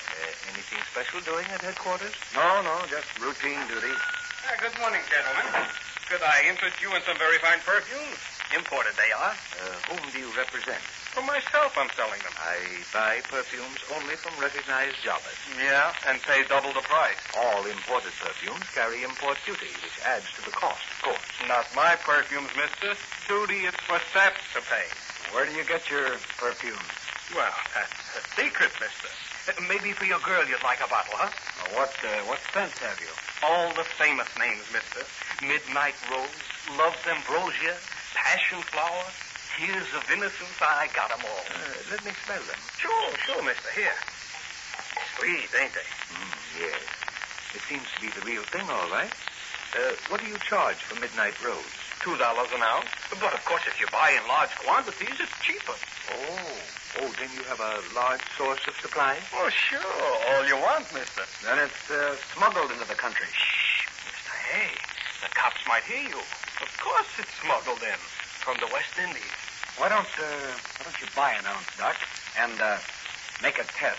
What? Huh? Yes. If I found it the real thing, I might be interested in doing a little business with you. Sure, Doc. Here, I'll give it to you out of this big bottle, just to prove everything's on the up and up. Yes, of course. We want everything on the up and up, as you say. Here, pour it into this. Okay. There you are, Doc. And here's your money. That completes the transaction. Thanks, Doc. Well, how about you, mister? You must have a million sweethearts, a handsome fellow like you. Thanks, but I can't buy any today. Some other time I may run across you. Okay. Thanks again, Doc. I'll be in to see you later. Remember, I can get you any brand you want. No duty, understand? Yes, I understand perfectly. And if you want imported liquor or wines, I can get them for you, too, at reasonable prices. Quick, Doc. Phone headquarters and I'll be down later. Tell them I'm on the trail of a smuggling racket. I want to keep my eye on that peddler. His perfume smells swell, but his racket doesn't.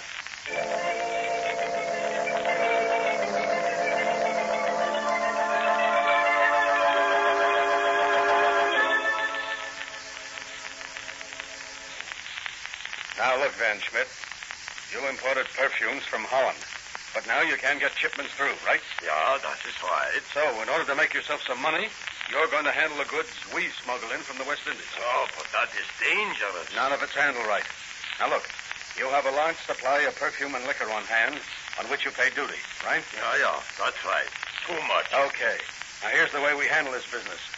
I'll set up a lot of small sales agencies to market the stuff through small peddlers. Yeah? You'll go on selling to your regular customers in the regular way at regular prices, including the duty you've paid legitimately. Oh, but how can I... Wait a minute till I get through. Now, every so often, the government will check on the amount you've sold. Yeah, they do that. Okay. But what they won't know is how much smuggled goods we ship into your warehouse and how much my sales organization takes out of your warehouse. Yeah, but suppose maybe they catch one of your boats bringing in a load to my dock from... No, they won't. We don't land our stuff in the regular way. But where and how? That's my secret, Hans. But why not ship direct to your sales organization? It might be traced back to the real source. This way, only you and I will know how much of the smuggled goods go through your warehouse. But what do I get for the risk and the use of my name? A cut on every bottle, every ounce that's sold. And that'll be plenty at our prices. Okay. When do we start? I've got a load hidden up the coast at least. I'll bring some down tonight. Very good. 1 minute, sir. Yeah. Come in. Mr. Van Schmidt? That's right. Are you busy? Well, That's all right. I was just going. I'll see you tonight, Van Schmidt. That's right. Tonight you come. Yes, so long. Well, now, young man, you wish to speak with me? Yes, I was in a store when one of your perfume salesmen came in. He offered me some perfume at a reduced price, but I didn't have the money at the time, so I couldn't buy any from him. But I borrowed some money later, and, well, you see, I have a date with my girl, and I thought... Well, now, how do you know he was one of my salesmen? Besides, we don't sell retail. Oh. What makes you think he was one of my salesmen? Well, one of the brands he carried, I understood, was imported exclusively by you. Well, I am sorry. You will have to buy it from the stores in the regular way. We do not sell retail. Good day, sir. Oh, I'm sorry, too, sir. My mistake. Good day, sir.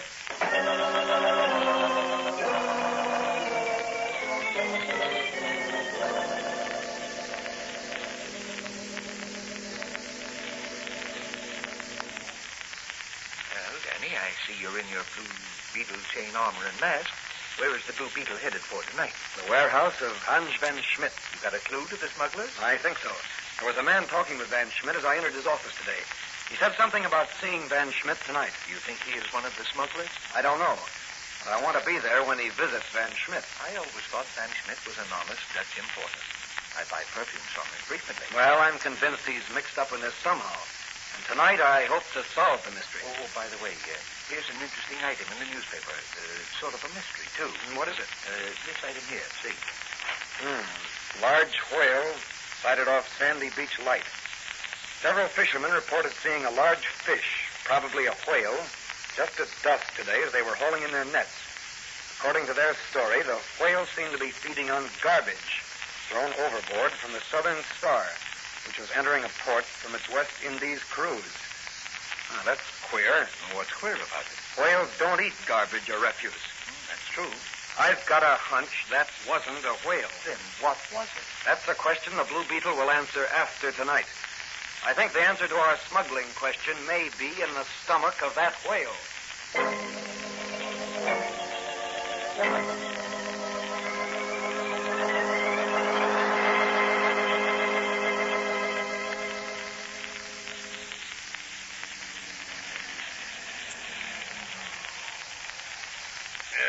Is that you, Rankin? Yes. I got Frenchy and the Viper with me. Open up. Very good.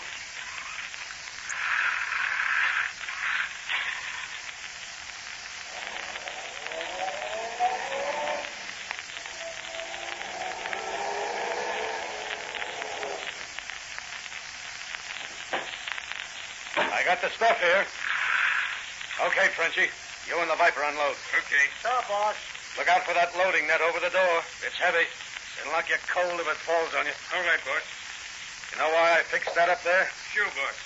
If somebody comes in, we cut the rope and the net falls on him. That's right. Keep your eyes peeled. Sure, boss. We got you. Where do you want this load put, Van Schmidt? Put it back of those cases there. We sell this stuff in front first. Okay. Put those cases and glass bottles back there, boys. Don't break any. That's expensive stuff. Sure. Okay, boss. Okay. Come on, Viper. We take this belly stuff out. Right. We'll need more room soon. I've got another shipment coming in tomorrow on a trawler. Well, how was you expecting to bring that in? I don't expect to. Not on the trawler. Yeah, but you... I meet her out of sight of land.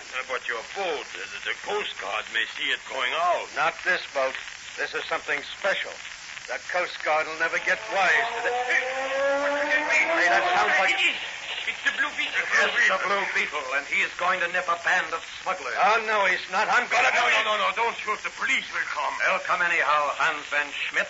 They'll put you in jail with these smugglers here. No. I am a respectable importer. These men here have tempted me with gold. They are bad men. Stop squawking, Van Schmidt. You're in this as much as we are. Fancy? Yes, boss, I know. Don't move, any of you, or I'll burn you with my magic ray. All right, Blue Beetle. How much money to keep your mouth shut? Not a cent. You can't buy the Blue Beetle. As long as there's a crook at liberty, the Blue Beetle will be... Good work, Frenchy. Knocked him cold, all right. Is he dead? No, not yet. Well, what are you going to do with him? Keep your eyes open and you'll see. Hey, Frenchy. Yes. Open that door there on the water side. Okay, boss. All right, Viper. You and Frenchy, give me a hand here. Yeah. We'll drag Mr. Blue Beetle over to the edge and drop him in. Yeah, but that will be murder. No. Just exterminating a pest. The Blue Beetle. All right, boys. Over he goes. Now, Mr. Blue Beetle, get out of that if you can.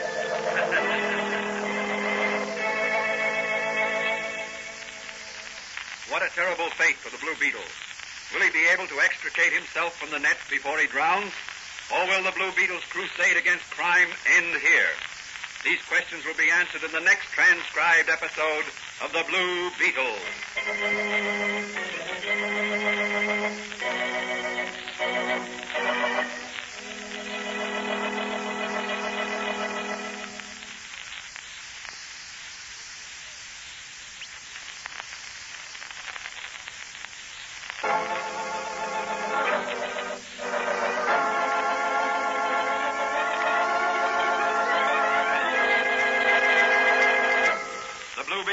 Copyrighted box feature appearing in Mystery Men Comics magazine and the Blue Beetle magazine. The Blue Beetle is on the air twice a week on this same station. Consult the broadcast schedule in your local newspaper. And don't forget to listen in to The Blue Beetle.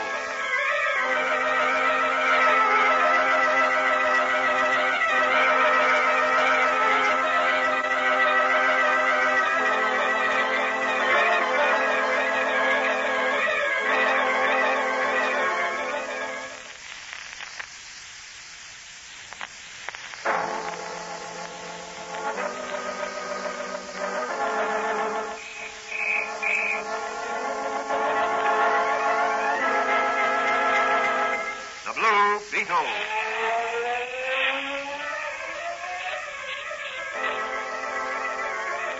Sweeping down upon the underworld to smash gangland comes the mysterious, all-powerful character who is a problem to the police, but a crusader for law. In reality, Dan Garrett, a rookie patrolman, loved by everyone, but suspected by none of being the Blue Beetle. As the Blue Beetle, he hides behind a strange mask and a suit of impenetrable blue chain armor, flexible as silk, but stronger than steel.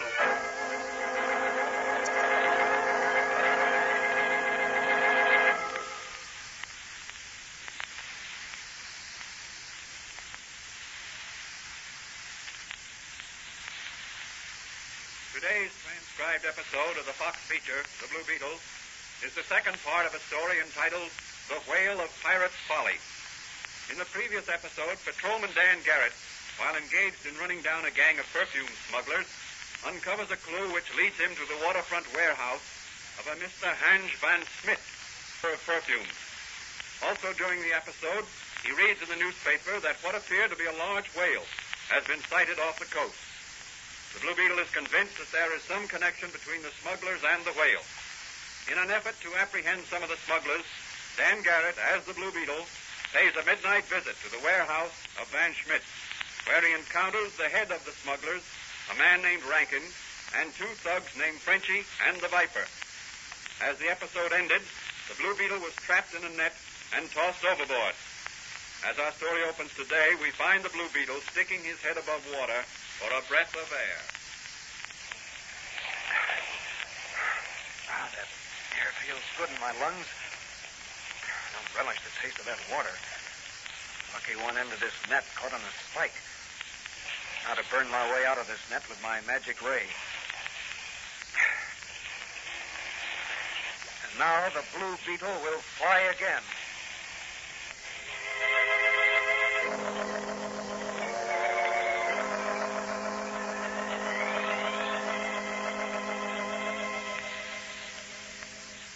I can't understand, Doc, why Danny hasn't been in. He usually drops in here at night, don't he? Yes, but he said something about having a date tonight. Oh, don't tell me he's got a girl, Doc. Well, he's old enough to have one. He is at that. But somehow, Danny ain't much for the ladies. Now, when I was his age, Excuse me, Mannigan. There's someone out front in there. Well. If it ain't the Blue Beetle himself. Well, yes, it does seem to be. I'm looking for Dan Garrett. Now, ain't that something? Well, Mr. Blue Beetle, if you'll come down to police headquarters with me, I'll... Thanks, Mannigan, but I'm busy. Some other time, Yeah, perhaps. come on now, and no fooling. It's the law that's speaking. Put away your gun and handcuffs, Mannigan. I've got important news for Garrett. There's a chance for him to catch some smugglers. Smugglers, is it?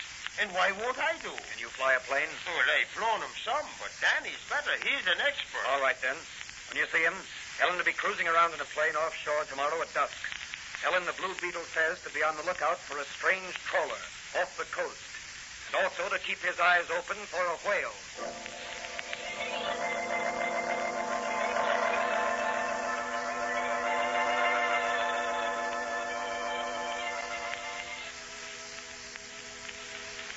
You sure gave Mannigan the surprise of his life last night, Danny, when you appeared as the Blue Beetle. Yes, didn't I? And that was fast thinking on your part, saying you were looking for Dan Garrett. Poor Mannigan. He'd love to arrest the Blue Beetle and take him into headquarters. Yes, he would. But he's an honest officer of the law, and he's brave. Hey, hello there, Danny. Speak of the devil, and he's sure to appear. Hello, Doc. Hello, Officer Mannigan. Say, Danny, who do you think I was talking to last night? Some of your departed ancestors, I suppose. Were they complaining of the heat? It's full of wisecracks you are this day. Well, they wasn't talking to me dear departed ancestors, and it ain't hot where they're sleeping. Lord rest their souls. And with whom were you talking, Mike? With the Blue Beetles. Oh, you're chumming around with him, are you? Don't be silly. I'd have pinched him if he hadn't given me a hot tip on a bunch of crooks. Oh, what did he have to say? Well, you come along with me and I'll tell you. Where are we going? We're going for an aeroplane ride. And what will we be doing in an aeroplane? We're going fishing. Fishing? Yes, fishing for whales.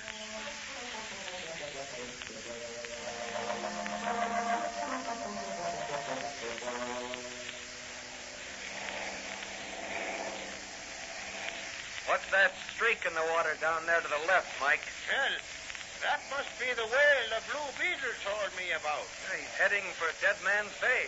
Yeah. Let's follow him. I've a hunch if we capture that whale, we'll also capture a band of smugglers. Well, your hunches are usually right, Danny. Look, he's heading inshore. He'll run aground in there. I don't think so. Pretty deep in that cove of Pirate's Folly. And what's Pirate's Folly? The ruins of a castle built years ago by a pirate chief on those cliffs down there. Well, what do we do now? You think you can fly this plane back to the field? Yes, sir. Well, you take the plane in, Mike, and bring a squad out here. Well, what are you going to do? I'm going to bail out with my parachute. Yes, but you're liable to be killed on them rocks below. That's a chance I'll have to take, Mike. So long. This is going to be a whale of a job if it turns out the way I think it will.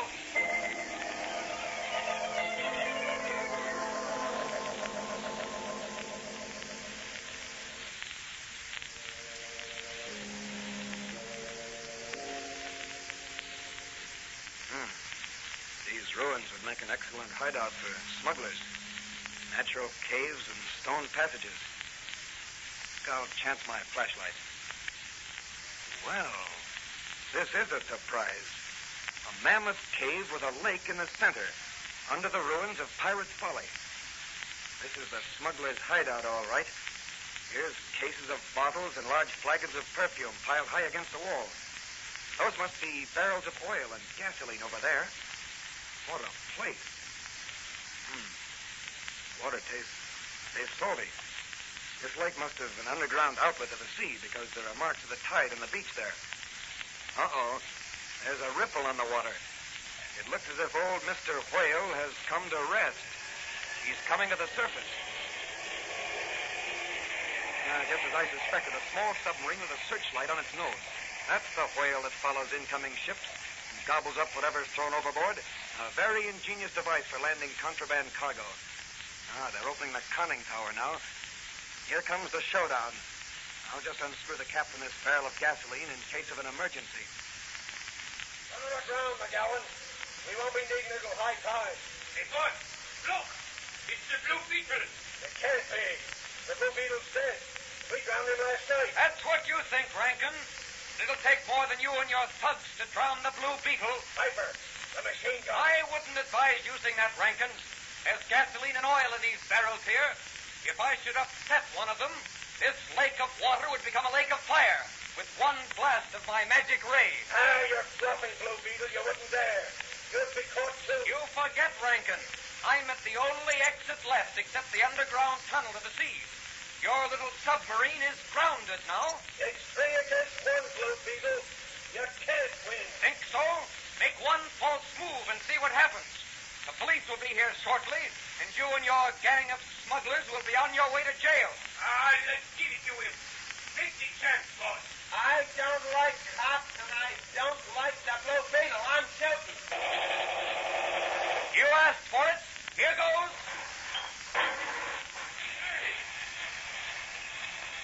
That will teach you not to doubt the word of the Blue Beetle. What will we do, boss?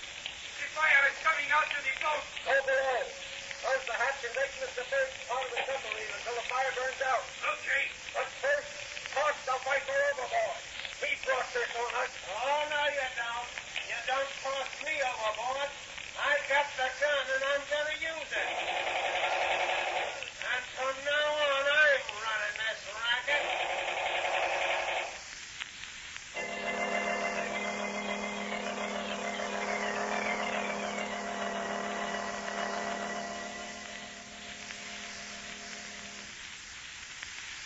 What happened then, Danny? Well, fortunately, the barrel of gasoline I tipped over and set afire burned itself out on the surface of the water without setting the other barrels afire.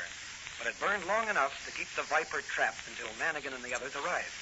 They arrested the Viper and confiscated the cargo of the submarine. Well, what about Rankin and Frenchie? Dead. Both shot by the Viper. And Hans Van Schmidt? He's in jail. Well, how did you, as the Blue Beetle, manage to escape Officer Manigan and the other police officers? I managed to reach the surface and put my police uniform back on over my Blue Beetle costume before they arrived. Well, it certainly was a thrilling experience. Yes, it was, Doc. It's also rather tough on Ben Schmidt. He was a respectable businessman until he got involved with Rankin. Yes, it is tough. Oh, excuse me, Danny. Hello? Oh, yes, Mannigan. All right, I'll tell him. Goodbye. Oh, Danny, Mike Mannigan says the commissioner wants to see you both first thing in the morning. Ah, that's fine. Maybe you'll have a new assignment for the Blue Beetle.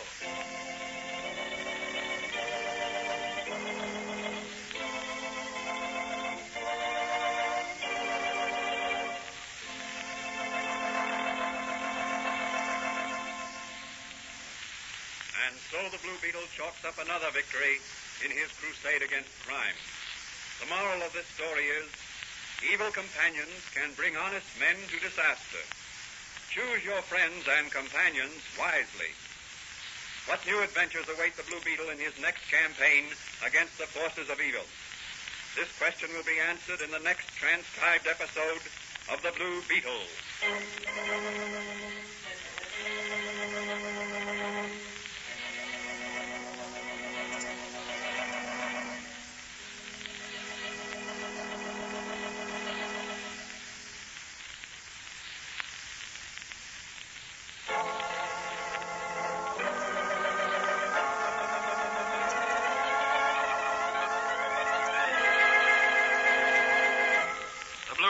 Copyrighted Fox feature appearing in Mystery Men Comics magazine and the Blue Beetle magazine.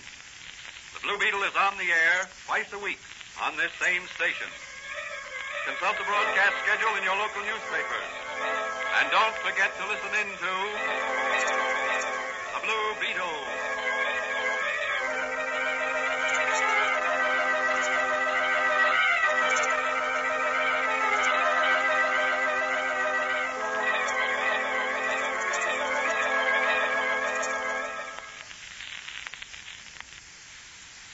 The man of 1,000 voices, Mel Blanc, is up next.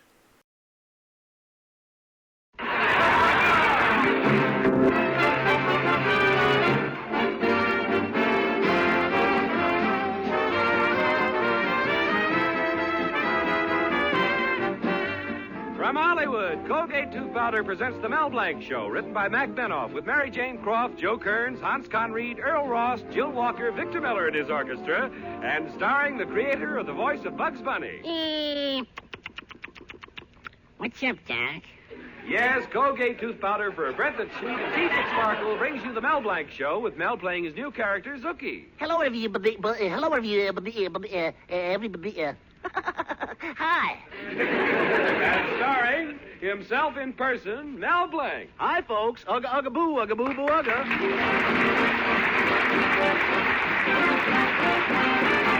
Colgate Tooth Powder, keep smiling just fine. Use it each morning and use it each night. It cleans your teeth, makes breath so sweet. Use Colgate Tooth Powder. Want teeth that sparkle and dazzle, a breath that's fresh and sweet? Then try Colgate Tooth Powder. For the new all-purpose Colgate Tooth Powder cleans your teeth and sweetens your breath. Yes, this new all-purpose tooth powder produces an amazingly rich, active foam that's marvelously effective. Every time you brush your teeth with this new all-purpose Colgate Tooth Powder, your whole mouth feels clean, sweet, fresh. Your teeth regain their natural sparkle. It's been proved in 7 cases out of 10 that Colgate Tooth Powder instantly stops unpleasing breath that originates in the mouth. And as for cleaning, you can depend on Colgate Tooth Powder revealing the natural brilliance of your teeth. Yes, Colgate Tooth Powder, the new all-purpose tooth powder, does everything you can expect or ask of a dentifrice. Try Colgate Tooth Powder today for teeth that sparkle and a breath that's sweet. Use Colgate Tooth Powder.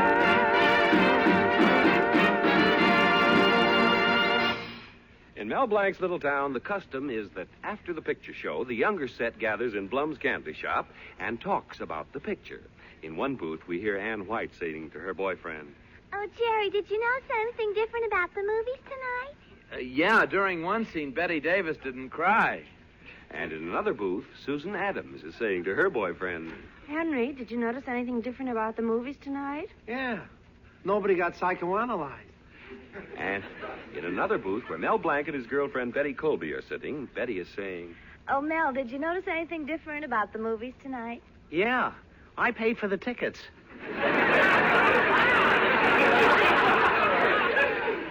Actually, Betty was looking for an opening to bring up the matter of a June wedding. She soon found one, and like all women, brought it up in this subtle fashion.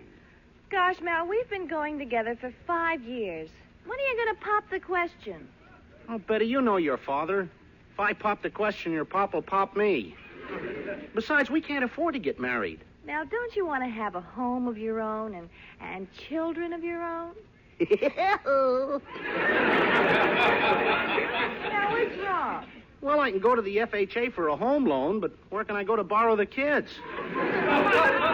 Oh, Betty, it's useless. Your father will never consent to our marriage. He slammed the screen door on me so many times, my face looks like a waffle baker.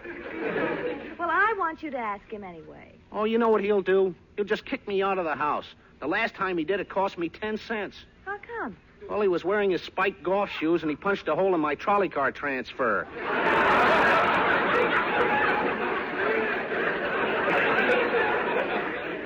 It's no use, Betty. But, Mel, you make no attempt to get on the right side of Father.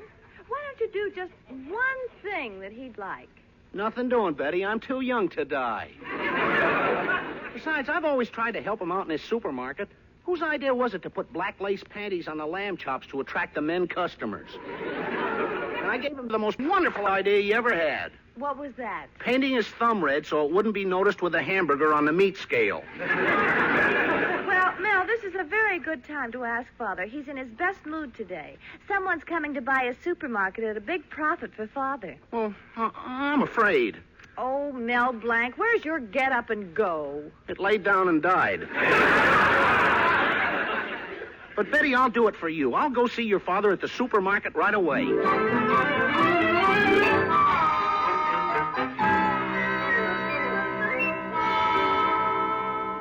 Hello, Mr. Colby.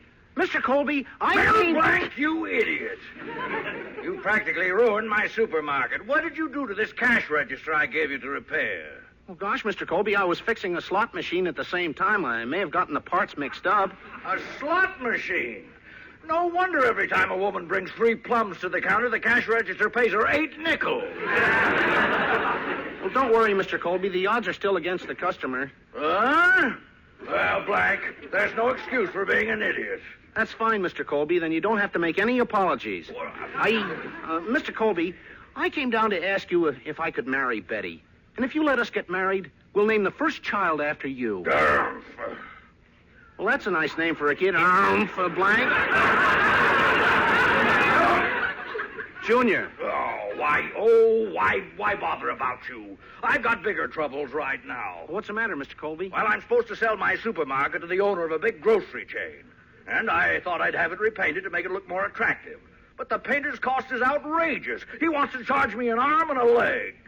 Gee, the president asked everyone to cut prices. He ought to just charge you a leg. Well, it's plenty depressing. Seems I've had nothing but trouble lately. Sometimes I think that I haven't got a friend left in the world. But if I die, nobody'd put flowers on my grave. Don't say that, Mr. Colby. I'd be glad to put flowers on your grave. I didn't mean it that way. Say, I've got an idea. I'll paint your supermarket. What? I'll start right away, and I'll do a good job. Didn't I paint your car last year? Yes, and I remember the job you did. You painted it all yellow.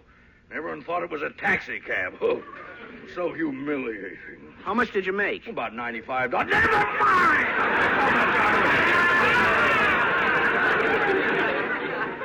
Mr. Colby, I'll tell you what I'll do. I'll paint your supermarket for nothing. Why, you jack of all trades. Well, my boy, you can do it for nothing. Mr. Colby, it's as good as done. I'll get my assistant Zuki, and as soon as you close up the supermarket for the day, we'll start painting.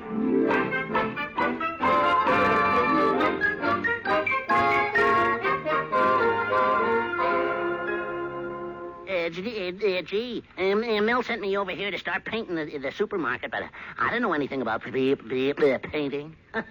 This bucket is too thick. I'll stir the lead. I'll put the I'll add the turpentine.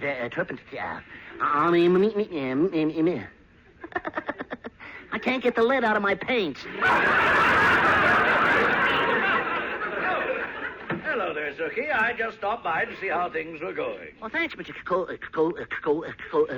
B. Thanks, Mr. B. And let's see what you've done.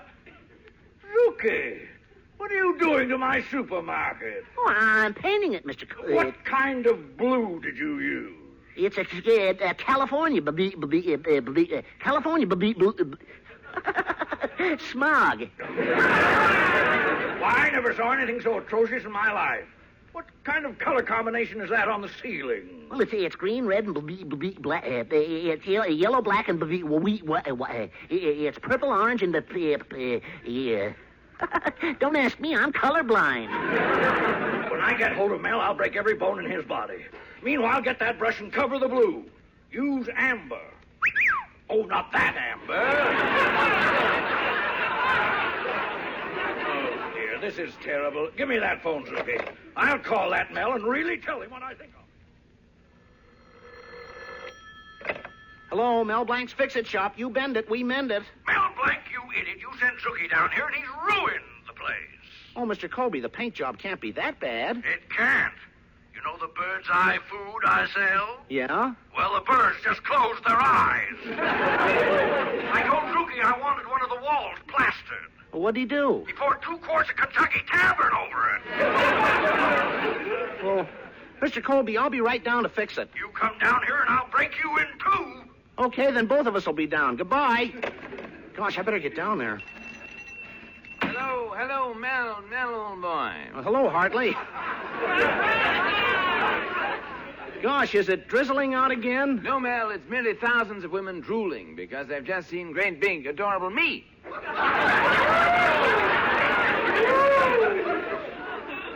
In fact, Mel, old boy, I'm such a darling chap, I could put out the lights and sit on my lap.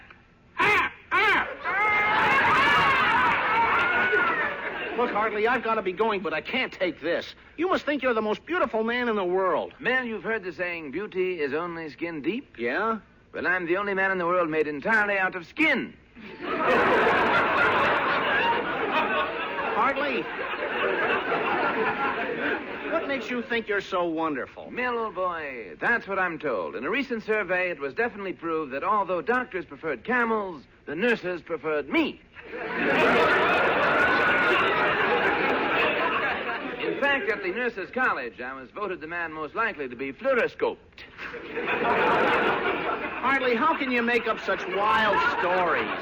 Make them up. Well, last week, the fashion editor of the magazine Debutante came to me and said, "Who is the most beautiful, most ravishing creature in the world? I want that glamorous person to pose for an ad." What'd you do? What could I do? I posed. And when the editor looked at me, he just stood there and said, quote, unquote. But he didn't say anything. Naturally, Mel, I'm too beautiful for words.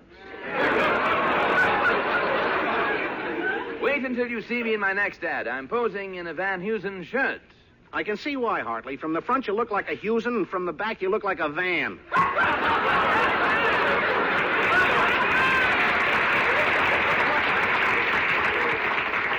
Oh, Mel, you befuddle me. In fact, I'm so I could fuddle.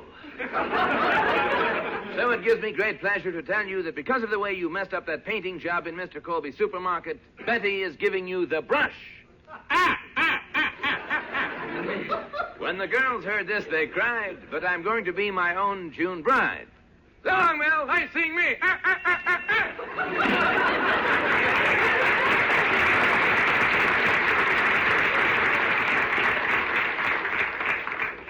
Gosh, not only am I in trouble with Mr. Colby, but now Betty is mad at me. Well, I'm going right down to Colby's supermarket and face him. Well, go ahead, Blank. Are you a scared rabbit? Who, me? Me. What's up, dog?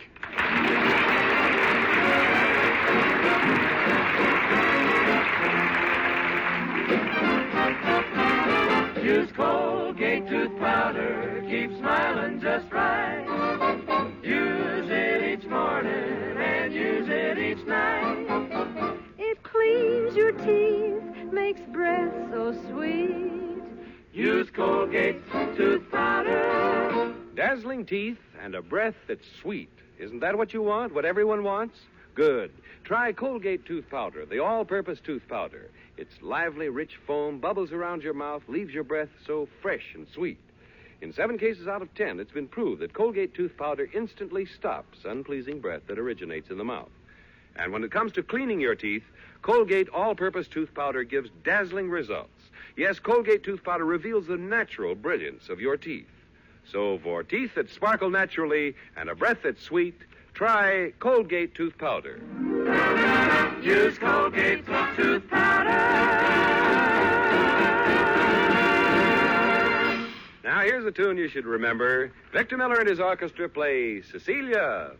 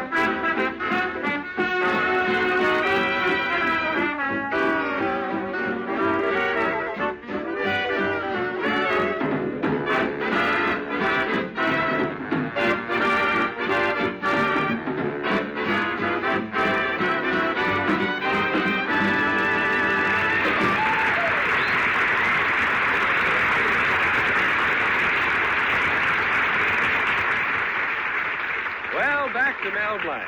Mr. Colby has a buyer for his supermarket, so Mel, in an effort to help him repaint the place so that it would look nice, sent Zookie over. But Zookie did such a bad job that Mr. Colby threatened to break every bone in Mel's body. Is our hero Mel afraid? Is he hiding out somewhere? No. Right now he's in his fix-it shop making plans about the Colby matter. Shh. He's on the phone. Hello? American Airlines? When does the next plane leave for Brazil? What's all filled, huh? Uh-huh. Uh-huh. Well, do you have to take so many coffee pots? Well, what's available? Only Siam, but the trip must be necessary? Oh, just a minute. Someone else wants to talk to you. Oh, hello, American Airline. The King of Siam is expecting me. I must go at once to see the King of Siam. Who this? This is Anna.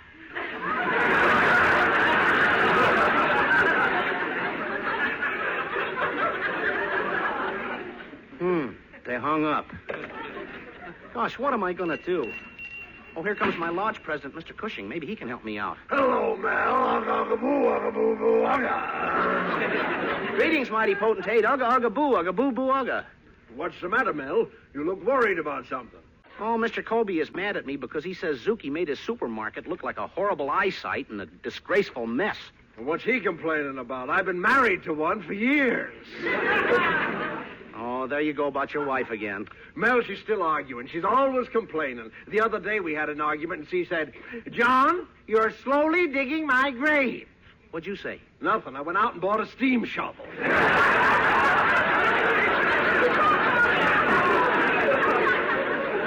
You know, Mel, when I married my wife, her eyes were like two limpid pools. And now? Well, they're still like two pools, but her nose is like the diving board. You know, Mel, her nose is so long that for years no one ever noticed that she had two front teeth missing. But this morning she forgot to put on her makeup. Mel, she's got so many lines in her face it looks like the score pad in a gin rummy game. Oh, your wife isn't that bad. Hello, Mel. Mel, there are many different kinds of perfume. For instance, there's Chanel number 5, Irresistible number 7, Temptation number 9. Well, I'm putting one out for my wife. What's the name? Sorry, wrong number. What a woman. Last Sunday, we went out to the beach, and she got coy with me. She said, "Oh, John, let's play games. John, bury me in the sand. Come on, John, bury me." Gad, what a temptation.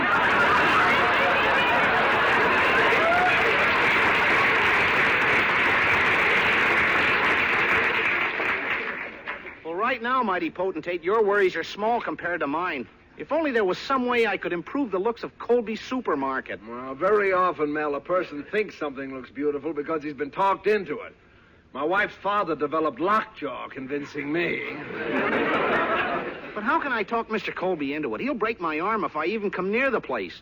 The man who wants to buy the supermarket is coming tonight. No, wait a minute, Mel. Why talk to Colby as yourself? Put on a smock and a false mustache and go as a French interior decorator. Yeah. I can take off the hat I'm wearing and put on a beret. Say, that's a great idea. Thanks, mighty potentate. Well, I'm glad to be of assistance. Well, Mel, I gotta be going now. Where you going, mighty potentate? Well, Mel, I can do one of two things. I can go to the movies and see The Farmer's Daughter, or I can go home and look at the cow I married.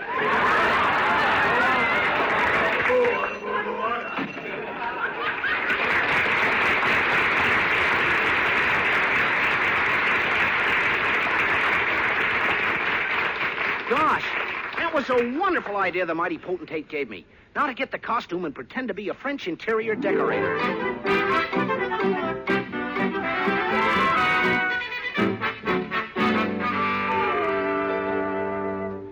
I don't know, Mr. Colby. So far, you've shown nothing to make me want to buy this supermarket.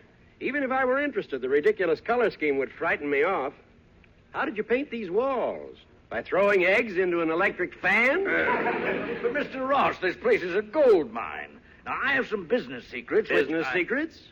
Yes, but wait a minute. Who is this odd-looking chap in the beret entering?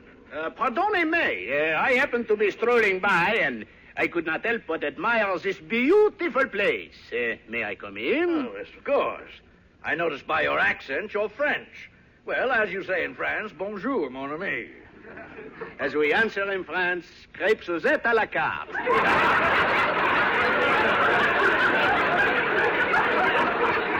Pardon me, did I hear you say this supermarket was beautiful? Oui, but oui. And who ought to know more than I? For I am the famous French interior decorator, Pierre Eclair.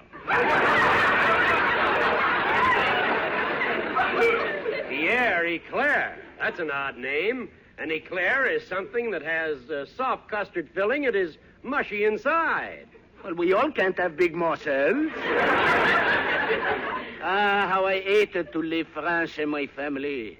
You know, my sister, he is in France. My brother, she is in France. What about your parents? My parents, it has taken a trip to England. Most of all, I miss my girlfriend, Yvonne. Ah, they is beautiful. I can just see her now. She lived on the bank of the river. Sane? No, but I had a lot of fun with her anyway.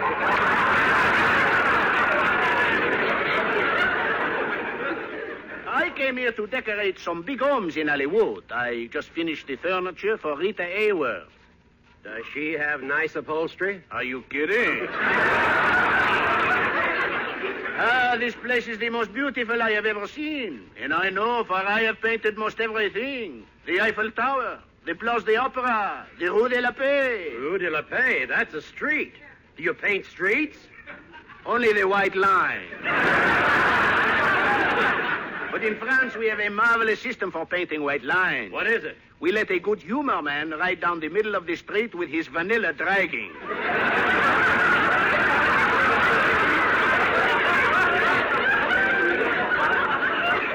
And to make a green line, we do the same thing, only we use pistachio. 1 week on the Rue de la Paix, we had thousands of flat tires. How did that happen? Too much nuts in the burnt almond. You sound convincing, Mr. Eclair, but I think this supermarket was painted by a moron. Oh, no, Mr. Colby had nothing to do with it. What? Why, it's you, Mel Blanc. Please, Mr. Colby. Mel Blanc, I'm going to break every bone.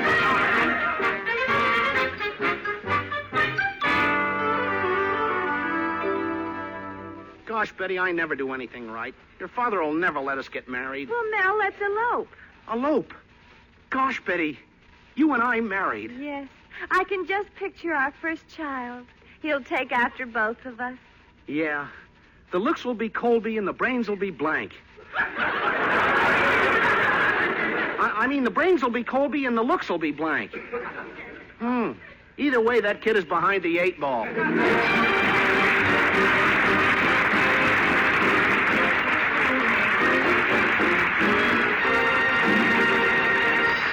This is Mel Blanc saying thanks for listening. Good night, and that's all, folks.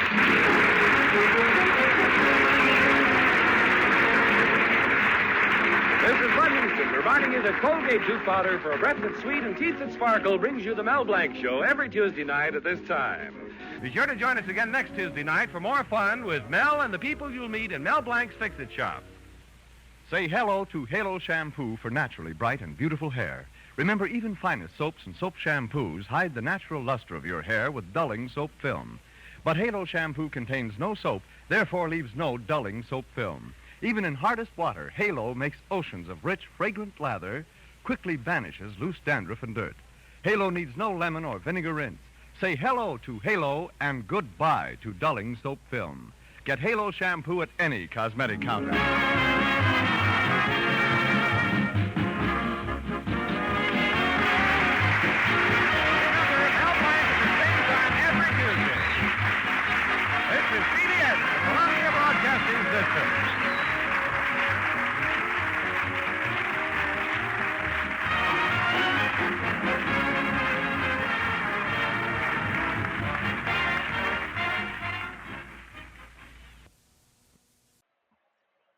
Jane Stewart is up next with The Six Shooter on Classic Radio Shows Tonight.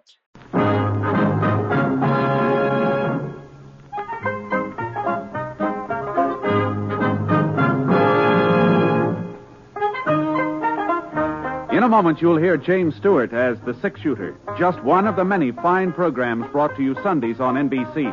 Listen to the NBC star Playhouse with Frederick March and Florence Eldridge. Hear Stroke of Fate and what might have happened if fate had reversed historical facts. And keep tuned for the dramatic story of Last Man Out.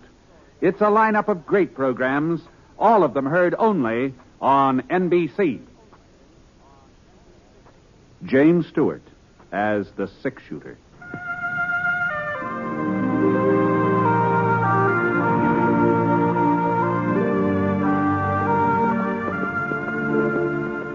The man in the saddle is angular and long-legged.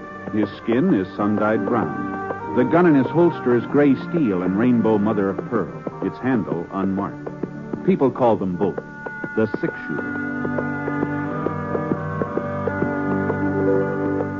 The NBC Radio Network presents Jane Stewart as the Six Shooter, a transcribed series of radio dramas based on the life of Britt Ponsett, the Texas plainsman who wandered through the Western Territories, leaving behind a trail of still-remembered legends.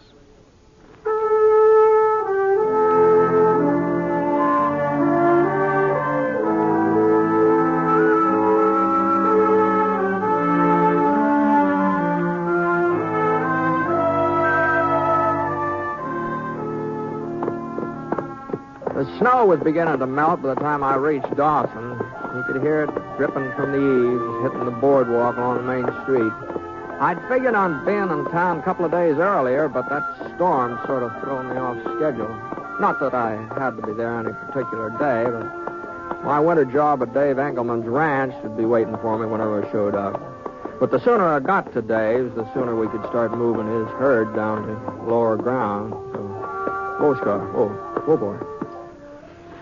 Well, It was almost noon, so I tied Scar to the hitching rail in front of Brick Vining's gambling hall and went hunting a place to eat. The town was sort of showing a little wear and tear. Of course, Dawson never had been a rich place, and I guess the drought last summer hadn't helped much. Folks just didn't have the money for improving the real estate, that's all. Except the jail. Huh. Gee, for a minute I couldn't believe my eyes. Well, it was all fixed up. Fresh green paint on the outside, new wooden steps leading up to the front door. Real honest-to-goodness bars in the cell windows. It sure was a different jail, all right. But the face grinning out at me from behind those cast-iron bars, well, that face hadn't changed a bit since the last time I was in Dawson. Howdy, Brett. Hello, Milt. I heard you was coming to town. Dave Engelman said you signed up with him. Yeah, that's right. You in for something, Milt? Oh, there's a little ruckus over at Brick Vining's place last night. Some folks said I started it. Uh-huh. Reckon they're right. You do. Seems to me like you were in jail when I left Dawson a couple years back, isn't it? Was it Saturday night or Sunday morning? Could have been. I don't remember exactly. Well, if it was a Saturday night or Sunday morning, like as not, I was here. I ain't missed being thrown in more than 2 Saturday nights since they first built the place. Mm-hmm. Well, at least you're living in style. By George, this jail looks a lot fancier than it used to be. Yes, yeah. New sheriff fixed it all up. New sheriff, huh? Sure. Oh, you heard about Saul Gordon being killed, didn't you? No. Well, what happened? Oh, well, it happened, maybe a couple of months ago. And, well, come on inside and have a look around while I tell you about it. Well, I don't know about that, Milt. You know, maybe the new sheriff wouldn't care about it. Oh, Sheriff Billy wouldn't mind. He'd like you to pay us a visit. Now, come on, Brett. The front door's unlocked. Well, all right. That's some desk, ain't it? Solid mahogany. He had it shipped here, all the way from Frisco. Is that so? Mm-hmm. He paid for it out of his own pocket, too, Billy did. Town couldn't afford a desk like that. Oh, no. I don't suppose it could. Well, what about Saul? What happened to him? Well, like I said, it was around 2 months ago. The Baxter brothers had been seen heading this way from White Eagle. When Sheriff Gordon heard about it, he got some men together and started looking for him. Mm-hmm. Young Billy hadn't been in town very long. He wasn't obliged to join the posse, but he went anyway. Billy Riddle. That's his name, Britt. Uh-huh. Mm-hmm. It wasn't a very big posse, and when one of them Baxters shot the sheriff, well, that'd have been the end of it if Billy hadn't have took charge. Why, he managed to get off a couple of shots, and the next thing you know, both of them Baxter boys surrendered. So when Billy came back to town, well, nobody else was very anxious for the job of sheriff, so he seemed to be the logical man for it. You know, the way he handled the posse and all. Sure, Of course, some of the folks thought he was a little young for the job. Well, can't be more than 22 or 23.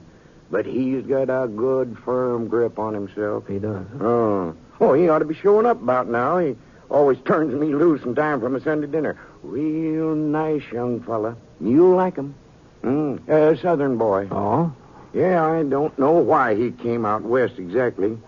Good thing for the town he did, though. Oh, howdy, Sheriff, howdy. Oh, we're just talking about you. This here is Britt Ponset. Ponset? Oh, that's right. You've heard of him, ain't you? He's six-shooter. Oh, sure. Pleased to meet you, Mr. Ponset. Howdy, Sheriff. I just strolling by, and Milt asked me to come inside. Glad you did. Well, Milt, I reckon you'd like to be on your way. Oh, I don't know, Sheriff. This jail's getting to be a darn sight more comfortable than my cabin. What with all your improvements? Well, if you want to stay... Oh, on second thought, I'd better be getting home now. Thanks for the hospitality anyway. Don't mention it. You heading my direction, Brett? Well, If you don't mind, Mr. Ponset, I'd like to talk to you. Just for a couple of minutes. Sure. Well, so long, then. See you next Saturday, Sheriff. Sure. Goodbye, Milt. I trust I'm not keeping you from anything, sir. No. I was just thinking about eating a little dinner, maybe, if there's a cafe open. Old Cotton serves a pretty good meal on Sunday. That's Cotton all? White, yeah. His place is right around the corner. Fine. Well, I'll give that a try. You wouldn't care to join me, would you? We could talk while we're eating. That is, if you don't have any other plans. Oh, thanks, Mr. Ponset. I'd like to join you. You see, I'd been hoping you'd turn up in Dawson.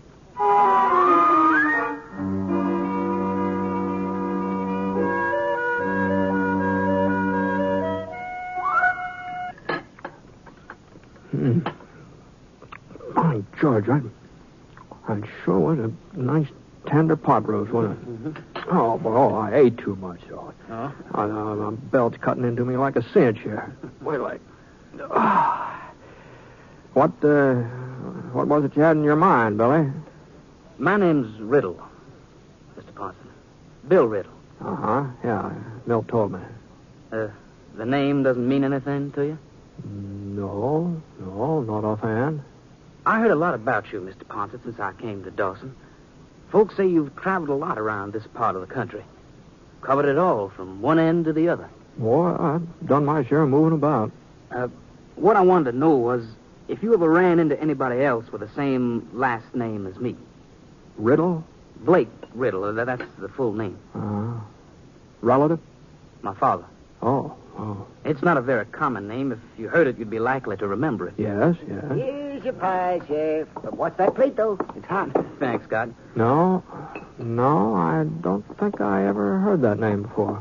Well, I wanted to be sure. Was your father in these parts? I don't know. I know he was once. Not here in Dawson, but somewhere in this territory. Mm-hmm. You haven't heard from him lately? No, I've never heard from him. Oh? Fact of the matter is, I've never even seen him. You see, he brought my mother out west here before I was born. Wasn't the kind of life she'd been used to. She was born and raised in the South. Family had a plantation. I see. Those days, the frontier must have been pretty wild. Anyway, when it came time for me to be born, she went back home. And your father didn't go with her? No. Uh-huh. Maybe they had a quarrel. Maybe he didn't like her leaving him. I don't know. Uh-huh. Later on, she told me he was dead. But I found out that wasn't true. At least it wasn't true when she told me. Oh? Anyhow, Mother died last year. In her things was a letter from Dad. It had been mailed from Denver about 15 years ago. Said he was going to buy a ranch somewhere around Phoenix. He asked Mother to bring me along and meet him. From the way it was written, you could kind of tell he didn't expect her to come. Yeah. Well, some folks don't bear up very well when they're transplanted, you know. They take root in one place, and there's no point in trying to move. Yeah, I reckon they just weren't suited. But now, well, I thought maybe if Dad was still alive, I thought maybe he and I... Tell you the truth, Mr. Ponset, I guess I'm his son, even though I never saw him. More his than Mother's. I see. And ever since I can remember, I've wanted to come west, even before I knew about him. And I've been happy out here, too, happier than I've ever been in my life. Of course, I didn't figure on being sheriff. That was just an accident. Well, be that as it may, you're the sheriff, and Milt says you're a darn good one, so you've at least got one satisfied customer, huh? I'm going to try, Mr. Ponset. I'm going to try hard. I just wish that Dad... Well, if you should ever run into him, why... Sure. What the Sam Hill's that? Sounds like somebody's getting frisky. There he goes, Sheriff. Over by the mercantile. Yeah. Oh, he ain't doing no harm. He's just shooting up in the air that way. Ain't doing no good either. Looks like he's running out of lead. Yes, there he goes. Into Britt Vining's place. Hey, put the dinners on my bill, Cotton. I'll pay you for them later. Sure, Sheriff. Oh, hold up a minute, Billy. Yeah? Hey, didn't you recognize that fellow, the one's doing the shooting? What? No. Why should I? Well, his name is Ben Reed. Reed? You sure, Mr. Ponset? Yeah, I'm sure. I thought he was in jail over at Fort Lyon. I thought the marshal arrested him last month. Well, Ben Reed's been in a lot of jails, but he always sort of manages to break out somehow, you know. He won't break out of mine. You gonna arrest him, Sheriff? He's an outlaw, ain't he? Why, sure, but he's mighty fast with a gun. At least so I hear. Ain't that right, Mr. Ponset? Yeah, that's what folks say. Well, I guess there's only one way to find out.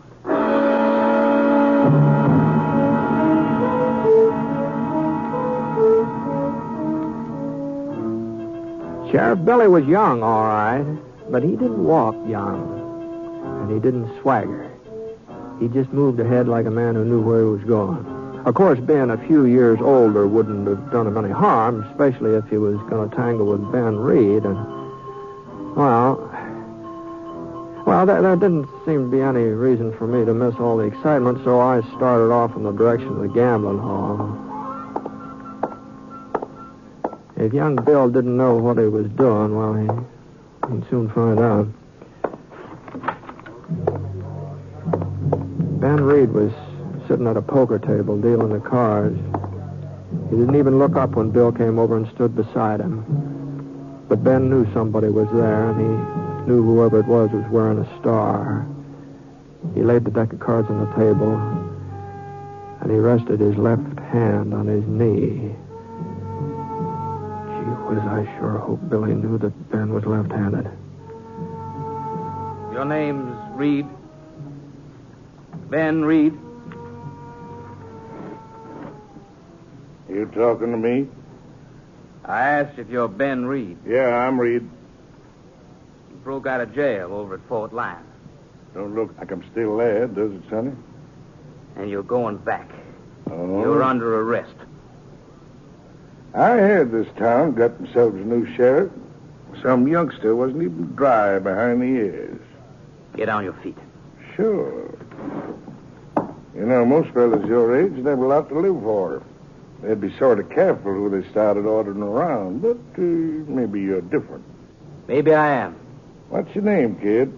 Just for the record, I always like to know a man's name before there's any trouble. Bill Riddle. Sheriff Bill Riddle. Give me a gun, Reed. I said, give me a gun. For a couple of minutes, they stood there, not moving, staring at each other. And Ben Reed's left hand slid down his hip a couple inches. And in spite of myself, I found my own hand going for my holster. And then Ben's fingers stopped. And I couldn't believe my eyes. He unbuckled his gun belt and let it drop on the floor. Well, I guess the only person in that room who wasn't surprised was Billy. He just picked up those guns. He nodded to the door. Ben didn't even look back. He marched right out into the street and Billy behind him. There was a minute or so before it sank in just what had happened. Sheriff Billy Riddle had arrested Ben Reed without even drawing his gun.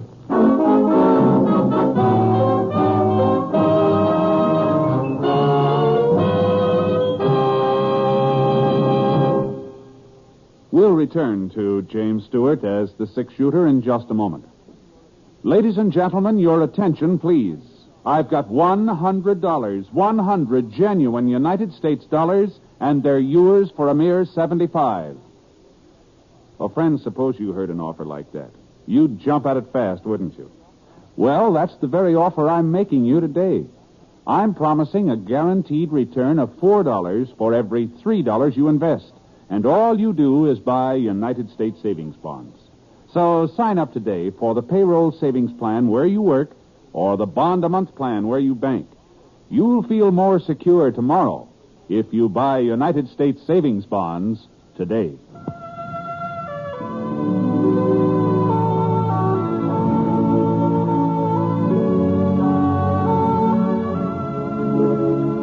Now, Act 2 of The Six-Shooter, starring James Stewart as Britt Ponsett.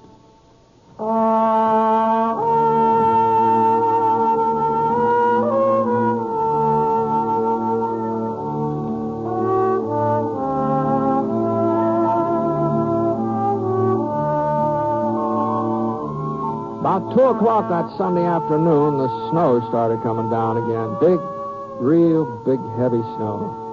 So I left Scar at the livery stable and got myself a room at Mrs. Kramer's boarding house. Yeah, I sure didn't like the idea of going out for supper, but Mrs. Kramer said that she didn't fix food on Sunday nights. She was lead soprano in the church choir, and rain or snow, she had to be there for the evening service. There wasn't anybody else who could carry the melody. So I put on just about all the clothes I had with me and headed for Cotton White's Cafe. Howdy, Mr. Bonset. Oh, sure is coming down, ain't it? Yeah. We don't usually get a big snow like this before January or That's maybe right. February. It seems like the weather's changing. I wonder what's causing it. I don't know, Cotton. Don't know. I was afraid you might be closed. No, I would be, except for these lunches I'm packing. Yeah, the sheriff caught me just as I was locking the door. Oh? The idea of leaving for Fort Lyon in a blizzard like this. Fort Lyon? That's where he says he's going. Well, what for? Wants to turn Ben Reed over to the marshal there. He sure is in a big hurry to get rid of him for some reason. This don't make sense. Like as not, they'll never make it to Lyon, either one of them. But Billy says they're starting tonight, so... well, now that does it. Oh, I'll just run these over to jail. You can pour yourself a cup of coffee, Mr. Ponson. I'll be right back. Well, why not let me take them over for you, Cotton? It says I'm all bundled up and everything. Oh, of course not, Mr. No Ponson. trouble, no trouble. Because I'd kind of like to have a talk with Bill before he leaves town. Well, if you're sure. Yeah, and don't stay open for me. I'll just get a cup of coffee from Mrs. Cream. Yeah, that's all I wanted anyway. Good night. Good night, Mr. Ponson.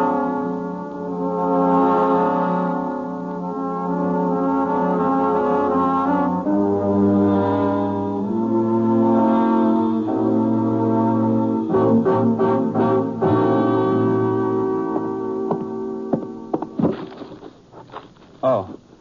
Thanks for bringing them over, Mr. Ponson. Good night. Hey, Billy, you serious about striking out for Fort Lyon tonight? Yeah. Well, it looks to me like he's as safe here as he would be anywhere else. Guess he don't appreciate my company. That's right. I don't. Uh-huh. Well, you're the sheriff. Yeah. You know, Fort Lyon's a 2-day ride in good weather. You no telling how long it'll take you to get in a storm like this. Don't worry about that. Mm-hmm. Was something happened, Billy? I don't know what you mean. Well, I guess it's none of my business, whatever it is. No, it isn't. Mm-hmm. Sorry, Mr. Ponson. Oh, what's the use? Somebody will find out sooner or later. I'm not taking him to Fort Lyon. As soon as we get out of town, I'm going to turn him loose. What? And I'm not coming back to Dawson. I'm going home to Georgia, where I belong. Well, I suppose you've got your reasons. I told you. I only came out here to find my father. And I told you this was my lucky day. I found him. Of course, he wasn't quite what I expected. He's a thief, an outlaw, and a killer. You mean Reed? You knew it, too, didn't you? No, I didn't know anything of the kind. Well, you must have guessed it then. When he let me take him without lifting a finger to stop me, you said yourself he was fast with a gun. Well, I said that's what I heard. But the fact a man lets another man arrest him, well, that doesn't necessarily prove kinship. I got the proof right here. What? Yeah.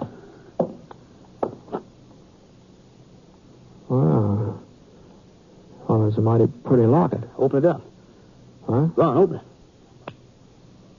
That's my mother's picture when she was a girl. It's copied from a picture that hangs in our parlor back home.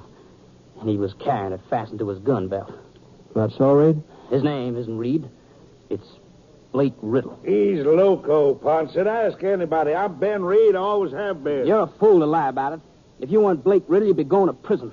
I've been in prison before. And because you think he's your father, you're going to turn him loose. Is that it, Billy? I don't care about him or anything that happens to him.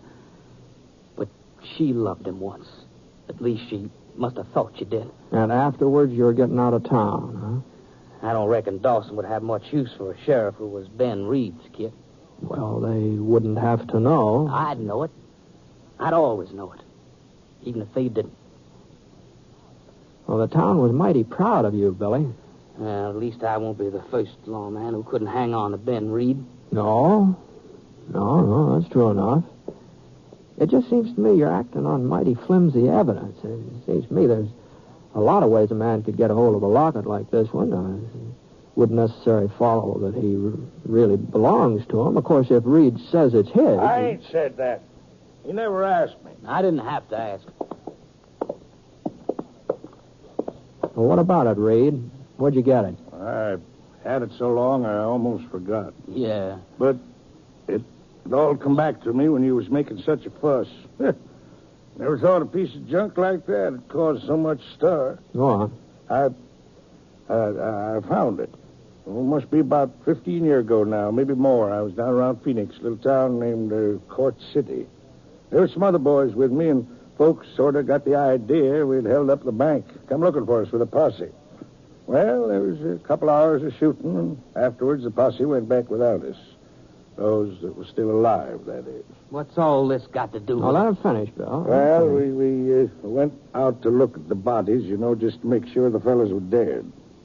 One of them was carrying that locket, so I... Are you trying to say you killed my father? I don't know who killed him, not for certain. We was all shooting. I suppose it could have been me. You're lying. Well, why should he lie? If it's the truth, why did he keep that locket? Wasn't worth anything. Didn't have any value. Well, why'd he keep it? I'll tell you, kid. When I opened it up and looked at it, I said to myself, now, she's pretty nice looking. So I thought, seeing as how the fellow who was carrying the locket was sort of out of action, and maybe someday I might run into the woman in person having her picture, it'd sort of give me an excuse. You filthy rotten! I'd kill you with my bare hands. Now, get hold of yourself. How could I ever have thought that a dirty, rotten killer would be my own? I must have been crazy, plumb crazy. You sure were. The idea of a kid of mine turning out to be a sheriff. It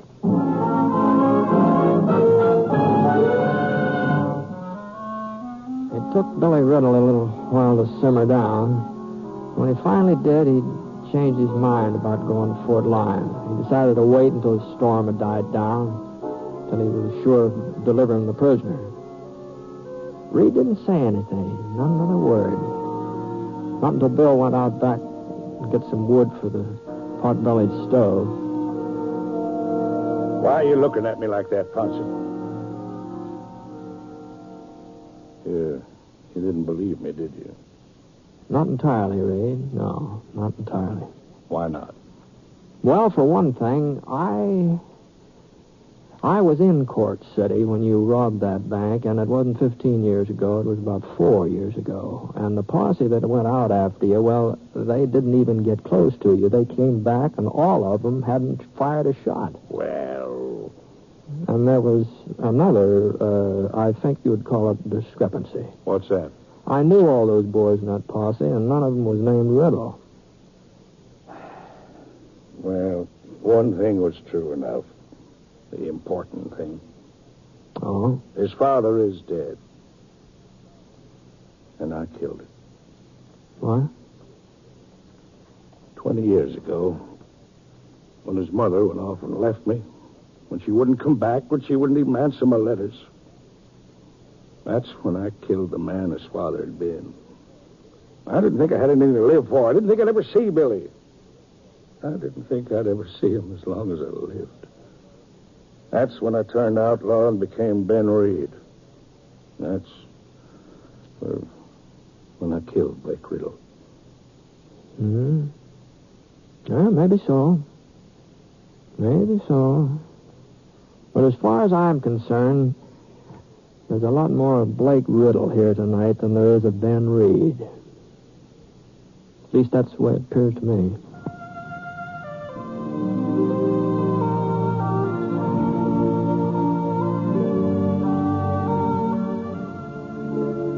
Well, it was a couple of days before that storm let up, and Sheriff Billy could take him over to the marshal at Fort Lyon. And he got him there, too. No trouble at all.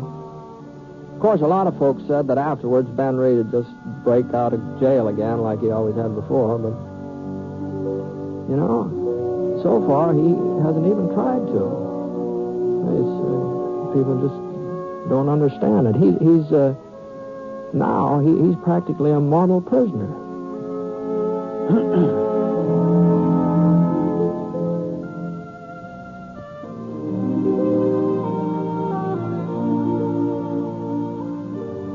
Within the next 5 years, millions of additional children will crowd the elementary schools. Unless we prepare for this increased enrollment, our children and our nation will suffer. If America is to provide enough teachers and enough classrooms so that our children can receive a decent education, we must take immediate steps to improve some of our local school systems. Join and work with local civic groups and school boards, actively seeking to improve educational conditions, won't you? Because better schools make better communities.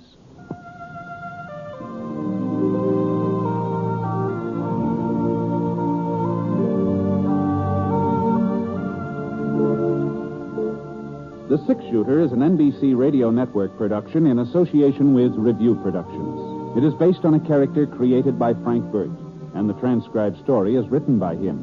Mr. Stewart may currently be seen in the Universal International picture, The Glenn Miller Story. Others in the cast were James McCallion, Ken Christie, Howard McNear, and Alan Reed. Special music for this program was by Basil Adlam, and the entire production is under the direction of Jack Johnstone. All characters and incidents were fictitious, and any resemblance to actual characters or incidents is purely coincidental. This is Hal Gibney speaking.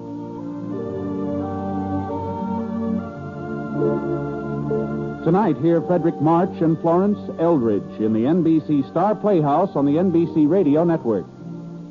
Look, up in the sky. It's a bird. It's a plane. It's the adventures of Superman on nightly old-time radio shows. Coming up next. Presenting the transcription feature, Superman. Up in the sky. Look. It's a bird. It's a plane. It's Superman. And now, Superman, strange visitor from the planet Krypton, who came to Earth with physical powers far beyond those of ordinary men, and who fights a never-ending battle against crime and injustice, disguised as Clark Kent, mild-mannered reporter for a great metropolitan newspaper. Assigned to the job of interviewing Sidney Rycroft, British explorer, who had come to America on a lecture tour, Clark Kent discovered the explorer to be a woman, not a man as he had thought. Miss Rycroft invited Kent and Jimmy to the theater that night to see the performance of a magician named Gambini.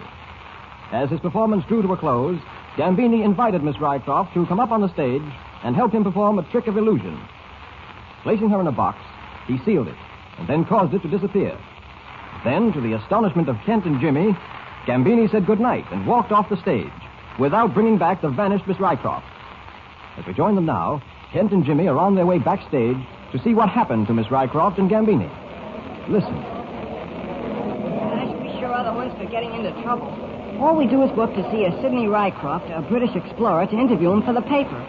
First of all, Sidney Rycroft turns out to be a woman, and then we discover that she's being pursued by some Egyptian fanatics, Jimmy. Egyptian fanatics, because she broke the seal of the tomb of Osiris. And now a magician makes her disappear and doesn't bring her back again. Gosh, I wish I was Superman or somebody like that, so I could keep up with all these things that happen to us. You're doing all right. Well, here's the street. We'll go around to the stage door. Okay. Gee, I don't know what you're hurrying for, Mr. Kent. Even if the great Gambini wanted to get away, he wouldn't be able to do it this quickly. Well, I'm just not taking any chances, Jim. Ah, here's the stage door. Now to find out if my hunch about Miss Rycroft is right or not. The door seems to be locked. Well, we'll knock. Funny. Nobody answers. Well, we'll just keep knocking till someone does answer. Well, I certainly can't understand this. Stage doors are usually open, and you don't have to... Wait. The door's opening. Look, there's an old man standing there. Yes? What do you want? I want to see the great Gambini. Who'd you say?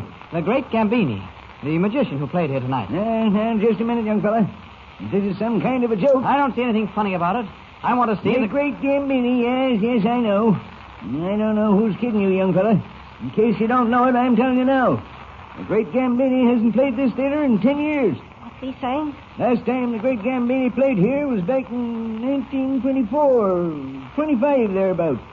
Matter of fact, we ain't had a performance in this theater for nigh on 2 years. Oh, you're out of your mind. Well, we just this minute saw the wind-up of his performance inside the theater. Yeah, he put a friend of ours in a box, Miss Rycroft. Made her disappear, but he didn't make her come back again. Yes, of course. Well, you'll probably find her on the move. Good night, dear. Now, wait a minute. Not so fast. Stop holding that door. The great Gambini is inside there, and I'm going to see him. Now, get out of my way. Come on, Jim. Holy mackerel, Mr. Kent. It's the dust in here. This place looks as if it hasn't been used in years. Well, what have I been telling you? This theater's been closed for 2 years almost. It looks like it, all right. Dust on these floors is an inch thick. Cobwebs all over the place. Mr. Kent, are we going crazy? We did see the great Gambini, didn't we? Wait a minute. There's something queer about all this, and I'm going to find out what it is. I'm telling you, we just came from inside the theater, and I can prove it. Come on. Where to? Out onto the stage. There'll be plenty of signs of a performance here tonight, and there'll be no doubting that we saw the great Gambini give a performance. Yeah. Do you see what I see? All those seats, hundreds of them, covered with dust and cobwebs. And the curtain we saw come down, all torn and tattered. Mr. Kent, I'm getting scared. We did see the great Gambini. Now, easy does it, Jimmy. You. Yes? Are you convinced now that you're... I want to see the dressing rooms in this theater. You can't convince me that Jimmy Olsen, Miss Sidney Rycroft, and myself didn't see the great Gambini here tonight. I'm telling you... You're telling me nothing. The dressing rooms, I want to see them. And I want to see them right now. Get started. Well, this is the last dressing room of the lot. Here, I'll open the door. Well, go ahead in. All yours. Holy mackerel, Mr. Kent. This is just like all the other dressing rooms. All covered with dust and cobwebs. The man must be right, Mr. Kent. We must be wrong. Yes, I guess we are wrong. Well, sorry to have troubled you. Come on, Jimmy, let's go. I could have told you in the first place you wouldn't find nothing. I've been watchman here for nigh on to 2 years, and I know there ain't been a performance here in all that time. Yes. Well, good night. What do we do now? Jimmy, I want you to go back to the Daily Planet. Without you? Yes. I've got a little investigating to do, and I want to do it alone. Oh, gee, Mr. Kent. Do as I tell you, Jimmy. Oh, okay. Well, when will you get back to the office? I don't know. Now, scoot. Okay. See you later. All right. Hated to get rid of Jimmy, but I had to do it. Now, to go back into that theater as Superman.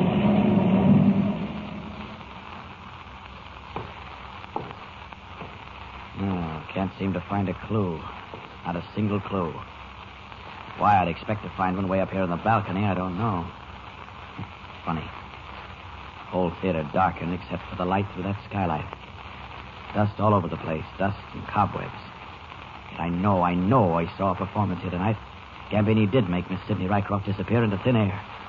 And it was a shock to begin with, discovering that Sidney Rycroft, the English explorer, was a woman and not a man. Well, I'd bet... Wait. Lights. Lights have gone up on the stage. Now, that's the funniest...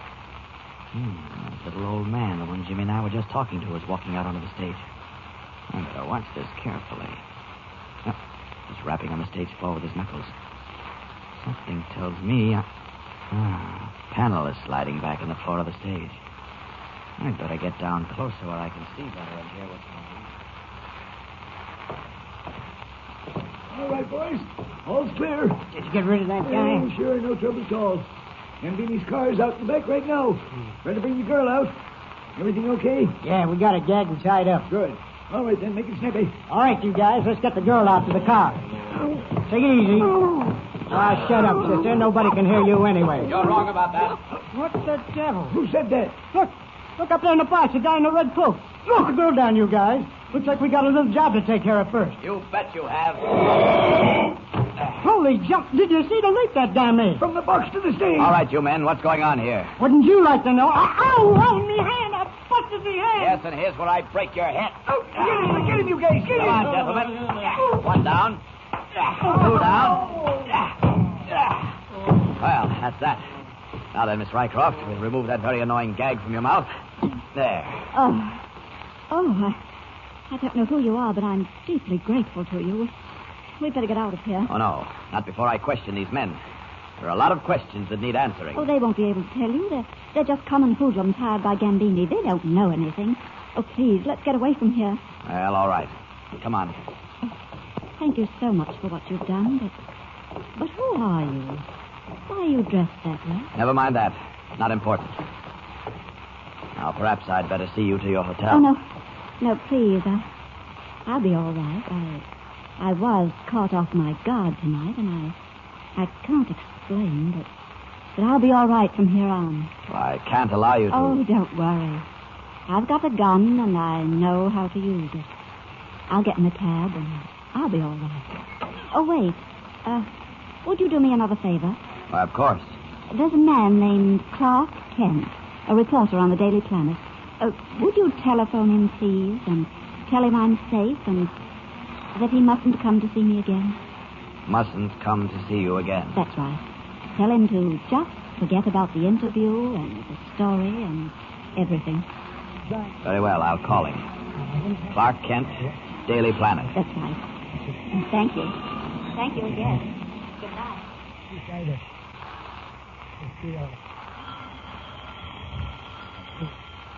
Would you excuse me, please? Certainly, Mr. White. Here to White speaking. Oh, hello, Lois. I don't know what's happened to Kent. I sent him out to interview Sidney Rycroft, the British explorer, and the next thing I know, Jimmy Olsen shows up here with a fantastic story about a woman disappearing in a theater that hadn't been used in years, and I don't know what else. What? I don't know, Lois. All I know is Kent better be able to explain all this, or he gets his walking papers tonight. Yes. Goodbye. Of all the idiotic... Perhaps, Mr. White, the young man will explain everything. Oh, I doubt it. It'll have to be pretty good. Oh, what a day. I spent most of it trying to get his blasted cowboy friend Tumbleweed Jones out of jail. I finally succeeded, and that... Hello, Chief. Got to see you right away. Oh, sorry, I didn't see you had someone else with you. Quite all right, Kent. Come in. Now, tell me, Kent, did you make out all right on the interview with Sidney Rycroft? Well, that's the story. First thing I discovered was that Sidney Rycroft is a woman, not a man. A woman, eh? Yes. And then when Kent, we went... I've had enough of this. If you can't attend to business, if you can't do your job as it should be done... Wait a minute, Chief. Wait a minute. What are you driving at? Trying to hoodwink me, are you? Well, I happen to know, Kent, that you spent the day gallivanting around town enjoying yourself. What? You never did go to see Sidney Rycroft for that interview, and I can prove it. Oh, can you? Well, prove it then. This gentleman sitting on my right, Mr. Kent. Permit me to introduce him to you. Mr. Kent, may I present Sidney Rycroft, the British explorer. Mr. Sidney Rycroft, Kent. Mr. Sidney Rycroft. Well, Superman seems to be getting into another baffling mystery. What is the solution to the strange incident in the theater? Why did the beautiful English girl claim to be Sidney Rycroft? Be sure to hear the next episode of this thrilling and baffling mystery story with Superman. And remember, tune in the next thrilling installment of the transcription feature, Superman. Up in the sky, look! It's a bird! It's a plane! It's Superman!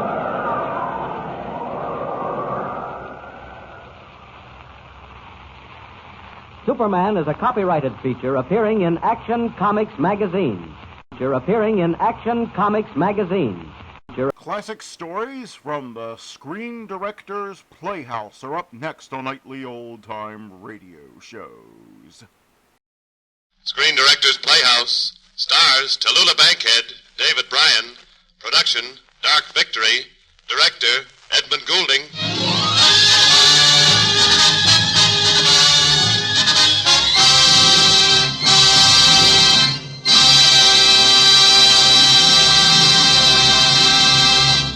This is the Screen Directors Playhouse, the Thursday night feature on NBC's All-Star Festival of Comedy, Music, Mystery, and Drama.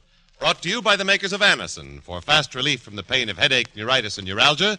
RCA Victor, world leader in radio, first in recorded music, first in television, and by Chesterfield, the cigarette that has, for you, mildness with no unpleasant aftertaste. The cigarette that brings you Bing Crosby and Bob Hope.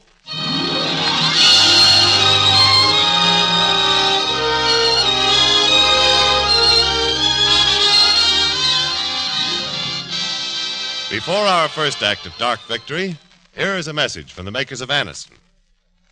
The next time you suffer from pains of headache, neuritis, or neuralgia, take Anacin. You'll bless the day you heard of this incredibly fast way to relieve these pains. Now, the reason Anacin is so wonderfully fast-acting and effective is this. Anacin is like a doctor's prescription. That is, Anacin contains not just one, but a combination of medically proven active ingredients in easy-to-take tablet form. Thousands of people have received envelopes containing Anacin tablets from their own dentist or physician, and in this way discovered the incredibly fast relief Anacin brings from pains of headache, neuritis, or neuralgia. So the next time a headache strikes, take Anacin for this wonderfully fast relief. Anacin. Anacin. Anacin comes in handy boxes of 12 and 30. Economical family-size bottles of 50 and 100. Get Anacin at any drug counter. And now the first act of Dark Victory, starring Tallulah Bankhead as Judith Traherne and David Bryan as Dr. Frederick Steele.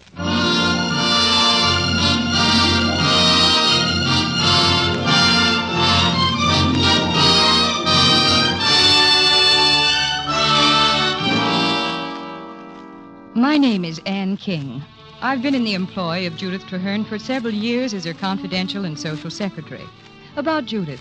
She was gay, independent, bright, and wealthy, with no serious love affair, no serious problem, and above all, no serious fear until... Oh, but let my records speak for themselves. It all began when Judith fell from a horse while trying to clear a steeplechase jump on her estate and complained of a severe headache. Dr. Steele, Judith Traherne is waiting outside your office. The girl is desperately ill. I've been watching her like a hawk. She's been losing ground each day. 3 weeks. You wait till now, Dr. Parson? And you don't know Judith. She's stubborn. I don't even know how I got her as far as your anteroom. She just won't cooperate. She says she hasn't time to be ill. Why, only yesterday she went to a revival of Cyrano in the afternoon and played bridge half the night. I'm sorry, but I can't see her. I'm closing down my practice today. I'm going off to Vermont and devote my time to research. I think your best bet is to get in touch with Finley. Finley's in Europe, and besides, he's no better than I am. I want you. Can't be done. I'll see you to the door. You're always talking about the obligations of doctors to humanity. Well, there's humanity waiting for you on the other side of this door. Sorry, Parsons, but if I start making exceptions, I'll be stuck here for another 9 years. Come on, Anne. This is perfectly ridiculous. I'm late. Wait, Judith. This is Dr. Steele. How do you do, Doctor? My name's Traherne. Shake. Shake. Glad to have met you, sir. Come on, Anne. One moment. How did you get those burns on your hand? Where? On your right hand, here. Between the first 2 fingers. I never noticed them until now. I see. Will you step into my office, please? I don't know why, but I will. Won't you sit down? Thank you. I haven't much time. Neither have I. Parsons tells me you're a great hunter. Well, you could hardly expect me to enter your office leading a pack of hounds. I understand you don't like to talk about your health. I don't. It's a very boring topic. But most people love it. I make my living listening to them. Then I'm afraid you're wasting your time. Oh, I'll send you a bill. I'm an only child. I weigh 115 pounds, stripped. I've had mumps, measles, and whooping cough, all at the proper ages. I believe I had no congenital weaknesses. Shall I go on? Yes, please. My father drank himself to death. My mother lives in Paris. I take a great deal of exercise. I'm accustomed to a reasonable quantity of tobacco and alcohol. I'm said to have a sense of humor. Is that all? All the inconsequential facts. What are the consequential ones? Does the light from the window bother you? No. Do you use your eyes a great deal? I generally keep them open, Doctor. That light is in your eyes. I wish you wouldn't keep harping on that. There's nothing the matter with my eyes. You were squinting. I was not squinting. By the way, what did you do yesterday? Well, I played bridge in the afternoon. I went to the theater in the evening. The other way around, wasn't it? Well, yes. I guess it was. What was the play? Well, Cyrano, wasn't it? Yes, that's right. Did you like it? My head was aching, sir. How long have you had these headaches? Oh, I don't have them. You have one now. No, I've not. How much did you lose at bridge yesterday? Quickly. I don't remember. I know you lost. How much? How can I remember? I play bridge every day. You've been losing a lot lately, haven't you? Yes. Playing badly, forgetting what cards are out and what's the bid. Why do you ask me these stupid questions? I'm leaving. Wait. Did Parsons say you could go out yesterday? Listen, Doctor. I have never taken orders from anyone. And as long as I live, I shall never take any orders from anyone. And here's something else. I am well, absolutely well. I'm strong, and nothing can touch me. Neither you nor Dr. Parsons can make an invalid out of me. And now, Doctor, good afternoon. Go on. Run away because you're frightened. That isn't true. Oh, yes, it is. That's why you held back certain things from Dr. Parsons. You were afraid to admit them. You didn't tell him you've been having these headaches for months, but you have, and they've been getting worse. Lately, until now, you're never free of them. And your eyes have been cutting up, too, until your vision is almost cut in half. That's the reason for the accident on the jump. You couldn't see the bar. I'll tell you how you got those burns on your fingers from a cigarette. It burned you, and you never felt it. Because your tactile nerves are paralyzed. It's a lie. I'm well. Why do you bully me like this? Because I want to help you. Now, sit down. Dr. Steele? It's nearly time for you to leave. Oh, yes. Thanks, nurse. Cross your knees, please, Mr. Hearn. You're not going to hit me with that little hammer. Why not? It always makes me laugh. Silly, isn't it? Now the other one, please. Good. Now, don't be frightened at this. It's just an electric torch. I'm going to look into your eyes. You're very kind to your guinea pigs, aren't you? Would you mind just looking ahead, please? I've been told they're nice color. Steady, please. Do you agree about the color of my eye? Oh, yes. Fine. And now 2 more questions. How long ago did you first notice these headaches? Horrible months ago. 5 or 6. Have your eyes been bothering you as long as that? No. That's only lately, the last few weeks. Well, that's a great help. And now I'm going to ask you... Dr. Steele, you're going to have to leave this minute if you're going to catch your train. Train? Oh, yes, I suppose I will. Don't look so guiltily at me, Doctor. It's my own fault I didn't come to you sooner. Nurse? Oh, there are other trains. Cancel the tickets. Yes, Doctor. Thank you. Not at all. A few days, one way or another, won't matter. I'm sorry I was so difficult. All I like the way you fought back at me. You've been a good sport. What's wrong with me? Is it my eyes? I'd be a poor excuse for a doctor if I told you before I'm positive myself. But the next few days, I'm going to ask you to submit to about 1 million more tests and x-rays. You can live your life normally with one exception. What's that? You'll have to see a good deal of me. I'll bet you'll be at Frost at a party, Doctor.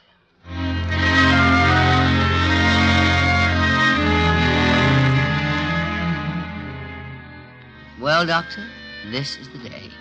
Your tests are all completed, and we have enough x-rays to start our own picture company. What's the verdict? Sit down, Judith. Oh, no. The prisoner will rise. The sentence. We will have to operate. What do you mean, operate? On me? Where? Go ahead. No. Oh, after all, the brain is like any other part of the body. Things get out of kilter, and they have to be adjusted. I won't. Anne! What's the matter? He wants to operate. Operate? On my head.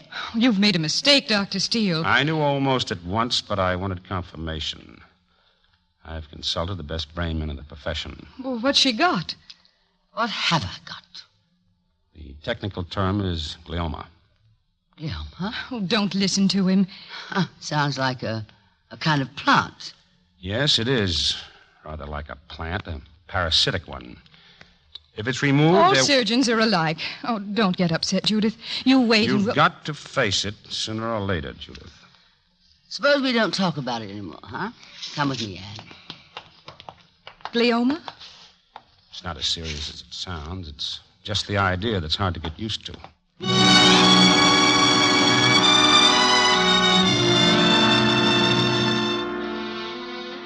I've got a nice view in this hospital room anyway. We're late. We've lots to do. Doctor's orders must be followed. Well, what first? We'll just get your things off and pop you into bed. Into that? Yes, if you don't mind. Well, give me my night things, please. Quickly, nurse. Here's a hospital gown. Not that. Can't I wear my own nightie? Am I to be operated on in that thing? How is everything? Turn your head, Doctor. And look at me. The very latest from Paris. Oh, strictly clinical. Okay, Doctor, you can turn your head now. Oh, thank you. Now into bed. I want to go home. Into bed. All right, Simon Legree. Now, here's a little pill I want you to take. Something to make you sleep. I don't want to go to sleep. How could anyone sleep in a 2x4 like this? At home, I have a bed big enough for 6, and here I can't even move. You take this. Oh, all right. You know, I can't understand me. I've never given in a fraction to anyone else, and here I'm letting you push me around. Well, where do you operate, Doctor? Here or here? Oh, that's my worry. How do you do it? I mean, just what do you do? You're a chatterbox, aren't you? It's very distasteful, isn't it? Oh, well, I don't care. I don't care about anything. This is such a nice bed. It's a nice room, too. Thank you, Anne. Anne, you're standing 3 miles away. Come over here, darling. I love you, Anne. I don't know what I'd do without you. I love you. Do you two like each other? Of course. Sure. I want you to like each other. I love everybody. Will they cut off my hair? Just a little of it. I don't want my hair It'll cut grow off. back. Well, yes, of course it will. Silly of me. I feel so good. Nothing to think about. You're going to sleep now. That's right. I must do everything you say. I'm in your hands. Nice hands. They're good, strong hands. Doctor? Yes. When you get inside my head, see if you can find any sense in it.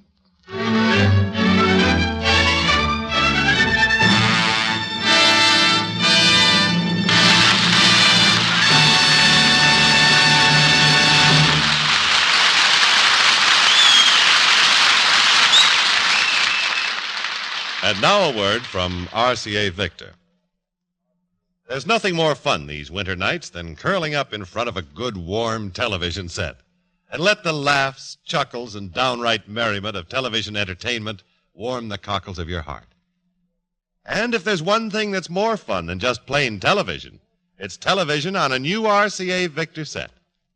Yes, almost 2 million families today are happily using RCA Victor television in their homes. And you'll know why when you watch the lifelike picture on RCA Victor's new model, the Kent, now on display at your RCA Victor dealers. The Kent brings you clear, big 17-inch pictures locked in place by RCA Victor's exclusive eyewitness picture synchronizer. And then, too, look at the value of the Kent. It's like having console television at table model price. You'll say that RCA Victor television is the best way to warm up your heart with television fun and keep the frost off your pocketbook.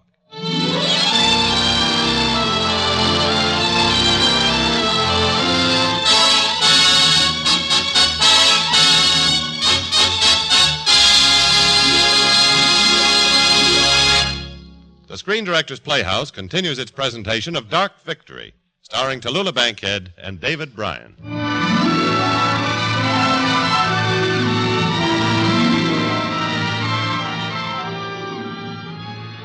The operation on Judith's brain was finished. The result? Well, what operation doesn't need a prayer? So I prayed with all my heart for the finest woman I'd ever known in my life. The door was ajar, and coming towards me in the hospital corridor was Dr. Steele. He was staring straight ahead and was in deep conversation with Dr. Parsons. I couldn't hear what they were saying. Is there no hope, Dr. Steele? I'm afraid not. She's bound to have a recurrence. She'll apparently be as well as any of us, that is, until her sight may fail near the end. Amblyopia? Yes, but there'll only be a few hours after that. This is a rotten business. Doctoring. A glioma. A girl like that who's so alive and so entitled to live. To have this contemptible, meaningless growth come along and put a period to it. Are you going to tell her? Did you want her to know? No. Well, then that's the answer.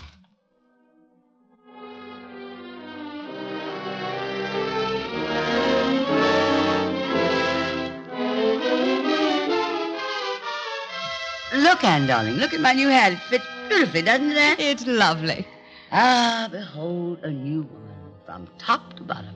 New shoes, new stockings, new dress, new hat. Oh, doesn't the world smell nice, Anne? Everybody for miles around is thrilled that you're back with us. It's nice to be loved. Where is that New England quack? Well, I told him 5 o'clock. Oh, is that his car turning in now? Come on, darling. Now tell me, do I look all right? Or shall I change my hat again? Huh? It used to be 6 hats on the floor, and now it's 12. You used to be mad, but I don't know what that doctor's done to you. You're madder still now. Now, let's not make a fuss over him in sport. Let's have some champagne. Champagne while we wait for him. He said I could, darling. Have one, Anne. To me, to life. May we never be ill again. Well, look who's here. Sorry I'm late. I was at the hospital and I had to, Never mind that. We're not interested in medicine here. Sit down, won't you? Have a drink. No, thanks. I'm having one. You said I could. Thanks for everything again. My drink, my horse, my first day. Have you been a good girl? No. I thought not. Why? Oh, I just knew you wouldn't be. I knew you could never be. You mean a good girl? Well, I am. Anne, see if it's come. Hurry up, darling. All right. Why are you so grumpy, Doctor? You say I'm always grumpy. Oh, I've been good until today. I've been your slave. And I'm well. Look at me. Reflexes terrific. Balance perfect. Why, I can walk a line backwards. Want to see me try? Look, it's arrived. Oh, excuse me. Anne, kneel on him. Club him if necessary, but make him have a drink. Get that look off his face somehow. Oh, you did that, Doctor. Aren't you proud? I don't want to drink. Thanks. Dr. Steele, when you came into Judith's hospital room right after the operation, you had a certain look in your eyes. You have it now. And I'd rather not. Is there something? Something? Please. You see, I am her best friend. You come outside. Of course. Are you going to be strong enough and intelligent enough to hear the truth? There is something. Yes, there is. I can't save her. Nothing can. Nothing. She's going to die. Oh, no. Yes, it's true. You shouldn't have touched her. She'll have that pain again and that ghastly confusion. No, she's not going to suffer again. That's all behind her now. She will seem as well and as normal as anyone else. How long have you known? During the operation. I could have let her go. I almost did. Why didn't you? I'm only a doctor. I haven't the jurisdiction of life and death. How will it come? Quietly and peacefully. There may be a moment near the end where she won't be able to see quite as usual. She'll go blind? Yes, but first a dimming of vision, and then after a few hours, say 2 or 3... Doctor, how long has she? A year? 6 months? 4? Possibly. Lock up, Anne. She mustn't know. Be a good soul. Boo! You sneaks. You're hiding out on me. What's the idea? Well, actually, we were talking about just how much you ought to do, Judith. I told him you had a devil of a day, and he doesn't seem to think it matters. I have had the best day of my life. This little present is for you. Judith, you shouldn't. Oh, look at the man. I thought surgeons had to have such steady hands. Thank you very much for these cufflinks. It's the best present I ever had. I'm awfully glad you like it. It's all we could think of, wasn't it, Anne? Of course, it doesn't seem enough. Oh, wait, I have an idea. This is my birthday. What? It is really. My new birthday. Every year on this date, we'll meet. Just us 3 pals, huh? We'll meet and we'll have a party. Oh, let's go. We have a date.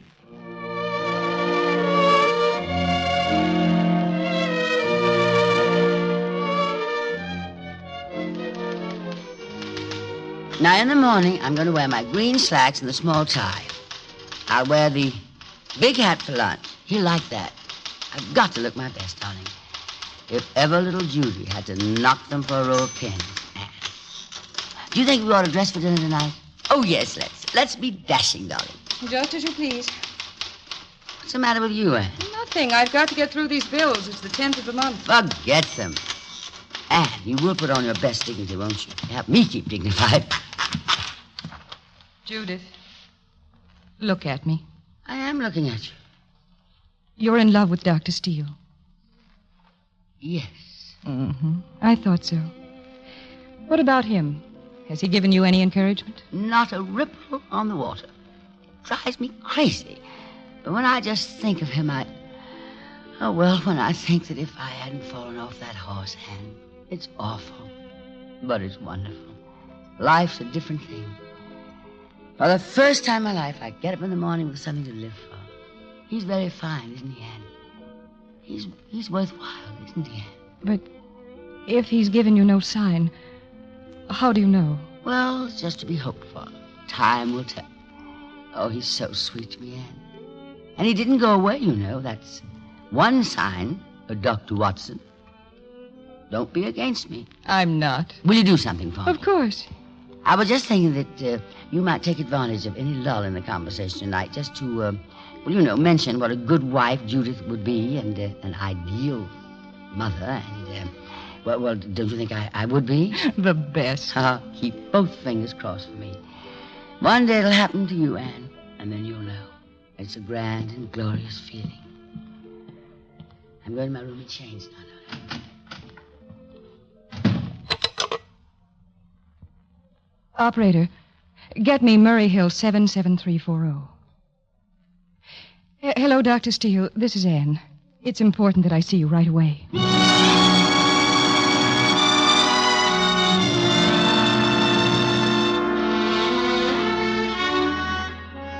Sit down, Anne. Thank you. Doctor, is Judith meaning anything more to you than just a patient? Yes. Much more. What are you going to do? Are you going out there tonight and tell her and take her in your arms? She'll expect you to marry her. Are you? Or is it better for you to go away and leave her with us? Which is better? She told me she's in love with you. She said that?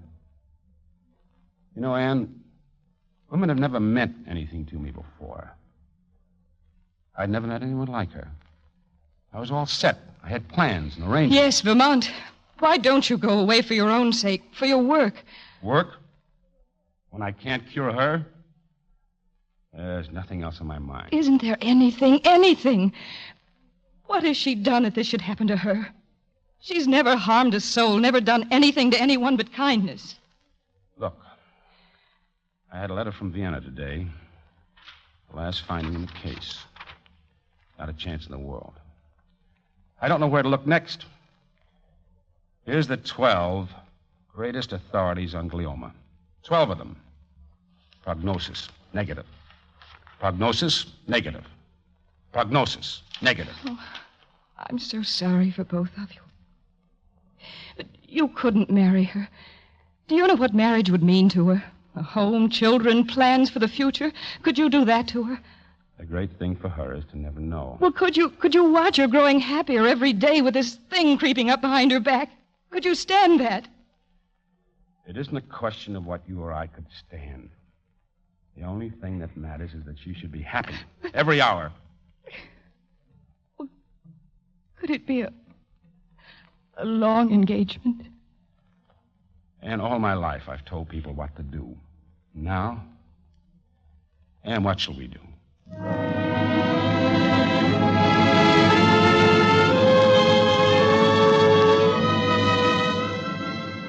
Martha, is everything ready for tonight? Yes, ma'am. Where's Anne? I haven't seen her all afternoon. She's out. Where'd she go? Didn't you telephone Dr. Steele's office before? What's that got to do with it? Wasn't she there? No. What do you mean? She telephoned, made an appointment. She said she had to see him on important business.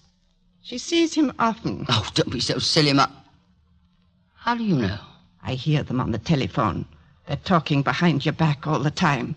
Something goes on between those two. Oh, nonsense. Gossip. I'm sure if Miss Anne was at the doctor's, she must have had some very good reason for being there. But when Dr. Steele gets here, I'm going to have him examine your head. Answer the door, will you please, Martha? Oh, I'm sorry I'm late, Judith. Oh, Anne, where'd you go? For a drive. Where to? To town. What for? Oh, Where'd you go? I have to get dressed or I'll be late for dinner. I'll see you later. Hello, Judith. Did I stumble into something? Yes, Doctor. Anne and I were on the verge of a jealous scene about you. What? Oh, darling. Darling, you are a fool. Don't you know I'm in love with you? Oh, I know I've made an idiot of myself, but I don't care. Naturally, you must be embarrassed. Well, you've been proposed to. Well, Fred, all you have to say is that you don't want me, and... I love you. I love you, Judith. I always have. I love you, Fred. I love you. I don't have much to give you. Much, darling. You've just given me the world. For the first time in my life, I'm a complete person.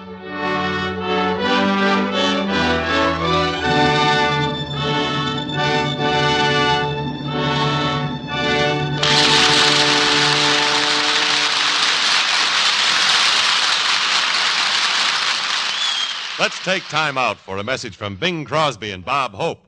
Say, Bing, you got a minute? Oh, sure, Bob. I got all the time in the world. Don't tell me you own that, too. Oh, never mind that stuff. Get to work with it. Okay. Folks, Better Tasting Chesterfield is the only cigarette that combines for you mildness with no unpleasant aftertaste. And you can prove that yourself. Just make our mildness test. Buy Chesterfields, then open them and enjoy that milder, mellow aroma.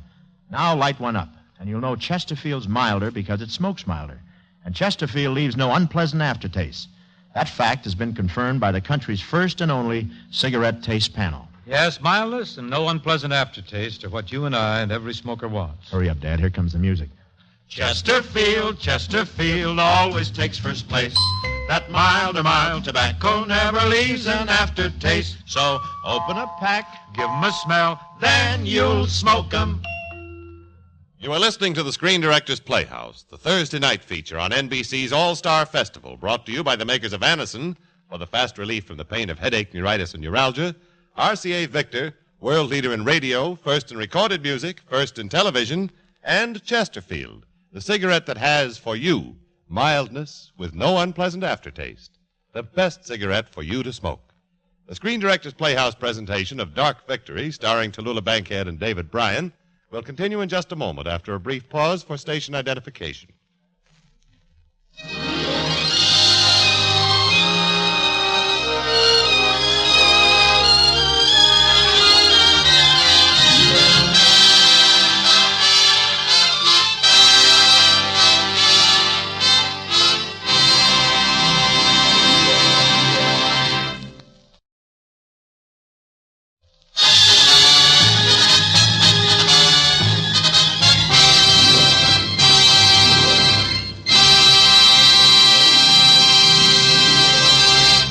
This is the Screen Directors Playhouse.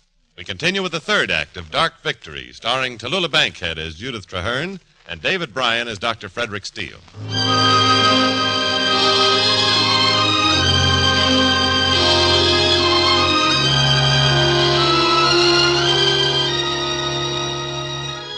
It was the eve of Judith and Fred's marriage when she accidentally came upon a file marked Case History, Judith Traherne. She opened it and read a letter addressed to Dr. Steele from a brain specialist in Vienna. A study in the case history of Miss Judith Traherne and an examination of the tissue sample sent me lead me to concur with your diagnosis. The prognosis is definitely negative. Death in such cases is... Prognosis means the future of the case. Negative means hopeless. Hopeless. Prognosis negative. Prognosis negative.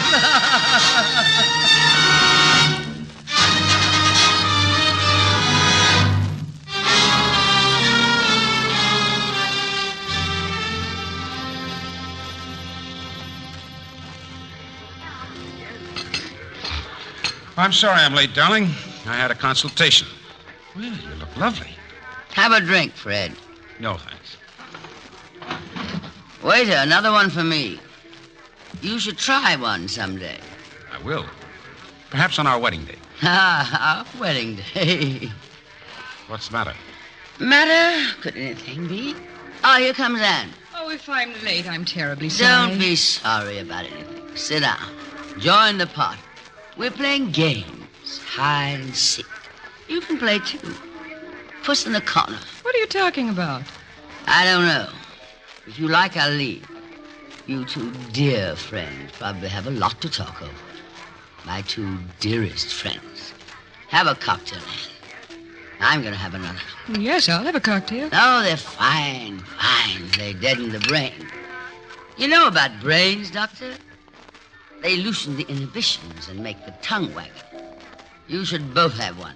Judith, are you quite well? You should know how ill I am. Am I well, Doctor? Shall we order? Waiter! Why don't you tell me what this is all about? Why don't you tell me? Why didn't you tell me? Waiter! I think I'll have a large order of prognosis negative. What do you mean? You know. Œuf sur le plat. Prognosis negative. Do you know what prognosis negative means, Doctor? Explain to her. Or have you? A few months of pretending you're well, then blindness, then... So long, my friends. Wait, Judith. We can't talk here, but Oh, yes, we can. It was a question of humoring the patient, huh? Pet her. Give the poor darling everything she wants. The time's so short. Marry her if necessary. Now I know why you went to his office that day. It was to beg him to marry me out of pity. You're both so kind. Thank you very much. Judith, you're wrong. Don't touch me, please. Judith, what else on earth could we have done? You could have told me the truth. I can take it.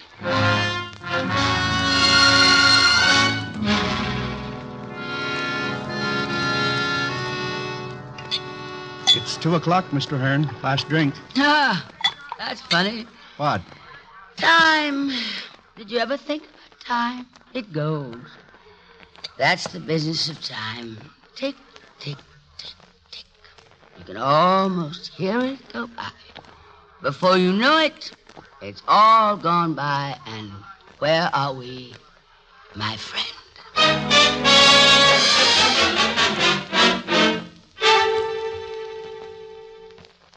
Hello, Michael.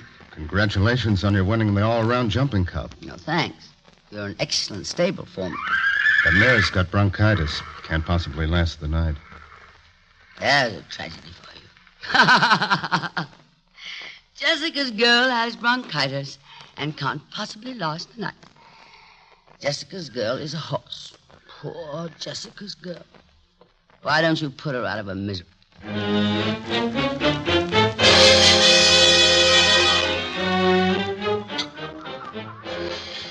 What'll it be, Mr. Hearn?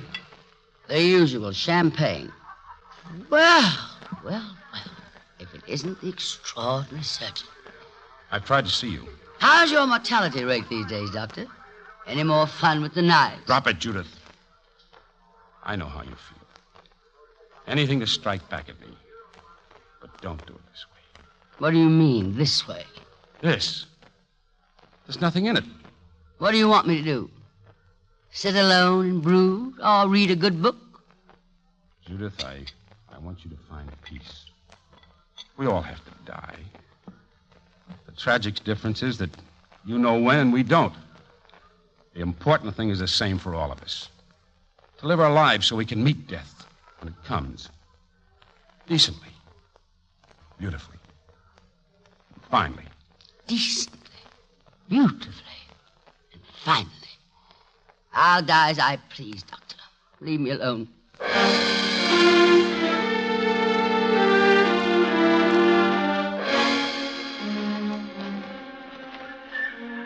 Well, Michael, is Jessica's girl dead? No, she's game. She put up a brave fight. How nice. You're cold. There's a stove in the feed room. Would you like to come and warm yourself? Why not?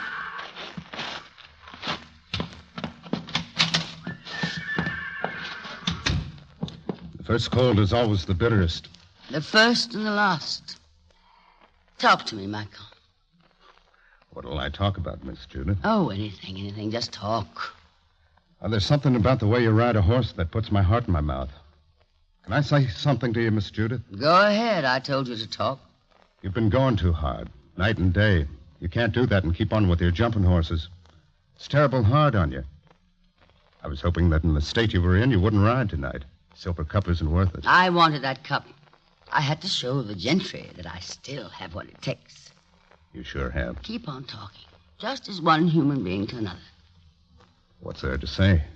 Are you afraid to die, Michael? I wouldn't want to die while you're alive.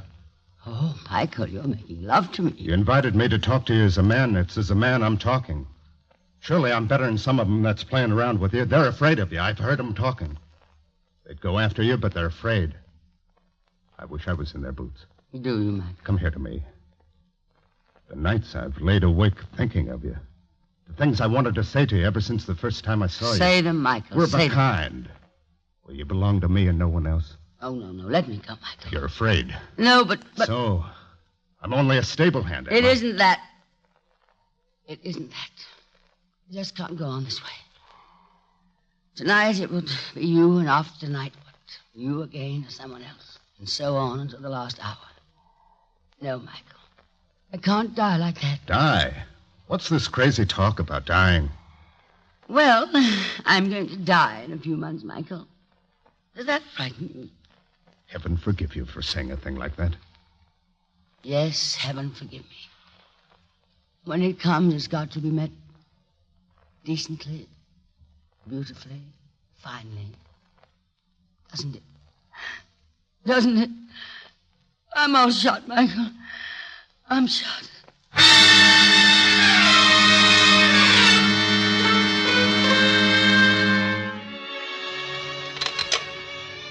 Operator, Murray Hill 77340, please.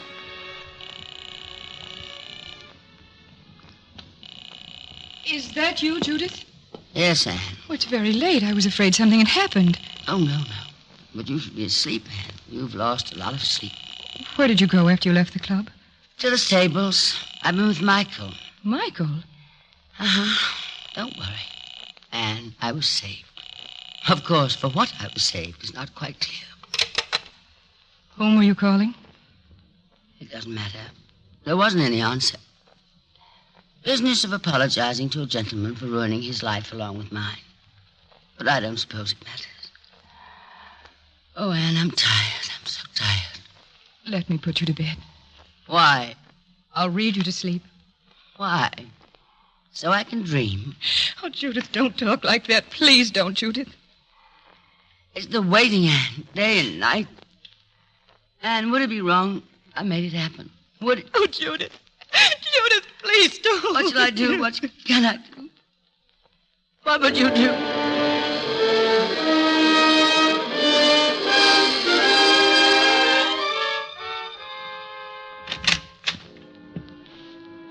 Hello, Doctor. Judith. Look here, I'm sorry. This is a fine time to be visiting your apartment, isn't it? Well, I hope you are not operating tomorrow. No, I'm not. Would you care for a drink? No, thank you. Can you ever forgive me? There's nothing to forgive. The things I said to you. It's good to say things. Sort of gets them out. You said you wanted me to have peace. Where is peace? Within yourself, Judith. I've tried to do the things I said I would. Tried to carry it through to the last empty boast. But tonight, darling, there's been no one but you. Oh, how good it is to call you that. Darling. I couldn't go on. You bitter toward me. Please don't think of me that way. I love you, Judith. Yes, I believe you. It isn't just pity. I take back every unkind thing I said to you. Oh, Fred, help me.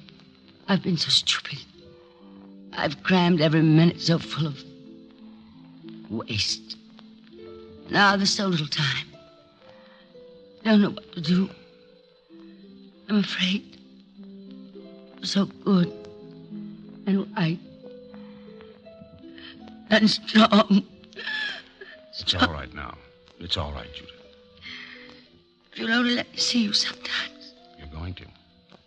Every day. I'll show you what peace I can. You're coming with me to Vermont. Am I? No.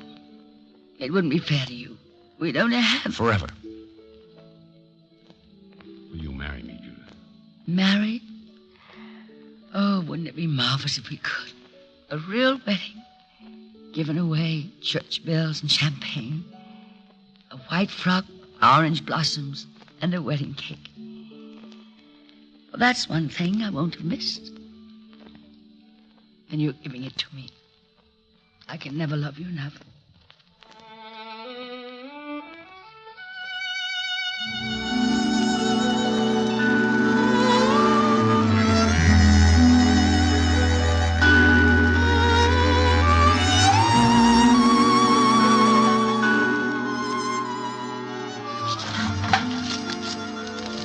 A letter from Anne, Martha. Is she coming up? Well, not yet, but soon, I think. She says, still trying to rent the house, but no one seems to have any money, and I'm not going to let tramps have it. Oh, Martha, why do people complicate their lives so? All those horses, that house. Here in Vermont, we have nothing, and yet we have everything. I wonder she hasn't popped up to see you. You haven't seen her for 3 months. Oh, she'll be up. She said she wanted to get the work done. What's that you're preparing?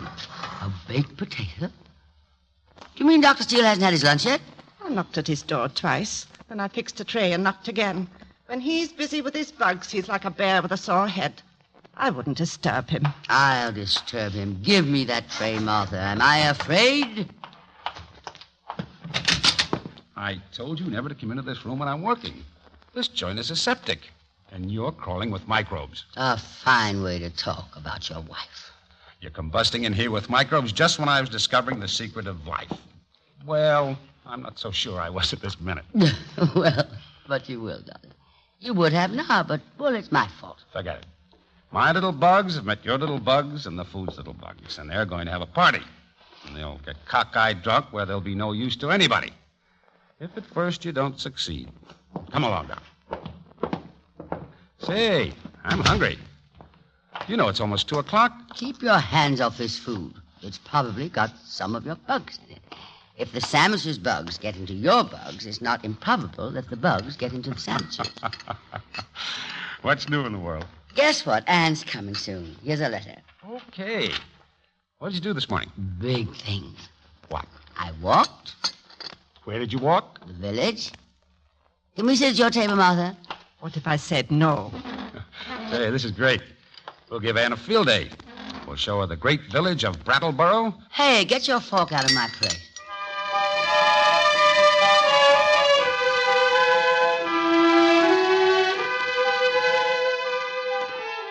Hello, Martha. How are you? I'm first rate. It's good to see you, Miss Anne. You're looking a little peaked. No, we'll fatten her up. A little country gravy. Oh, the house is perfect, Judith. Where's your lab, Doctor? Back here. Come on. Coming. Don't let her in, Freddie. She's got bugs, too. Let's unpack for her, huh? Oh, my, but it's impressive. How's it coming, actually? Fine, I think. Someday in my lifetime or some other man's lifetime, we'll have a cure for glioma. Fred, is there any chance for her? No. Oh, I'd so hoped. Don't hope. But all this lab. May say mothers someday. That's all, Anne. I can't make an appointment for a miracle to happen. Does Judith fully realize? Yes. Oh, I can't believe it. She couldn't bear it. No one could. Secretly, she must believe All that... my life, Anne, I've seen people suffer, seen them die.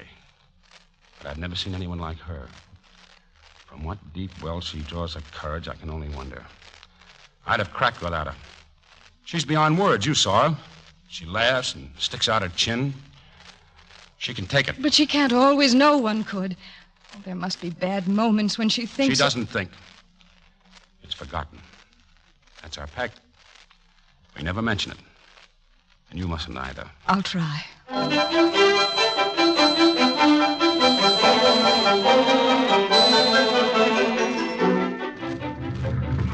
So long, Doc. Michael, don't say Doc. That's not half enough respect for my husband. Oh, but we are grateful to you, Michael, for coming all this way to see us. You will come again soon, won't you? If the weather's as beautiful as it is today, I'll be back in a hurry. Judith, here's a tongue twister. Incomparabilis. Incomparabilis. Oh. Plant them where there's plenty of sun, Anne. All right.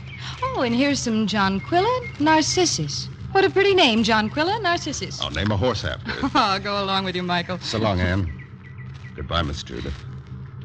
When I look at you now, what makes me believe in those prayers I've been saying? Michael. I'll see you at the Grand National. And, Michael, if we can't make it for some reason, think of me. Goodbye, Michael. Goodbye. Goodbye, Michael. Goodbye. Bye.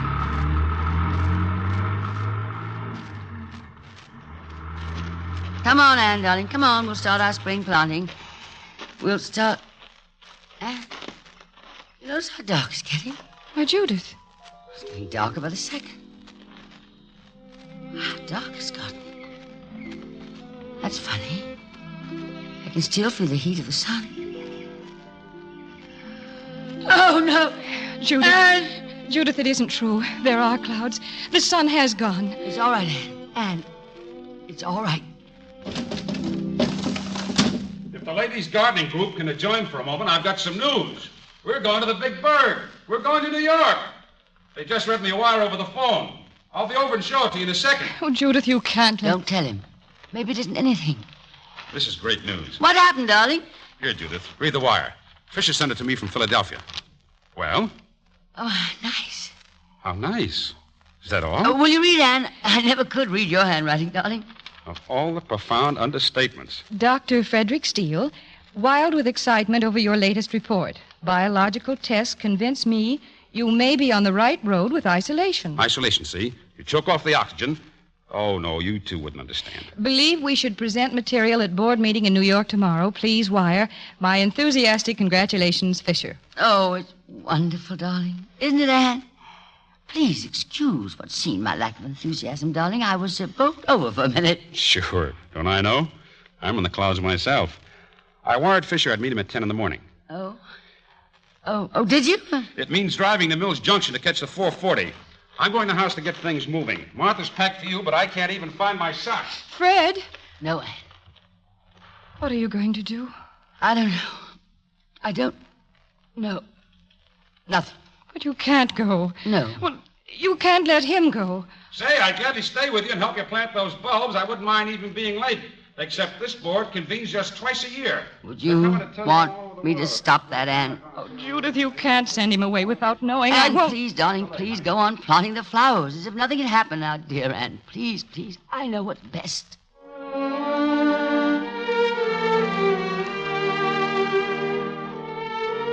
You know what this means, don't you? If it's true, it means that in 10 or 15 or 25 years, I'll begin to get someplace. Oh, very exciting, isn't it, darling? Oh, I'll say it is. Maybe we'll be acclaimed. Maybe we'll get our pictures in the paper. Yeah. Say, which one of these outfits do you want to wear? The gray or the black? Oh, I'm not going, darling. What? Look, you've not packed enough shirts. Come out of it, Judy. No, I'd rather not, really. You'll be busy. I'll just be sitting around a hotel room. Nonsense. A couple of days in New York will do you some good. Please, darling, don't force me to go. Force you? Well, of course, darling, it's anything you want, but Well, New York bores me. It really does. This is my home now. I'd much rather stay here. You're trembling. Am I? Well, it's the first time we've been separated. Man to girl, get a little sentimental. Judith, I'm not going. You must. I don't know what I could have been thinking about. I'll call Fisher and tell him that I can't... Oh, darling, are you worried about me? Every minute you're not in my sight. Well, you needn't. Anne's here.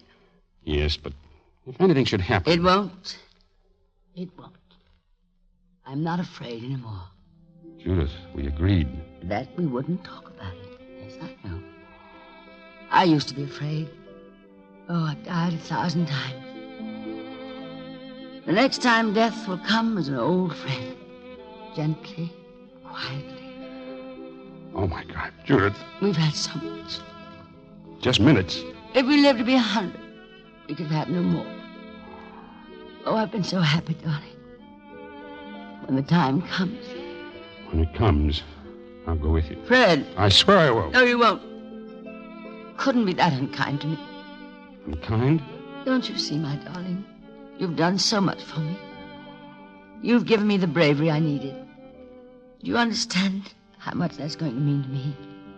Mayn't I, in return, know that I've given you the bravery to go on living?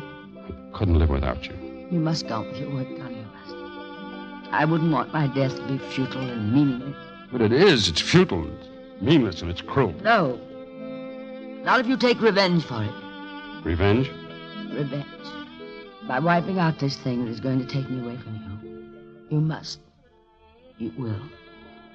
And with each blow you strike, you'll say, that was for Judith, my wife.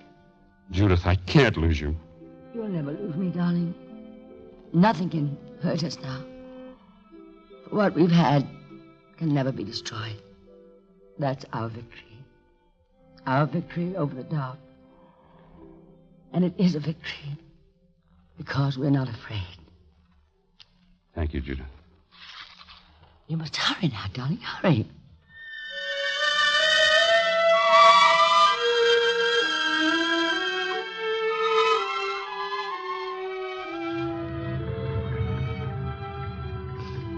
Come and say goodbye to the old boy, Anne. He's off. Judith. Please, Anne. So long, Anne. Take care of everything. I will, Fred. Now hurry, darling. Hurry up. You've got to drive like mad. Goodbye, darling. I'm going to be awfully lonely. No, don't tempt me. Get going. Hurry home. Hurry home. Now, Anne, have you planted the hyacinths yet? Yes. No, I don't know. Oh, I'd like to help you with them. They're his favorite flowers. Here are the bulbs. I'm afraid I won't be much help, but if you'll dig the holes, I can drop them in. Judith, you shouldn't. Please, Anne. I want to very much. They should do very well in the soil. The garden will be beautiful in June. Everything blooming. I can see it. You will take care of my flowers, won't you? You'll water them well. Yes. And Anne, will you take care of my doctor? Will you? You know what I mean, Anne? Oh, Judith, please. He'll need someone. He mustn't be alone. It's so much worse for him than me. That's really true, darling. I'm the lucky one. I'm the lucky one. All our race is growing old, getting sick, tired, and worn out. Promise me you'll never leave me. I promise. Don't cry, Anne. Don't cry. I'm awfully happy. Really, I am. I'm awfully happy. I think I'll go in now. I walked to the old mill this morning. Very beautiful with the new leaves on the trees. Why don't you walk down there and watch the sunset? Oh, do you think I'd leave you? Please don't understand. No one must be here, no one. I have to prove to him that I can do it alone. Maybe it'll help him over some bad moments in the future to remember it. Be my best friend, Anne. My best friend. Go now. Judith. Judith.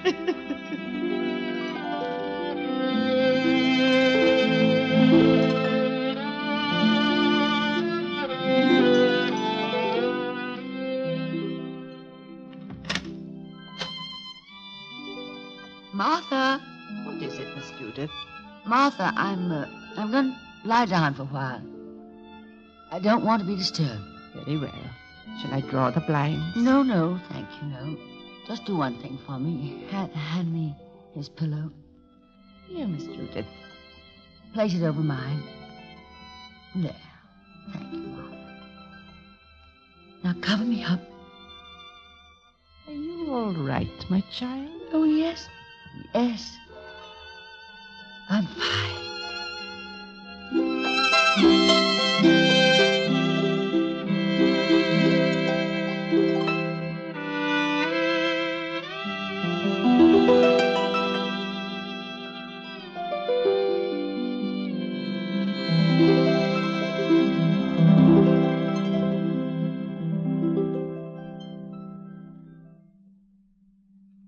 Dark Victory has starred Tallulah Bankhead and David Bryan.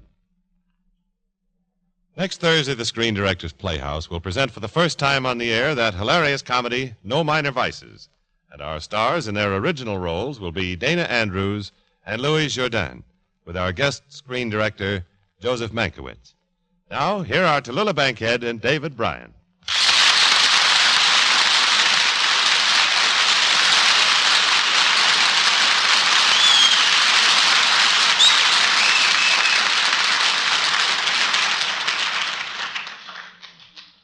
Hello, darlings. This is the moment I've been waiting for. To be able to pay tribute to a great director, Edmund Goulding, the director of the motion picture Dark Victory and many other fine films. Anytime you see a movie in which you miss the credit, it's very easy to tell an Edmund Goulding production, because it always bears an individual touch and mark of distinction. Tallulah. I'm not reading from the script this time, Eddie. This is from the heart, darling. I'd like to say that I wholeheartedly agree.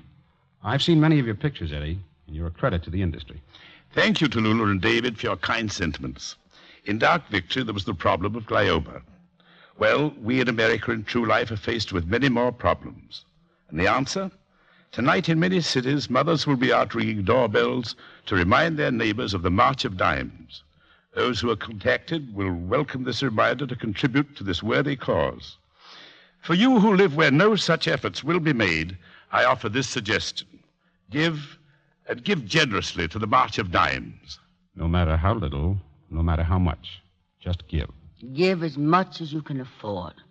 Give more than you can afford. Give your car fare. And thank God you can walk home. Good night, darlings, and God bless you.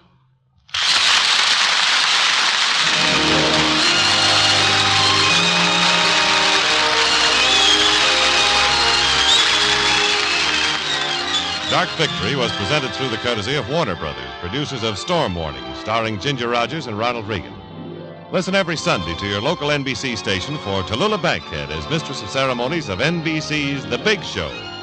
David Bryan appeared through the courtesy of Warner Brothers, producers of The Enforcer, starring Humphrey Bogart. Edmund Goulding is currently directing Friendly Island for 20th Century Fox. Included in tonight's cast were Lynn Allen, Norma Varden, Stan Waxman, and Ralph Moody. Dark Victory was adapted for radio by Jack Rubin. Screen Directors Playhouse is produced by Howard Wiley and directed by Bill Karn. Portions of tonight's broadcast were transcribed. This is Jimmy Wallington speaking, and inviting you to listen next week when we present No Minor Vices, starring Dana Andrews and Louis Jourdain, with screen director Joseph Mankiewicz.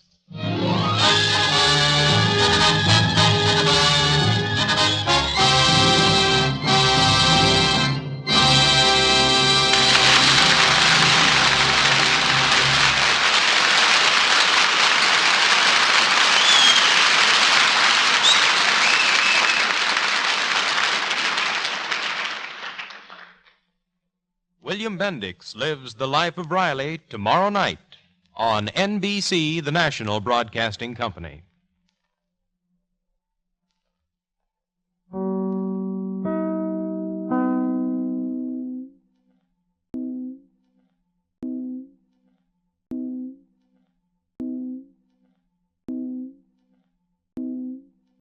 And now you will hear the rest of the story with Paul Harvey up next.